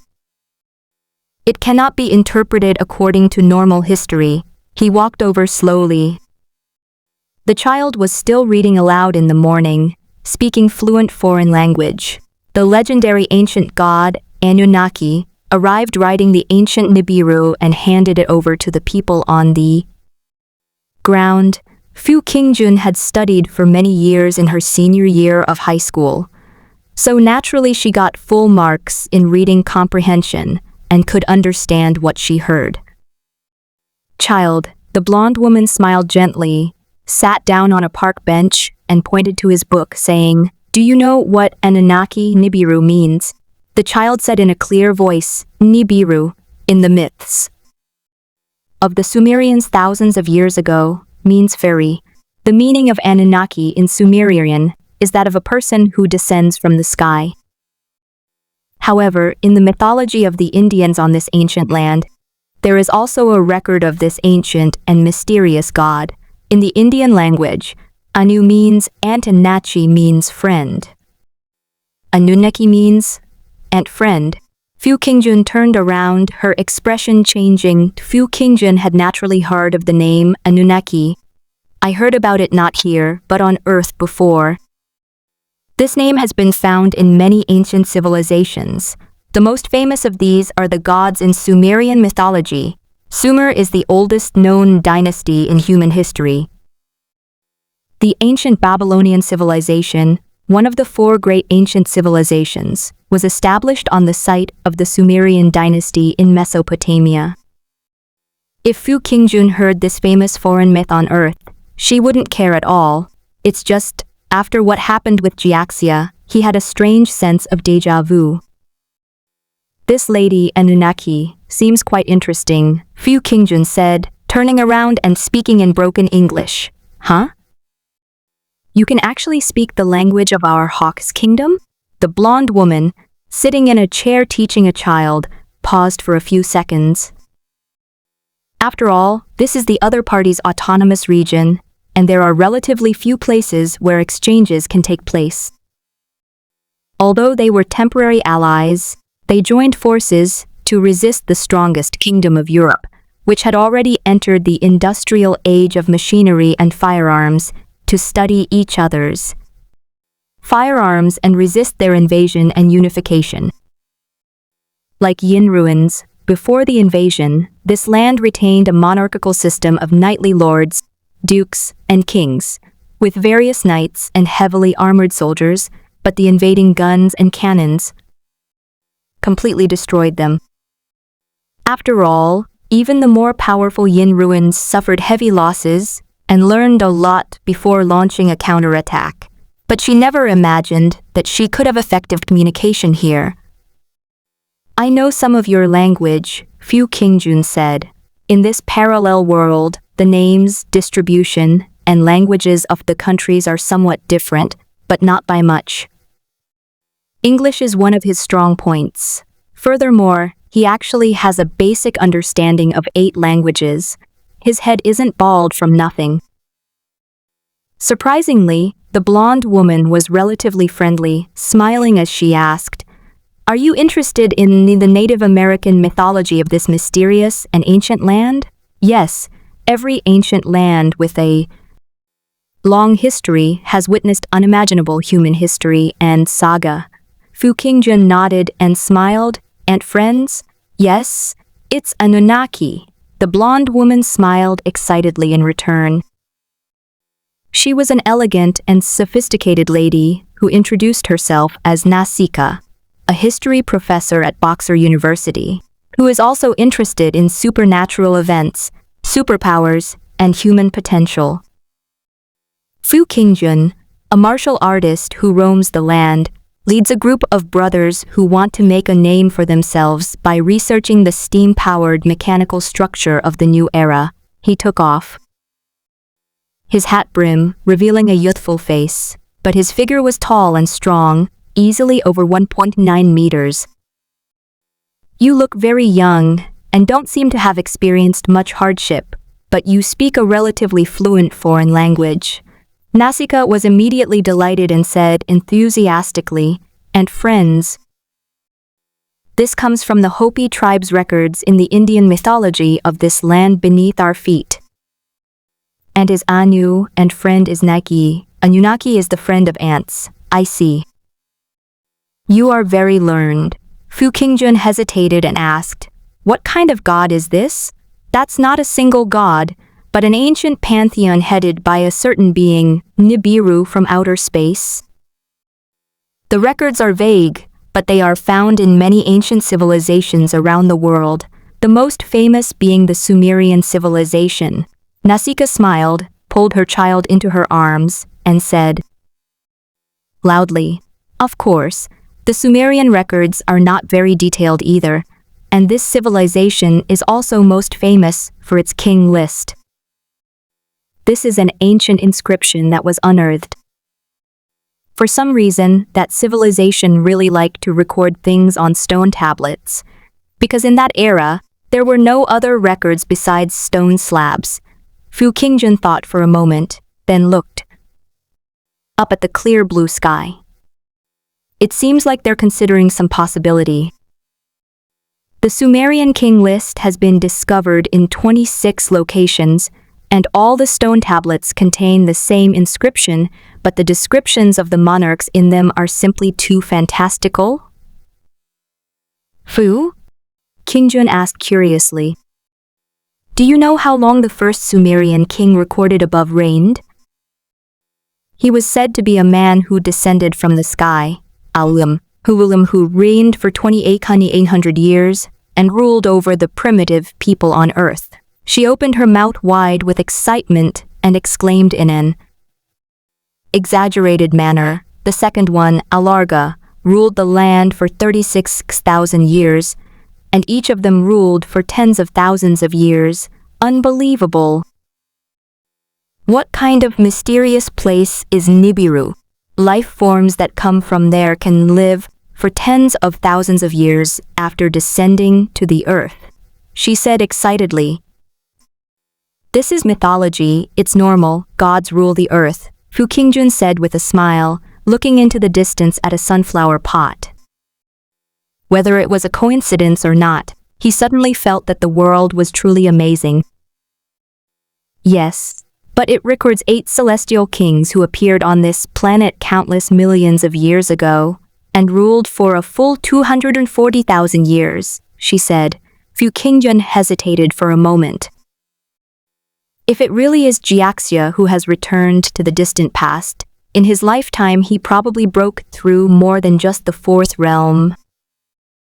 His physical breakthrough might have made him an ultimate creature that transcends cellular lifespan, living for hundreds of thousands of years. Throughout the history of humankind, unearthed human skeletons show that we have existed for millions of years. She smiled and said, "I don't think humanity is just a few thousand years old. There may be more distant human civilizations that then perished. They're just given the name of ancient myths by us humans, with only a few thousand years of history. Possibly," Fu Qingjun said, neither confirming nor denying. Then, the royal register recorded a terrible flood, and the king's lifespan began to shorten, Nausicaa said with great interest. Fu Qingjun pondered. Whether it was a coincidence or not, whether it was Jiaxia or not, this massive flood is probably not from my own bucket of water. After all, myths from all over the world have unanimously recorded the Great Flood, including the Bible, Sumerian mythology, and even the Chinese legends of Noah patching up the sky and Yu the Great, controlling the floods. This natural disaster may indeed have occurred in ancient times. If it really is Jiaxia, then he lived a very exciting life on the ancient land and even encountered unimaginable opponents. The first king after the flood fell in 2000, and then gradually fell over several hundred years.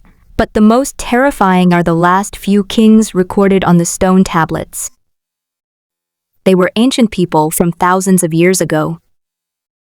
We can start to study them, and we have discovered that they really existed. For example, Gilgamesh, who is on the Sumerian king list, reigned for 126 years. He was a real person. Nausicaa became increasingly excited, her expression filled with a thirst for truth, and said, "According to my research and that of several scholars on ancient ruins, he did indeed reign around this time, roughly from 2600 to 2700 BC.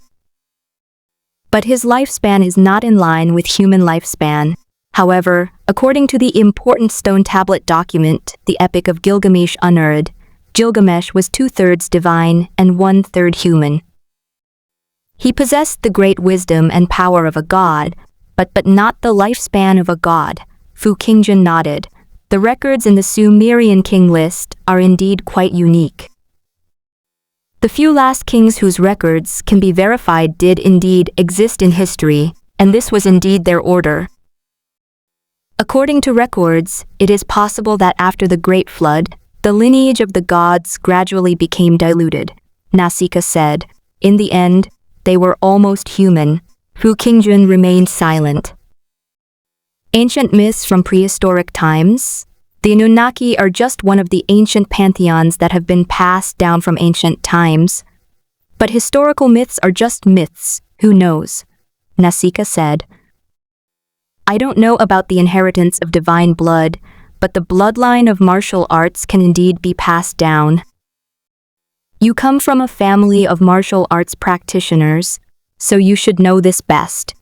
Some traditional martial arts, after being practiced for generations, have caused abnormalities in the bones. If other people practice one's own family's martial arts, it may cause hidden injuries to one's own body." Fu Qingjun understands this point. For example, the genealogy of the Iron Wire Fist states that only members of the Fu family village are allowed to practice it. This is already a kind of inheritance. If the martial arts are stronger, it might really be possible to inherit divine blood, which is a powerful physical structure. For example, a Tyrannosaurus rex, its offspring will definitely be Tyrannosaurus rex, not insects. A crazy light flashed in her eyes. After all, according to research, the essence of martial arts training is to promote the evolution of life, and it is only natural to evolve into some kind of special super life form. Yes, it's a pity that the fourth realm of martial arts has not yet appeared, Fu Qingjun said. That's understandable. After all, martial arts have existed since the beginning of human history, because martial arts are originally techniques for hunting and training the body. But human history is only 4,000 years old. It's normal that only 3 realms have been developed. Nausicaa, a radical thinker, said, "I believe that a 4th realm definitely exists. But martial arts may not have a 4th realm because of the industrial age," Fu Qingjun said, looking up at the sky. After World War II, the ancient cold weapon combat and close quarters fighting that had developed over thousands of years will eventually decline and stop here forever. Yes. Nausicaa stood up, preparing to leave. "Your Excellency is very far-sighted. It was a pleasure to have this conversation with you. This is my business card." In the distance, 2 tall bodyguards in black suits slowly approached. Fu Qingjun took the business card and smiled. "I don't have such a thing, but you can find me by asking around here. Also, what do you think of the workmanship?" Fu Qingjun took out a pocket watch, or rather, a tiny women's wristwatch, only slightly larger than a 1 yuan coin, and incredibly exquisite. Nausicaa was shocked. How could such a technique be possible? In this world, most people used pocket watches, which were about half the size of a palm. They were usually placed in a pocket, and it was too heavy to hang around the neck. Wristwatches were more sophisticated, and their price tripled, costing more than 10 taels of silver. Back then, wristwatches were also very heavy and were only suitable for strong and powerful warriors. It's safe to say that she had never seen such exquisite craftsmanship before. This could not possibly have been created by human hands. Only a sophisticated mechanical factory could achieve such precision. "This is what we produced," Fu Qingjun said. "This is not something that can be built by human effort. Assembly line production is already relatively mature. If you need it, you can contact me. There will be plenty in the future, but the output will not be large. Can you sell me this piece?" she asked, clearly fascinated. "I'm willing to pay 50 silver pounds. Okay." Fu Qingjun was taken aback. Silver and silver pounds have the same purchasing power, so this was equivalent to 50 taels of silver, which was already very expensive. The watches sell out easily, just as Fu Qingjun had thought. In this era, the gap between the rich and the poor is enormous. Any aristocratic family like Jiang Yang, who inherits aristocratic lineage and rules over their people, would definitely love such exquisite mechanical watches. Thank you very much. If you need help finding sales channels, I can help, but I don't think it's necessary. Those ladies will definitely crazy. Nasika smiled, and after the two bodyguards next to her took out the money, she took her child and left under the escort of the two bodyguards. Suddenly, as if she had thought of something, Nasika turned her head and said, "According to some unconfirmed historical records, the Anunnaki ruled the land and spent their entire lives thinking of returning to Nibiru. Is that so?" Fu Qingjun watched Nasika leave, then slowly looked up at the sky. He couldn't help but recall Jiaxia's last hazy figure and the cowardly boy crying loudly. Fu Qingjun remained silent for a few seconds before finally bidding farewell to the cemetery and leaving behind that flower-adorned tombstone. He returned, the morning dew mingling with the mist, his expression somewhat dazed, as if he heard the mythical figure slumbering in the ancient coffin, clasping his hands together before his chest and speaking to the next future. Did that mythical hero, so devoted to the concept of God, also slumber in the ancient golden tower, like every era before him, experiencing countless changes of time, the transformation of the world, the rise and fall of dynasties, still leading the epic of civilization on Earth amidst a bone-deep, distant loneliness? Fu Qingjun returned to the house. It was already past 7 o'clock. The sky brightened completely. He straightened his clothes, sat down in a chair, counted the silver pounds he had received, and put them away. Now that we have money, we'll definitely be able to meet our basic living needs for the next period of time. Fu Qingjun took a deep breath. And then there's the matter of getting enough nutrition. Including today, I've been eating white rice for 5 days straight since I came into this world. The nutritional imbalance had already made him feel exhausted and weak, let alone continue practicing martial arts. "I can't go on like this. I need to improve my diet." Previously, he ate only white rice because he dared not go out to eat. He was afraid of being killed if he was not careful, as the risk was too great. But now that the body shape issue has been barely resolved, it should be possible to impersonate someone else. After all, although he wasn't Fu Qingjun's acquaintance, the fact that Nasika didn't seem to notice anything unusual when they faced him meant that his height-increasing shoes, black stockings, and muscular physique made him look like a normal martial artist, even though his face still looked youthful. Furthermore, the strength of my own hair has increased, giving it a more powerful appearance and completely eliminating any sense of incongruity. We still need to get a table. Fu Qingjun planned to wait for the loudspeaker to arrive before resolving the issue. As for whether Jiaxia returned to the distant past, Fu Qingjun dared not say for sure. Because Nibiru and Anunnaki, these ancient myths and legends, did indeed exist, and what we see now are just clues. Whether they truly traveled through time and established a prehistoric mythological civilization in the distant past remains unknown. He examined the ancient ship again. Its sails were completely broken, vanished without a trace.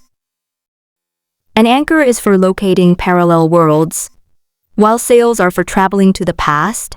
However, anchors can be used indefinitely to secure a shipping lane. Sails are disposable and disappear completely. He kept speculating that this ancient ship was truly terrifying, traversing the multiverse and sailing along an eternal timeline. If that's true, then we've suffered a huge loss. That's a crucial, one-time trump card. I randomly opened it and used it without even realizing it. If we find the lost sail again, can we bring it back? Fu Qingjun, lost in thought, frowned and said, "However, if the guess is true, the sail broke, and it's very likely that the sail went back to the past with Jiaxia. How am I supposed to find it in this era? Search for ancient ruins, artifacts, go to museums. A sail the size of a toothpick, or perhaps a walking stick wrapped in cloth? Are there any similar scepters in ancient mythology?" Fu Qingjun was racking her brains. This is a huge loss. No matter where Jiaxia went, Fu Qingjun knew that a sail had been permanently broken, and being incomplete was definitely not a good thing, as it was his trump card. Forget it, thinking so much is useless. Strengthening myself is the way to prove the Tao. Fu Qingjun took a deep breath, feeling that 5 days had passed. He wondered what the other apocalypse was like. Although I've had a wonderful few days here, I should still go and see it. After all, those few days in the post-apocalyptic ruins, fighting for survival, must have been quite an eventful one, right? He quickly set his goal, rebuild the world, then head straight to explore the post-apocalyptic wasteland. Master Chef, second Master Chef, hold on, I'm coming. After all, the race has developed into a second tier, no longer just ordinary ants. The powerful racial foundation is still there, and it can quickly return to its peak through reproduction.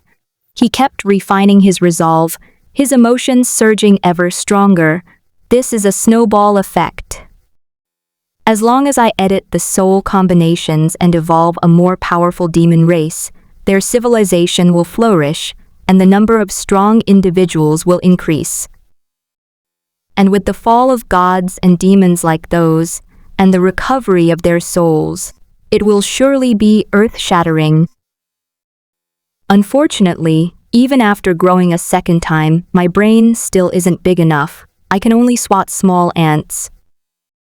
What if it were a large animal? Wouldn't I be able to build a real, normal demon kingdom? A truly large-scale, extraordinary, magical, and scientia, fantasy martial arts world? Forget it, my brain isn't working properly. Let's start with the small things. He reorganized his thoughts, but wasn't in a hurry. He immediately began to tidy up the hair that had fallen to the ground. Even though a second generation of hair has grown, the first generation of hair cannot be wasted. It is woven together and made into a rug to be placed under the table. There was a vulnerability before, so it was still possible to escape the tabletop sandbox. It was only because of Jiaxia's restrictions and constraints that the other creatures had no ambition to escape. But times have changed, so I'll have to restrict them myself. Fu Qingjun took a deep breath. Then, I'll wrap my hair around the wire and create a protective net around them from all sides. Fu Qingjun discovered that after evolving, the suction power of her hair was stronger. You can draw back your soul from a distance. Now, as long as it is woven into a net, it can absorb the souls of its own kind as long as one gets close. In this way, a world wall was formed using hair. Within it lies a transcendent world. This is to prevent flying species. After all, it's a fusion of chickens and ducks. Besides, Even if they can't fly, it's quite possible for these extraordinary creatures to jump out of the world like fleas. Unless you use a human wave tactic, a large number of deaths, to fill the entire hair net with souls, it will be impossible to absorb them, and there will be no chance to get outside. However, the silk nets on all sides, connected to the dense carpet on the ground, make it very difficult to fill this huge reservoir of souls. Fu Qingjun kept organizing her thoughts, sitting on the table and weaving her hair like she was knitting yarn. The hair moves on its own even without wind. It weaves through the air in wisps, creating an incredibly eerie and terrifying effect. He himself didn't know what was going on with himself. In short, the extended mental energy hair rooted in his brain had been developed into this way, giving rise to all sorts of special abilities, which was incredible. It's done. A moment later, Fu Qingjun looked at the redesigned frame and was very satisfied. At this time, judging by the time, Xiao Laba should be at work and eating noodles downstairs. He rang the bell on the window to call Xiao Laba over. Huh? Little Trumpet went upstairs and saw that this time Brother Fu was not just sticking out his head, but standing outside the door. Looking at Brother Fu's muscles and physique, she felt that something was off. He seemed even more perfect and well-built. Brother Fu, what's wrong? By the way, are you still in seclusion cultivating? What are you doing all alone in your room? Aren't you bored? Little Trumpet was slow to react, but now he was completely puzzled. It's all right, I'll take a table. Before she could even complain, Fu Qingjun threw 10 silver pounds at her. Woman! This is the activity fund. Eat and drink your fill. Yay! The Little Trumpet immediately beamed with joy. Fu Qingjun seriously suspected that Xiao Laba had a problem with his brain. He was completely single-minded. He really wanted to insert himself into Little Trumpet's brain to examine it and check for any program abnormalities, but he was also afraid that if he lost his hair, Little Trumpet would just kill him. It's hard to be a good person. Fu Qingjun pondered for a moment and said, "Have the brothers help us find a shop, and then we'll open a watch shop. We'll quit the dock business. Then we won't avenge this." Little Trumpet suddenly became serious. Fu Qingjun felt that there was really no grudge between them, and that she wasn't the real person at all. But after a moment's hesitation, he nodded and said, "Don't worry, we'll settle this score slowly and kill them all. Since one inherits a status, one must also inherit interpersonal relationships. This is only natural." Okay. Little Trumpet's voice was decisive. "I'll ask second brother to take a look." This is such a big matter. The brothers definitely need to discuss it. Fu Qingjun nodded, then glanced at Xiao Laba again, thinking that this person was sometimes smart and sometimes stupid. However, I've almost finished the simplified version of my Rain of Pure Blossoms needles, so I'm starting to have the ability to protect myself. After Xiao Laba left, he quickly arranged for a furniture store on the next street downstairs to bring over a new table. Fu Qingjun told them to just put it at the entrance and then move it inside. The table is all set, the same model as before. Fu Qingjun took a deep breath, closed the door, and shut herself off from the world. He glanced at the ant kingdom on the ruins. After a night of rest and 3 or 4 centuries, it had gradually recovered and was thriving again. Next, we'll replace the table. As for how to replace them, Fu Qingjun also has a solution. Simply send them directly to the ruins of Earth to serve as an exploration team and establish a civilization there. After all, one table is too small to accommodate them, although my brain can only produce tens of thousands of resources per day now. Their species has been improved. One charge lasts a lifetime. In other words, based on this estimation, their population could reach tens of thousands per day. In that case, their civilization with millions or tens of millions of people, will cover the entire room in the ruins, even the stairwell outside, and even the entire residential building in the neighborhood, building there. Extraordinary and vast world. The entire building outside will be their extraordinary world, their mythical world. They can fly through the air and burrow underground, and the land is filled with all sorts of mysterious foods, equipment, and electronic devices, a land teeming with magical treasures. Fu Qingjun plans to use this new table as a hub for the return of ants, and incidentally, build a new sandbox, the 6 paths of reincarnation, to create new species here. However, the exploration team's situation needs to be carefully considered. He picked up his pen again and wrote down a few points to note.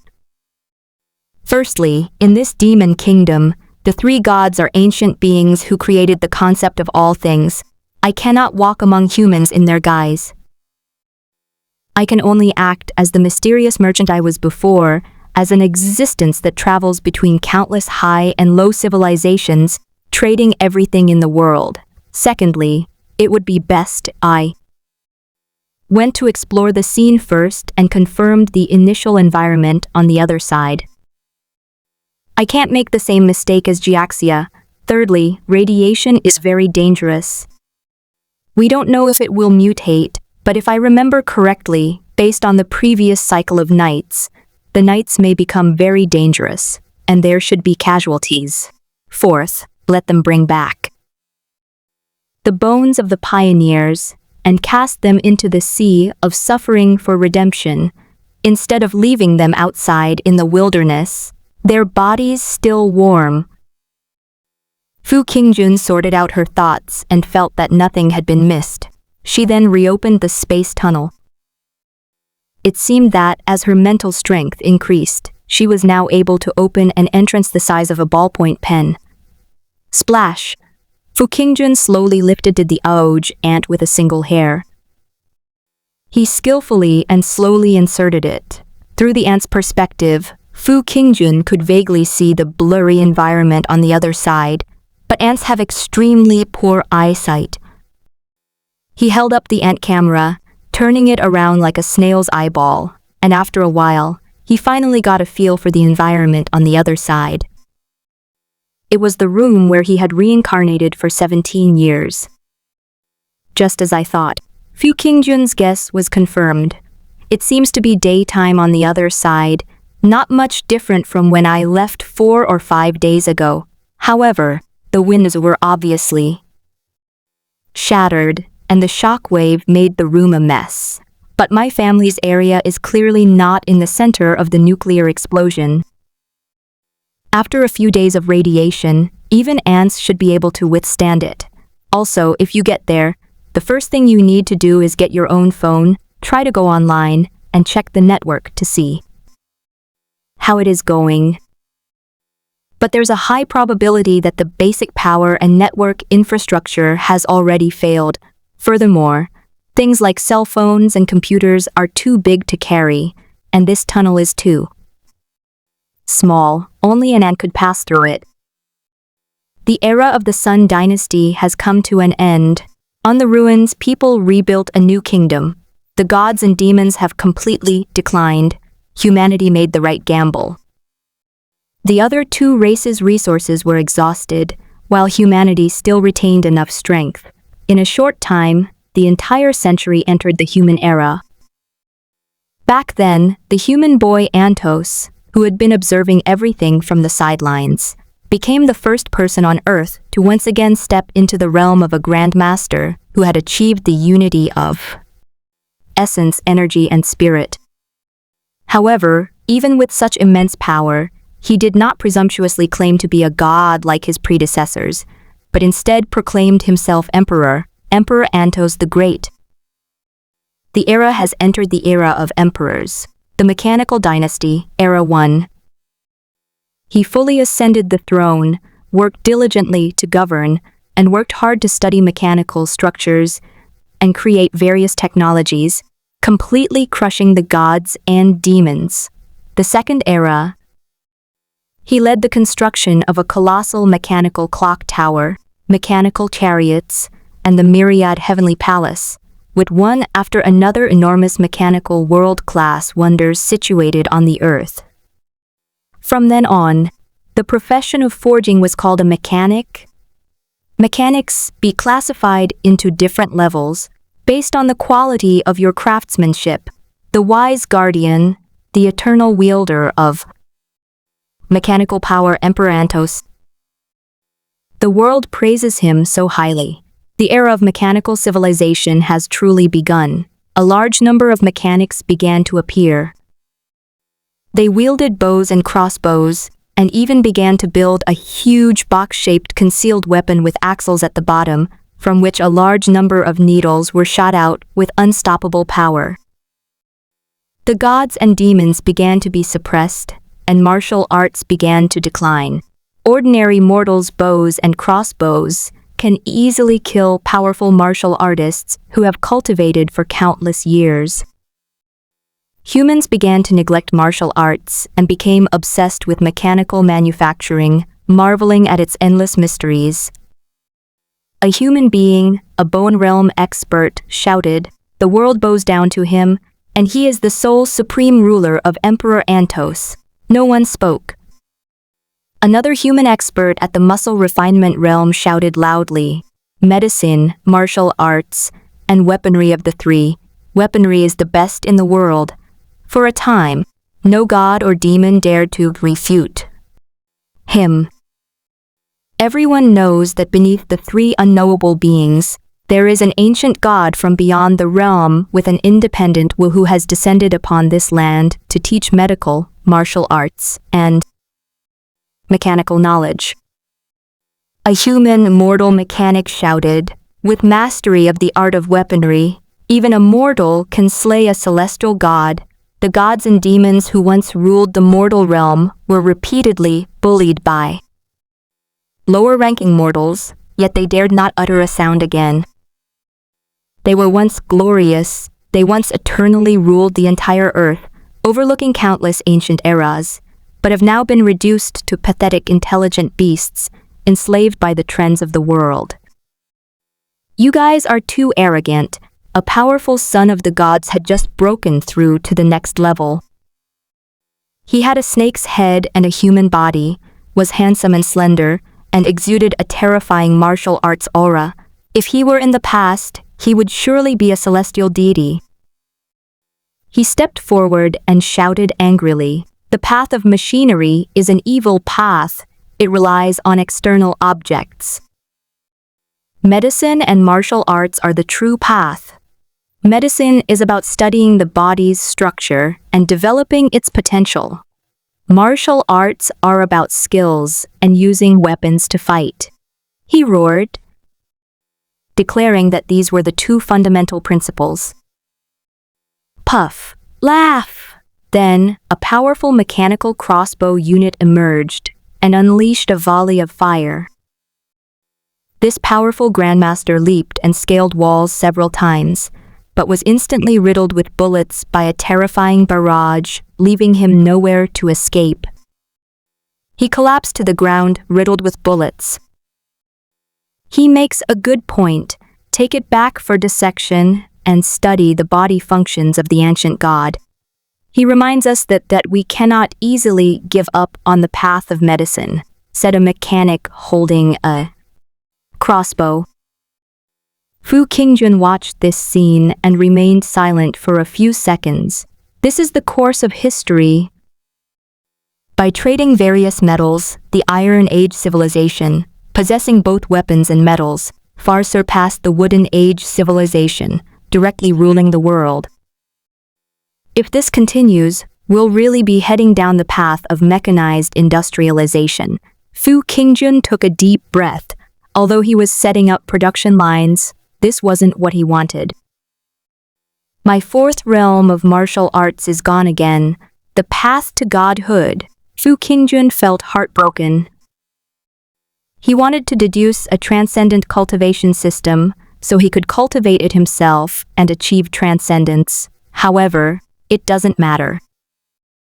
Once I unlocked the instance world, the room on the ruins of Earth, and even the entire neighborhood. Metals are then considered equal. Both the gods and demons are bound to rise to power with the help of metal. However, even with the rise of mechanical civilization, there are still some problems. We need to figure out how to effectively utilize martial arts. Fu Qingjun took a deep breath. Saving people in the post-apocalyptic ruins of Earth is clearly beyond the reach of technology. After all, nuclear weapons have already been used. We still need to develop martial arts. Wah-ah. The descendants of gods and demons are wailing. Why won't the outer god make a deal with us? Those wretched earth creatures, mechanics. Our wisdom is no less than theirs, so why is it not us? They chanted silently on the earth, their hearts filled with bitterness. An ant landed on the ground and looked at the gods and demons of the barbaric tribe before it. In an instant, all the descendants of gods and demons on earth felt a sense of reverence and submission, as if they had encountered legendary immortals and gods. Who is this? Are you the legendary nameless outer god? An elderly god or demon stepped forward and spoke excitedly. Fu Qingjun smiled, her face full of compassion, yet her expression held a faint indifference, like the eternal blue sky hanging high above. She said calmly, I am a merchant who travels through various worlds, trading lifespan, wealth, power, civilization, faith. I want to make a deal with you. Are you willing? We are willing. The entire tribe knelt down on the ground without prior arrangement. Their faces were filled with excitement. This is a legendary god. It was precisely because of this gift from the god that those hateful human mechanical dynasties. With his hands behind his back, Fu Qingjun said calmly, I can open a tunnel for you to temporarily travel to an endless high-level world. You can take any resources you want. A secret place. The big world. They stared in disbelief, frozen in shock. They knew before that the ancient god of Gasha had to leave this world because his power was too great. Could it be that the world they were going to now was? What an incredible opportunity this is! An elderly man, who was at the head of the group, stepped forward shakily and asked respectfully, Then, what price must we pay? Fu Qingjun smiled and said, Calmly, make me the equipment I want. This is too much, they exclaimed excitedly. This is an incredible opportunity with almost no cost. This is ostensibly a price to pay, but in reality, it's bestowing upon them a tremendous opportunity, allowing them to rise to power. The old man seemed to have finally understood, and tears streamed down his face, moistening his eyes. The world passage opens once every 8 centuries, allowing one to return to this world, Fu Qingjun said calmly. I will inform you later about the equipment I requested from you. Fu Qingjun slowly left. The remaining tribal residents were incredibly excited. Who exactly is this outer god, and why does he treat our world so kindly? His kindness to us, bestowing upon us a new life of civilization, is unforgettable. The surrounding tribespeople cheered. Meanwhile, in the distance, Emperor Antos, the human emperor, having learned of the news, slowly approached, glancing disdainfully at the 2 races before him. It's a pity we couldn't meet the ancient god again. He seemed to be asking us to forge weapons, but that wasn't actually the case at all. Why? An elderly god exclaimed. Humph. Emperor Antos snorted coldly, his face full of admiration. For an existence like this, creating such mechanical creations would be an easy task, wouldn't it? With a single thought, he could create countless divine weapons. Everyone suddenly realized, yes, opening the world portal, granting racial status, trading power, wealth, lifespan, all sorts of incredible things, forging weapons would be a piece of cake. Then why? a demon opened its eyes wide. Emperor Antos rebuked, "It seems like you want us to forge weapons, but in reality, it's to familiarize us with this power, teach us how to use it, and let practice make perfect." "This is a test of our achievements." "I see." Their gazes grew increasingly respectful. Emperor Ans's expression was cold and stern, exuding an aura of domineering power and unquestionable authority. This emperor, who suppressed the world, spoke calmly. "However, although I do not have the magnanimity of the god of Gasha, I can still accommodate the coexistence of your two races. We are of the same lineage, and we will not commit the act of extermination. You may come with us to explore the mysterious and dangerous world. What kind of enemies exist in that world?" "I'm really looking forward to it." After a while, Fu Qingjun opened the tunnel. In an instant, countless human mechanics, and even powerful gods and demons, were fully prepared and rushed towards the tunnel. They stepped right in. They slowly walked into the gray, overcast landscape, all personnel on high alert. Emperor Antos, leading the mechanical guards, walked ahead, staring in astonishment at the ground. "This world is incredibly strange. The floor is hard and smooth, yet it can faintly reflect our faces."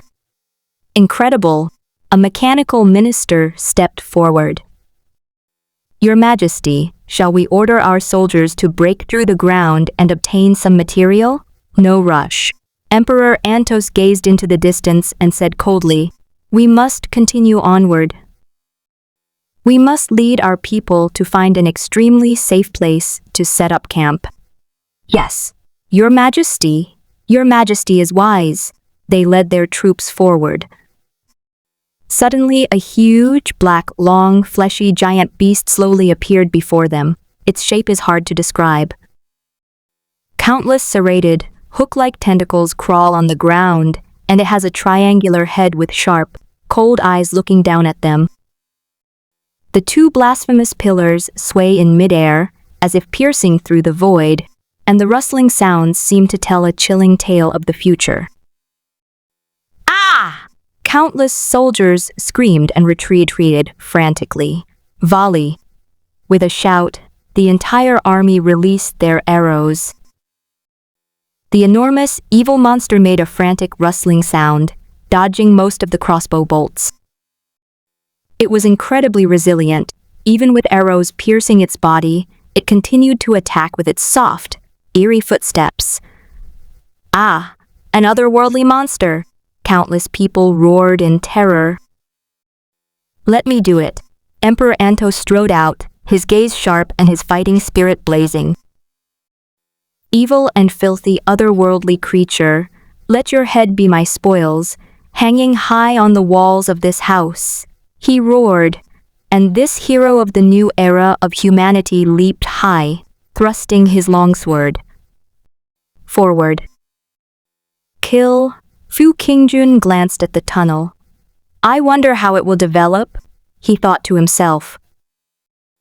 In the future, with the increase in population, mechanical clocks will inevitably be mass-produced, and wine is produced in large quantities, and the production line is very mature. Know if there are any survivors outside the room on the other side of the ruins. After all, I live in a residential community. If there are any living people, I don't know how to handle this. However, everything depends on the ant exploration team providing intelligence. In fact, Fu Qingjun is still a senior in high school. He lives in a school district house outside a key high school, and all his neighbors in the next unit are students of the school. After all, this is a very real problem.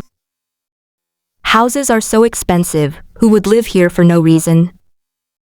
There's a school just tens of thousands of meters away, and the school has dormitories where thousands of students live. Fu Qingjun took a deep breath. But the most reasonable guess is that if they're still alive, they've definitely evacuated. After all, It's not the central area, and no one can live in the radiation zone for long. He let the ant exploration team go and could only wait for them to develop.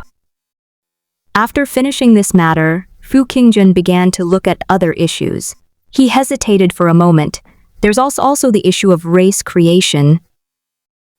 I can't just rely on them to randomly merge and create endless demon races, can I? That's too inefficient, and they might not even be able to perfectly combine soul genes. We need to find some professionals to create a truly powerful superhuman race. After all, the ant race, which can't be easily fused together, doesn't have enough potential. Fu Qingjun had envisioned this scene, since the creation of a race was somewhat like creating a game character, a scene of pinching a character's face. Unfortunately, people in this era don't have a concept of games yet. However, it's not impossible to try it yourself.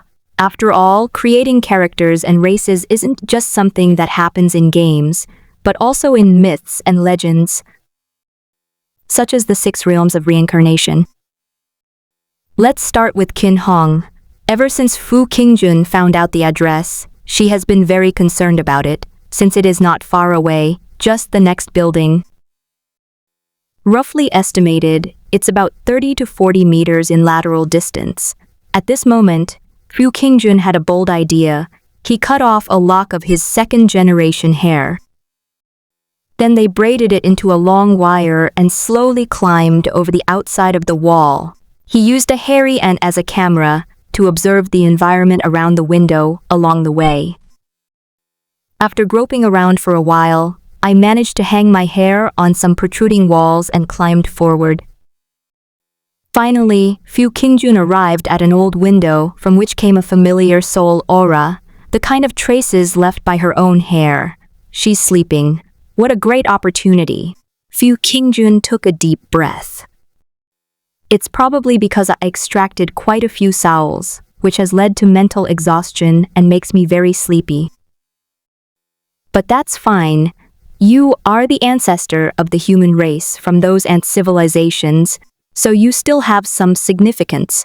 And perhaps this is also a great opportunity for you. Puff. Fu Qingjun forcefully shoved her hair into her skull. Qin Hong, who was sleeping peacefully in bed, suddenly revealed a trace of intense pain and convulsions. A single hair stuck on the top of the head makes it seem as if one has been drawn into some unknown, mysterious world, or as if one has entered some hellish world of death and reincarnation. Qin Hong opened her eyes and looked at this incredible world. Everything was gray and hazy. Everywhere was pitch black, and nothing could be seen. Underfoot was a faint blue stone path, and in the distance were classical buildings that were barely visible. Am I walking on a road? Are you having another nightmare? Since that incident, although it solved my immediate problem and prevented me from falling into working at a nightclub and becoming the kind of person I hated as child, I have become extremely sleepy and listless. She didn't dare tell her sister the truth, but her older sister still noticed the abnormality in her hair. He could only vaguely say that he had a new hairstyle. Although her sister looked dumbfounded, she didn't believe the story at all and felt that she had been tricked and bullied by some people. After all, the idea that his hair was shaved off by some mysterious god or demon is too bizarre. After that, she could only keep searching through historical records, folk myths, ancient records, and even the indigenous myths of this new continent to study her anomaly, alopecia areata. She found ancient folk tales about this. She vaguely remembered hearing stories about this from the old folks in the countryside when she was a child. It was called ghost shaving, which was when a patch of scalp suddenly became bald, and the person would become listless. My symptoms match perfectly. Alopecia areata occurs from time to time in folk customs. It seems that this terrible thing has existed in this world for a long time. The more she thought about it, the more terrified she became, and goosebumps rose on her skin as she trembled all over. He keeps lurking, making deals with people, trading wealth, lifespan, power, wisdom. The characteristic of those who have made deals with him is they have a bald patch on their head. She had researched it and found that her hair follicles had been permanently lost, and under normal circumstances, there was no possibility of hair growing back. I will live the rest of my life these physical characteristics. For a girl, this is the greatest torment and torture. She pondered this. She continued along the road.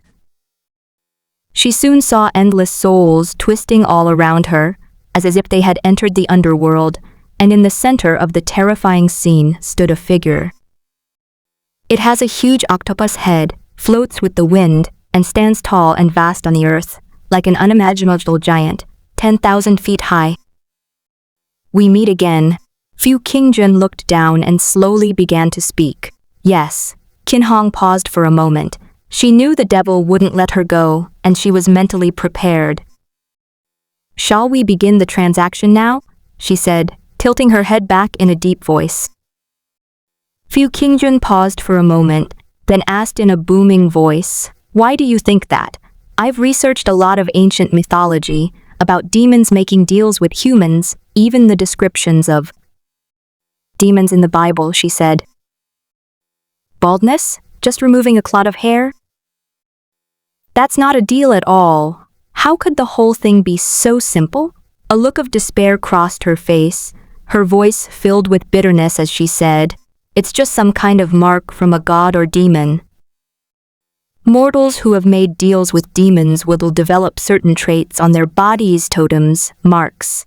And right now, the deal you're asking for has only just begun, hasn't it?" Fu Qingjun remained silent for a few seconds. "I really just wanted to conduct a sampling experiment at the time." "You are very smart. Our deal is about to begin." Fu Qingjun's voice was cold as he looked down at her, as if indifferently observing the entire world. A terrifying and malevolent murmur echoed from him. "Everything in this world is equal. You get what you want, but in return, you pay a price. And your price is to work for me. To work for an ancient god. Of course, you will receive appropriate compensation. An opportunity that no mortal in this world, even the kings, nobles, and powerful clans of the human realm, dares to imagine. It is the power to create life. It is the ladder to racial advancement. It is the bargaining chip for me to trade with all kinds of civilizations. Throughout history, I have already guessed your existence." Qin Hong paused for a moment, then suddenly bowed and said, "You will leave a mark on us humans, and I may even pass it on to my descendants. Yes, if I pass it on to my offspring, there's a good chance they'll have baldness." Fu Qingjun stared blankly for a moment. "That's not wrong."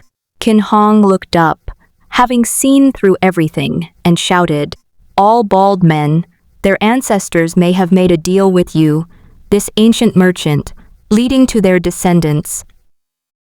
Also, if all of this is really as I suspect, that would be terrifying. This world actually holds such a horrifying secret." She seemed to see an ancient god and demon existing forever in the world, walking on the earth, constantly trading, walking among people, stamping their heads with the mark of god and demon. "And now you've stamped my mark too, haven't you?" she said, pointing to the perfectly round bald patch on the top of her head. Fu Qingjun? He was completely dumbfounded when he saw Qin Hong. "What's the meaning? I've already considered myself a good person. Losing hair is better than selling myself, right? And I've tried my best to prevent you from going bald, carefully only making sure you didn't go bald in the middle. And this is what you do? If I had known, I would have just made you bald, and all this trouble would have been avoided. You even blame me for all the hair loss in human history. Is this okay?" It's like I don't experience hair loss.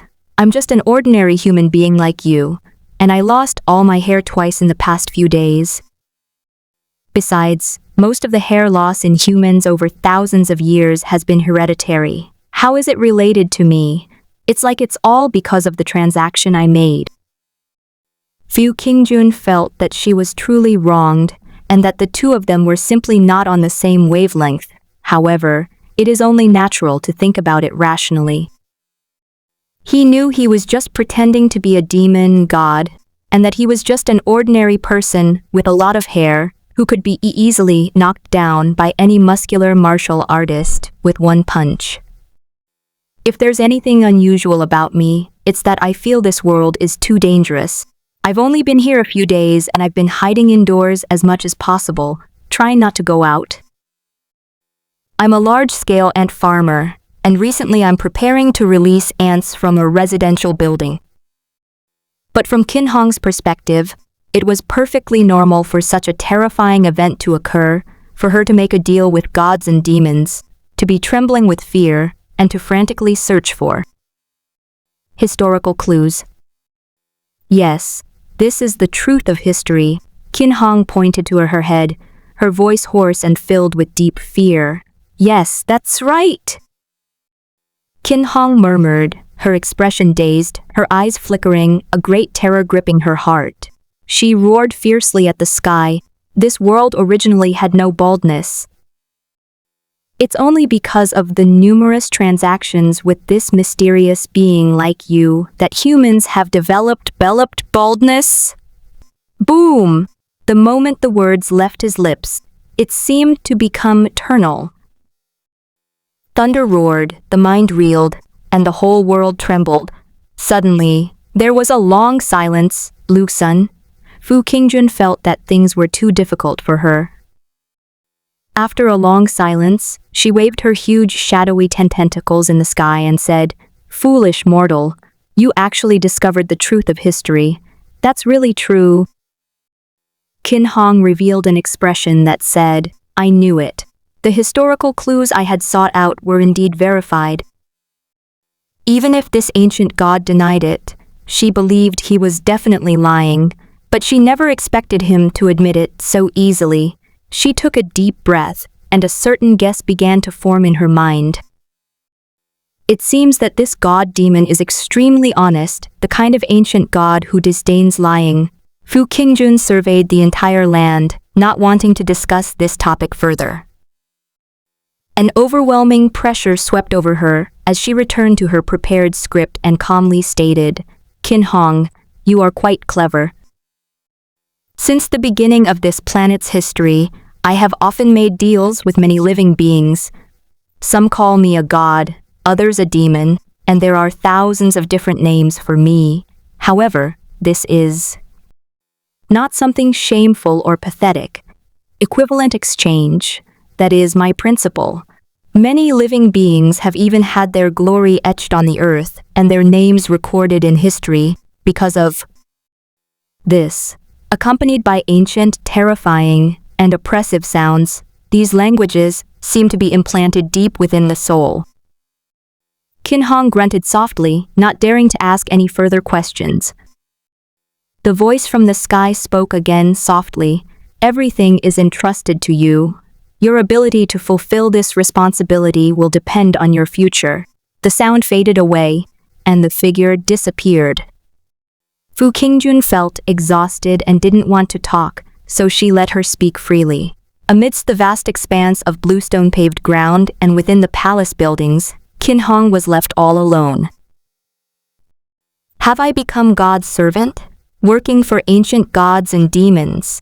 She was stunned, as if her mind was being overwhelmed by a massive amount of information. Looking back on her ordinary life, it suddenly became bizarre and fantastical, which completely overturned her understanding of the world. However, the firearms, airplanes, and artillery of World War II era had already been a complete revolution for her. A booming metal mechanical bird that could fly in the sky was simply unbelievable. What is the true nature of this world? After a long while, she finally came to her senses and looked around at everything. The mysterious ancient palace was shrouded in mist, and the ground was covered with bluestone slabs. Several wisps of mist lingered in the sky, and the shadowy figures of a few animals could be seen in the distance. Among them are various monsters with animal heads and human bodies, including intelligent humanoid creatures with chicken heads, duck heads, snake heads, dog heads, and human heads. I especially felt a strong connection to that human race. As expected, I am human, and I am still very friendly towards people, she thought to herself, while there were some primitive animals around her. She tried to manipulate these clusters of souls to merge together and discovered that they could actually form new life. Could this be the legendary hell, the place of reincarnation in the 6 realms? And what about me? My job duties are like being reincarnated. Her mind went blank. This is incredible. I am just an ordinary human being. She began experimenting with fusing soul energy, modifying one of the chicken-beast-human hybrids by adding the limbs of other soul animals and a chicken's beak. Suddenly, she witnessed something incredible. A new life has begun to be born, but she discovered something extremely illogical, and the life quickly collapsed. It's very mysterious. Upon closer inspection, these soul arms and limbs are composed of different coded sequences, like spiral vortices, arms woven from individual threads of yarn to successfully combine them without causing a collapse.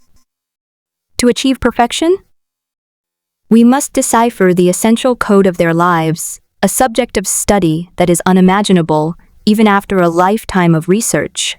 She quickly began to try it out with great enthusiasm. She has lost count of how many times she has experimented, and each time she has broken down. After all, just as few Kingjun had guessed before, only by experimenting on herself can she truly experience everything and increase her success rate. However, she's just an ordinary person, not a grandmaster-level expert, so her success rate is naturally extremely low.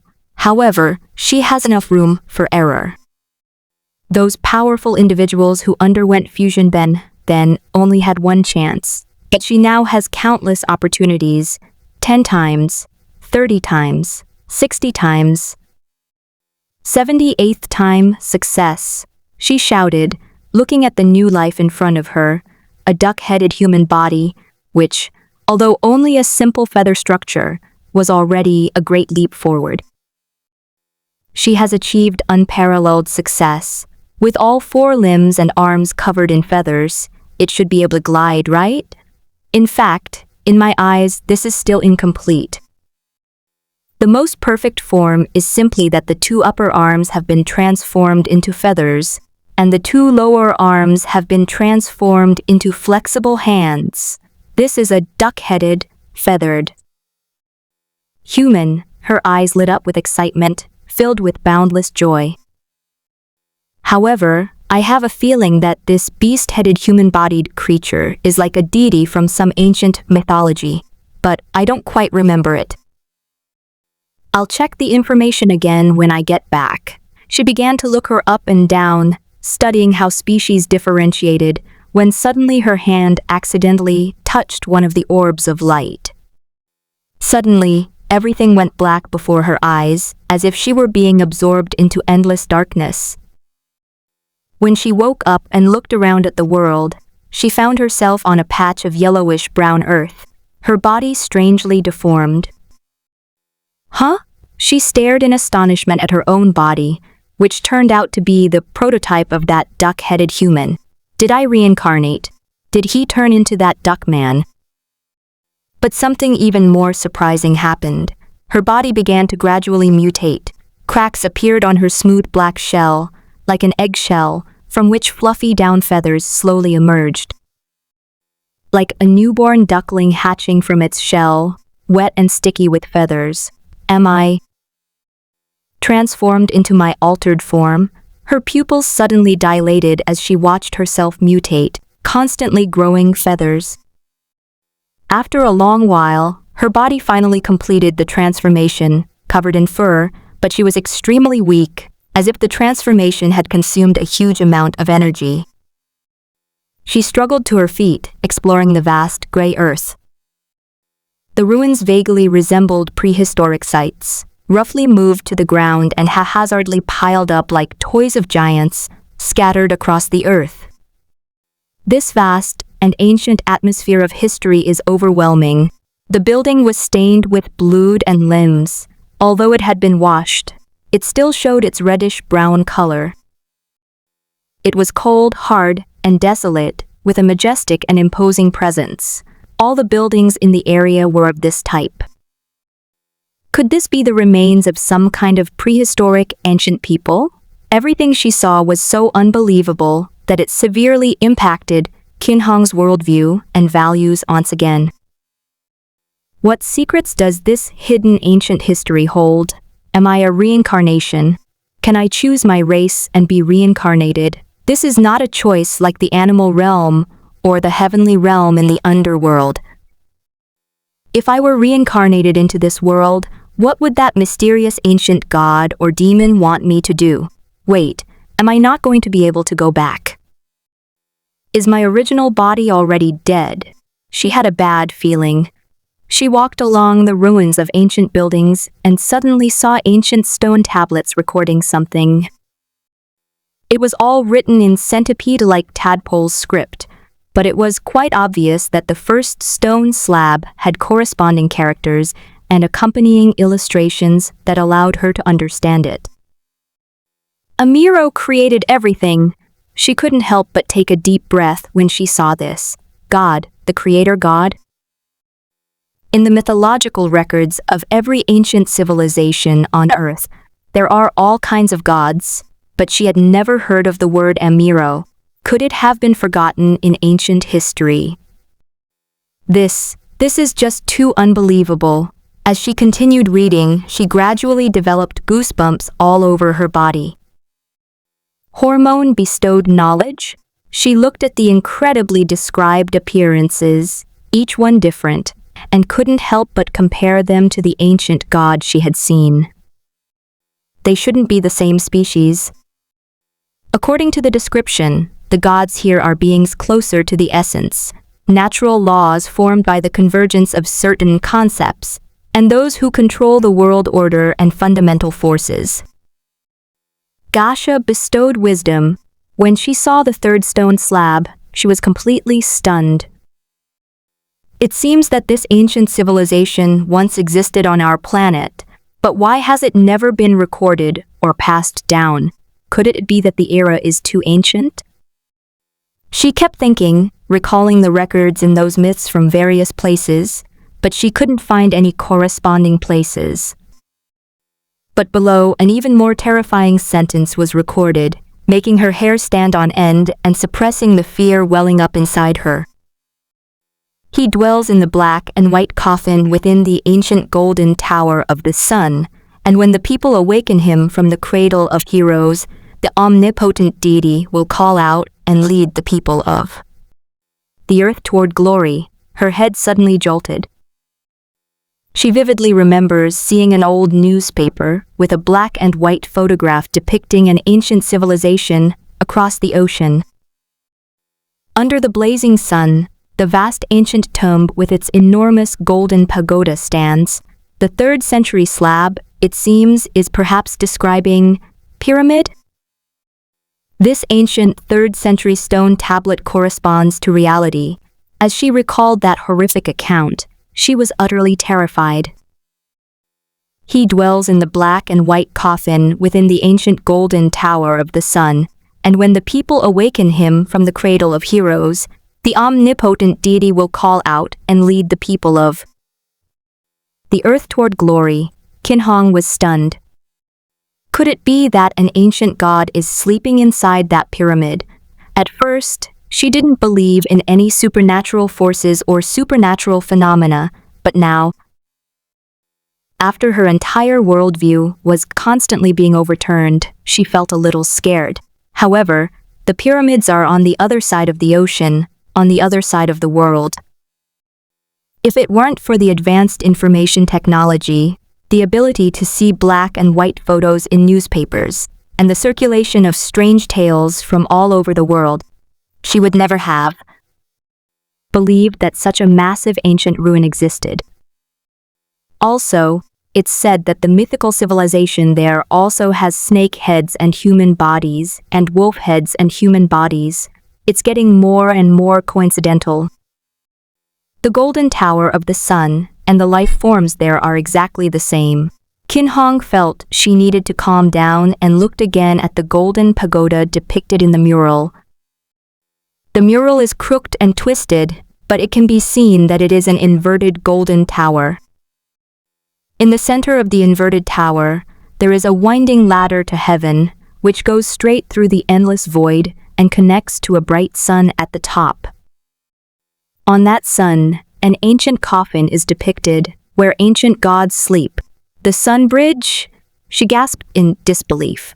How could there possibly be a bridge that leads directly to the sun in this world? This is no longer the era before. Thanks to popular science and the widespread availability of astronomical telescopes, everyone knows how far away they are from the sun. It would take more than 10,000 planets lined up together to cross the endless vacuum and reach the sun's position. What an incredible distance that is.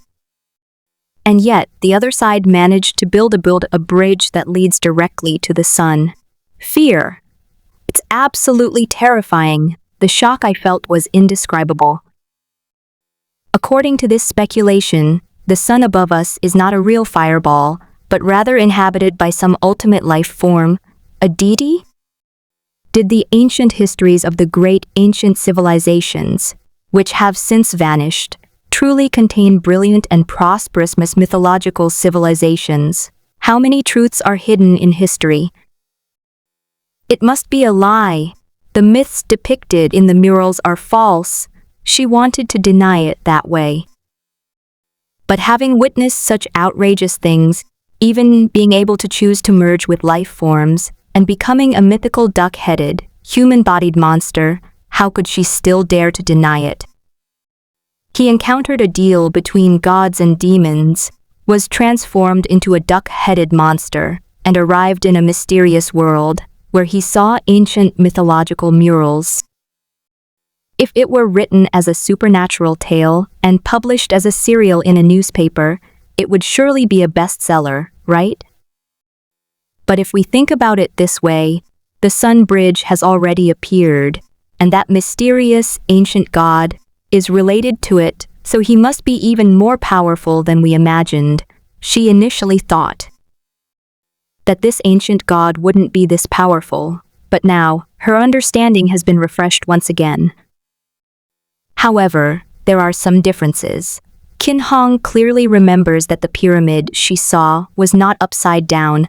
Although the sun was shining above it in the photo, there was no bridge in the middle. What accident happened? The bridge to the gods broke, and that's when communication between the gods and humans ceased. She couldn't help but continue exploring the ruins, wanting to see what had happened here, but unfortunately, she found no other ancient records. After her research proved fruitless, she decided to abandon her study of history and ruins and continued to explore her surroundings, where she encountered a group of life. They had various animal heads and human bodies and looked exactly like me. My God!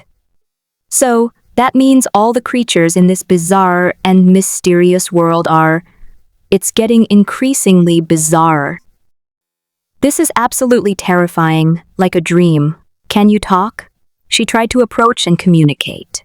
But the next second, they revealed a ferocious glint like wild beasts, roaring and charging forward. PF'd. Kin Hong didn't react immediately. She was instantly tackled to the ground and quickly torn apart. Her consciousness gradually faded, and she entered darkness, where she died completely. Do you want to understand the meaning of life? After death, a row of large, blood-red characters slowly appeared before my eyes, and then gradually disappeared. When she came to her senses, she found herself back in the world she had been in before. Several orbs of soul light still floated before my eyes. After I died, I returned to this mysterious underworld to be reincarnated. Qin Hong took a deep breath. Does that mean I have to create a powerful species character, then reincarnate and resist their siege? Is this a job given to me by the demon god? Or is it a job interview? But how powerful must a life form be to fight against dozens of enemies single-handedly? She was quite perceptive. In a flash, she looked at the surrounding orbs of light and saw no way out for her. She knew she had no way out and could only grit her teeth and continue. She went on to create more than a dozen species and attempted to merge them, but they were all brutally killed. Of course, the resistance lasted longer and longer, and she even began to kill one of them. An invisible, mysterious pop-up appeared below the corner of my eye, and the numbers bounced slowly.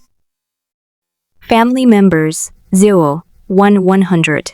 Authority, none. Permissions, none. She came back to life. What does this mean? Is the level of this god demon's attendant? Is it a test of my potential? Damn it. It must be because I'm not fast enough. And if I could evolve wings. Also, I need to practice martial arts. Otherwise, I won't be able to resist at all. In this unknown and mysterious world, she kept organizing her thoughts, creating species, and then being surrounded. And killed. She couldn't remember how much time had passed. It could have been a few hours or a dozen days. But she was incredibly determined, knowing that she had a seriously ill and paralyzed older sister to support. After a long period of dazed and confused state, she suddenly died again. When she awoke, she slowly opened her eyes and saw the morning light outside the window. The next day, it was dawn. So, from dusk last night, I slept straight into the next day. She fell silent. Only one night had passed, but the time there felt much longer. It seems that the gods and demons, in their dreams, summoned themselves to another world. She fell completely silent, a glimmer of light suddenly burning in her eyes as she recalled that question. Do you want to understand the meaning of life? She had been living a muddled and confused life. Born in a slum, his family was poor, and he saw no hope for the future. Even after her sister's family had their accident, she was already planning to sell herself, work as a hostess in a nightclub, and become the very person she had despised as a child. She was completely desperate about life, but now those countless deaths seemed to have stirred her numb heart. The meaning of living. She stood up to cook, a smile suddenly appearing on her lips. But it's all right this way. I have nothing to lose, and this is clearly a special opportunity. I'm working for the demon god, but I can also get a valuable reward. Now think it over carefully and strive to achieve even more in the next banquet of gods and demons. She cooked the meal, went to the next room, brought the food to her sister in the hospital bed, and then said, Sister, I want to practice martial arts, like learning escape footwork first. Kinru hesitated for a moment while lying on the bed. Didn't you say you wanted to be a clerk, working so hard to learn to read? Qin Hong immediately said, I don't have time to study anymore. My brother-in-law was beaten to death, and you injured your back while working at the docks to earn money. I'm the only one left to stand up for the family. Your son still needs to study. If I don't go out to work, who will earn money for us? Kinru paused for a moment, then said hoarsely, I'll teach you. Your martial arts skills aren't very advanced now.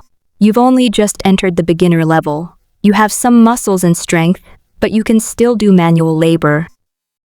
However, you need to be affiliated with a powerful faction. You need connections. Recently, Fu Qingjun is said to have broken through to a higher level. If that's true, I'll go and investigate. Qin Hong began practicing horse stance and then learning various basic combat techniques to help her pass the trials of that mysterious world. That was her job. After she finished eating, she went out to work as usual. An old man next door, who was enjoying the cool sun and leaning on his cane, said, "Good morning." "Yes, good morning." Qin Hong smiled and looked at the old man with thinning hair, feeling incredibly warm and comfortable. A thought that I would never have had before even crossed my mind came to mind. One of Grandpa Zhang's ancestors may have made a deal with ancient gods and demons and was once one of their followers. We are the same kind. She smiled, pulled down the brim of her hat, and walked out of the street with her long hair flowing. Things should be stable now. Fu Qingjun kept organizing her thoughts. As expected, asking others for help was absolutely the right thing to do. This is a profound subject that cannot be fully studied by one person alone. I must secretly establish a genetic research institute in this world to create extraordinary races, so that scientists can continuously transfer species to my sandbox world civilization to achieve biodiversity. Furthermore, as the extraordinary species become more powerful, the civilization dimension of the sandbox world will inevitably continue to rise. Last night in Qin Hong, there was a species explosion, with a huge number of new creatures appearing. Although few of her gene combinations are usable, her abilities are constantly improving, and she will undoubtedly play a significant role in the future. Sure, working class. Fu Qingjun took a deep breath, feeling as if he were walking on thin ice, constantly calculating everything. He didn't intend for his hair to develop over a decade or a century. He wanted to grow into a giant overnight, expanding and developing in all directions to fully utilize its potential. Expansion. Expand again. He also discovered that his hair served as a network cable, able to remotely connect to Qin Hong. It seems very interesting.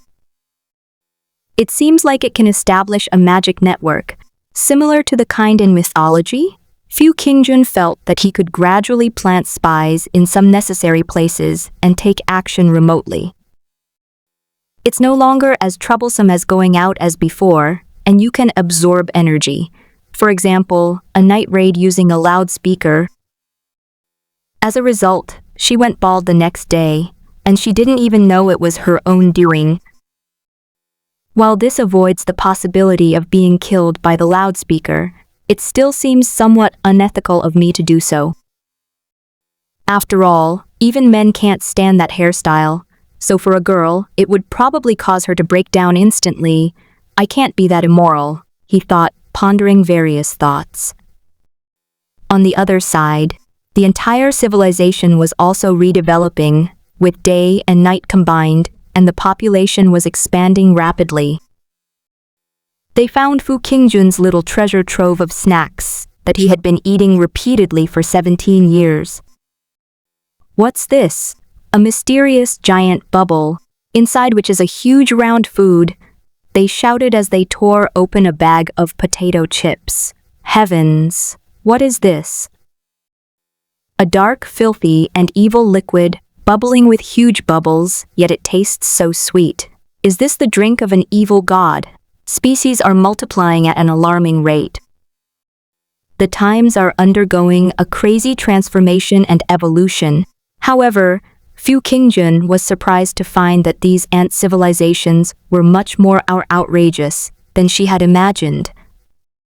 I initially thought that, under similar conditions, since they also possessed metal and machinery, and those ant-men's physical abilities were far inferior to their opponents, they would instantly revert to the lowest rungs of society.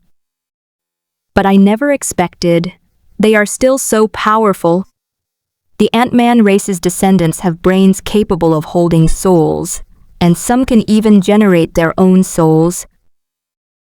So Fu Qingjun no longer needs to recharge himself, just like a normal human being. They can perfectly cycle through life, and from birth, they gradually acquire intelligence, becoming an intelligent race. As for the 4 tribes of chickens, ducks, snakes, and dogs, their offspring are still born as wild beasts, without intelligence, unless Fu Qingjun recharges their offspring as before. However, even so, they found a way to awaken intelligence in the offspring of wild beasts, teaching those ignorant, instinct-driven creatures to train in restraint, cultivate techniques, and continuously improve their cultivation levels. Then, upon reaching the 2nd level of cultivation, one can barely unlock rudimentary intelligence. They are called demons. The cultivation method is called enlightenment. At this point, humans are physically fragile, but their fused brains make them exceptionally precocious, resulting in high average quality. The other 4 races have fangs, sharp teeth, and scales, and are physically powerful, but their newborns have extremely low intelligence and need constant training to unlock their wisdom.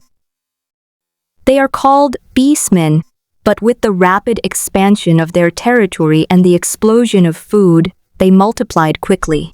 Contrary to expectations, Fu Qingjun didn't even have time to recharge.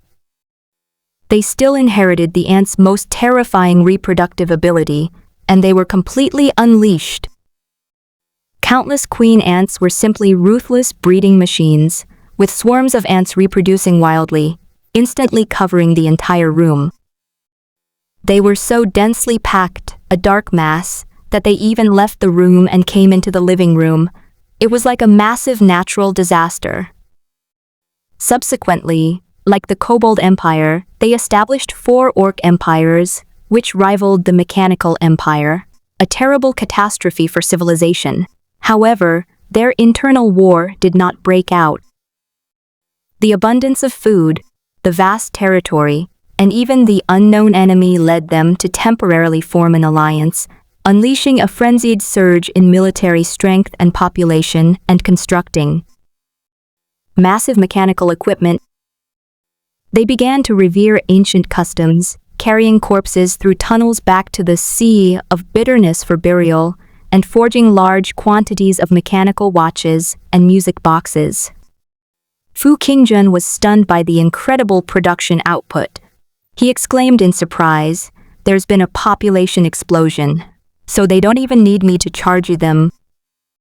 Although charging can make someone born divine and incredibly intelligent from birth, the cost-effectiveness is very low. They can be self-sufficient, and the average IQ of the new generation has dropped several times. But it doesn't matter.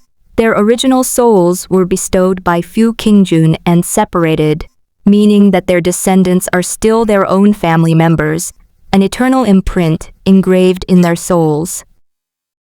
In the sand table world of the ruins room, they were clearly already capable. The production lines for watches and music boxes were already very well established. Fu Qingjun took a deep breath. Our home base is developing quite well. It seems that the civilized world I created is on the right track, and it will be easy for it to take over my own home. It's time to officially start some business. The ants are about to take over their home, which they've lived in for 17 years, on the other side of the tunnel, and build their castle and kingdom. It seems I don't need to interfere too much anymore. However, something strange happened over there. Fu Qingjun tried to hold up a hairy ant and look out the window, but the outside world was shrouded in an unprecedentedly thick white fog, and he couldn't see any buildings or tall buildings in the distance. Foggy weather? He had no idea what had happened here in just a few days. It just felt as if a murky, shadowy otherworld lurked within the fog outside, possessing terrifying and evil supernatural forces that made me extremely uneasy. Adding to the eerie feeling was the presence of mutated cockroaches in the room, which were so exaggerated that they could fight ants 7 times faster than martial arts masters and dodge several volleys of arrows. It's only been 5 days, right? What on earth happened here? Fu Qingjun took a deep breath. Everything depends on the ants to explore. Hopefully, there are survivors in the fog. However, the development of the new Ant Kingdom's civilization has only just begun. Even during the heyday of Jiaxia, it took 2 or 3 days to recover. Now, Fu Qingjun feels that it will take at least 1 or 2 days to recover. Of course, Fu Qingjun felt that it wouldn't be surprising if one day they woke up to find their advanced team inexplicably wiped out. After all, without the suppressive power of a fourth realm expert like Jiaxia, they're still too weak. But anyway, I'm definitely safe on this side. And for now, we can only observe their initial accumulation phase and can't offer any help. We still need to figure out that after settling their main base, it's time to resolve the issue of the original owner's identity.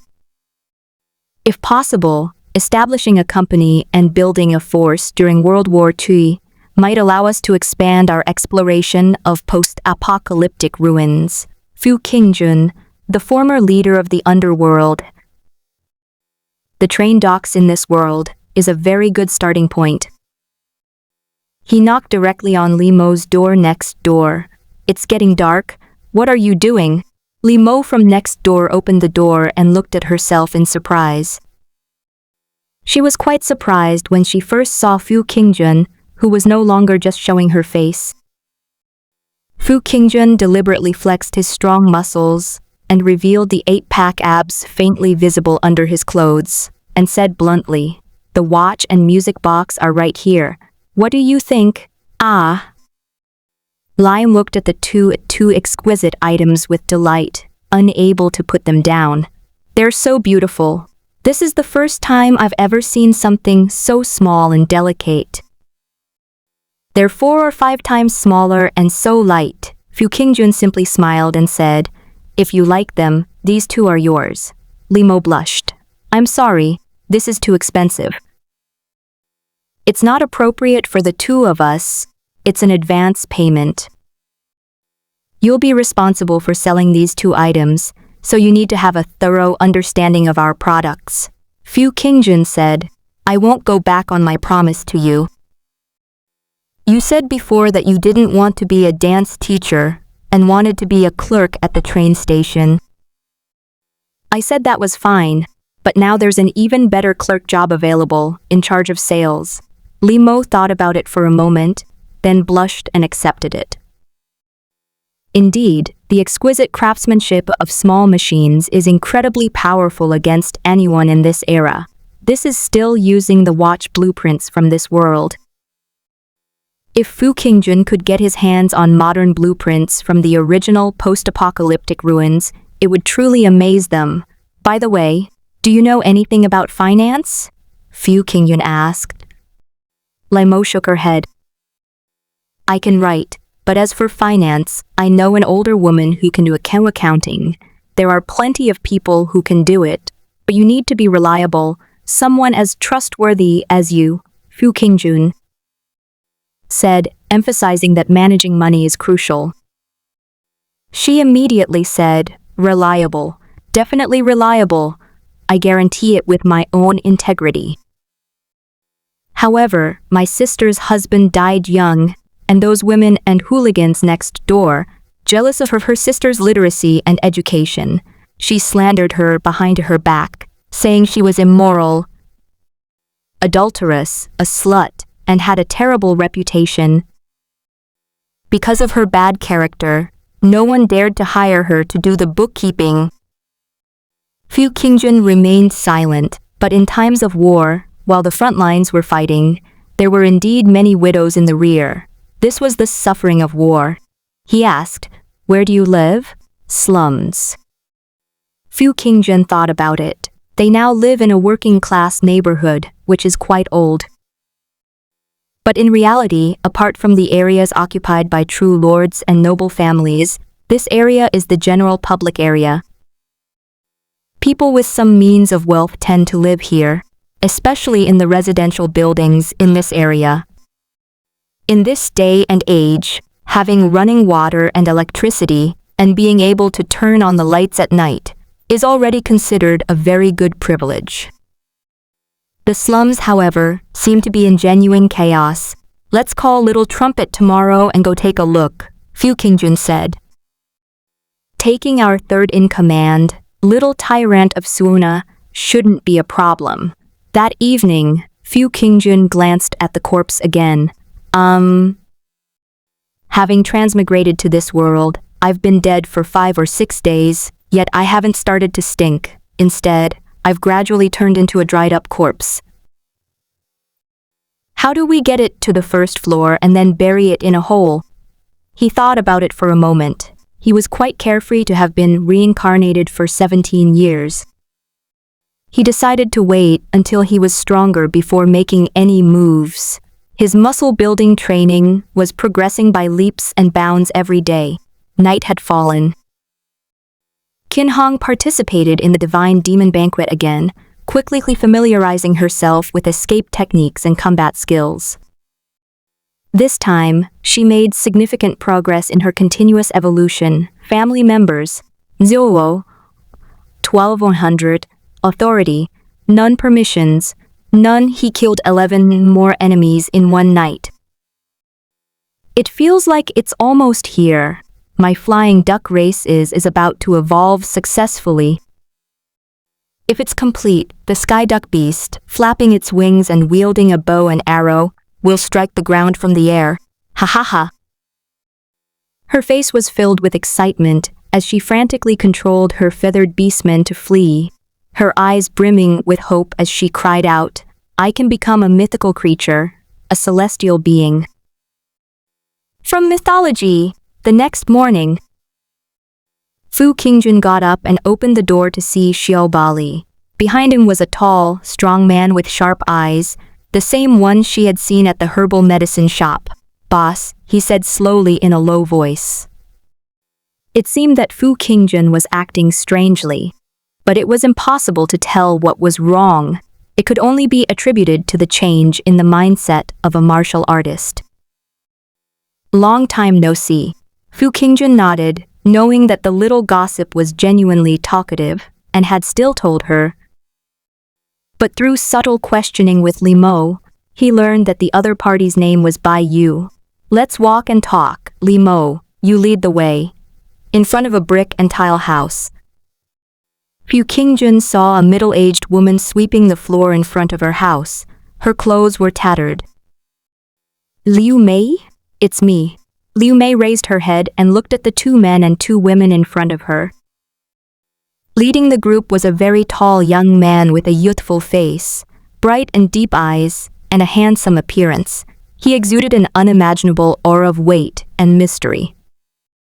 You know how to do finance? Fu Qingjun asked. I do have a real talent for this, she said immediately, her malnourished face beaming with pride. Looking into those burning eyes, Fu Qingjun didn't think she was exaggerating. To survive in such an environment, perseverance and talent are both indispensable. You're the one. Fu Qingjun looked at Bai Yu beside her and said, I'll leave her hand over to you. The tall, burly man next to Bai Yu narrowed his eyes, put down his pipe, exhaled a puff of stale air, and looked around at the thugs watching. Since you're one of ours, who bullied you here? The surrounding thugs immediately fell silent. It's him? And him too! And those women. She immediately pointed to a group of people standing nearby. The men were stunned for a moment, then grinned and walked out in a swagger saying, Who are you guys, acting so cocky on our turf? Yes, those 2 women are quite something. Pah! That little girl with a suona around her waist is one thing, but she's skinny young and hasn't grown up yet. She's no fun. As for that woman, I've seen her before. She's friends with that slut Liu Mei. I heard she's a dance teacher.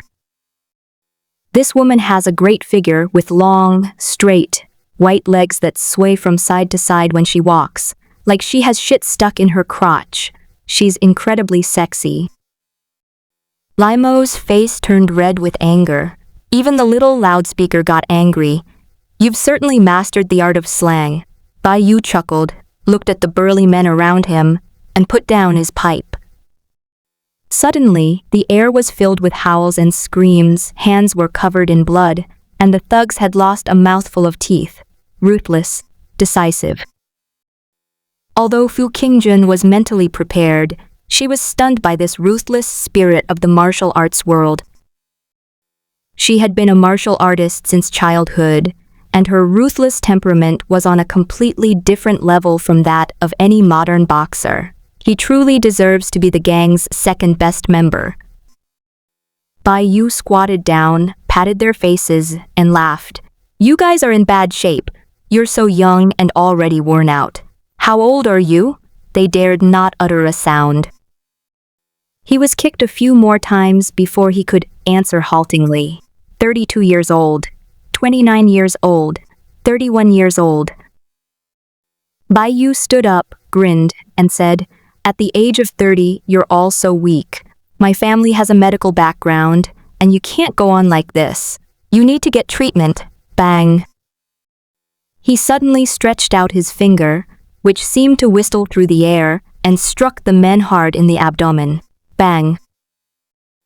It was as if some meridian had been severed, and instantly there was a wailing and howling of ghosts. Boss, let's go.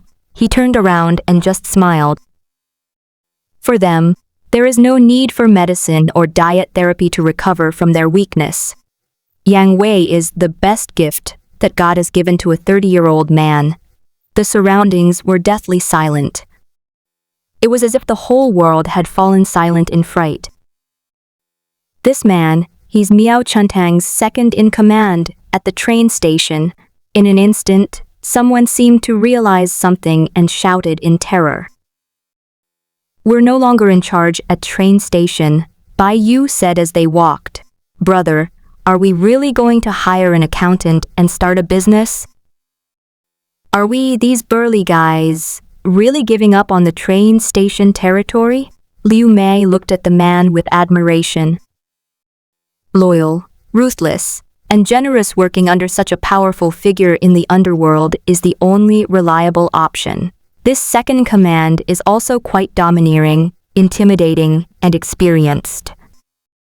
He knows how to fight, how to intimidate, and how to increase his prestige. This is a rare talent. This man is bold and charismatic, a natural-born wanderer of the martial world. Fu Qingjun also knew that this was the man's way of winning back Liu Mei's heart and intimidating others, making them give up on him completely. Big brother, what do you think? The second-in-command turned around, looking at Fu Qingjun with a calm expression, seemingly lost in thought. Fu Qingjun hesitated for a moment and said, It's all right, but in this world, you can't build team cohesion just by being loyal or strong.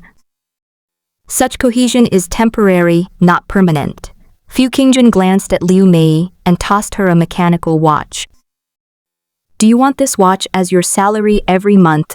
Or do you want to stay in a righteous gang that's so poor they can't even afford to eat? This? Liu Mei carefully held the mechanical watch. She knew the value of the watch. It was worth at least 30 taels of silver. Based on that, wouldn't she be able to earn 1 tael of silver a day? She suddenly became breathless. This isn't a bronze knife, it's silver. The second-in-command, Bai Yu, remained silent. Judging from Liu Mei's expression, he knew that his efforts to calm his mind were far less effective than the watch in front of him. Fu Qingjun looked at the second-in-command and said calmly, The ancient martial arts world is gone. They don't understand it, but you should. The man he had met at the pharmacy seemed somewhat bewildered and silent, and then quietly lit another cigarette. In the martial arts world, the most valued qualities are martial prowess and loyalty, which are the foundation for survival.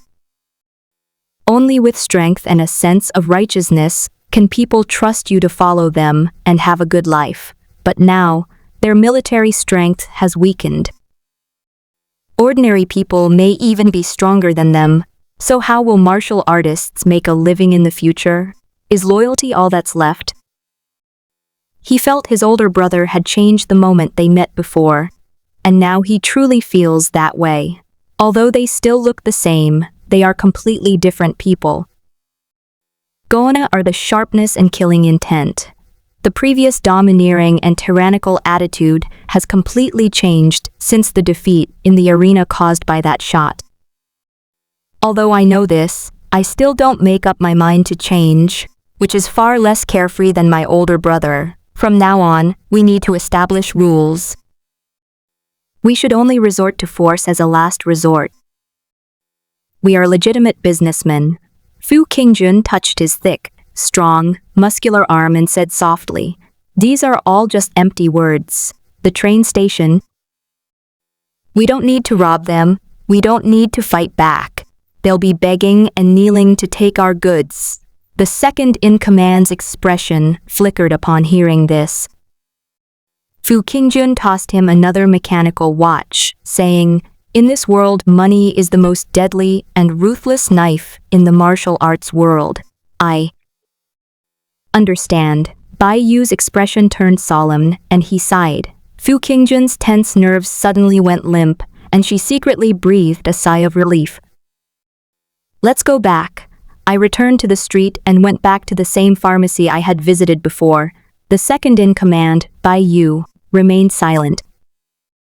Lai Mo and the new accountant Liu Mei were also deeply moved, influenced by the conversation between the head and second-in-command, and dared not utter a word.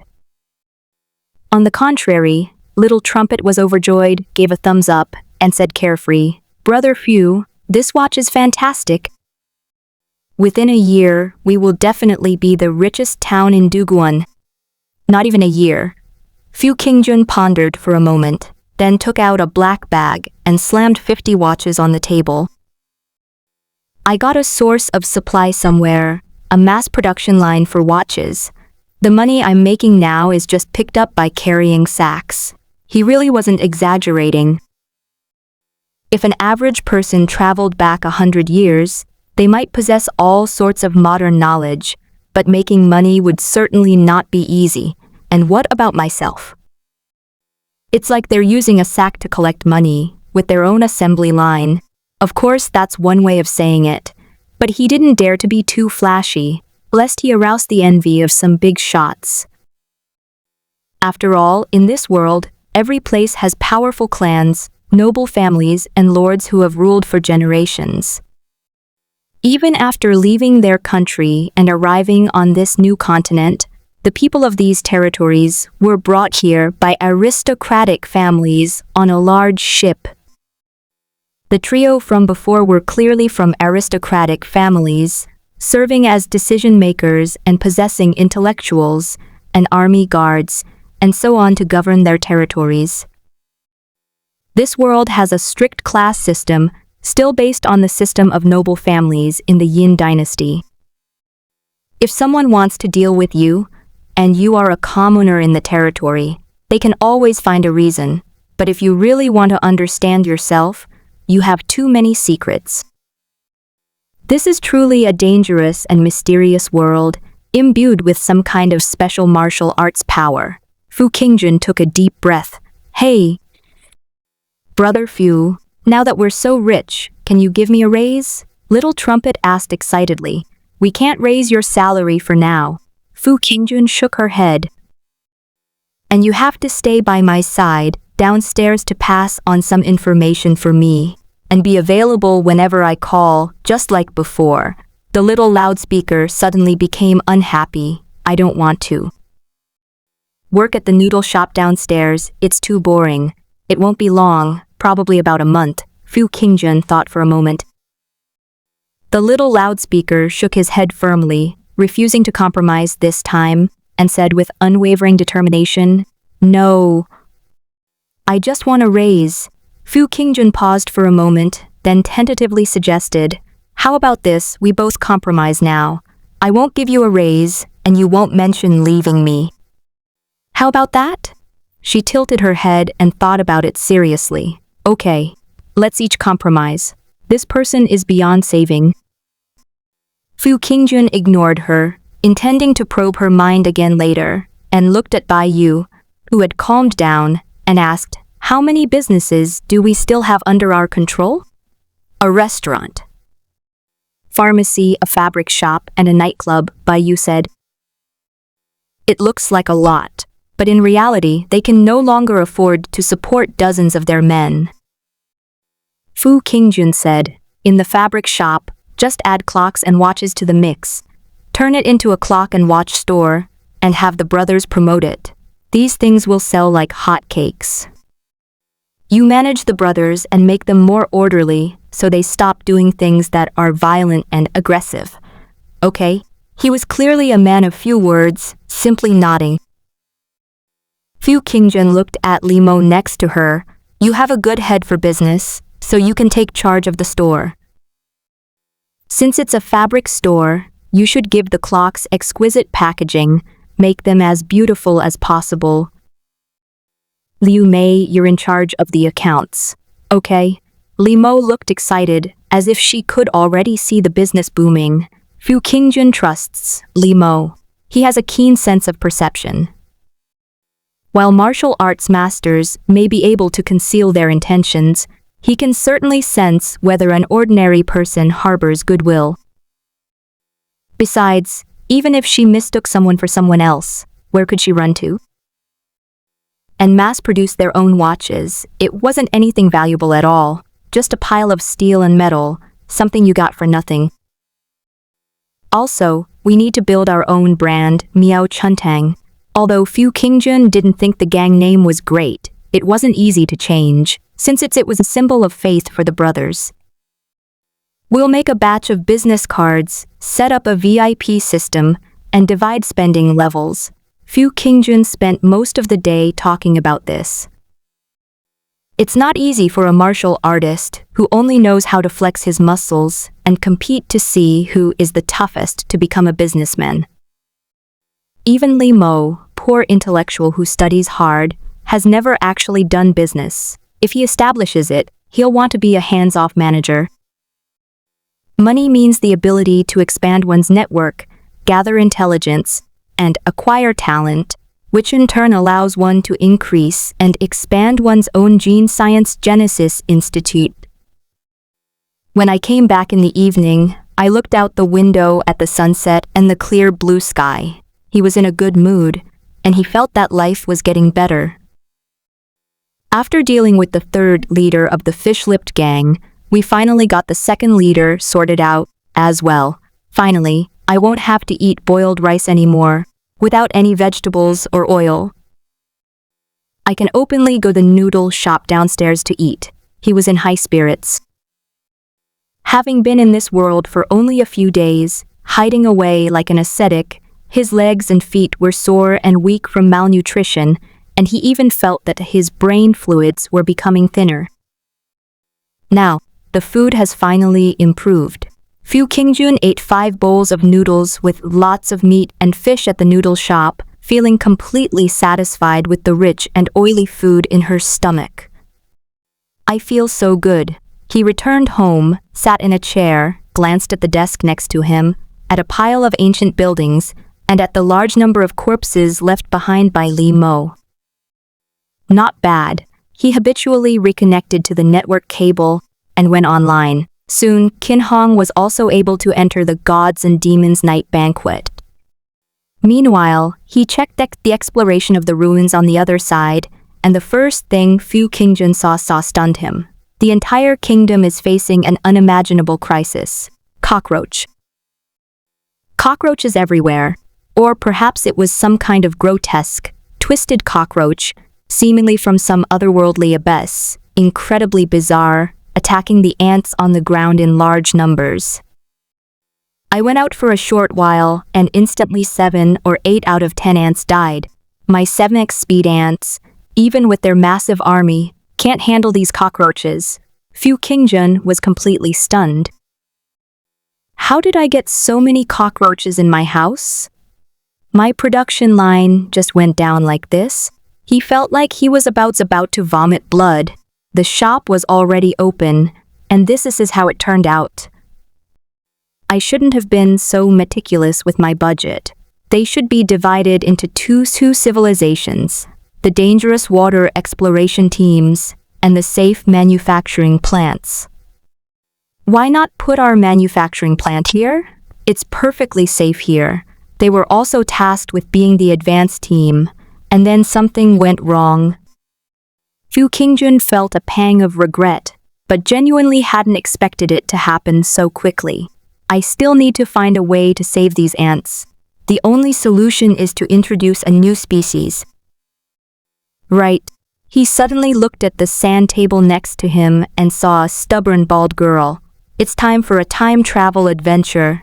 I don't need you to be super strong. Just lend me your seed, reproduce the species, and then die. Do you want to understand the meaning of life? After seeing countless words about death, Qin Hong finally completed a relatively perfect new stage of life. Previous fusions were all random fusions.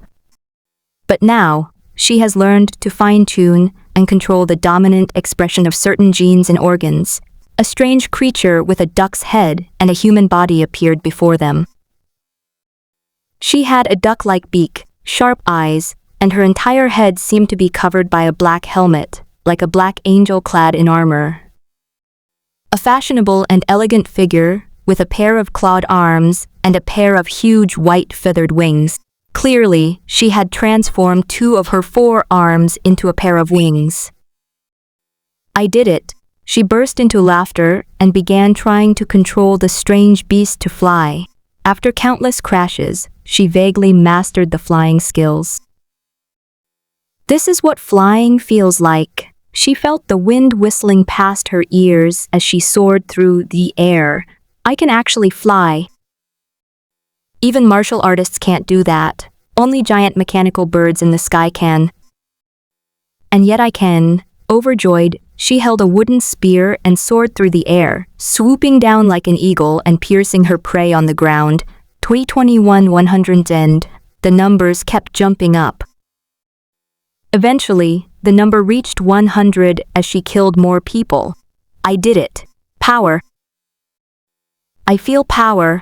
Even though it wasn't in reality, it still filled this bullied and vulnerable woman with joy, and she shouted. To become strong and dominate my life, that is the meaning of my existence. A piece of text slowly scrolled across the corner of my eye. The night banquet of reincarnation is beginning its first life. Boom! Countless shrouds of the yellow springs are shrouded in mist. An ancient figure gazed down, its cold eyes seemingly devoid of emotion, its expressions shifting between madness and frenzy, its murmurs unlike those of a living being. Have you figured out the meaning of life? Suddenly, everything went black before her eyes. So, have you passed the test? And then what? Could it be that you chose your reincarnation race in the underworld before, and only now are you being completely reincarnated? What a magnificent power this is! That great yellow springs god-demon who traversed countless worlds. She exclaimed, her eyes shining, I will secretly become a mysterious, extraordinary person. In the future, the entire Duguan town may be my domain, and the various gangs will be nothing but my domain. She used to hate the injustice of her birth, being born weak and from a poor family.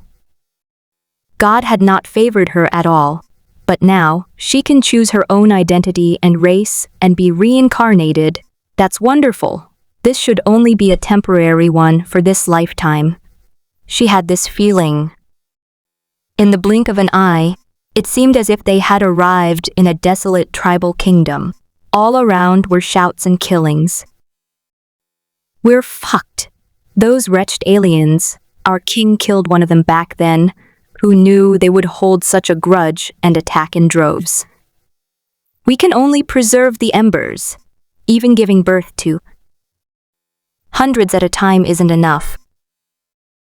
Accompanied by shouts, Qin Hong landed on the ground with a blank expression, looking at the wriggling, sticky insect eggs around her and the beast-headed, human-bodied creatures high above. She exclaimed in utter astonishment, those beastmen. Have I stumbled into ancient mythology? Fu Qingjun looked at the little creature with a cowlick on its head, born wet among its kind, and a slight smile appeared on her lips. A poor little girl from World War II, who has just learned the systematic concept of martial arts cultivation, has transmigrated into the primitive civilization I created. What kind of changes will she bring to this demon kingdom in the ruins of the apocalypse? If all else fails, at least preserve her race before dying. They are flying intelligent beings with wings. If we could create some miracles, that would be even better. Fu Qingjun pondered for a moment, then decided to ignore her. She was quite easygoing about it. After all, one's own hair is only responsible for creating civilization and race. It seems I shouldn't be too greedy. Let's create a factory assembly line here to produce clocks and medicinal wine. Having had the first experience, he could just follow the instructions. I can't help over there, so we'll start production here again. He quickly got back to work inside the house. 46th century. Evil beasts slaughtered all races, plunging the entire land into chaos. The death of the machine emperor in battle shocked the world. Countless centuries ago, an unparalleled emperor fell. This overlord was once considered a false god. He was the only ancient god and demon who survived to this day during the era of Jiax's fall, and he was brutally surrounded and killed. Those strange beasts. At first there were only 2 or 3, but after we killed them, as if they had smelled a fragrance, they invaded in their entire race and slaughtered us all. Some of them can even fly. We have no way to stop them. And then, His Highness's children and descendants, all exceptionally talented, continued to reign as emperors, their combat prowess virtually invincible, but alas, it's utterly hateful that we've been reduced to being eaten. They're actually keeping us as pets. Are we destined to decline like this? Nowadays, those mutated monsters, seemingly possessing some simple intelligence like wild beasts, also know how to domesticate them, not eating them all, but consuming them every few days. Rather than calling it wisdom, it's more like the instinct of wild animals to store food. How hateful! A voice came from the side. We actually lost to those mindless beasts. We kept producing more troops, and our reproductive capacity was so powerful that it was practically limitless, yet we were nothing more than food that they were eager to eat.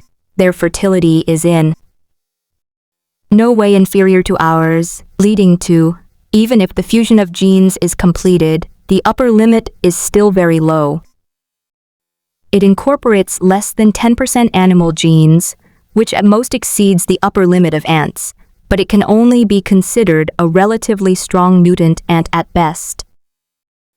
Even the strongest ants cannot transcend the boundaries of their species. They too have their limits.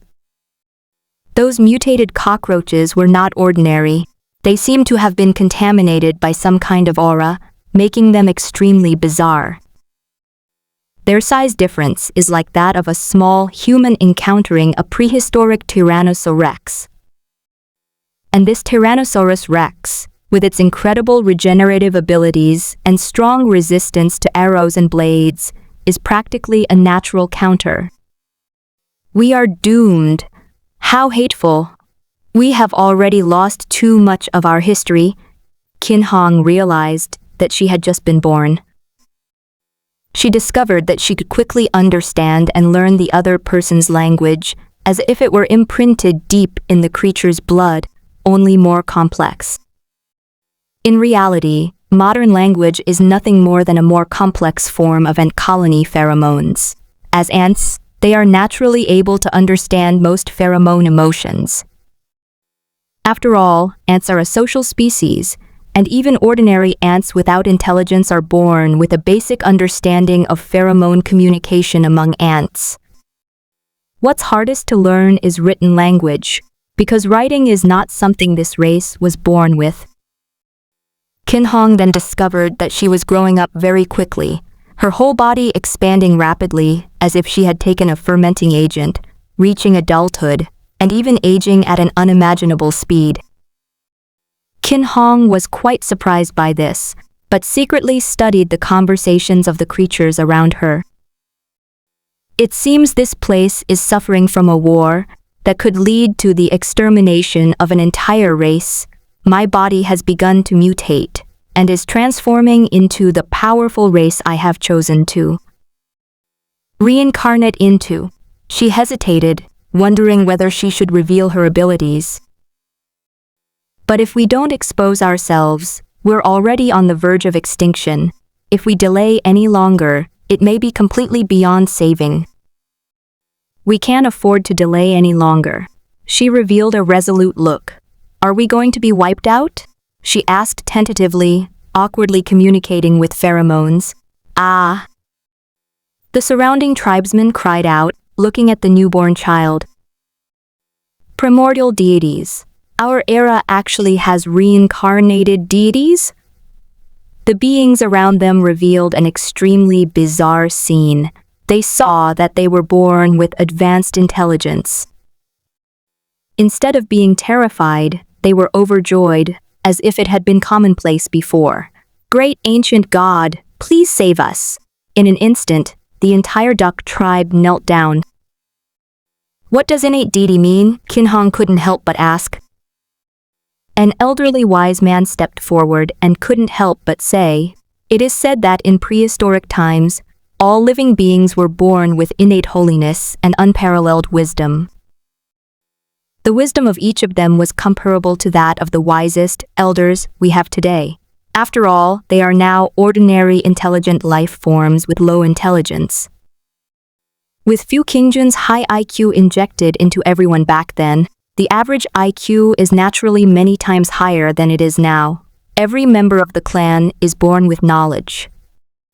They are born with unimaginable intelligence and can speak, Kin Hong murmured in surprise. But she's become used to all sorts of bizarre things. Then why did it turn out like this? Kin Hong asked curiously. That's too far back, we don't remember anymore.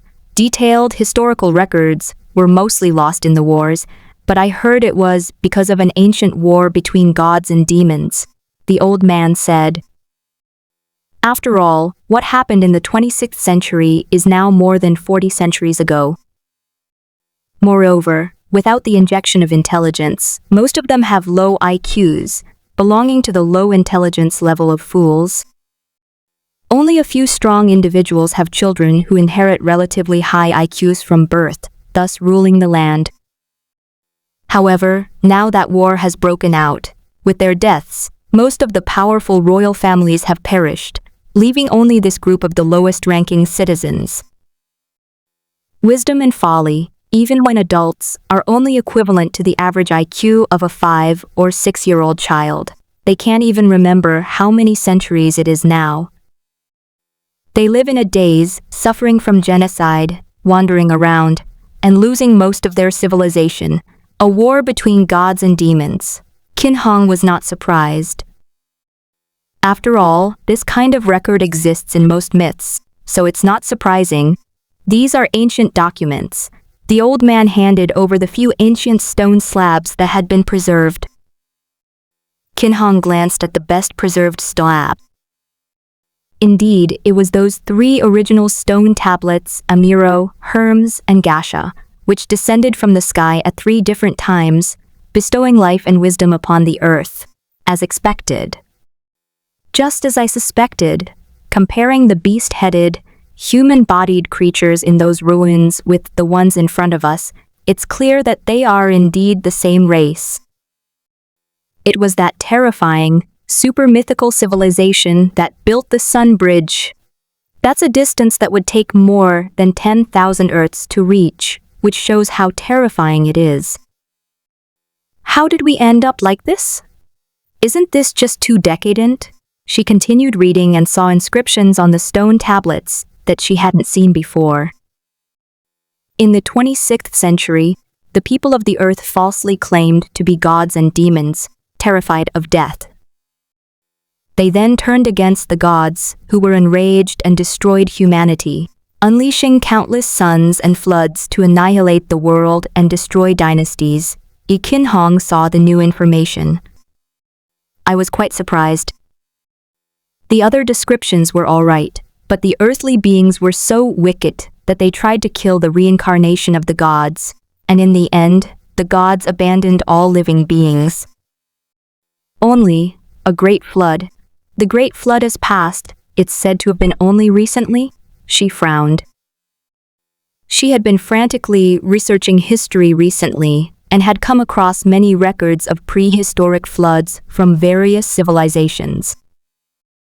She hesitated for a moment, kept it to herself, and glanced at the record again. That day, the whole world tilted, the earth began to crack. Buildings collapsed one after another, pillars began to crumble, people began to run and wail, and the gods of the sacred mountains and the demons of the earth fought in that chaotic world. That day, the world was filled with light and fire. Countless enormous suns fell from the hole in the sky, causing the sky to collapse completely. The sea of suffering began to transform into a massive flood, gushing forth with flames, turning into a sea of light and heat that burned away the living beings on the ground and cleansed people. Of their sins, it was described as quite heroic. She hesitated for a moment, then could only keep her doubts to herself. Now, I have come to this world by divine command to save it. You must conceal my identity, and I will lead you to glory. She said earnestly, you must protect me. Despite her appearance, she is a queen ant. It is capable of self-production and self-consumption, and was specifically created for war. If those guys weren't just at that level, she could have gone on a rampage, spawning a huge number of killing angels and mass-producing them. She alone is an angelic civilization. I will obey His Highness's decree. The people around immediately knelt down in worship, utterly devout. Beginning. Foolish mortals, all they know is how to survive. Qin Hong shook her head as she looked at them, but suddenly smiled bitterly. Wasn't I like that before? She began to develop in secretly amassing troops, patiently enduring loneliness, allowing the races here to continue sacrificing flesh and blood, feigning defeat, and being kept in a corner. Time flew by, and she became so engrossed in it that it felt like a whole night had passed. I feel very hungry, probably from my external body. What will happen here after I wake up this time? She hesitated for a moment, looking down the corner of her eye. Relatives, first generation, 1000. Authority, none permissions. Communicate with the worldly beings. What does this mean? She decided to hide herself and remain asleep, then opened her eyes. But something strange happened. She discovered that a long hair was growing in the center of her bald head. Splash. This single ahoj, cowlick, swayed in the wind like a lone, resilient blade of grass in the desert. Huh? She was stunned on the spot. My hair has grown back, but it's only one strand. The angel I was reincarnated as also had a hair stuck in the center of its head, she wondered. She tried to press down the hair with her hand, and found that it was very strong and stood straight up on her head. At the same time, she discovered that she could vaguely sense herself on the other end. Could this hair be a connection between worlds in distant times and spaces? Qin Hong was stunned again. That's so interesting. She then tried to go outside and found a room where she couldn't communicate. It's strange, the only way to enter is within my room. But that's only natural. Fu Qingjun left her a tuft of hair, which she used as a wireless router, while the network cable outside the window was responsible for transmission. Naturally, she couldn't connect when she was far away. This can also be considered the ability of a first-class family member. She thought for a moment, wrote a letter, went outside to her neighbor's house, and knocked on their door. Could you please ask my workplace for leave? If they won't grant me leave, I'll resign. She paused for a moment, then said, Also, please deliver this letter to Corelli, a history student at Boxer University outside the autonomous region, and tell her it's from Kin Hong. This is the delivery fee. She reluctantly took out 10 copper coins. 100 copper knives equal 1 tael of silver. This was originally the remaining maintenance fee for my sister, but now the situation is urgent. After she finished, she returned to her room and murmured softly, That world is too mysterious. I want to try to live a more exciting life in that world and obtain more information. Time flies. Although the human mechanical empire has exhausted its powerful forces, it still possesses a portion of resistance. The 4 great beast kingdoms, however, have completely fallen into decline. Because they needed to cultivate martial arts to unlock their wisdom, but now most martial arts masters have disappeared, and most of them can only turn into wild beasts. At this time, the various tribes actually began to fight amongst themselves. Since you are numerous, you should offer more tribute from your own people to those evil creatures. Our race has enormous potential. We were once the reincarnation of gods in ancient times. Now that we are accumulating strength, we are sure to achieve glory.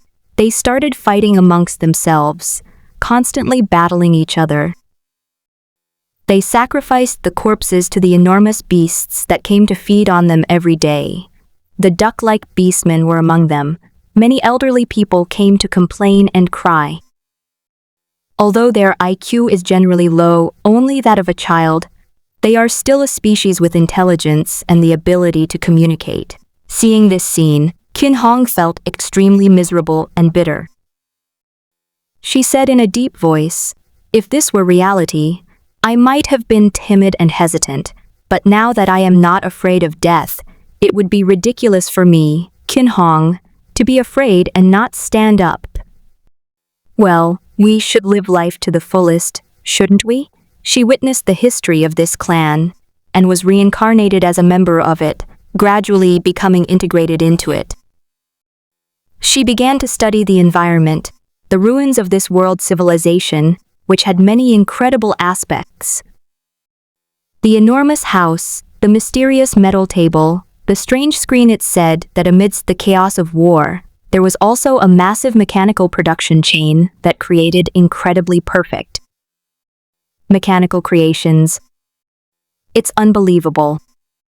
We only developed this level of civilization during World War II, and now we have, observing the ruins of this land, it is simply unfathomable.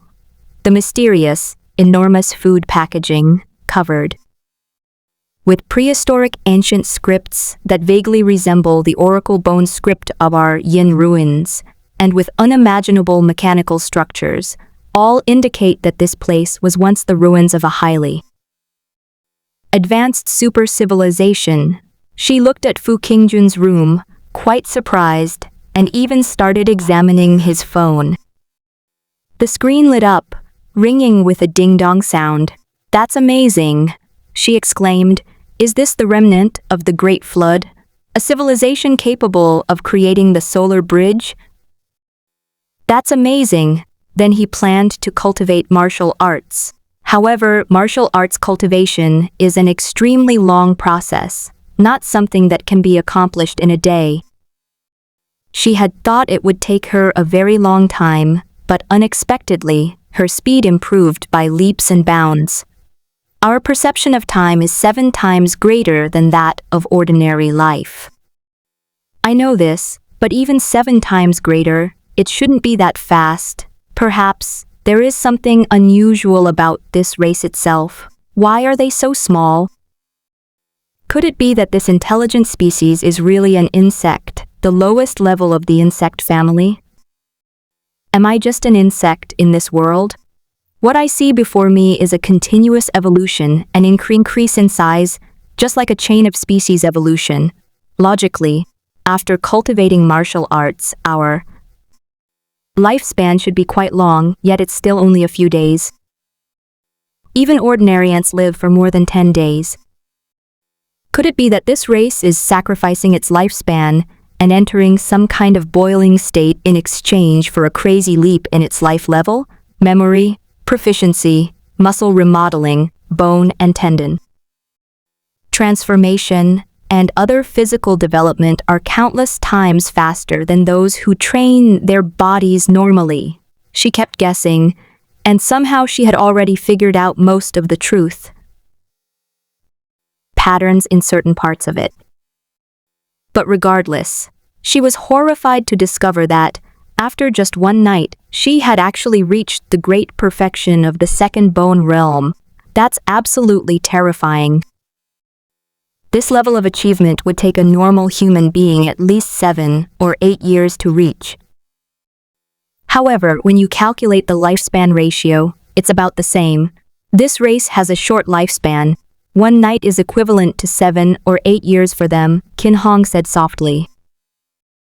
However, I have now reached the great perfection of the bone-weighing realm.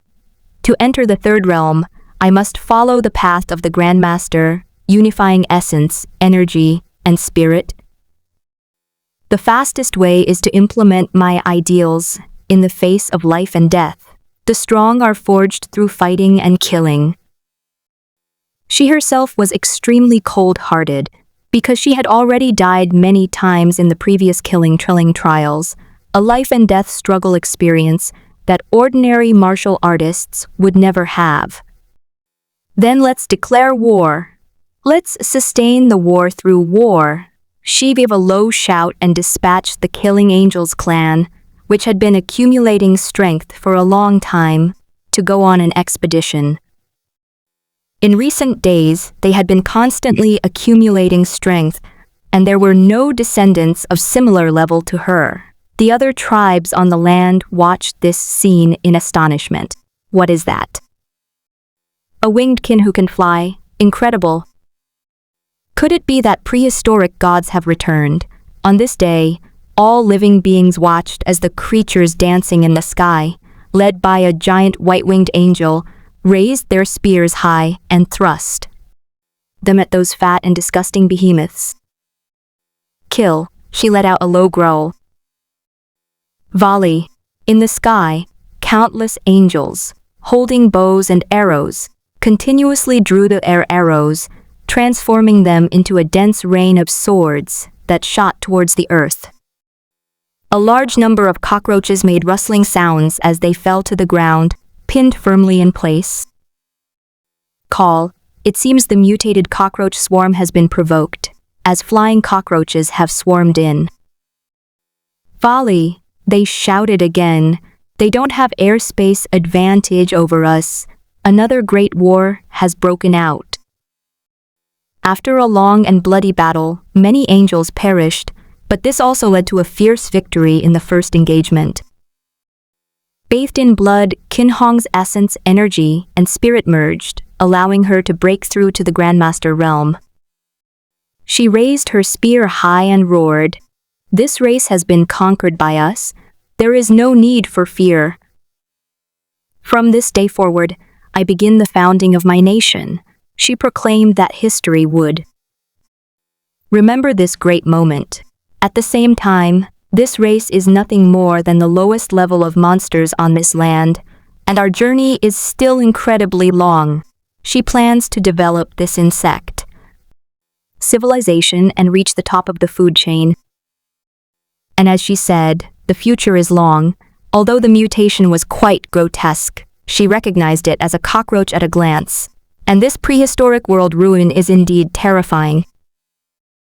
If a cockroach is so scary, it would probably be able to easily tear human skin apart and be so fast that humans would have a hard time catching up with it, let alone the others.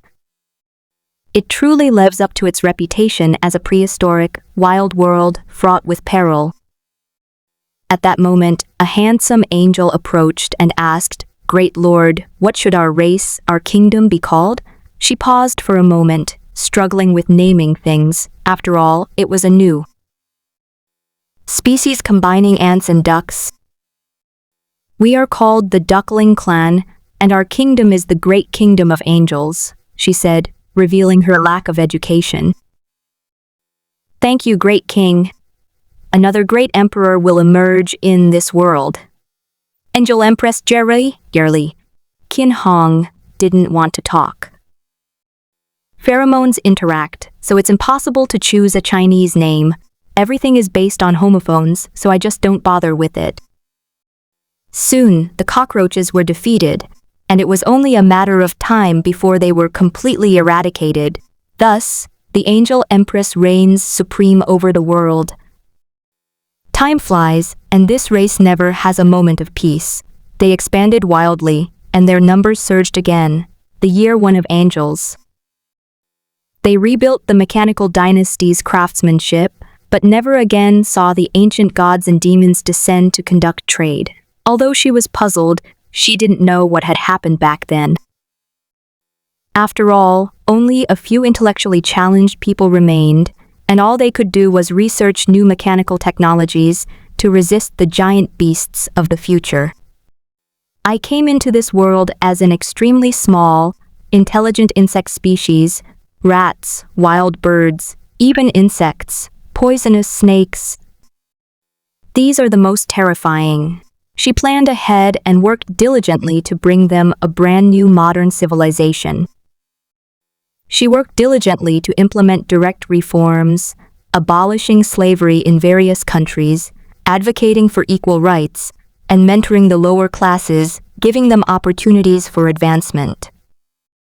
She established the School of Mechanical Engineering, setting up departments of metallurgy, war technology, and pharmacy, as well as other basic disciplines. She also regularly sent martial arts teachers to take students on hunting trips. She began to establish a mercenary guild, calling on powerful warriors to form mercenary groups, kill alien beasts, harvest their body parts, and exchange them for wealth. Counting, mechanical principles and technology, martial arts for beginners, weapons, spiritual nourishment, various kinds of knowledge were written down. In a short period of time, a large number of geniuses emerged, and countless brilliant battle angels flourished, gradually gaining fame throughout the vast kingdom of the earth. The Empress is the source of all angels, the Queen Ant Mother. After 2 generations of ordinary people passed through her life, she was widely known among the people as kind and valiant, possessing unparalleled power, mysterious and unpredictable, and descended from the ancient heavens. With all sorts of merits attributed to her, countless people even began to compare her to ancient gods and demons, writing hymns and lies about her in various villages. Countless people across the land regard this angelic empress as their dream lover, and countless young talents and geniuses yearn for her. The book, The Country Without Return Records, angels replaced the pharaoh, residing high in the clouds, and ruling over all living beings on earth, the first century of the angelic dynasty. Qin Hong sat high above, her snow-white wings folded, clad in black armor, and gazed at her ministers below, reporting the situation. Great Queen of the Angelic Mother Nest, Mother of the Sky, Empress Gyalreli, the population of the earth has reached over 17 million, a minister declared. Our food supplies are exhausted, and we have already occupied the entire city. Shall we attack the outside? Qin Hong took a deep breath and said, "Attack." She guessed that there was a staircase and a street outside, and sure enough, she was right. The stairwell was shrouded in a thin mist, obscuring what lay within. She decided to explore each apartment in the building one by one. On the other side, Qin Hong opened the door. "This is a reply," the middle-aged neighbor said, but when he glanced at Qin Hong, he felt that she was a martial artist with terrifying spirit and energy, creating a huge sense of oppression. This oppressive feeling almost made him kneel down, as if he were seeing an ancient emperor. Those eyes were captivating and exuded unparalleled dominance. It was as if we had traveled back to ancient times, to the Yin ruins, to the ancient emperor who unified the world and never collapsed. My spiritual will, though very small, only the size of an insect's, but to ordinary people, it is already. Qin Hong closed the door, her heart filled with shock. It's amazing. For other martial artists, the essence, energy, and spirit they have cultivated is an unimaginable opportunity, only to truly unify the world. But how easy is that? She received a reply from her best friend. This was a kind girl she knew who was willing to help her. She was literate and had been introduced to her by the girl. The letter read, "The information you asked me to find is detailed below. It is Professor Nasika's research. It just so happens that this professor is collecting and organizing information in this area for some reason." The book included illustrations. The scene that terrified her unfolded before her eyes. She saw those 3 sentences recorded on an ancient stone tablet, unearthed during archaeological excavation. On the first day, Amiro arrived and gave life to all living things on the ground. And on the second day, Hermes arrived and bestowed knowledge upon the creatures of the earth. On the third day, Gasha arrived and bestowed upon the creatures of the earth wisdom and deception.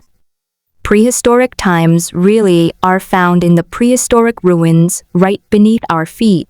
Qin Hong got goosebumps all over her body. In other words, it really happened in the distant prehistoric era. It wasn't fiction. His friends, and even the history professor, thought it was just a myth, a spiritual belief of an ancient civilization, but she knew it was real.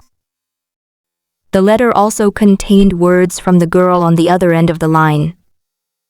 Professor Nasika found it very interesting. These ancient people could write such interesting stories. Looking at the 3rd stone tablet that signified blasphemy, she said, "On the 3rd day, mankind gained wisdom and also deceit. It's very educational. I'm planning to write it into a children's mythology book as a fable for the children of the New World.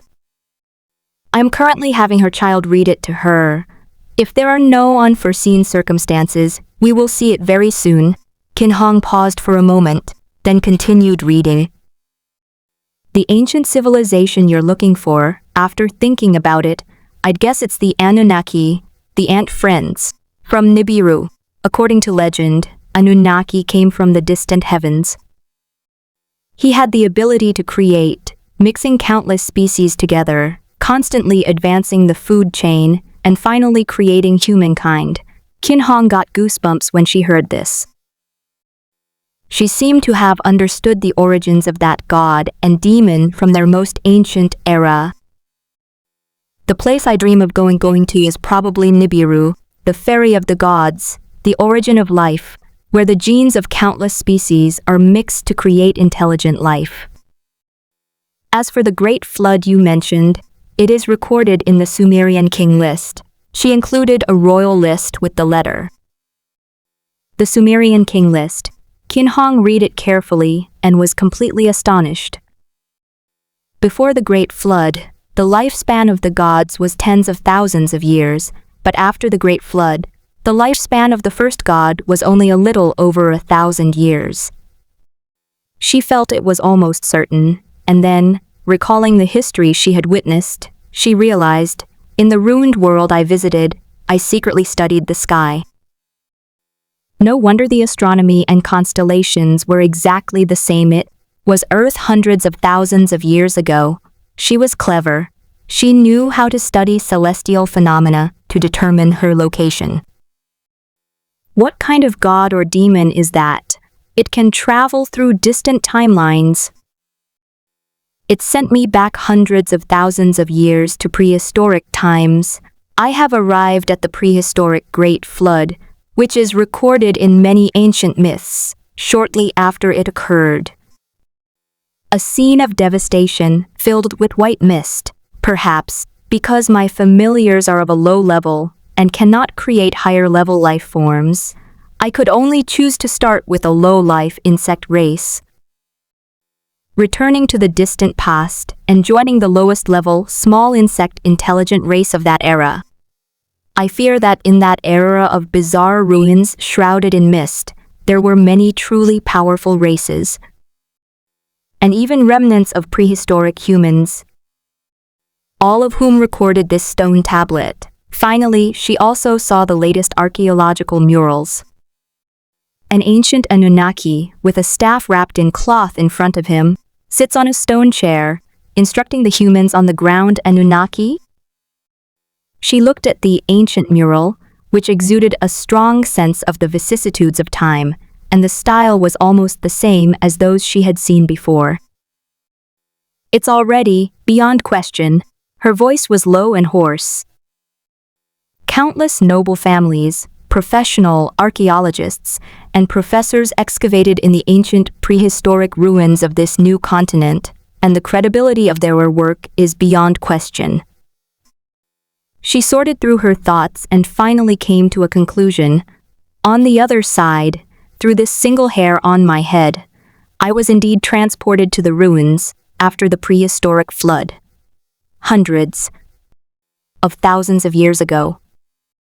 That vast and magnificent mythological world, unparalleled throughout history, a god of the earth who easily ruled for 28,000 years. He built a solar bridge to distant times and spaces, resided in an ancient solar palace, and traveled to the next future. That's terrifying. The more she thought about it, the more mysterious and terrifying it seemed. That ancient god-demon merchant possessed power beyond imagination. What would you do if you were transported to a mythical ancient world countless millennia ago? At that moment, she seemed to see an ancient being overlooking the entire past and future, secretly trading with the people of every era, leaving his mark on them. She might have been afraid before, but now she no longer felt that shock. In fact, she was somewhat delighted to have witnessed a glimpse of the power of this great being. Have I really become their follower? She touched her bald head and laughed at herself. However, since the situation is already irreversible, it is natural that the stronger that being is, the better, even though it is currently displaying unimaginable depth. Now, I've returned to the time after the Great Flood. She remembered the terrifying scenes described in it. God died, demons were destroyed, and the Sumerian king list records that the first king after the flood, Jushur, only lived for upon 200 years. I must have traveled to this era and was ruled by this king. Wait, what does it mean to be a creature that only lives for 100 years? This is already incredibly exaggerated for me. A being that is half human and half god. She recalled a line from the Huangdi Neijing Suan that Confucius said, in ancient times, people all lived to be over 100 years old, and their movements did not decline. This ancient history, shrouded in mystery, has now been witnessed by my own eyes. Although a major family crisis prevented me from continuing my studies, this moment is even more exciting. We are now in the age of demigods, gradually declining. Of course, this royal list cannot be completely trusted, but it has some reference value. She said breathlessly, in short, I need to learn how to explore that ancient ruin. Furthermore, martial arts must be developed. Clearly, that insect civilization has fallen into a vicious cycle. The parents' martial arts level was too low. Their descendants were born with intellectual disabilities. These descendants took a long time to develop wisdom, resulting in less time for cultivation. Throughout their lives, the parents' martial arts level was not high, and the descendants' intellectual disabilities became increasingly lower. If this continues for a few more times, they'll all turn into wild beasts. From this perspective, my strategy was not wrong. the whole nation practices martial arts. May their remaining descendants grow stronger step by step, possessing high intelligence from birth, thus gradually creating a virtuous cycle, ultimately leading to a racial leap and a return to the ancient concept of being born sacred. After all, lifespans are already short these days, and if half of them are used to unlock wisdom, how can prosperity be possible? How could they possibly have a chance to escape the short lifespan of insects, evolved into vertebrates, mammals, and various higher food chains at the top? Alas, everything is difficult at the beginning. As she sorted out her thoughts, she resolutely cut off a section of her outer ring of smooth, black hair. Then, I took out a needle and thread and sewed it up, turning it into a small bowl-shaped cap wig. I threaded the hair through the center and put it on top of my head. The wig cap is actually not bad. Standing in front of the mirror, she finally looked at herself with her flowing black hair in a more pleasing way and smiled slightly, saying, "It has already covered up my ancient god mark. At most, I just look like a girl with a silly hair sticking up. However, I've already lived half my life, and I'm afraid it's coming to an end." She sighed. After all, there's a limit to lifespan. Cultivating martial arts to the third realm can extend one's lifespan by dozens of times, allowing one to rule over more than 10 cycles of life on Earth, but this won't last too long. Her talent isn't exceptional, so there's no hope of breaking through the legendary fourth realm. When a person is about to die, she suddenly said with a carefree air, "So be it, so be it. In the last half of my life, I will travel to the dangerous surroundings, clear the land, create habitable places, and thoroughly lay thee the foundation for the glory of our angel race. Go and kill it quickly." Angel Empire. After several transitions, the era has finally gotten back on track.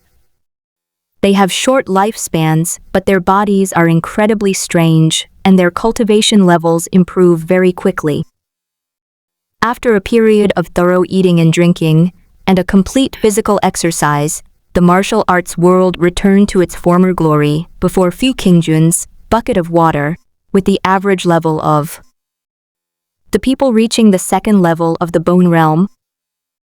They rise to prominence quickly and decline just as quickly. They possess a strong degree of uncertainty. At the same time, as she ruled the world, she discovered that she and the mechanical human kingdom had a natural affinity for each other. This feeling comes not only from the heart, but also from the body. Many of the other 4 major races intermarried with the angel race of the New Duck civilization. Only humans possess the strongest compatibility, resulting in very few deformed offspring. Surprisingly, a new subhuman race with human heads and angel bodies has emerged. These Ant-Men are very special, as if they were my family in a distant era. Qin Hong was surprised and said, "Perhaps in the distant future, hundreds of thousands of years later, this demi-human ant family has evolved into humans, and it might be my ancestor from more than 100,000 years ago. Is this my ancient ancestor from countless millions of years ago?" She looked at those human-headed ants, her heart filled with complex emotions, which she didn't know how to describe. If I could go back in time, would I be able to change history? When this thought popped into her head, she suddenly fell silent. How could it be that her life was destined to be short-lived? Below, a courtier reported, "Your Majesty, our mechanical angel legion has successfully stormed countless apartment units, almost all of which are filled with those disgusting and terrifying behemoths, posing a great threat to us." A white-winged archangel clad in metal armor stepped forward and said solemnly, "Back then what we had was just one branch. The behemoths outside were incredibly powerful, more numerous, and much faster than we had imagined. We suffered heavy losses. At this moment, We are facing a crisis that is hundreds of times more terrifying than before. Some of these special mutated life forms have become increasingly powerful and invincible, plunging our dynasty into crisis. We have no food, a food crisis. Our land is not open, which has allowed tens of millions of people to grow up, and now we are starting to get overcrowded. She sat quietly on the high place, listening. An anthill, tens of thousands of ants. Now there are tens of millions of them, and this intelligent insect species is indeed capable of reproduction. But there really isn't enough food. She knew in her heart that she was not particularly talented. She was just following the rules and practicing martial arts as her predecessors. The younger generation has developed various martial arts techniques, including those belonging to the angel lineage, which left her speechless and gradually caught up with her. But it will take some time before their descendants, the younger generation, can step forward. Now I have to stand up and shoulder everything myself. What a strange and short life as an insect, she thought to herself. She thought of the vast sea of cockroaches and the rising of a new generation of geniuses, yet her heart remained calm. Leona, you are the next queen. Yes. Below, an ant stepped forward. It was a hybrid of an ant-human and an ant-duck. She is the most powerful genius among tens of millions of her kind in recent years, and also the most perfectly mutated new race, possessing a human brain and angel wings. She wore angelic white wings and streamlined black armor, and had a human female face that vaguely resembled Qin Hong's, making Qin Hong feel utterly absurd. Countless times deep down she wondered, what the hell is this? She was about to vomit blood. How could she look just like me? My body is clearly that of a duck and an ant. How could it be inherited? Could it be because one's appearance reflects one's inner state? From now on, it will be the era of the queen ant. She sat on her throne and said, "You possess great talent, and I hope you can lead civilization to glory." King Leona knelt on one knee. Even someone as wise and great as you are, will you abandon your people and leave? Qin Hong remained silent. She knew she didn't possess any truly amazing talent. She had simply brought with her a powerful race. From now on, we should take martial arts as our foundation, build our nation on martial arts, and use mechanics and medicine as supplements to continuously develop civilization. Only in this way can we prosper forever, she said. In this way, our duck clan will rise up. Even if we cannot sweep across the world, we should still prosper forever and our race will continue without worry. Yes, Angel Empress Gereli. Leona knelt on the ground, silent. Another century has passed, and Qin Hong's body is now visibly aged and past its prime. She had already lived half her life, and she knew that she had reached the limit of the great perfection of the third realm. They haven't risen yet. In the last days of their lives, walk around the cockroach nests around them. She went straight there. Angel Empire SCI. A piece of news that resounded throughout the world arrived.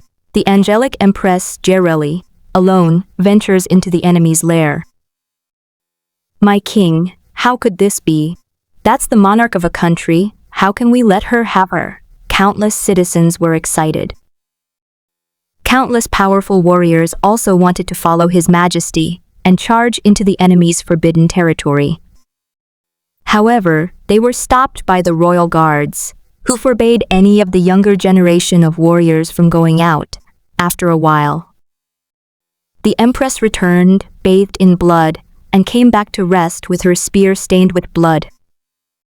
Her aura was even more majestic, carrying the killing intent of mountains of corpses and seas of blood, like an unparalleled king of slaughter. Soon, news came from within the heavenly palace that a forbidden zone had been swept through, and hundreds of evil behemoths had been decapitated, leaving only their husks rolling and crawling on the spot. The rest are all cubs. We can send in the army to clear them out. The Empress rested briefly before continuing her outing. The restricted area in the southwest corner of the stairwell has been leveled. Soldiers at the front reported that the ground was littered with limbs and corpses.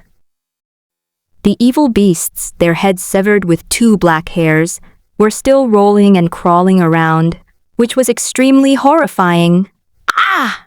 Is it really that terrifying?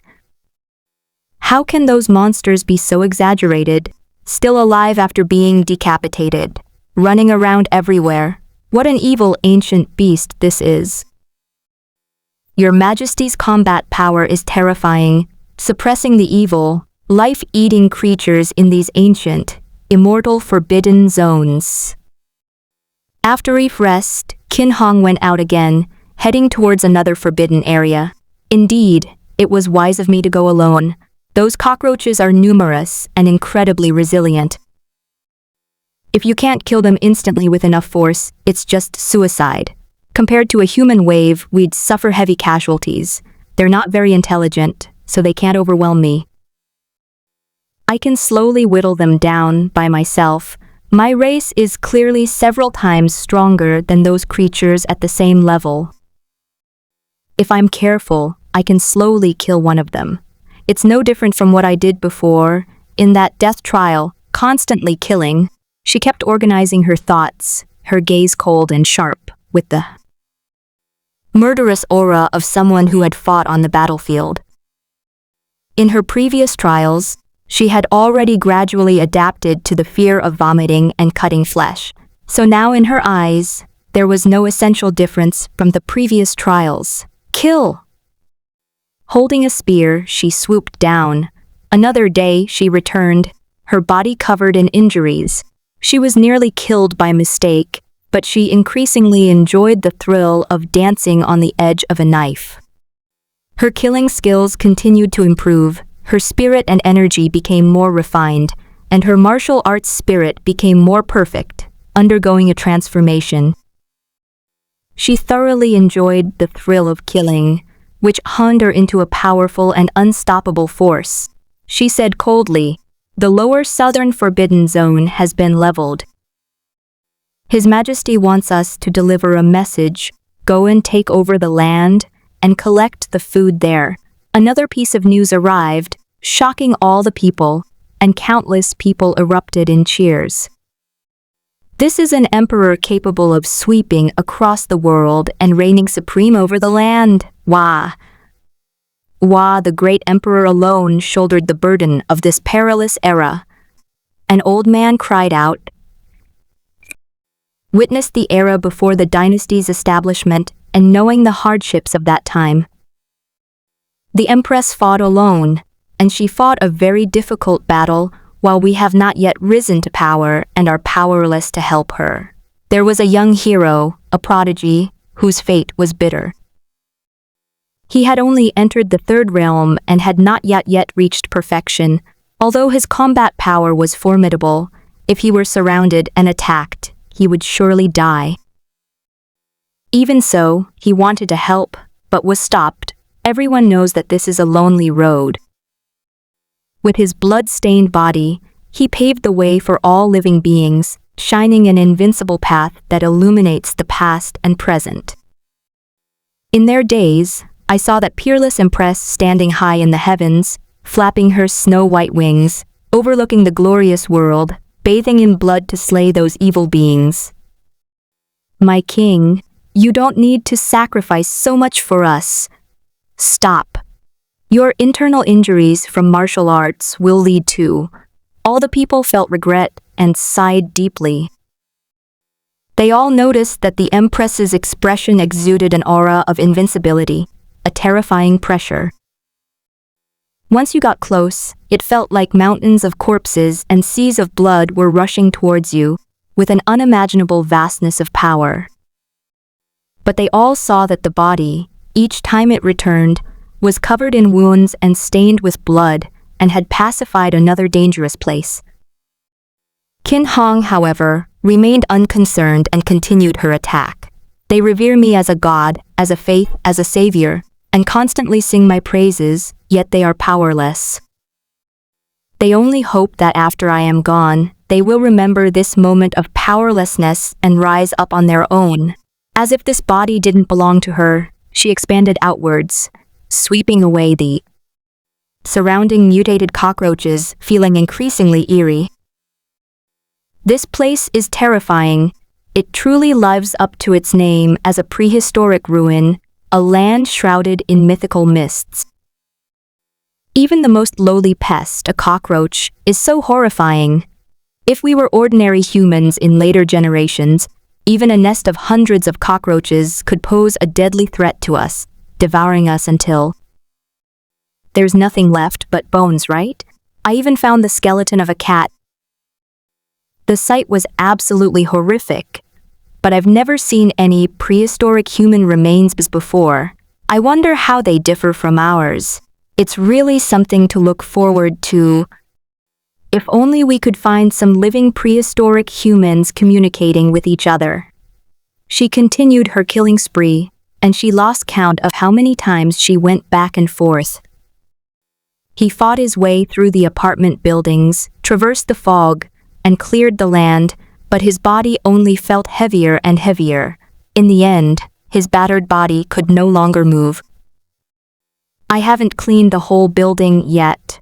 She felt the accumulated injuries in her body completely erupt. Her blood and energy were depleted, and she seemed to age instantly, heading towards old age. Everyone remained silent before the throne. Liana, you stay. Everyone else, you may leave, Qin Hong said. The surroundings fell silent. As they walked outside, all the people fell silent.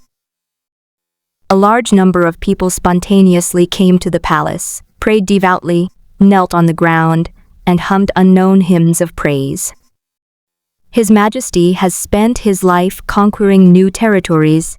Everyone recorded their stories on the stone slab. Although it was a fleeting moment, it was the rise of one of the most legendary empresses. She was born sacred, born amidst calamity. From childhood, she led her people, carving a blood-stained path to imperial power, ultimately establishing a kingdom, standing tall in the sky, and ruling over all living beings. She advocated for equality and the equal treatment of all people, severed the legacy of slavery, developed a flourishing martial arts tradition, and taught people to develop mechanics and medicine. Some say she is an existence comparable to ancient gods. Some say she was an ancient god descended to earth to save all living beings. The various experiences he had during this period, and his supreme majesty and demeanor as the ruler, were simply like a legend, almost like a myth. This is the path to the rise of an unparalleled emperor. In her prime, she swept through various forbidden zones with overwhelming power. This peerless empress cleared away obstacles and spent her entire life in battle, venturing alone into various calamity beast zones, killing so many evil beasts that they began to retreat. To provide food and sustenance for humankind, and to continuously expand territory. Throughout history, all emperors have had both merits and demerits. They were loved or hated by people, but the only one empress who spent her whole life running around and never thought about herself was praised by later generations, and no one could harbor any hostility towards her. My king, my king. Listening to the mournful songs outside, the people were seeing off and offering their condolences. This was the only thing they could do. Qin Hong simply smiled gently, because it's not reality, that's why in reality, even in the distant future, hundreds of thousands of years from now, I'm just a person at the very bottom of society, timid, fearful, and introverted. She lay in front of Fu Qingjun's computer desk of 17 years, watching a ray of sunlight outside the window. Dawn rose, piercing through the mist and falling on her. The days ahead should be much better for you. Don't let your lifespans be so short. With a resolute gaze, Liana knelt on the ground and spoke. In the future, when I ascend to the throne, I will surely reach the pinnacle of martial arts, elevate my clan status, extend my lifespan, free us from the suffering of living only a day and dying only a night, expand our weak physique, and protect my clan for thousands of years, so that my clan can stand among the powerful clans of this land, no longer being harassed, kept, and enslaved by evil beasts. I am leaving everything to you. Qin Hong was still smiling. You've been at the great perfection of the third realm for a while now, and you can handle anything. Your combat skills were initially clumsy, but they're quite good now. After all, not everyone is fearless enough to face death, let alone experience countless deaths to hone their skills. Wah! The archangel below burst into tears. Don't worry, I'm not really dead, I'll go back, she suddenly said. Go back where? Leona asked. Qin Hong hesitated for a moment, unsure of how to explain what the dream in the void was, a banquet of gods and demons. She suddenly spoke up, saying, Return to Nibiru. In this life, he lived a very fulfilling and glorious life, becoming a flying insect species and living a very rich and fulfilling existence. In her final moments, Qin Hong felt her whole body trembling. She had experienced various forms of being killed, but this was the first time she had experienced death as her bodily functions slowly declined. All the strength in my body seemed to be gradually drained away, leaving me unable to move. It felt as if my body was gradually losing its own control, and my consciousness was fading.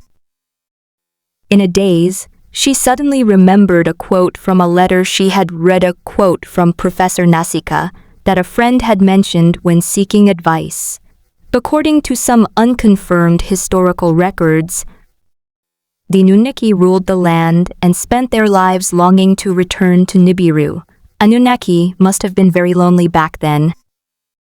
She suddenly felt an indescribable loneliness and solitude, as if she were bound and entangled by the rings of history and felt somewhat suffocated. What if I can't go back?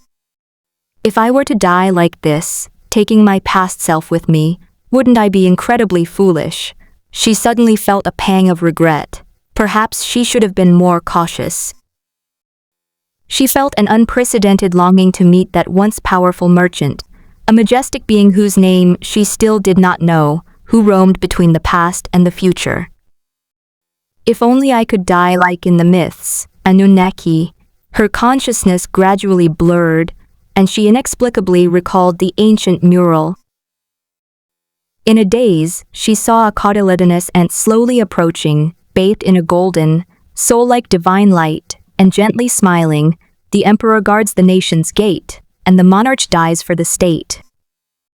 Let's go back. Good, the ruthless king suddenly smiled. He laughed somewhat freely, his smile as bright as a flower, but his expression became completely blurred. He lay motionless on the bed, his vital energy utterly depleted, and he lost his life. When people turn the pages of the mythological chapters of this distant land, they clearly see the eternal and immortal civilization legends recorded in ancient myths. The land of no return records, Gempress Jareli I, who spent her life in conquest, leveling countless forbidden zones of colossal beasts, died at dawn in her later years, witnessing the true God amidst the blazing sun at the moment of her death. Ifu Qingjun remained silent for a moment. He was now looking at this room, which had been in a cycle of 17 years, from a different, hazy perspective. The desk, computer, ornaments, and bed suddenly evoked a strange sense of novelty. I should be intimately familiar with everything here. Perhaps it's because it's become a post-apocalyptic ruin, shrouded in mist, filled with a mysterious and bizarre atmosphere. Plus, it's teeming with countless densely packed, upright, black-shelled humanoid creatures, or rather, it's the flourishing dynasty of angels. A large group of humanoid, slender, Armored creatures with snow-white duck wings walked on their desks. Metal spears and steel swords were stuck in front of the palace, which had been built into a huge and exquisite angel palace, ruling over all living beings on Earth. Ants truly deserve to be called one of the most nest-building creatures. On the ground, there are rows of magnificent buildings, many of which are like the towering pagodas of monks, majestic and awe-inspiring, where great sages who study instruments and medicine reside. Countless beings walked among them, and angels clad in exquisite metal armor and wielding greatswords were not few in number. In the center of the room stood a vast, bustling plaza, upon which stood a tall and majestic statue of an empress, exuding a solemn and sacred aura, holding a spear pointing towards the sky. Wah! This was an invincible empress, who spent her life traveling and suppressing various undead disaster zones, annihilating undead beasts. Countless people knelt on the ground in mourning. There were even angels dressed somewhat like priests, with compassionate expressions, spreading faith, standing at the front leading all living beings in prayer, respectfully seeing His Highness off. This shows how high the status of this empress, who fought her way through life, was in the hearts of the people. How beautiful! The dazzling Ant Kingdom is like a mythical world from Western fantasy. All this bustling royal city seemed to cast a mysterious shadow over my eyes, like a vast and magnificent Western fantasy epic. Dynasty. With a clear division of labor, sages in towers researching mechanics and medicine, angelic armies responsible for combat and maintaining order, and mercenary guilds among the common people, accepting all sorts of commissions and transactions. This can be considered as bringing back a complete social system of occupational division of labor here. This world may be only now beginning its journey after generations of development. It's important to understand that the history of human civilization was built upon the accumulation of generations of pioneers from the Stone Age to the Bronze Age before reaching its later peak. He lowered his head again, looking at Qin Hong's old, withered remains lying quietly on the computer desk, and thought to himself, not bad, although it's not amazing, it's the limit of my ability. This is a fair assessment. That was indeed the limit of what she could do. After all, she was just an ordinary person, and her talent wasn't particularly outstanding. He lacked Jiaxia's extraordinary talent, and could not continuously develop new techniques, such as the Sun Holy Scripture, to usher in a new era. She knew that she was not capable of developing racial techniques like the Angel's Holy Scripture, so rather than staying and being useless, she decided to directly resist the current disaster and give the true geniuses time to rise up. At this moment, Archangel Leona, standing beside him, stared in disbelief as if she had seen a ghost or a god. You are a god? Have you come to take His Majesty to the land of death? She saw His Majesty's expression of relief and happiness at the last moment, his smile radiant, all because of the presence before him. And he, like His Majesty, each of them has a single hair on its head, pointing straight to the sky. God? Perhaps you can call them that, but most of the so-called gods in the world are just powerful beings who have been deified by the world and have become myths and gods in distant times. Fu Qingjun turned around and smiled. He looked at this person, whose face vaguely resembled Qin Hong's and whose body was the size of an ant, a beautiful angelic woman in black armor and white wings. Something inexplicably strange lingered in my heart. After a week of civilization iteration and updates, perfect humanoid creatures finally appeared. At the same time, with the addition of human and duck genes, their eyesight began to improve. Fu Qingjun remained silent, looking at Liana and saying, "Just like your king, who has been given titles such as great, invincible, and so on. He has been deified. Perhaps in your eyes, he is the god of your race. Leona was stunned. This definition of a deity subtly shattered something within her. Fu Qingjun said, "On this journey, we will take your queen back. She is not a being of this world or this era.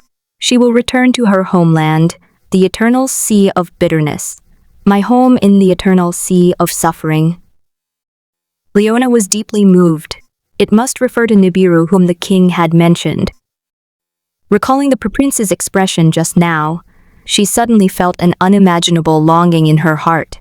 If we could go to Nibiru after we die, return to the eternal home of life, the mysterious land of the gods, how wonderful that would be.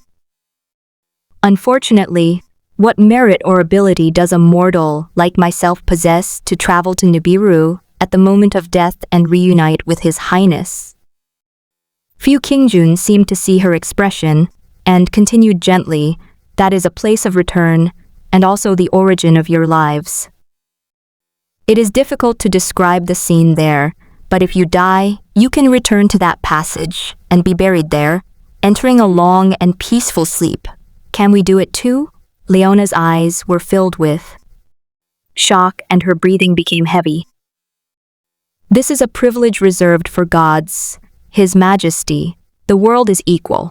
What people call gods, demons, or even mortals, as long as they have wisdom and thought, they will not reject any life," Fu Qingjun said with a smile. He waved his hand and a passage gradually appeared. Every so often, a gateway to the distant realm of death will open, where ancient and eternal tombs of gods and demons will be buried, and you too may enter and slumber there. Qingjun smiled and strode away through the passage. The last voice came from behind.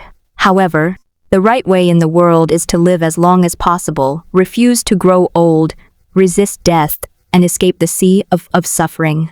Escape from suffering? Leona stood there, stunned, and it took her a long time to recover. She never imagined that this unknown, mysterious, and majestic being would be so compassionate and gentle as to allow them to receive the same treatment as His Majesty after death. At the same time, he didn't want people to enter a sea of suffering and sleep forever. He hoped to live on. She laughed heartily. Nibiru, the world of the gods, the mysterious ruins shrouded in mist, the evil and terrifying beasts, the unique mechanical structures of this land. It's all so fascinating that there's no time for sadness. I can't help but dig for the truth. Because the shadow of His Majesty's death has been swept away, there is no time for grief. She slowly walked out of the palace, looked at the sorrowful ministers and soldiers around her, then looked up at the sunlight shining on her resolute face, and smiled. "We have survived the darkest. Time and dawn has arrived. During this long period of time, I will try to lead the entire angel dynasty towards a more distant eternity. Ascend the throne." She led her people, in the golden light of dawn, slowly towards a magnificent white palace, following a long, white gold carpet unwrapped from food packaging. Splash, in the sky, numerous beautiful and holy white feathered angels, wearing woven flower wreaths and holding wooden bottles, flew on both sides, flicking down fine water droplets with their branches. The droplets fell gently, like a rain curtain in the mist, washing away sins. Squeak. The heavy, exquisitely carved wooden door slowly opened. In the center of the temple stands a magnificent statue of an angel, holding a spear, his gaze majestic, as he looks down upon the people on the ground. Click. Stepping into the palace, Leona, clad in heavy white metallic armor, her enormous white wings spread wide, knelt before the statue and loudly recited, "Dawn is coming, and I now begin to rule world, and will not rest until my death." After having breakfast and clearing the table, Fu Qingjun felt relieved as she watched the tunnel continuously transport corpses in glass bottles of baijiu. He finally understood. One shouldn't be too ambitious. Trying to become rich overnight is a bad idea. It's best to avoid messy and chaotic things. Set up a mechanical clock production line on your side, where safety isn't a concern, and just focus on setting up an ant wine production line on the other side. While falling into the sea of suffering one after another, they also help explore the post-apocalyptic ruins. In total, they explored the adjacent unit in the stairwell over the past 3 days, and even several units upstairs and downstairs, sweeping through the dark undead forbidden zone. They even found a whole bunch of cockroaches inside. However, it's likely that the original cockroach in the house mutated. There was no one or any bodies inside, so it seems I should maintain an optimistic outlook. They retreated. He remembered that the girl across from him was a senior high school student in her final year of high school. He had met her twice before, and they were just nodding acquaintances. She wore glasses, was introverted and conservative, had thinning hair, and heavy dark circles under her eyes. She looked like she was under a lot of mental stress. I don't remember the other students on the 2 floors, but it was a school district property after all. It was a small 1-bedroom apartment, and the surrounding area was full of students preparing for exams who rented there. Their families generally had some money. Their home was in a very mess, indicating they left in a great hurry, even leaving behind some valuables. It gave the impression of an emergency evacuation being announced within 10 minutes during an earthquake. I'd almost forgotten that once upon a time, I was also an ordinary senior high school student, living here and preparing for university entrance exams with them. He always felt something was amiss. He hadn't retreated with them, or rather, he'd retreated to some strange, safer place. Only 5 or 6 days have passed on Earth here. What drastic changes have occurred? I'm not quite sure. However, we can take it slow. To be honest, those cockroaches did mutate horribly, not just from nuclear radiation, but more like from that massive fog. Fu Qingjun shook her head. We still need to establish our own angel dynasty, build a new Earth civilization, write an epic hymn, and explore the truth of the land. If there really is a post-apocalyptic survivor camp, and you're hoping to see your own flying ant angel civilization, don't be surprised. But, Fu Qingjun whispered, after these mutated ants are soaked in alcohol, the ants and various medicinal herbs must be removed before they can be sold. Otherwise it will be very frightening. But that's fine too. Once all the dregs are removed, the recipe for the medicinal wine, which is unknown to others, becomes a trade secret. As for the desecration of corpses, he didn't think it mattered. The beginning of life that one gives should naturally be followed by the end of life. This is an equal exchange. After all, once we develop ourselves, we can harvest and recycle them, become stronger, and then provide more assistance to these civilizations. This is a mutually beneficial thing in the first place. However, these medicinal wines nourish the body and strengthen the spirit and will of martial arts, which may make it easier for martial artists in this world to concentrate their spirit and enter the ranks of grandmasters who have achieved the unity of spirit and will. It might even significantly shorten the time required for a martial artist to achieve mastery after more than a decade of training. He pondered the terrifying effects of this technology. But I feel that even if it's shortened, it won't be shortened by much. A decade or so of training can be shortened to 5 or 6 years, which might seem incredible to martial artists, but for Fu Qingjun, it's not enough. In reality, the reason those ants were able to reach such a rapid cultivation speed was entirely due to their mutated souls, which gave them a certain characteristic of being able to break down and rebuild their bodies. It is by making them rapidly improve their muscles, bones, and tendons. Ultimately, unless I treat those warriors like ants, piercing their skulls and injecting my soul into them, let them, like those ants, enter a high-speed state of disintegration and reconstruction. Under such circumstances, practicing martial arts will inevitably lead to an incredibly rapid improvement in one's realm. Regarding this speculation, I also have test subjects in front of me. After all, Qin Hong has gone through so many times, and the soul in her mind has long been stained with my color, he whispered, stating the truth of the matter. In a sense, this real-life human woman has become like those ants, belonging to her own kind.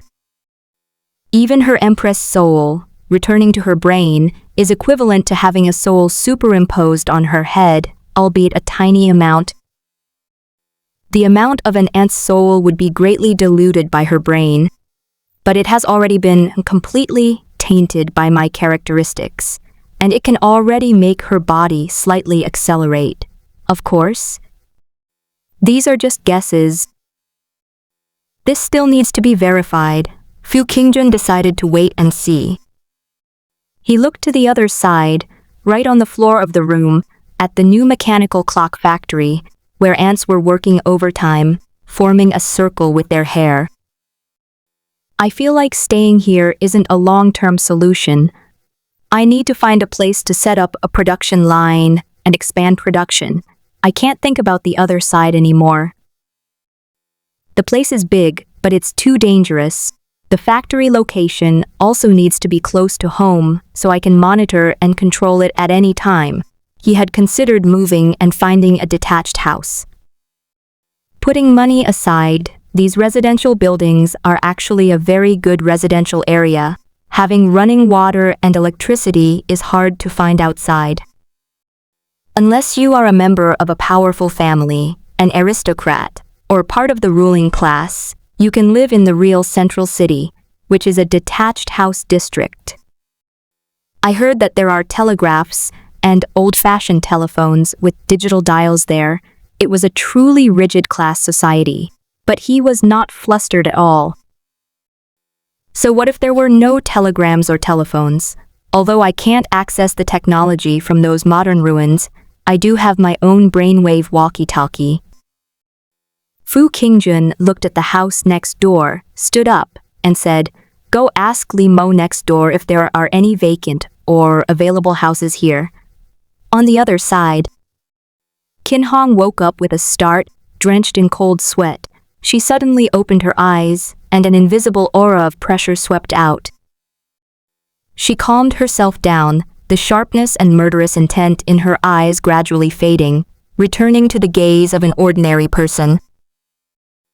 "I've killed so many people that I can hardly recognize who I am anymore." She gave a wry smile, gathered her thoughts, and recalled that period of her life. Although she felt a little reluctant to let go, it had been wonderful enough that she had no regrets. I hope their lifespans will be extended, that they will escape the lifespan of insects, and become a truly advanced civilized race. She offered this blessing, organizing the thoughts in her mind. Huge gains. Having fought his way through countless battles, he honed his combat skills and killing instincts, while constantly reinforcing and deepening his martial will, making his spirit and energy increasingly refined. I've already mastered muscle weight, bone weight, and grandmaster levels once. Now I'm essentially starting all over again in martial arts. She entered the living room, picked up a broom, and brandished it like a spear, displaying fierce power. At the same time, she discovered a warm current flowing through her body, and her cultivation speed became extremely fast. Her stomach also began to hum, as if every muscle cell was making a thirsty sound. At this rate of training, even if I missed the golden age of martial arts training, I can catch up quickly. Is this the great power of becoming a familiar? Her heart surged with excitement. It was like a dream, and she was completely convinced, feeling proud to be a follower of this ancient god and demon. I have been reborn. I have now understood the meaning of my life. Suddenly, with the elegance of a Western gentleman, she removed her small, round hat, bowed deeply, revealing a smooth, circular demon seal, with a single ahoj, a single hair sticking up, swaying slowly in the air at its center, and humbly said, "Praise be to the great Lord, the nameless God who traverses the void of time." Prehistoric civilizations faced such hardship, with even survival being incredibly difficult, yet they didn't give up. It's utterly absurd that I, because of a family tragedy, chose to succumb to despair and give up. Her eyes flickered as she reflected on herself. Only when I could return to ancient mythology and see how they struggled to live on that ancient ruined land did I realize how hard-won the lives of humankind are today. Having experienced that bizarre and wondrous life, she seemed to have been cleansed, becoming much more mature and composed, undergoing an unimaginable transformation. After all, to her, this was a blessing from a great god or demon. We traveled back hundreds of thousands of years. What a magnificent and mysterious world that was. I wonder if I will ever have the chance to return to the ancient prehistoric era and witness the epic history of the past again in my lifetime. I wonder what's going on at tonight's divine demon banquet. Furthermore, in this era, it's impossible that I'm the only one with family members. She knew by observing the people of this land. More than a decade later, by looking at their hair, that the retinue of this ancient being existed in every era, and that she could never be the only one among them. For example, Anunnaki. The ancient legend about the ant friend Anunnaki made her very suspicious. It must be one of the most powerful familiars that had completely changed the history of ancient mythology. But she could only keep these speculations to herself. At this moment, she had no choice but to face the reality of her situation. The family, which was originally quite well off, suffered a drastic change. The brother-in-law was beaten to death a few years ago, and the sister was injured and paralyzed while working as a porter at the docks. Now, how to support the family is a problem. Besides, I still need to practice martial arts now, but scholars are poor, warriors are rich. Her expression sombered. Even without those nourishing and fertility-enhancing potions, just eating is a huge expense. To some extent, every martial artist is a giant when it comes to making a living. Without any exercise, just maintaining their normal bodily functions,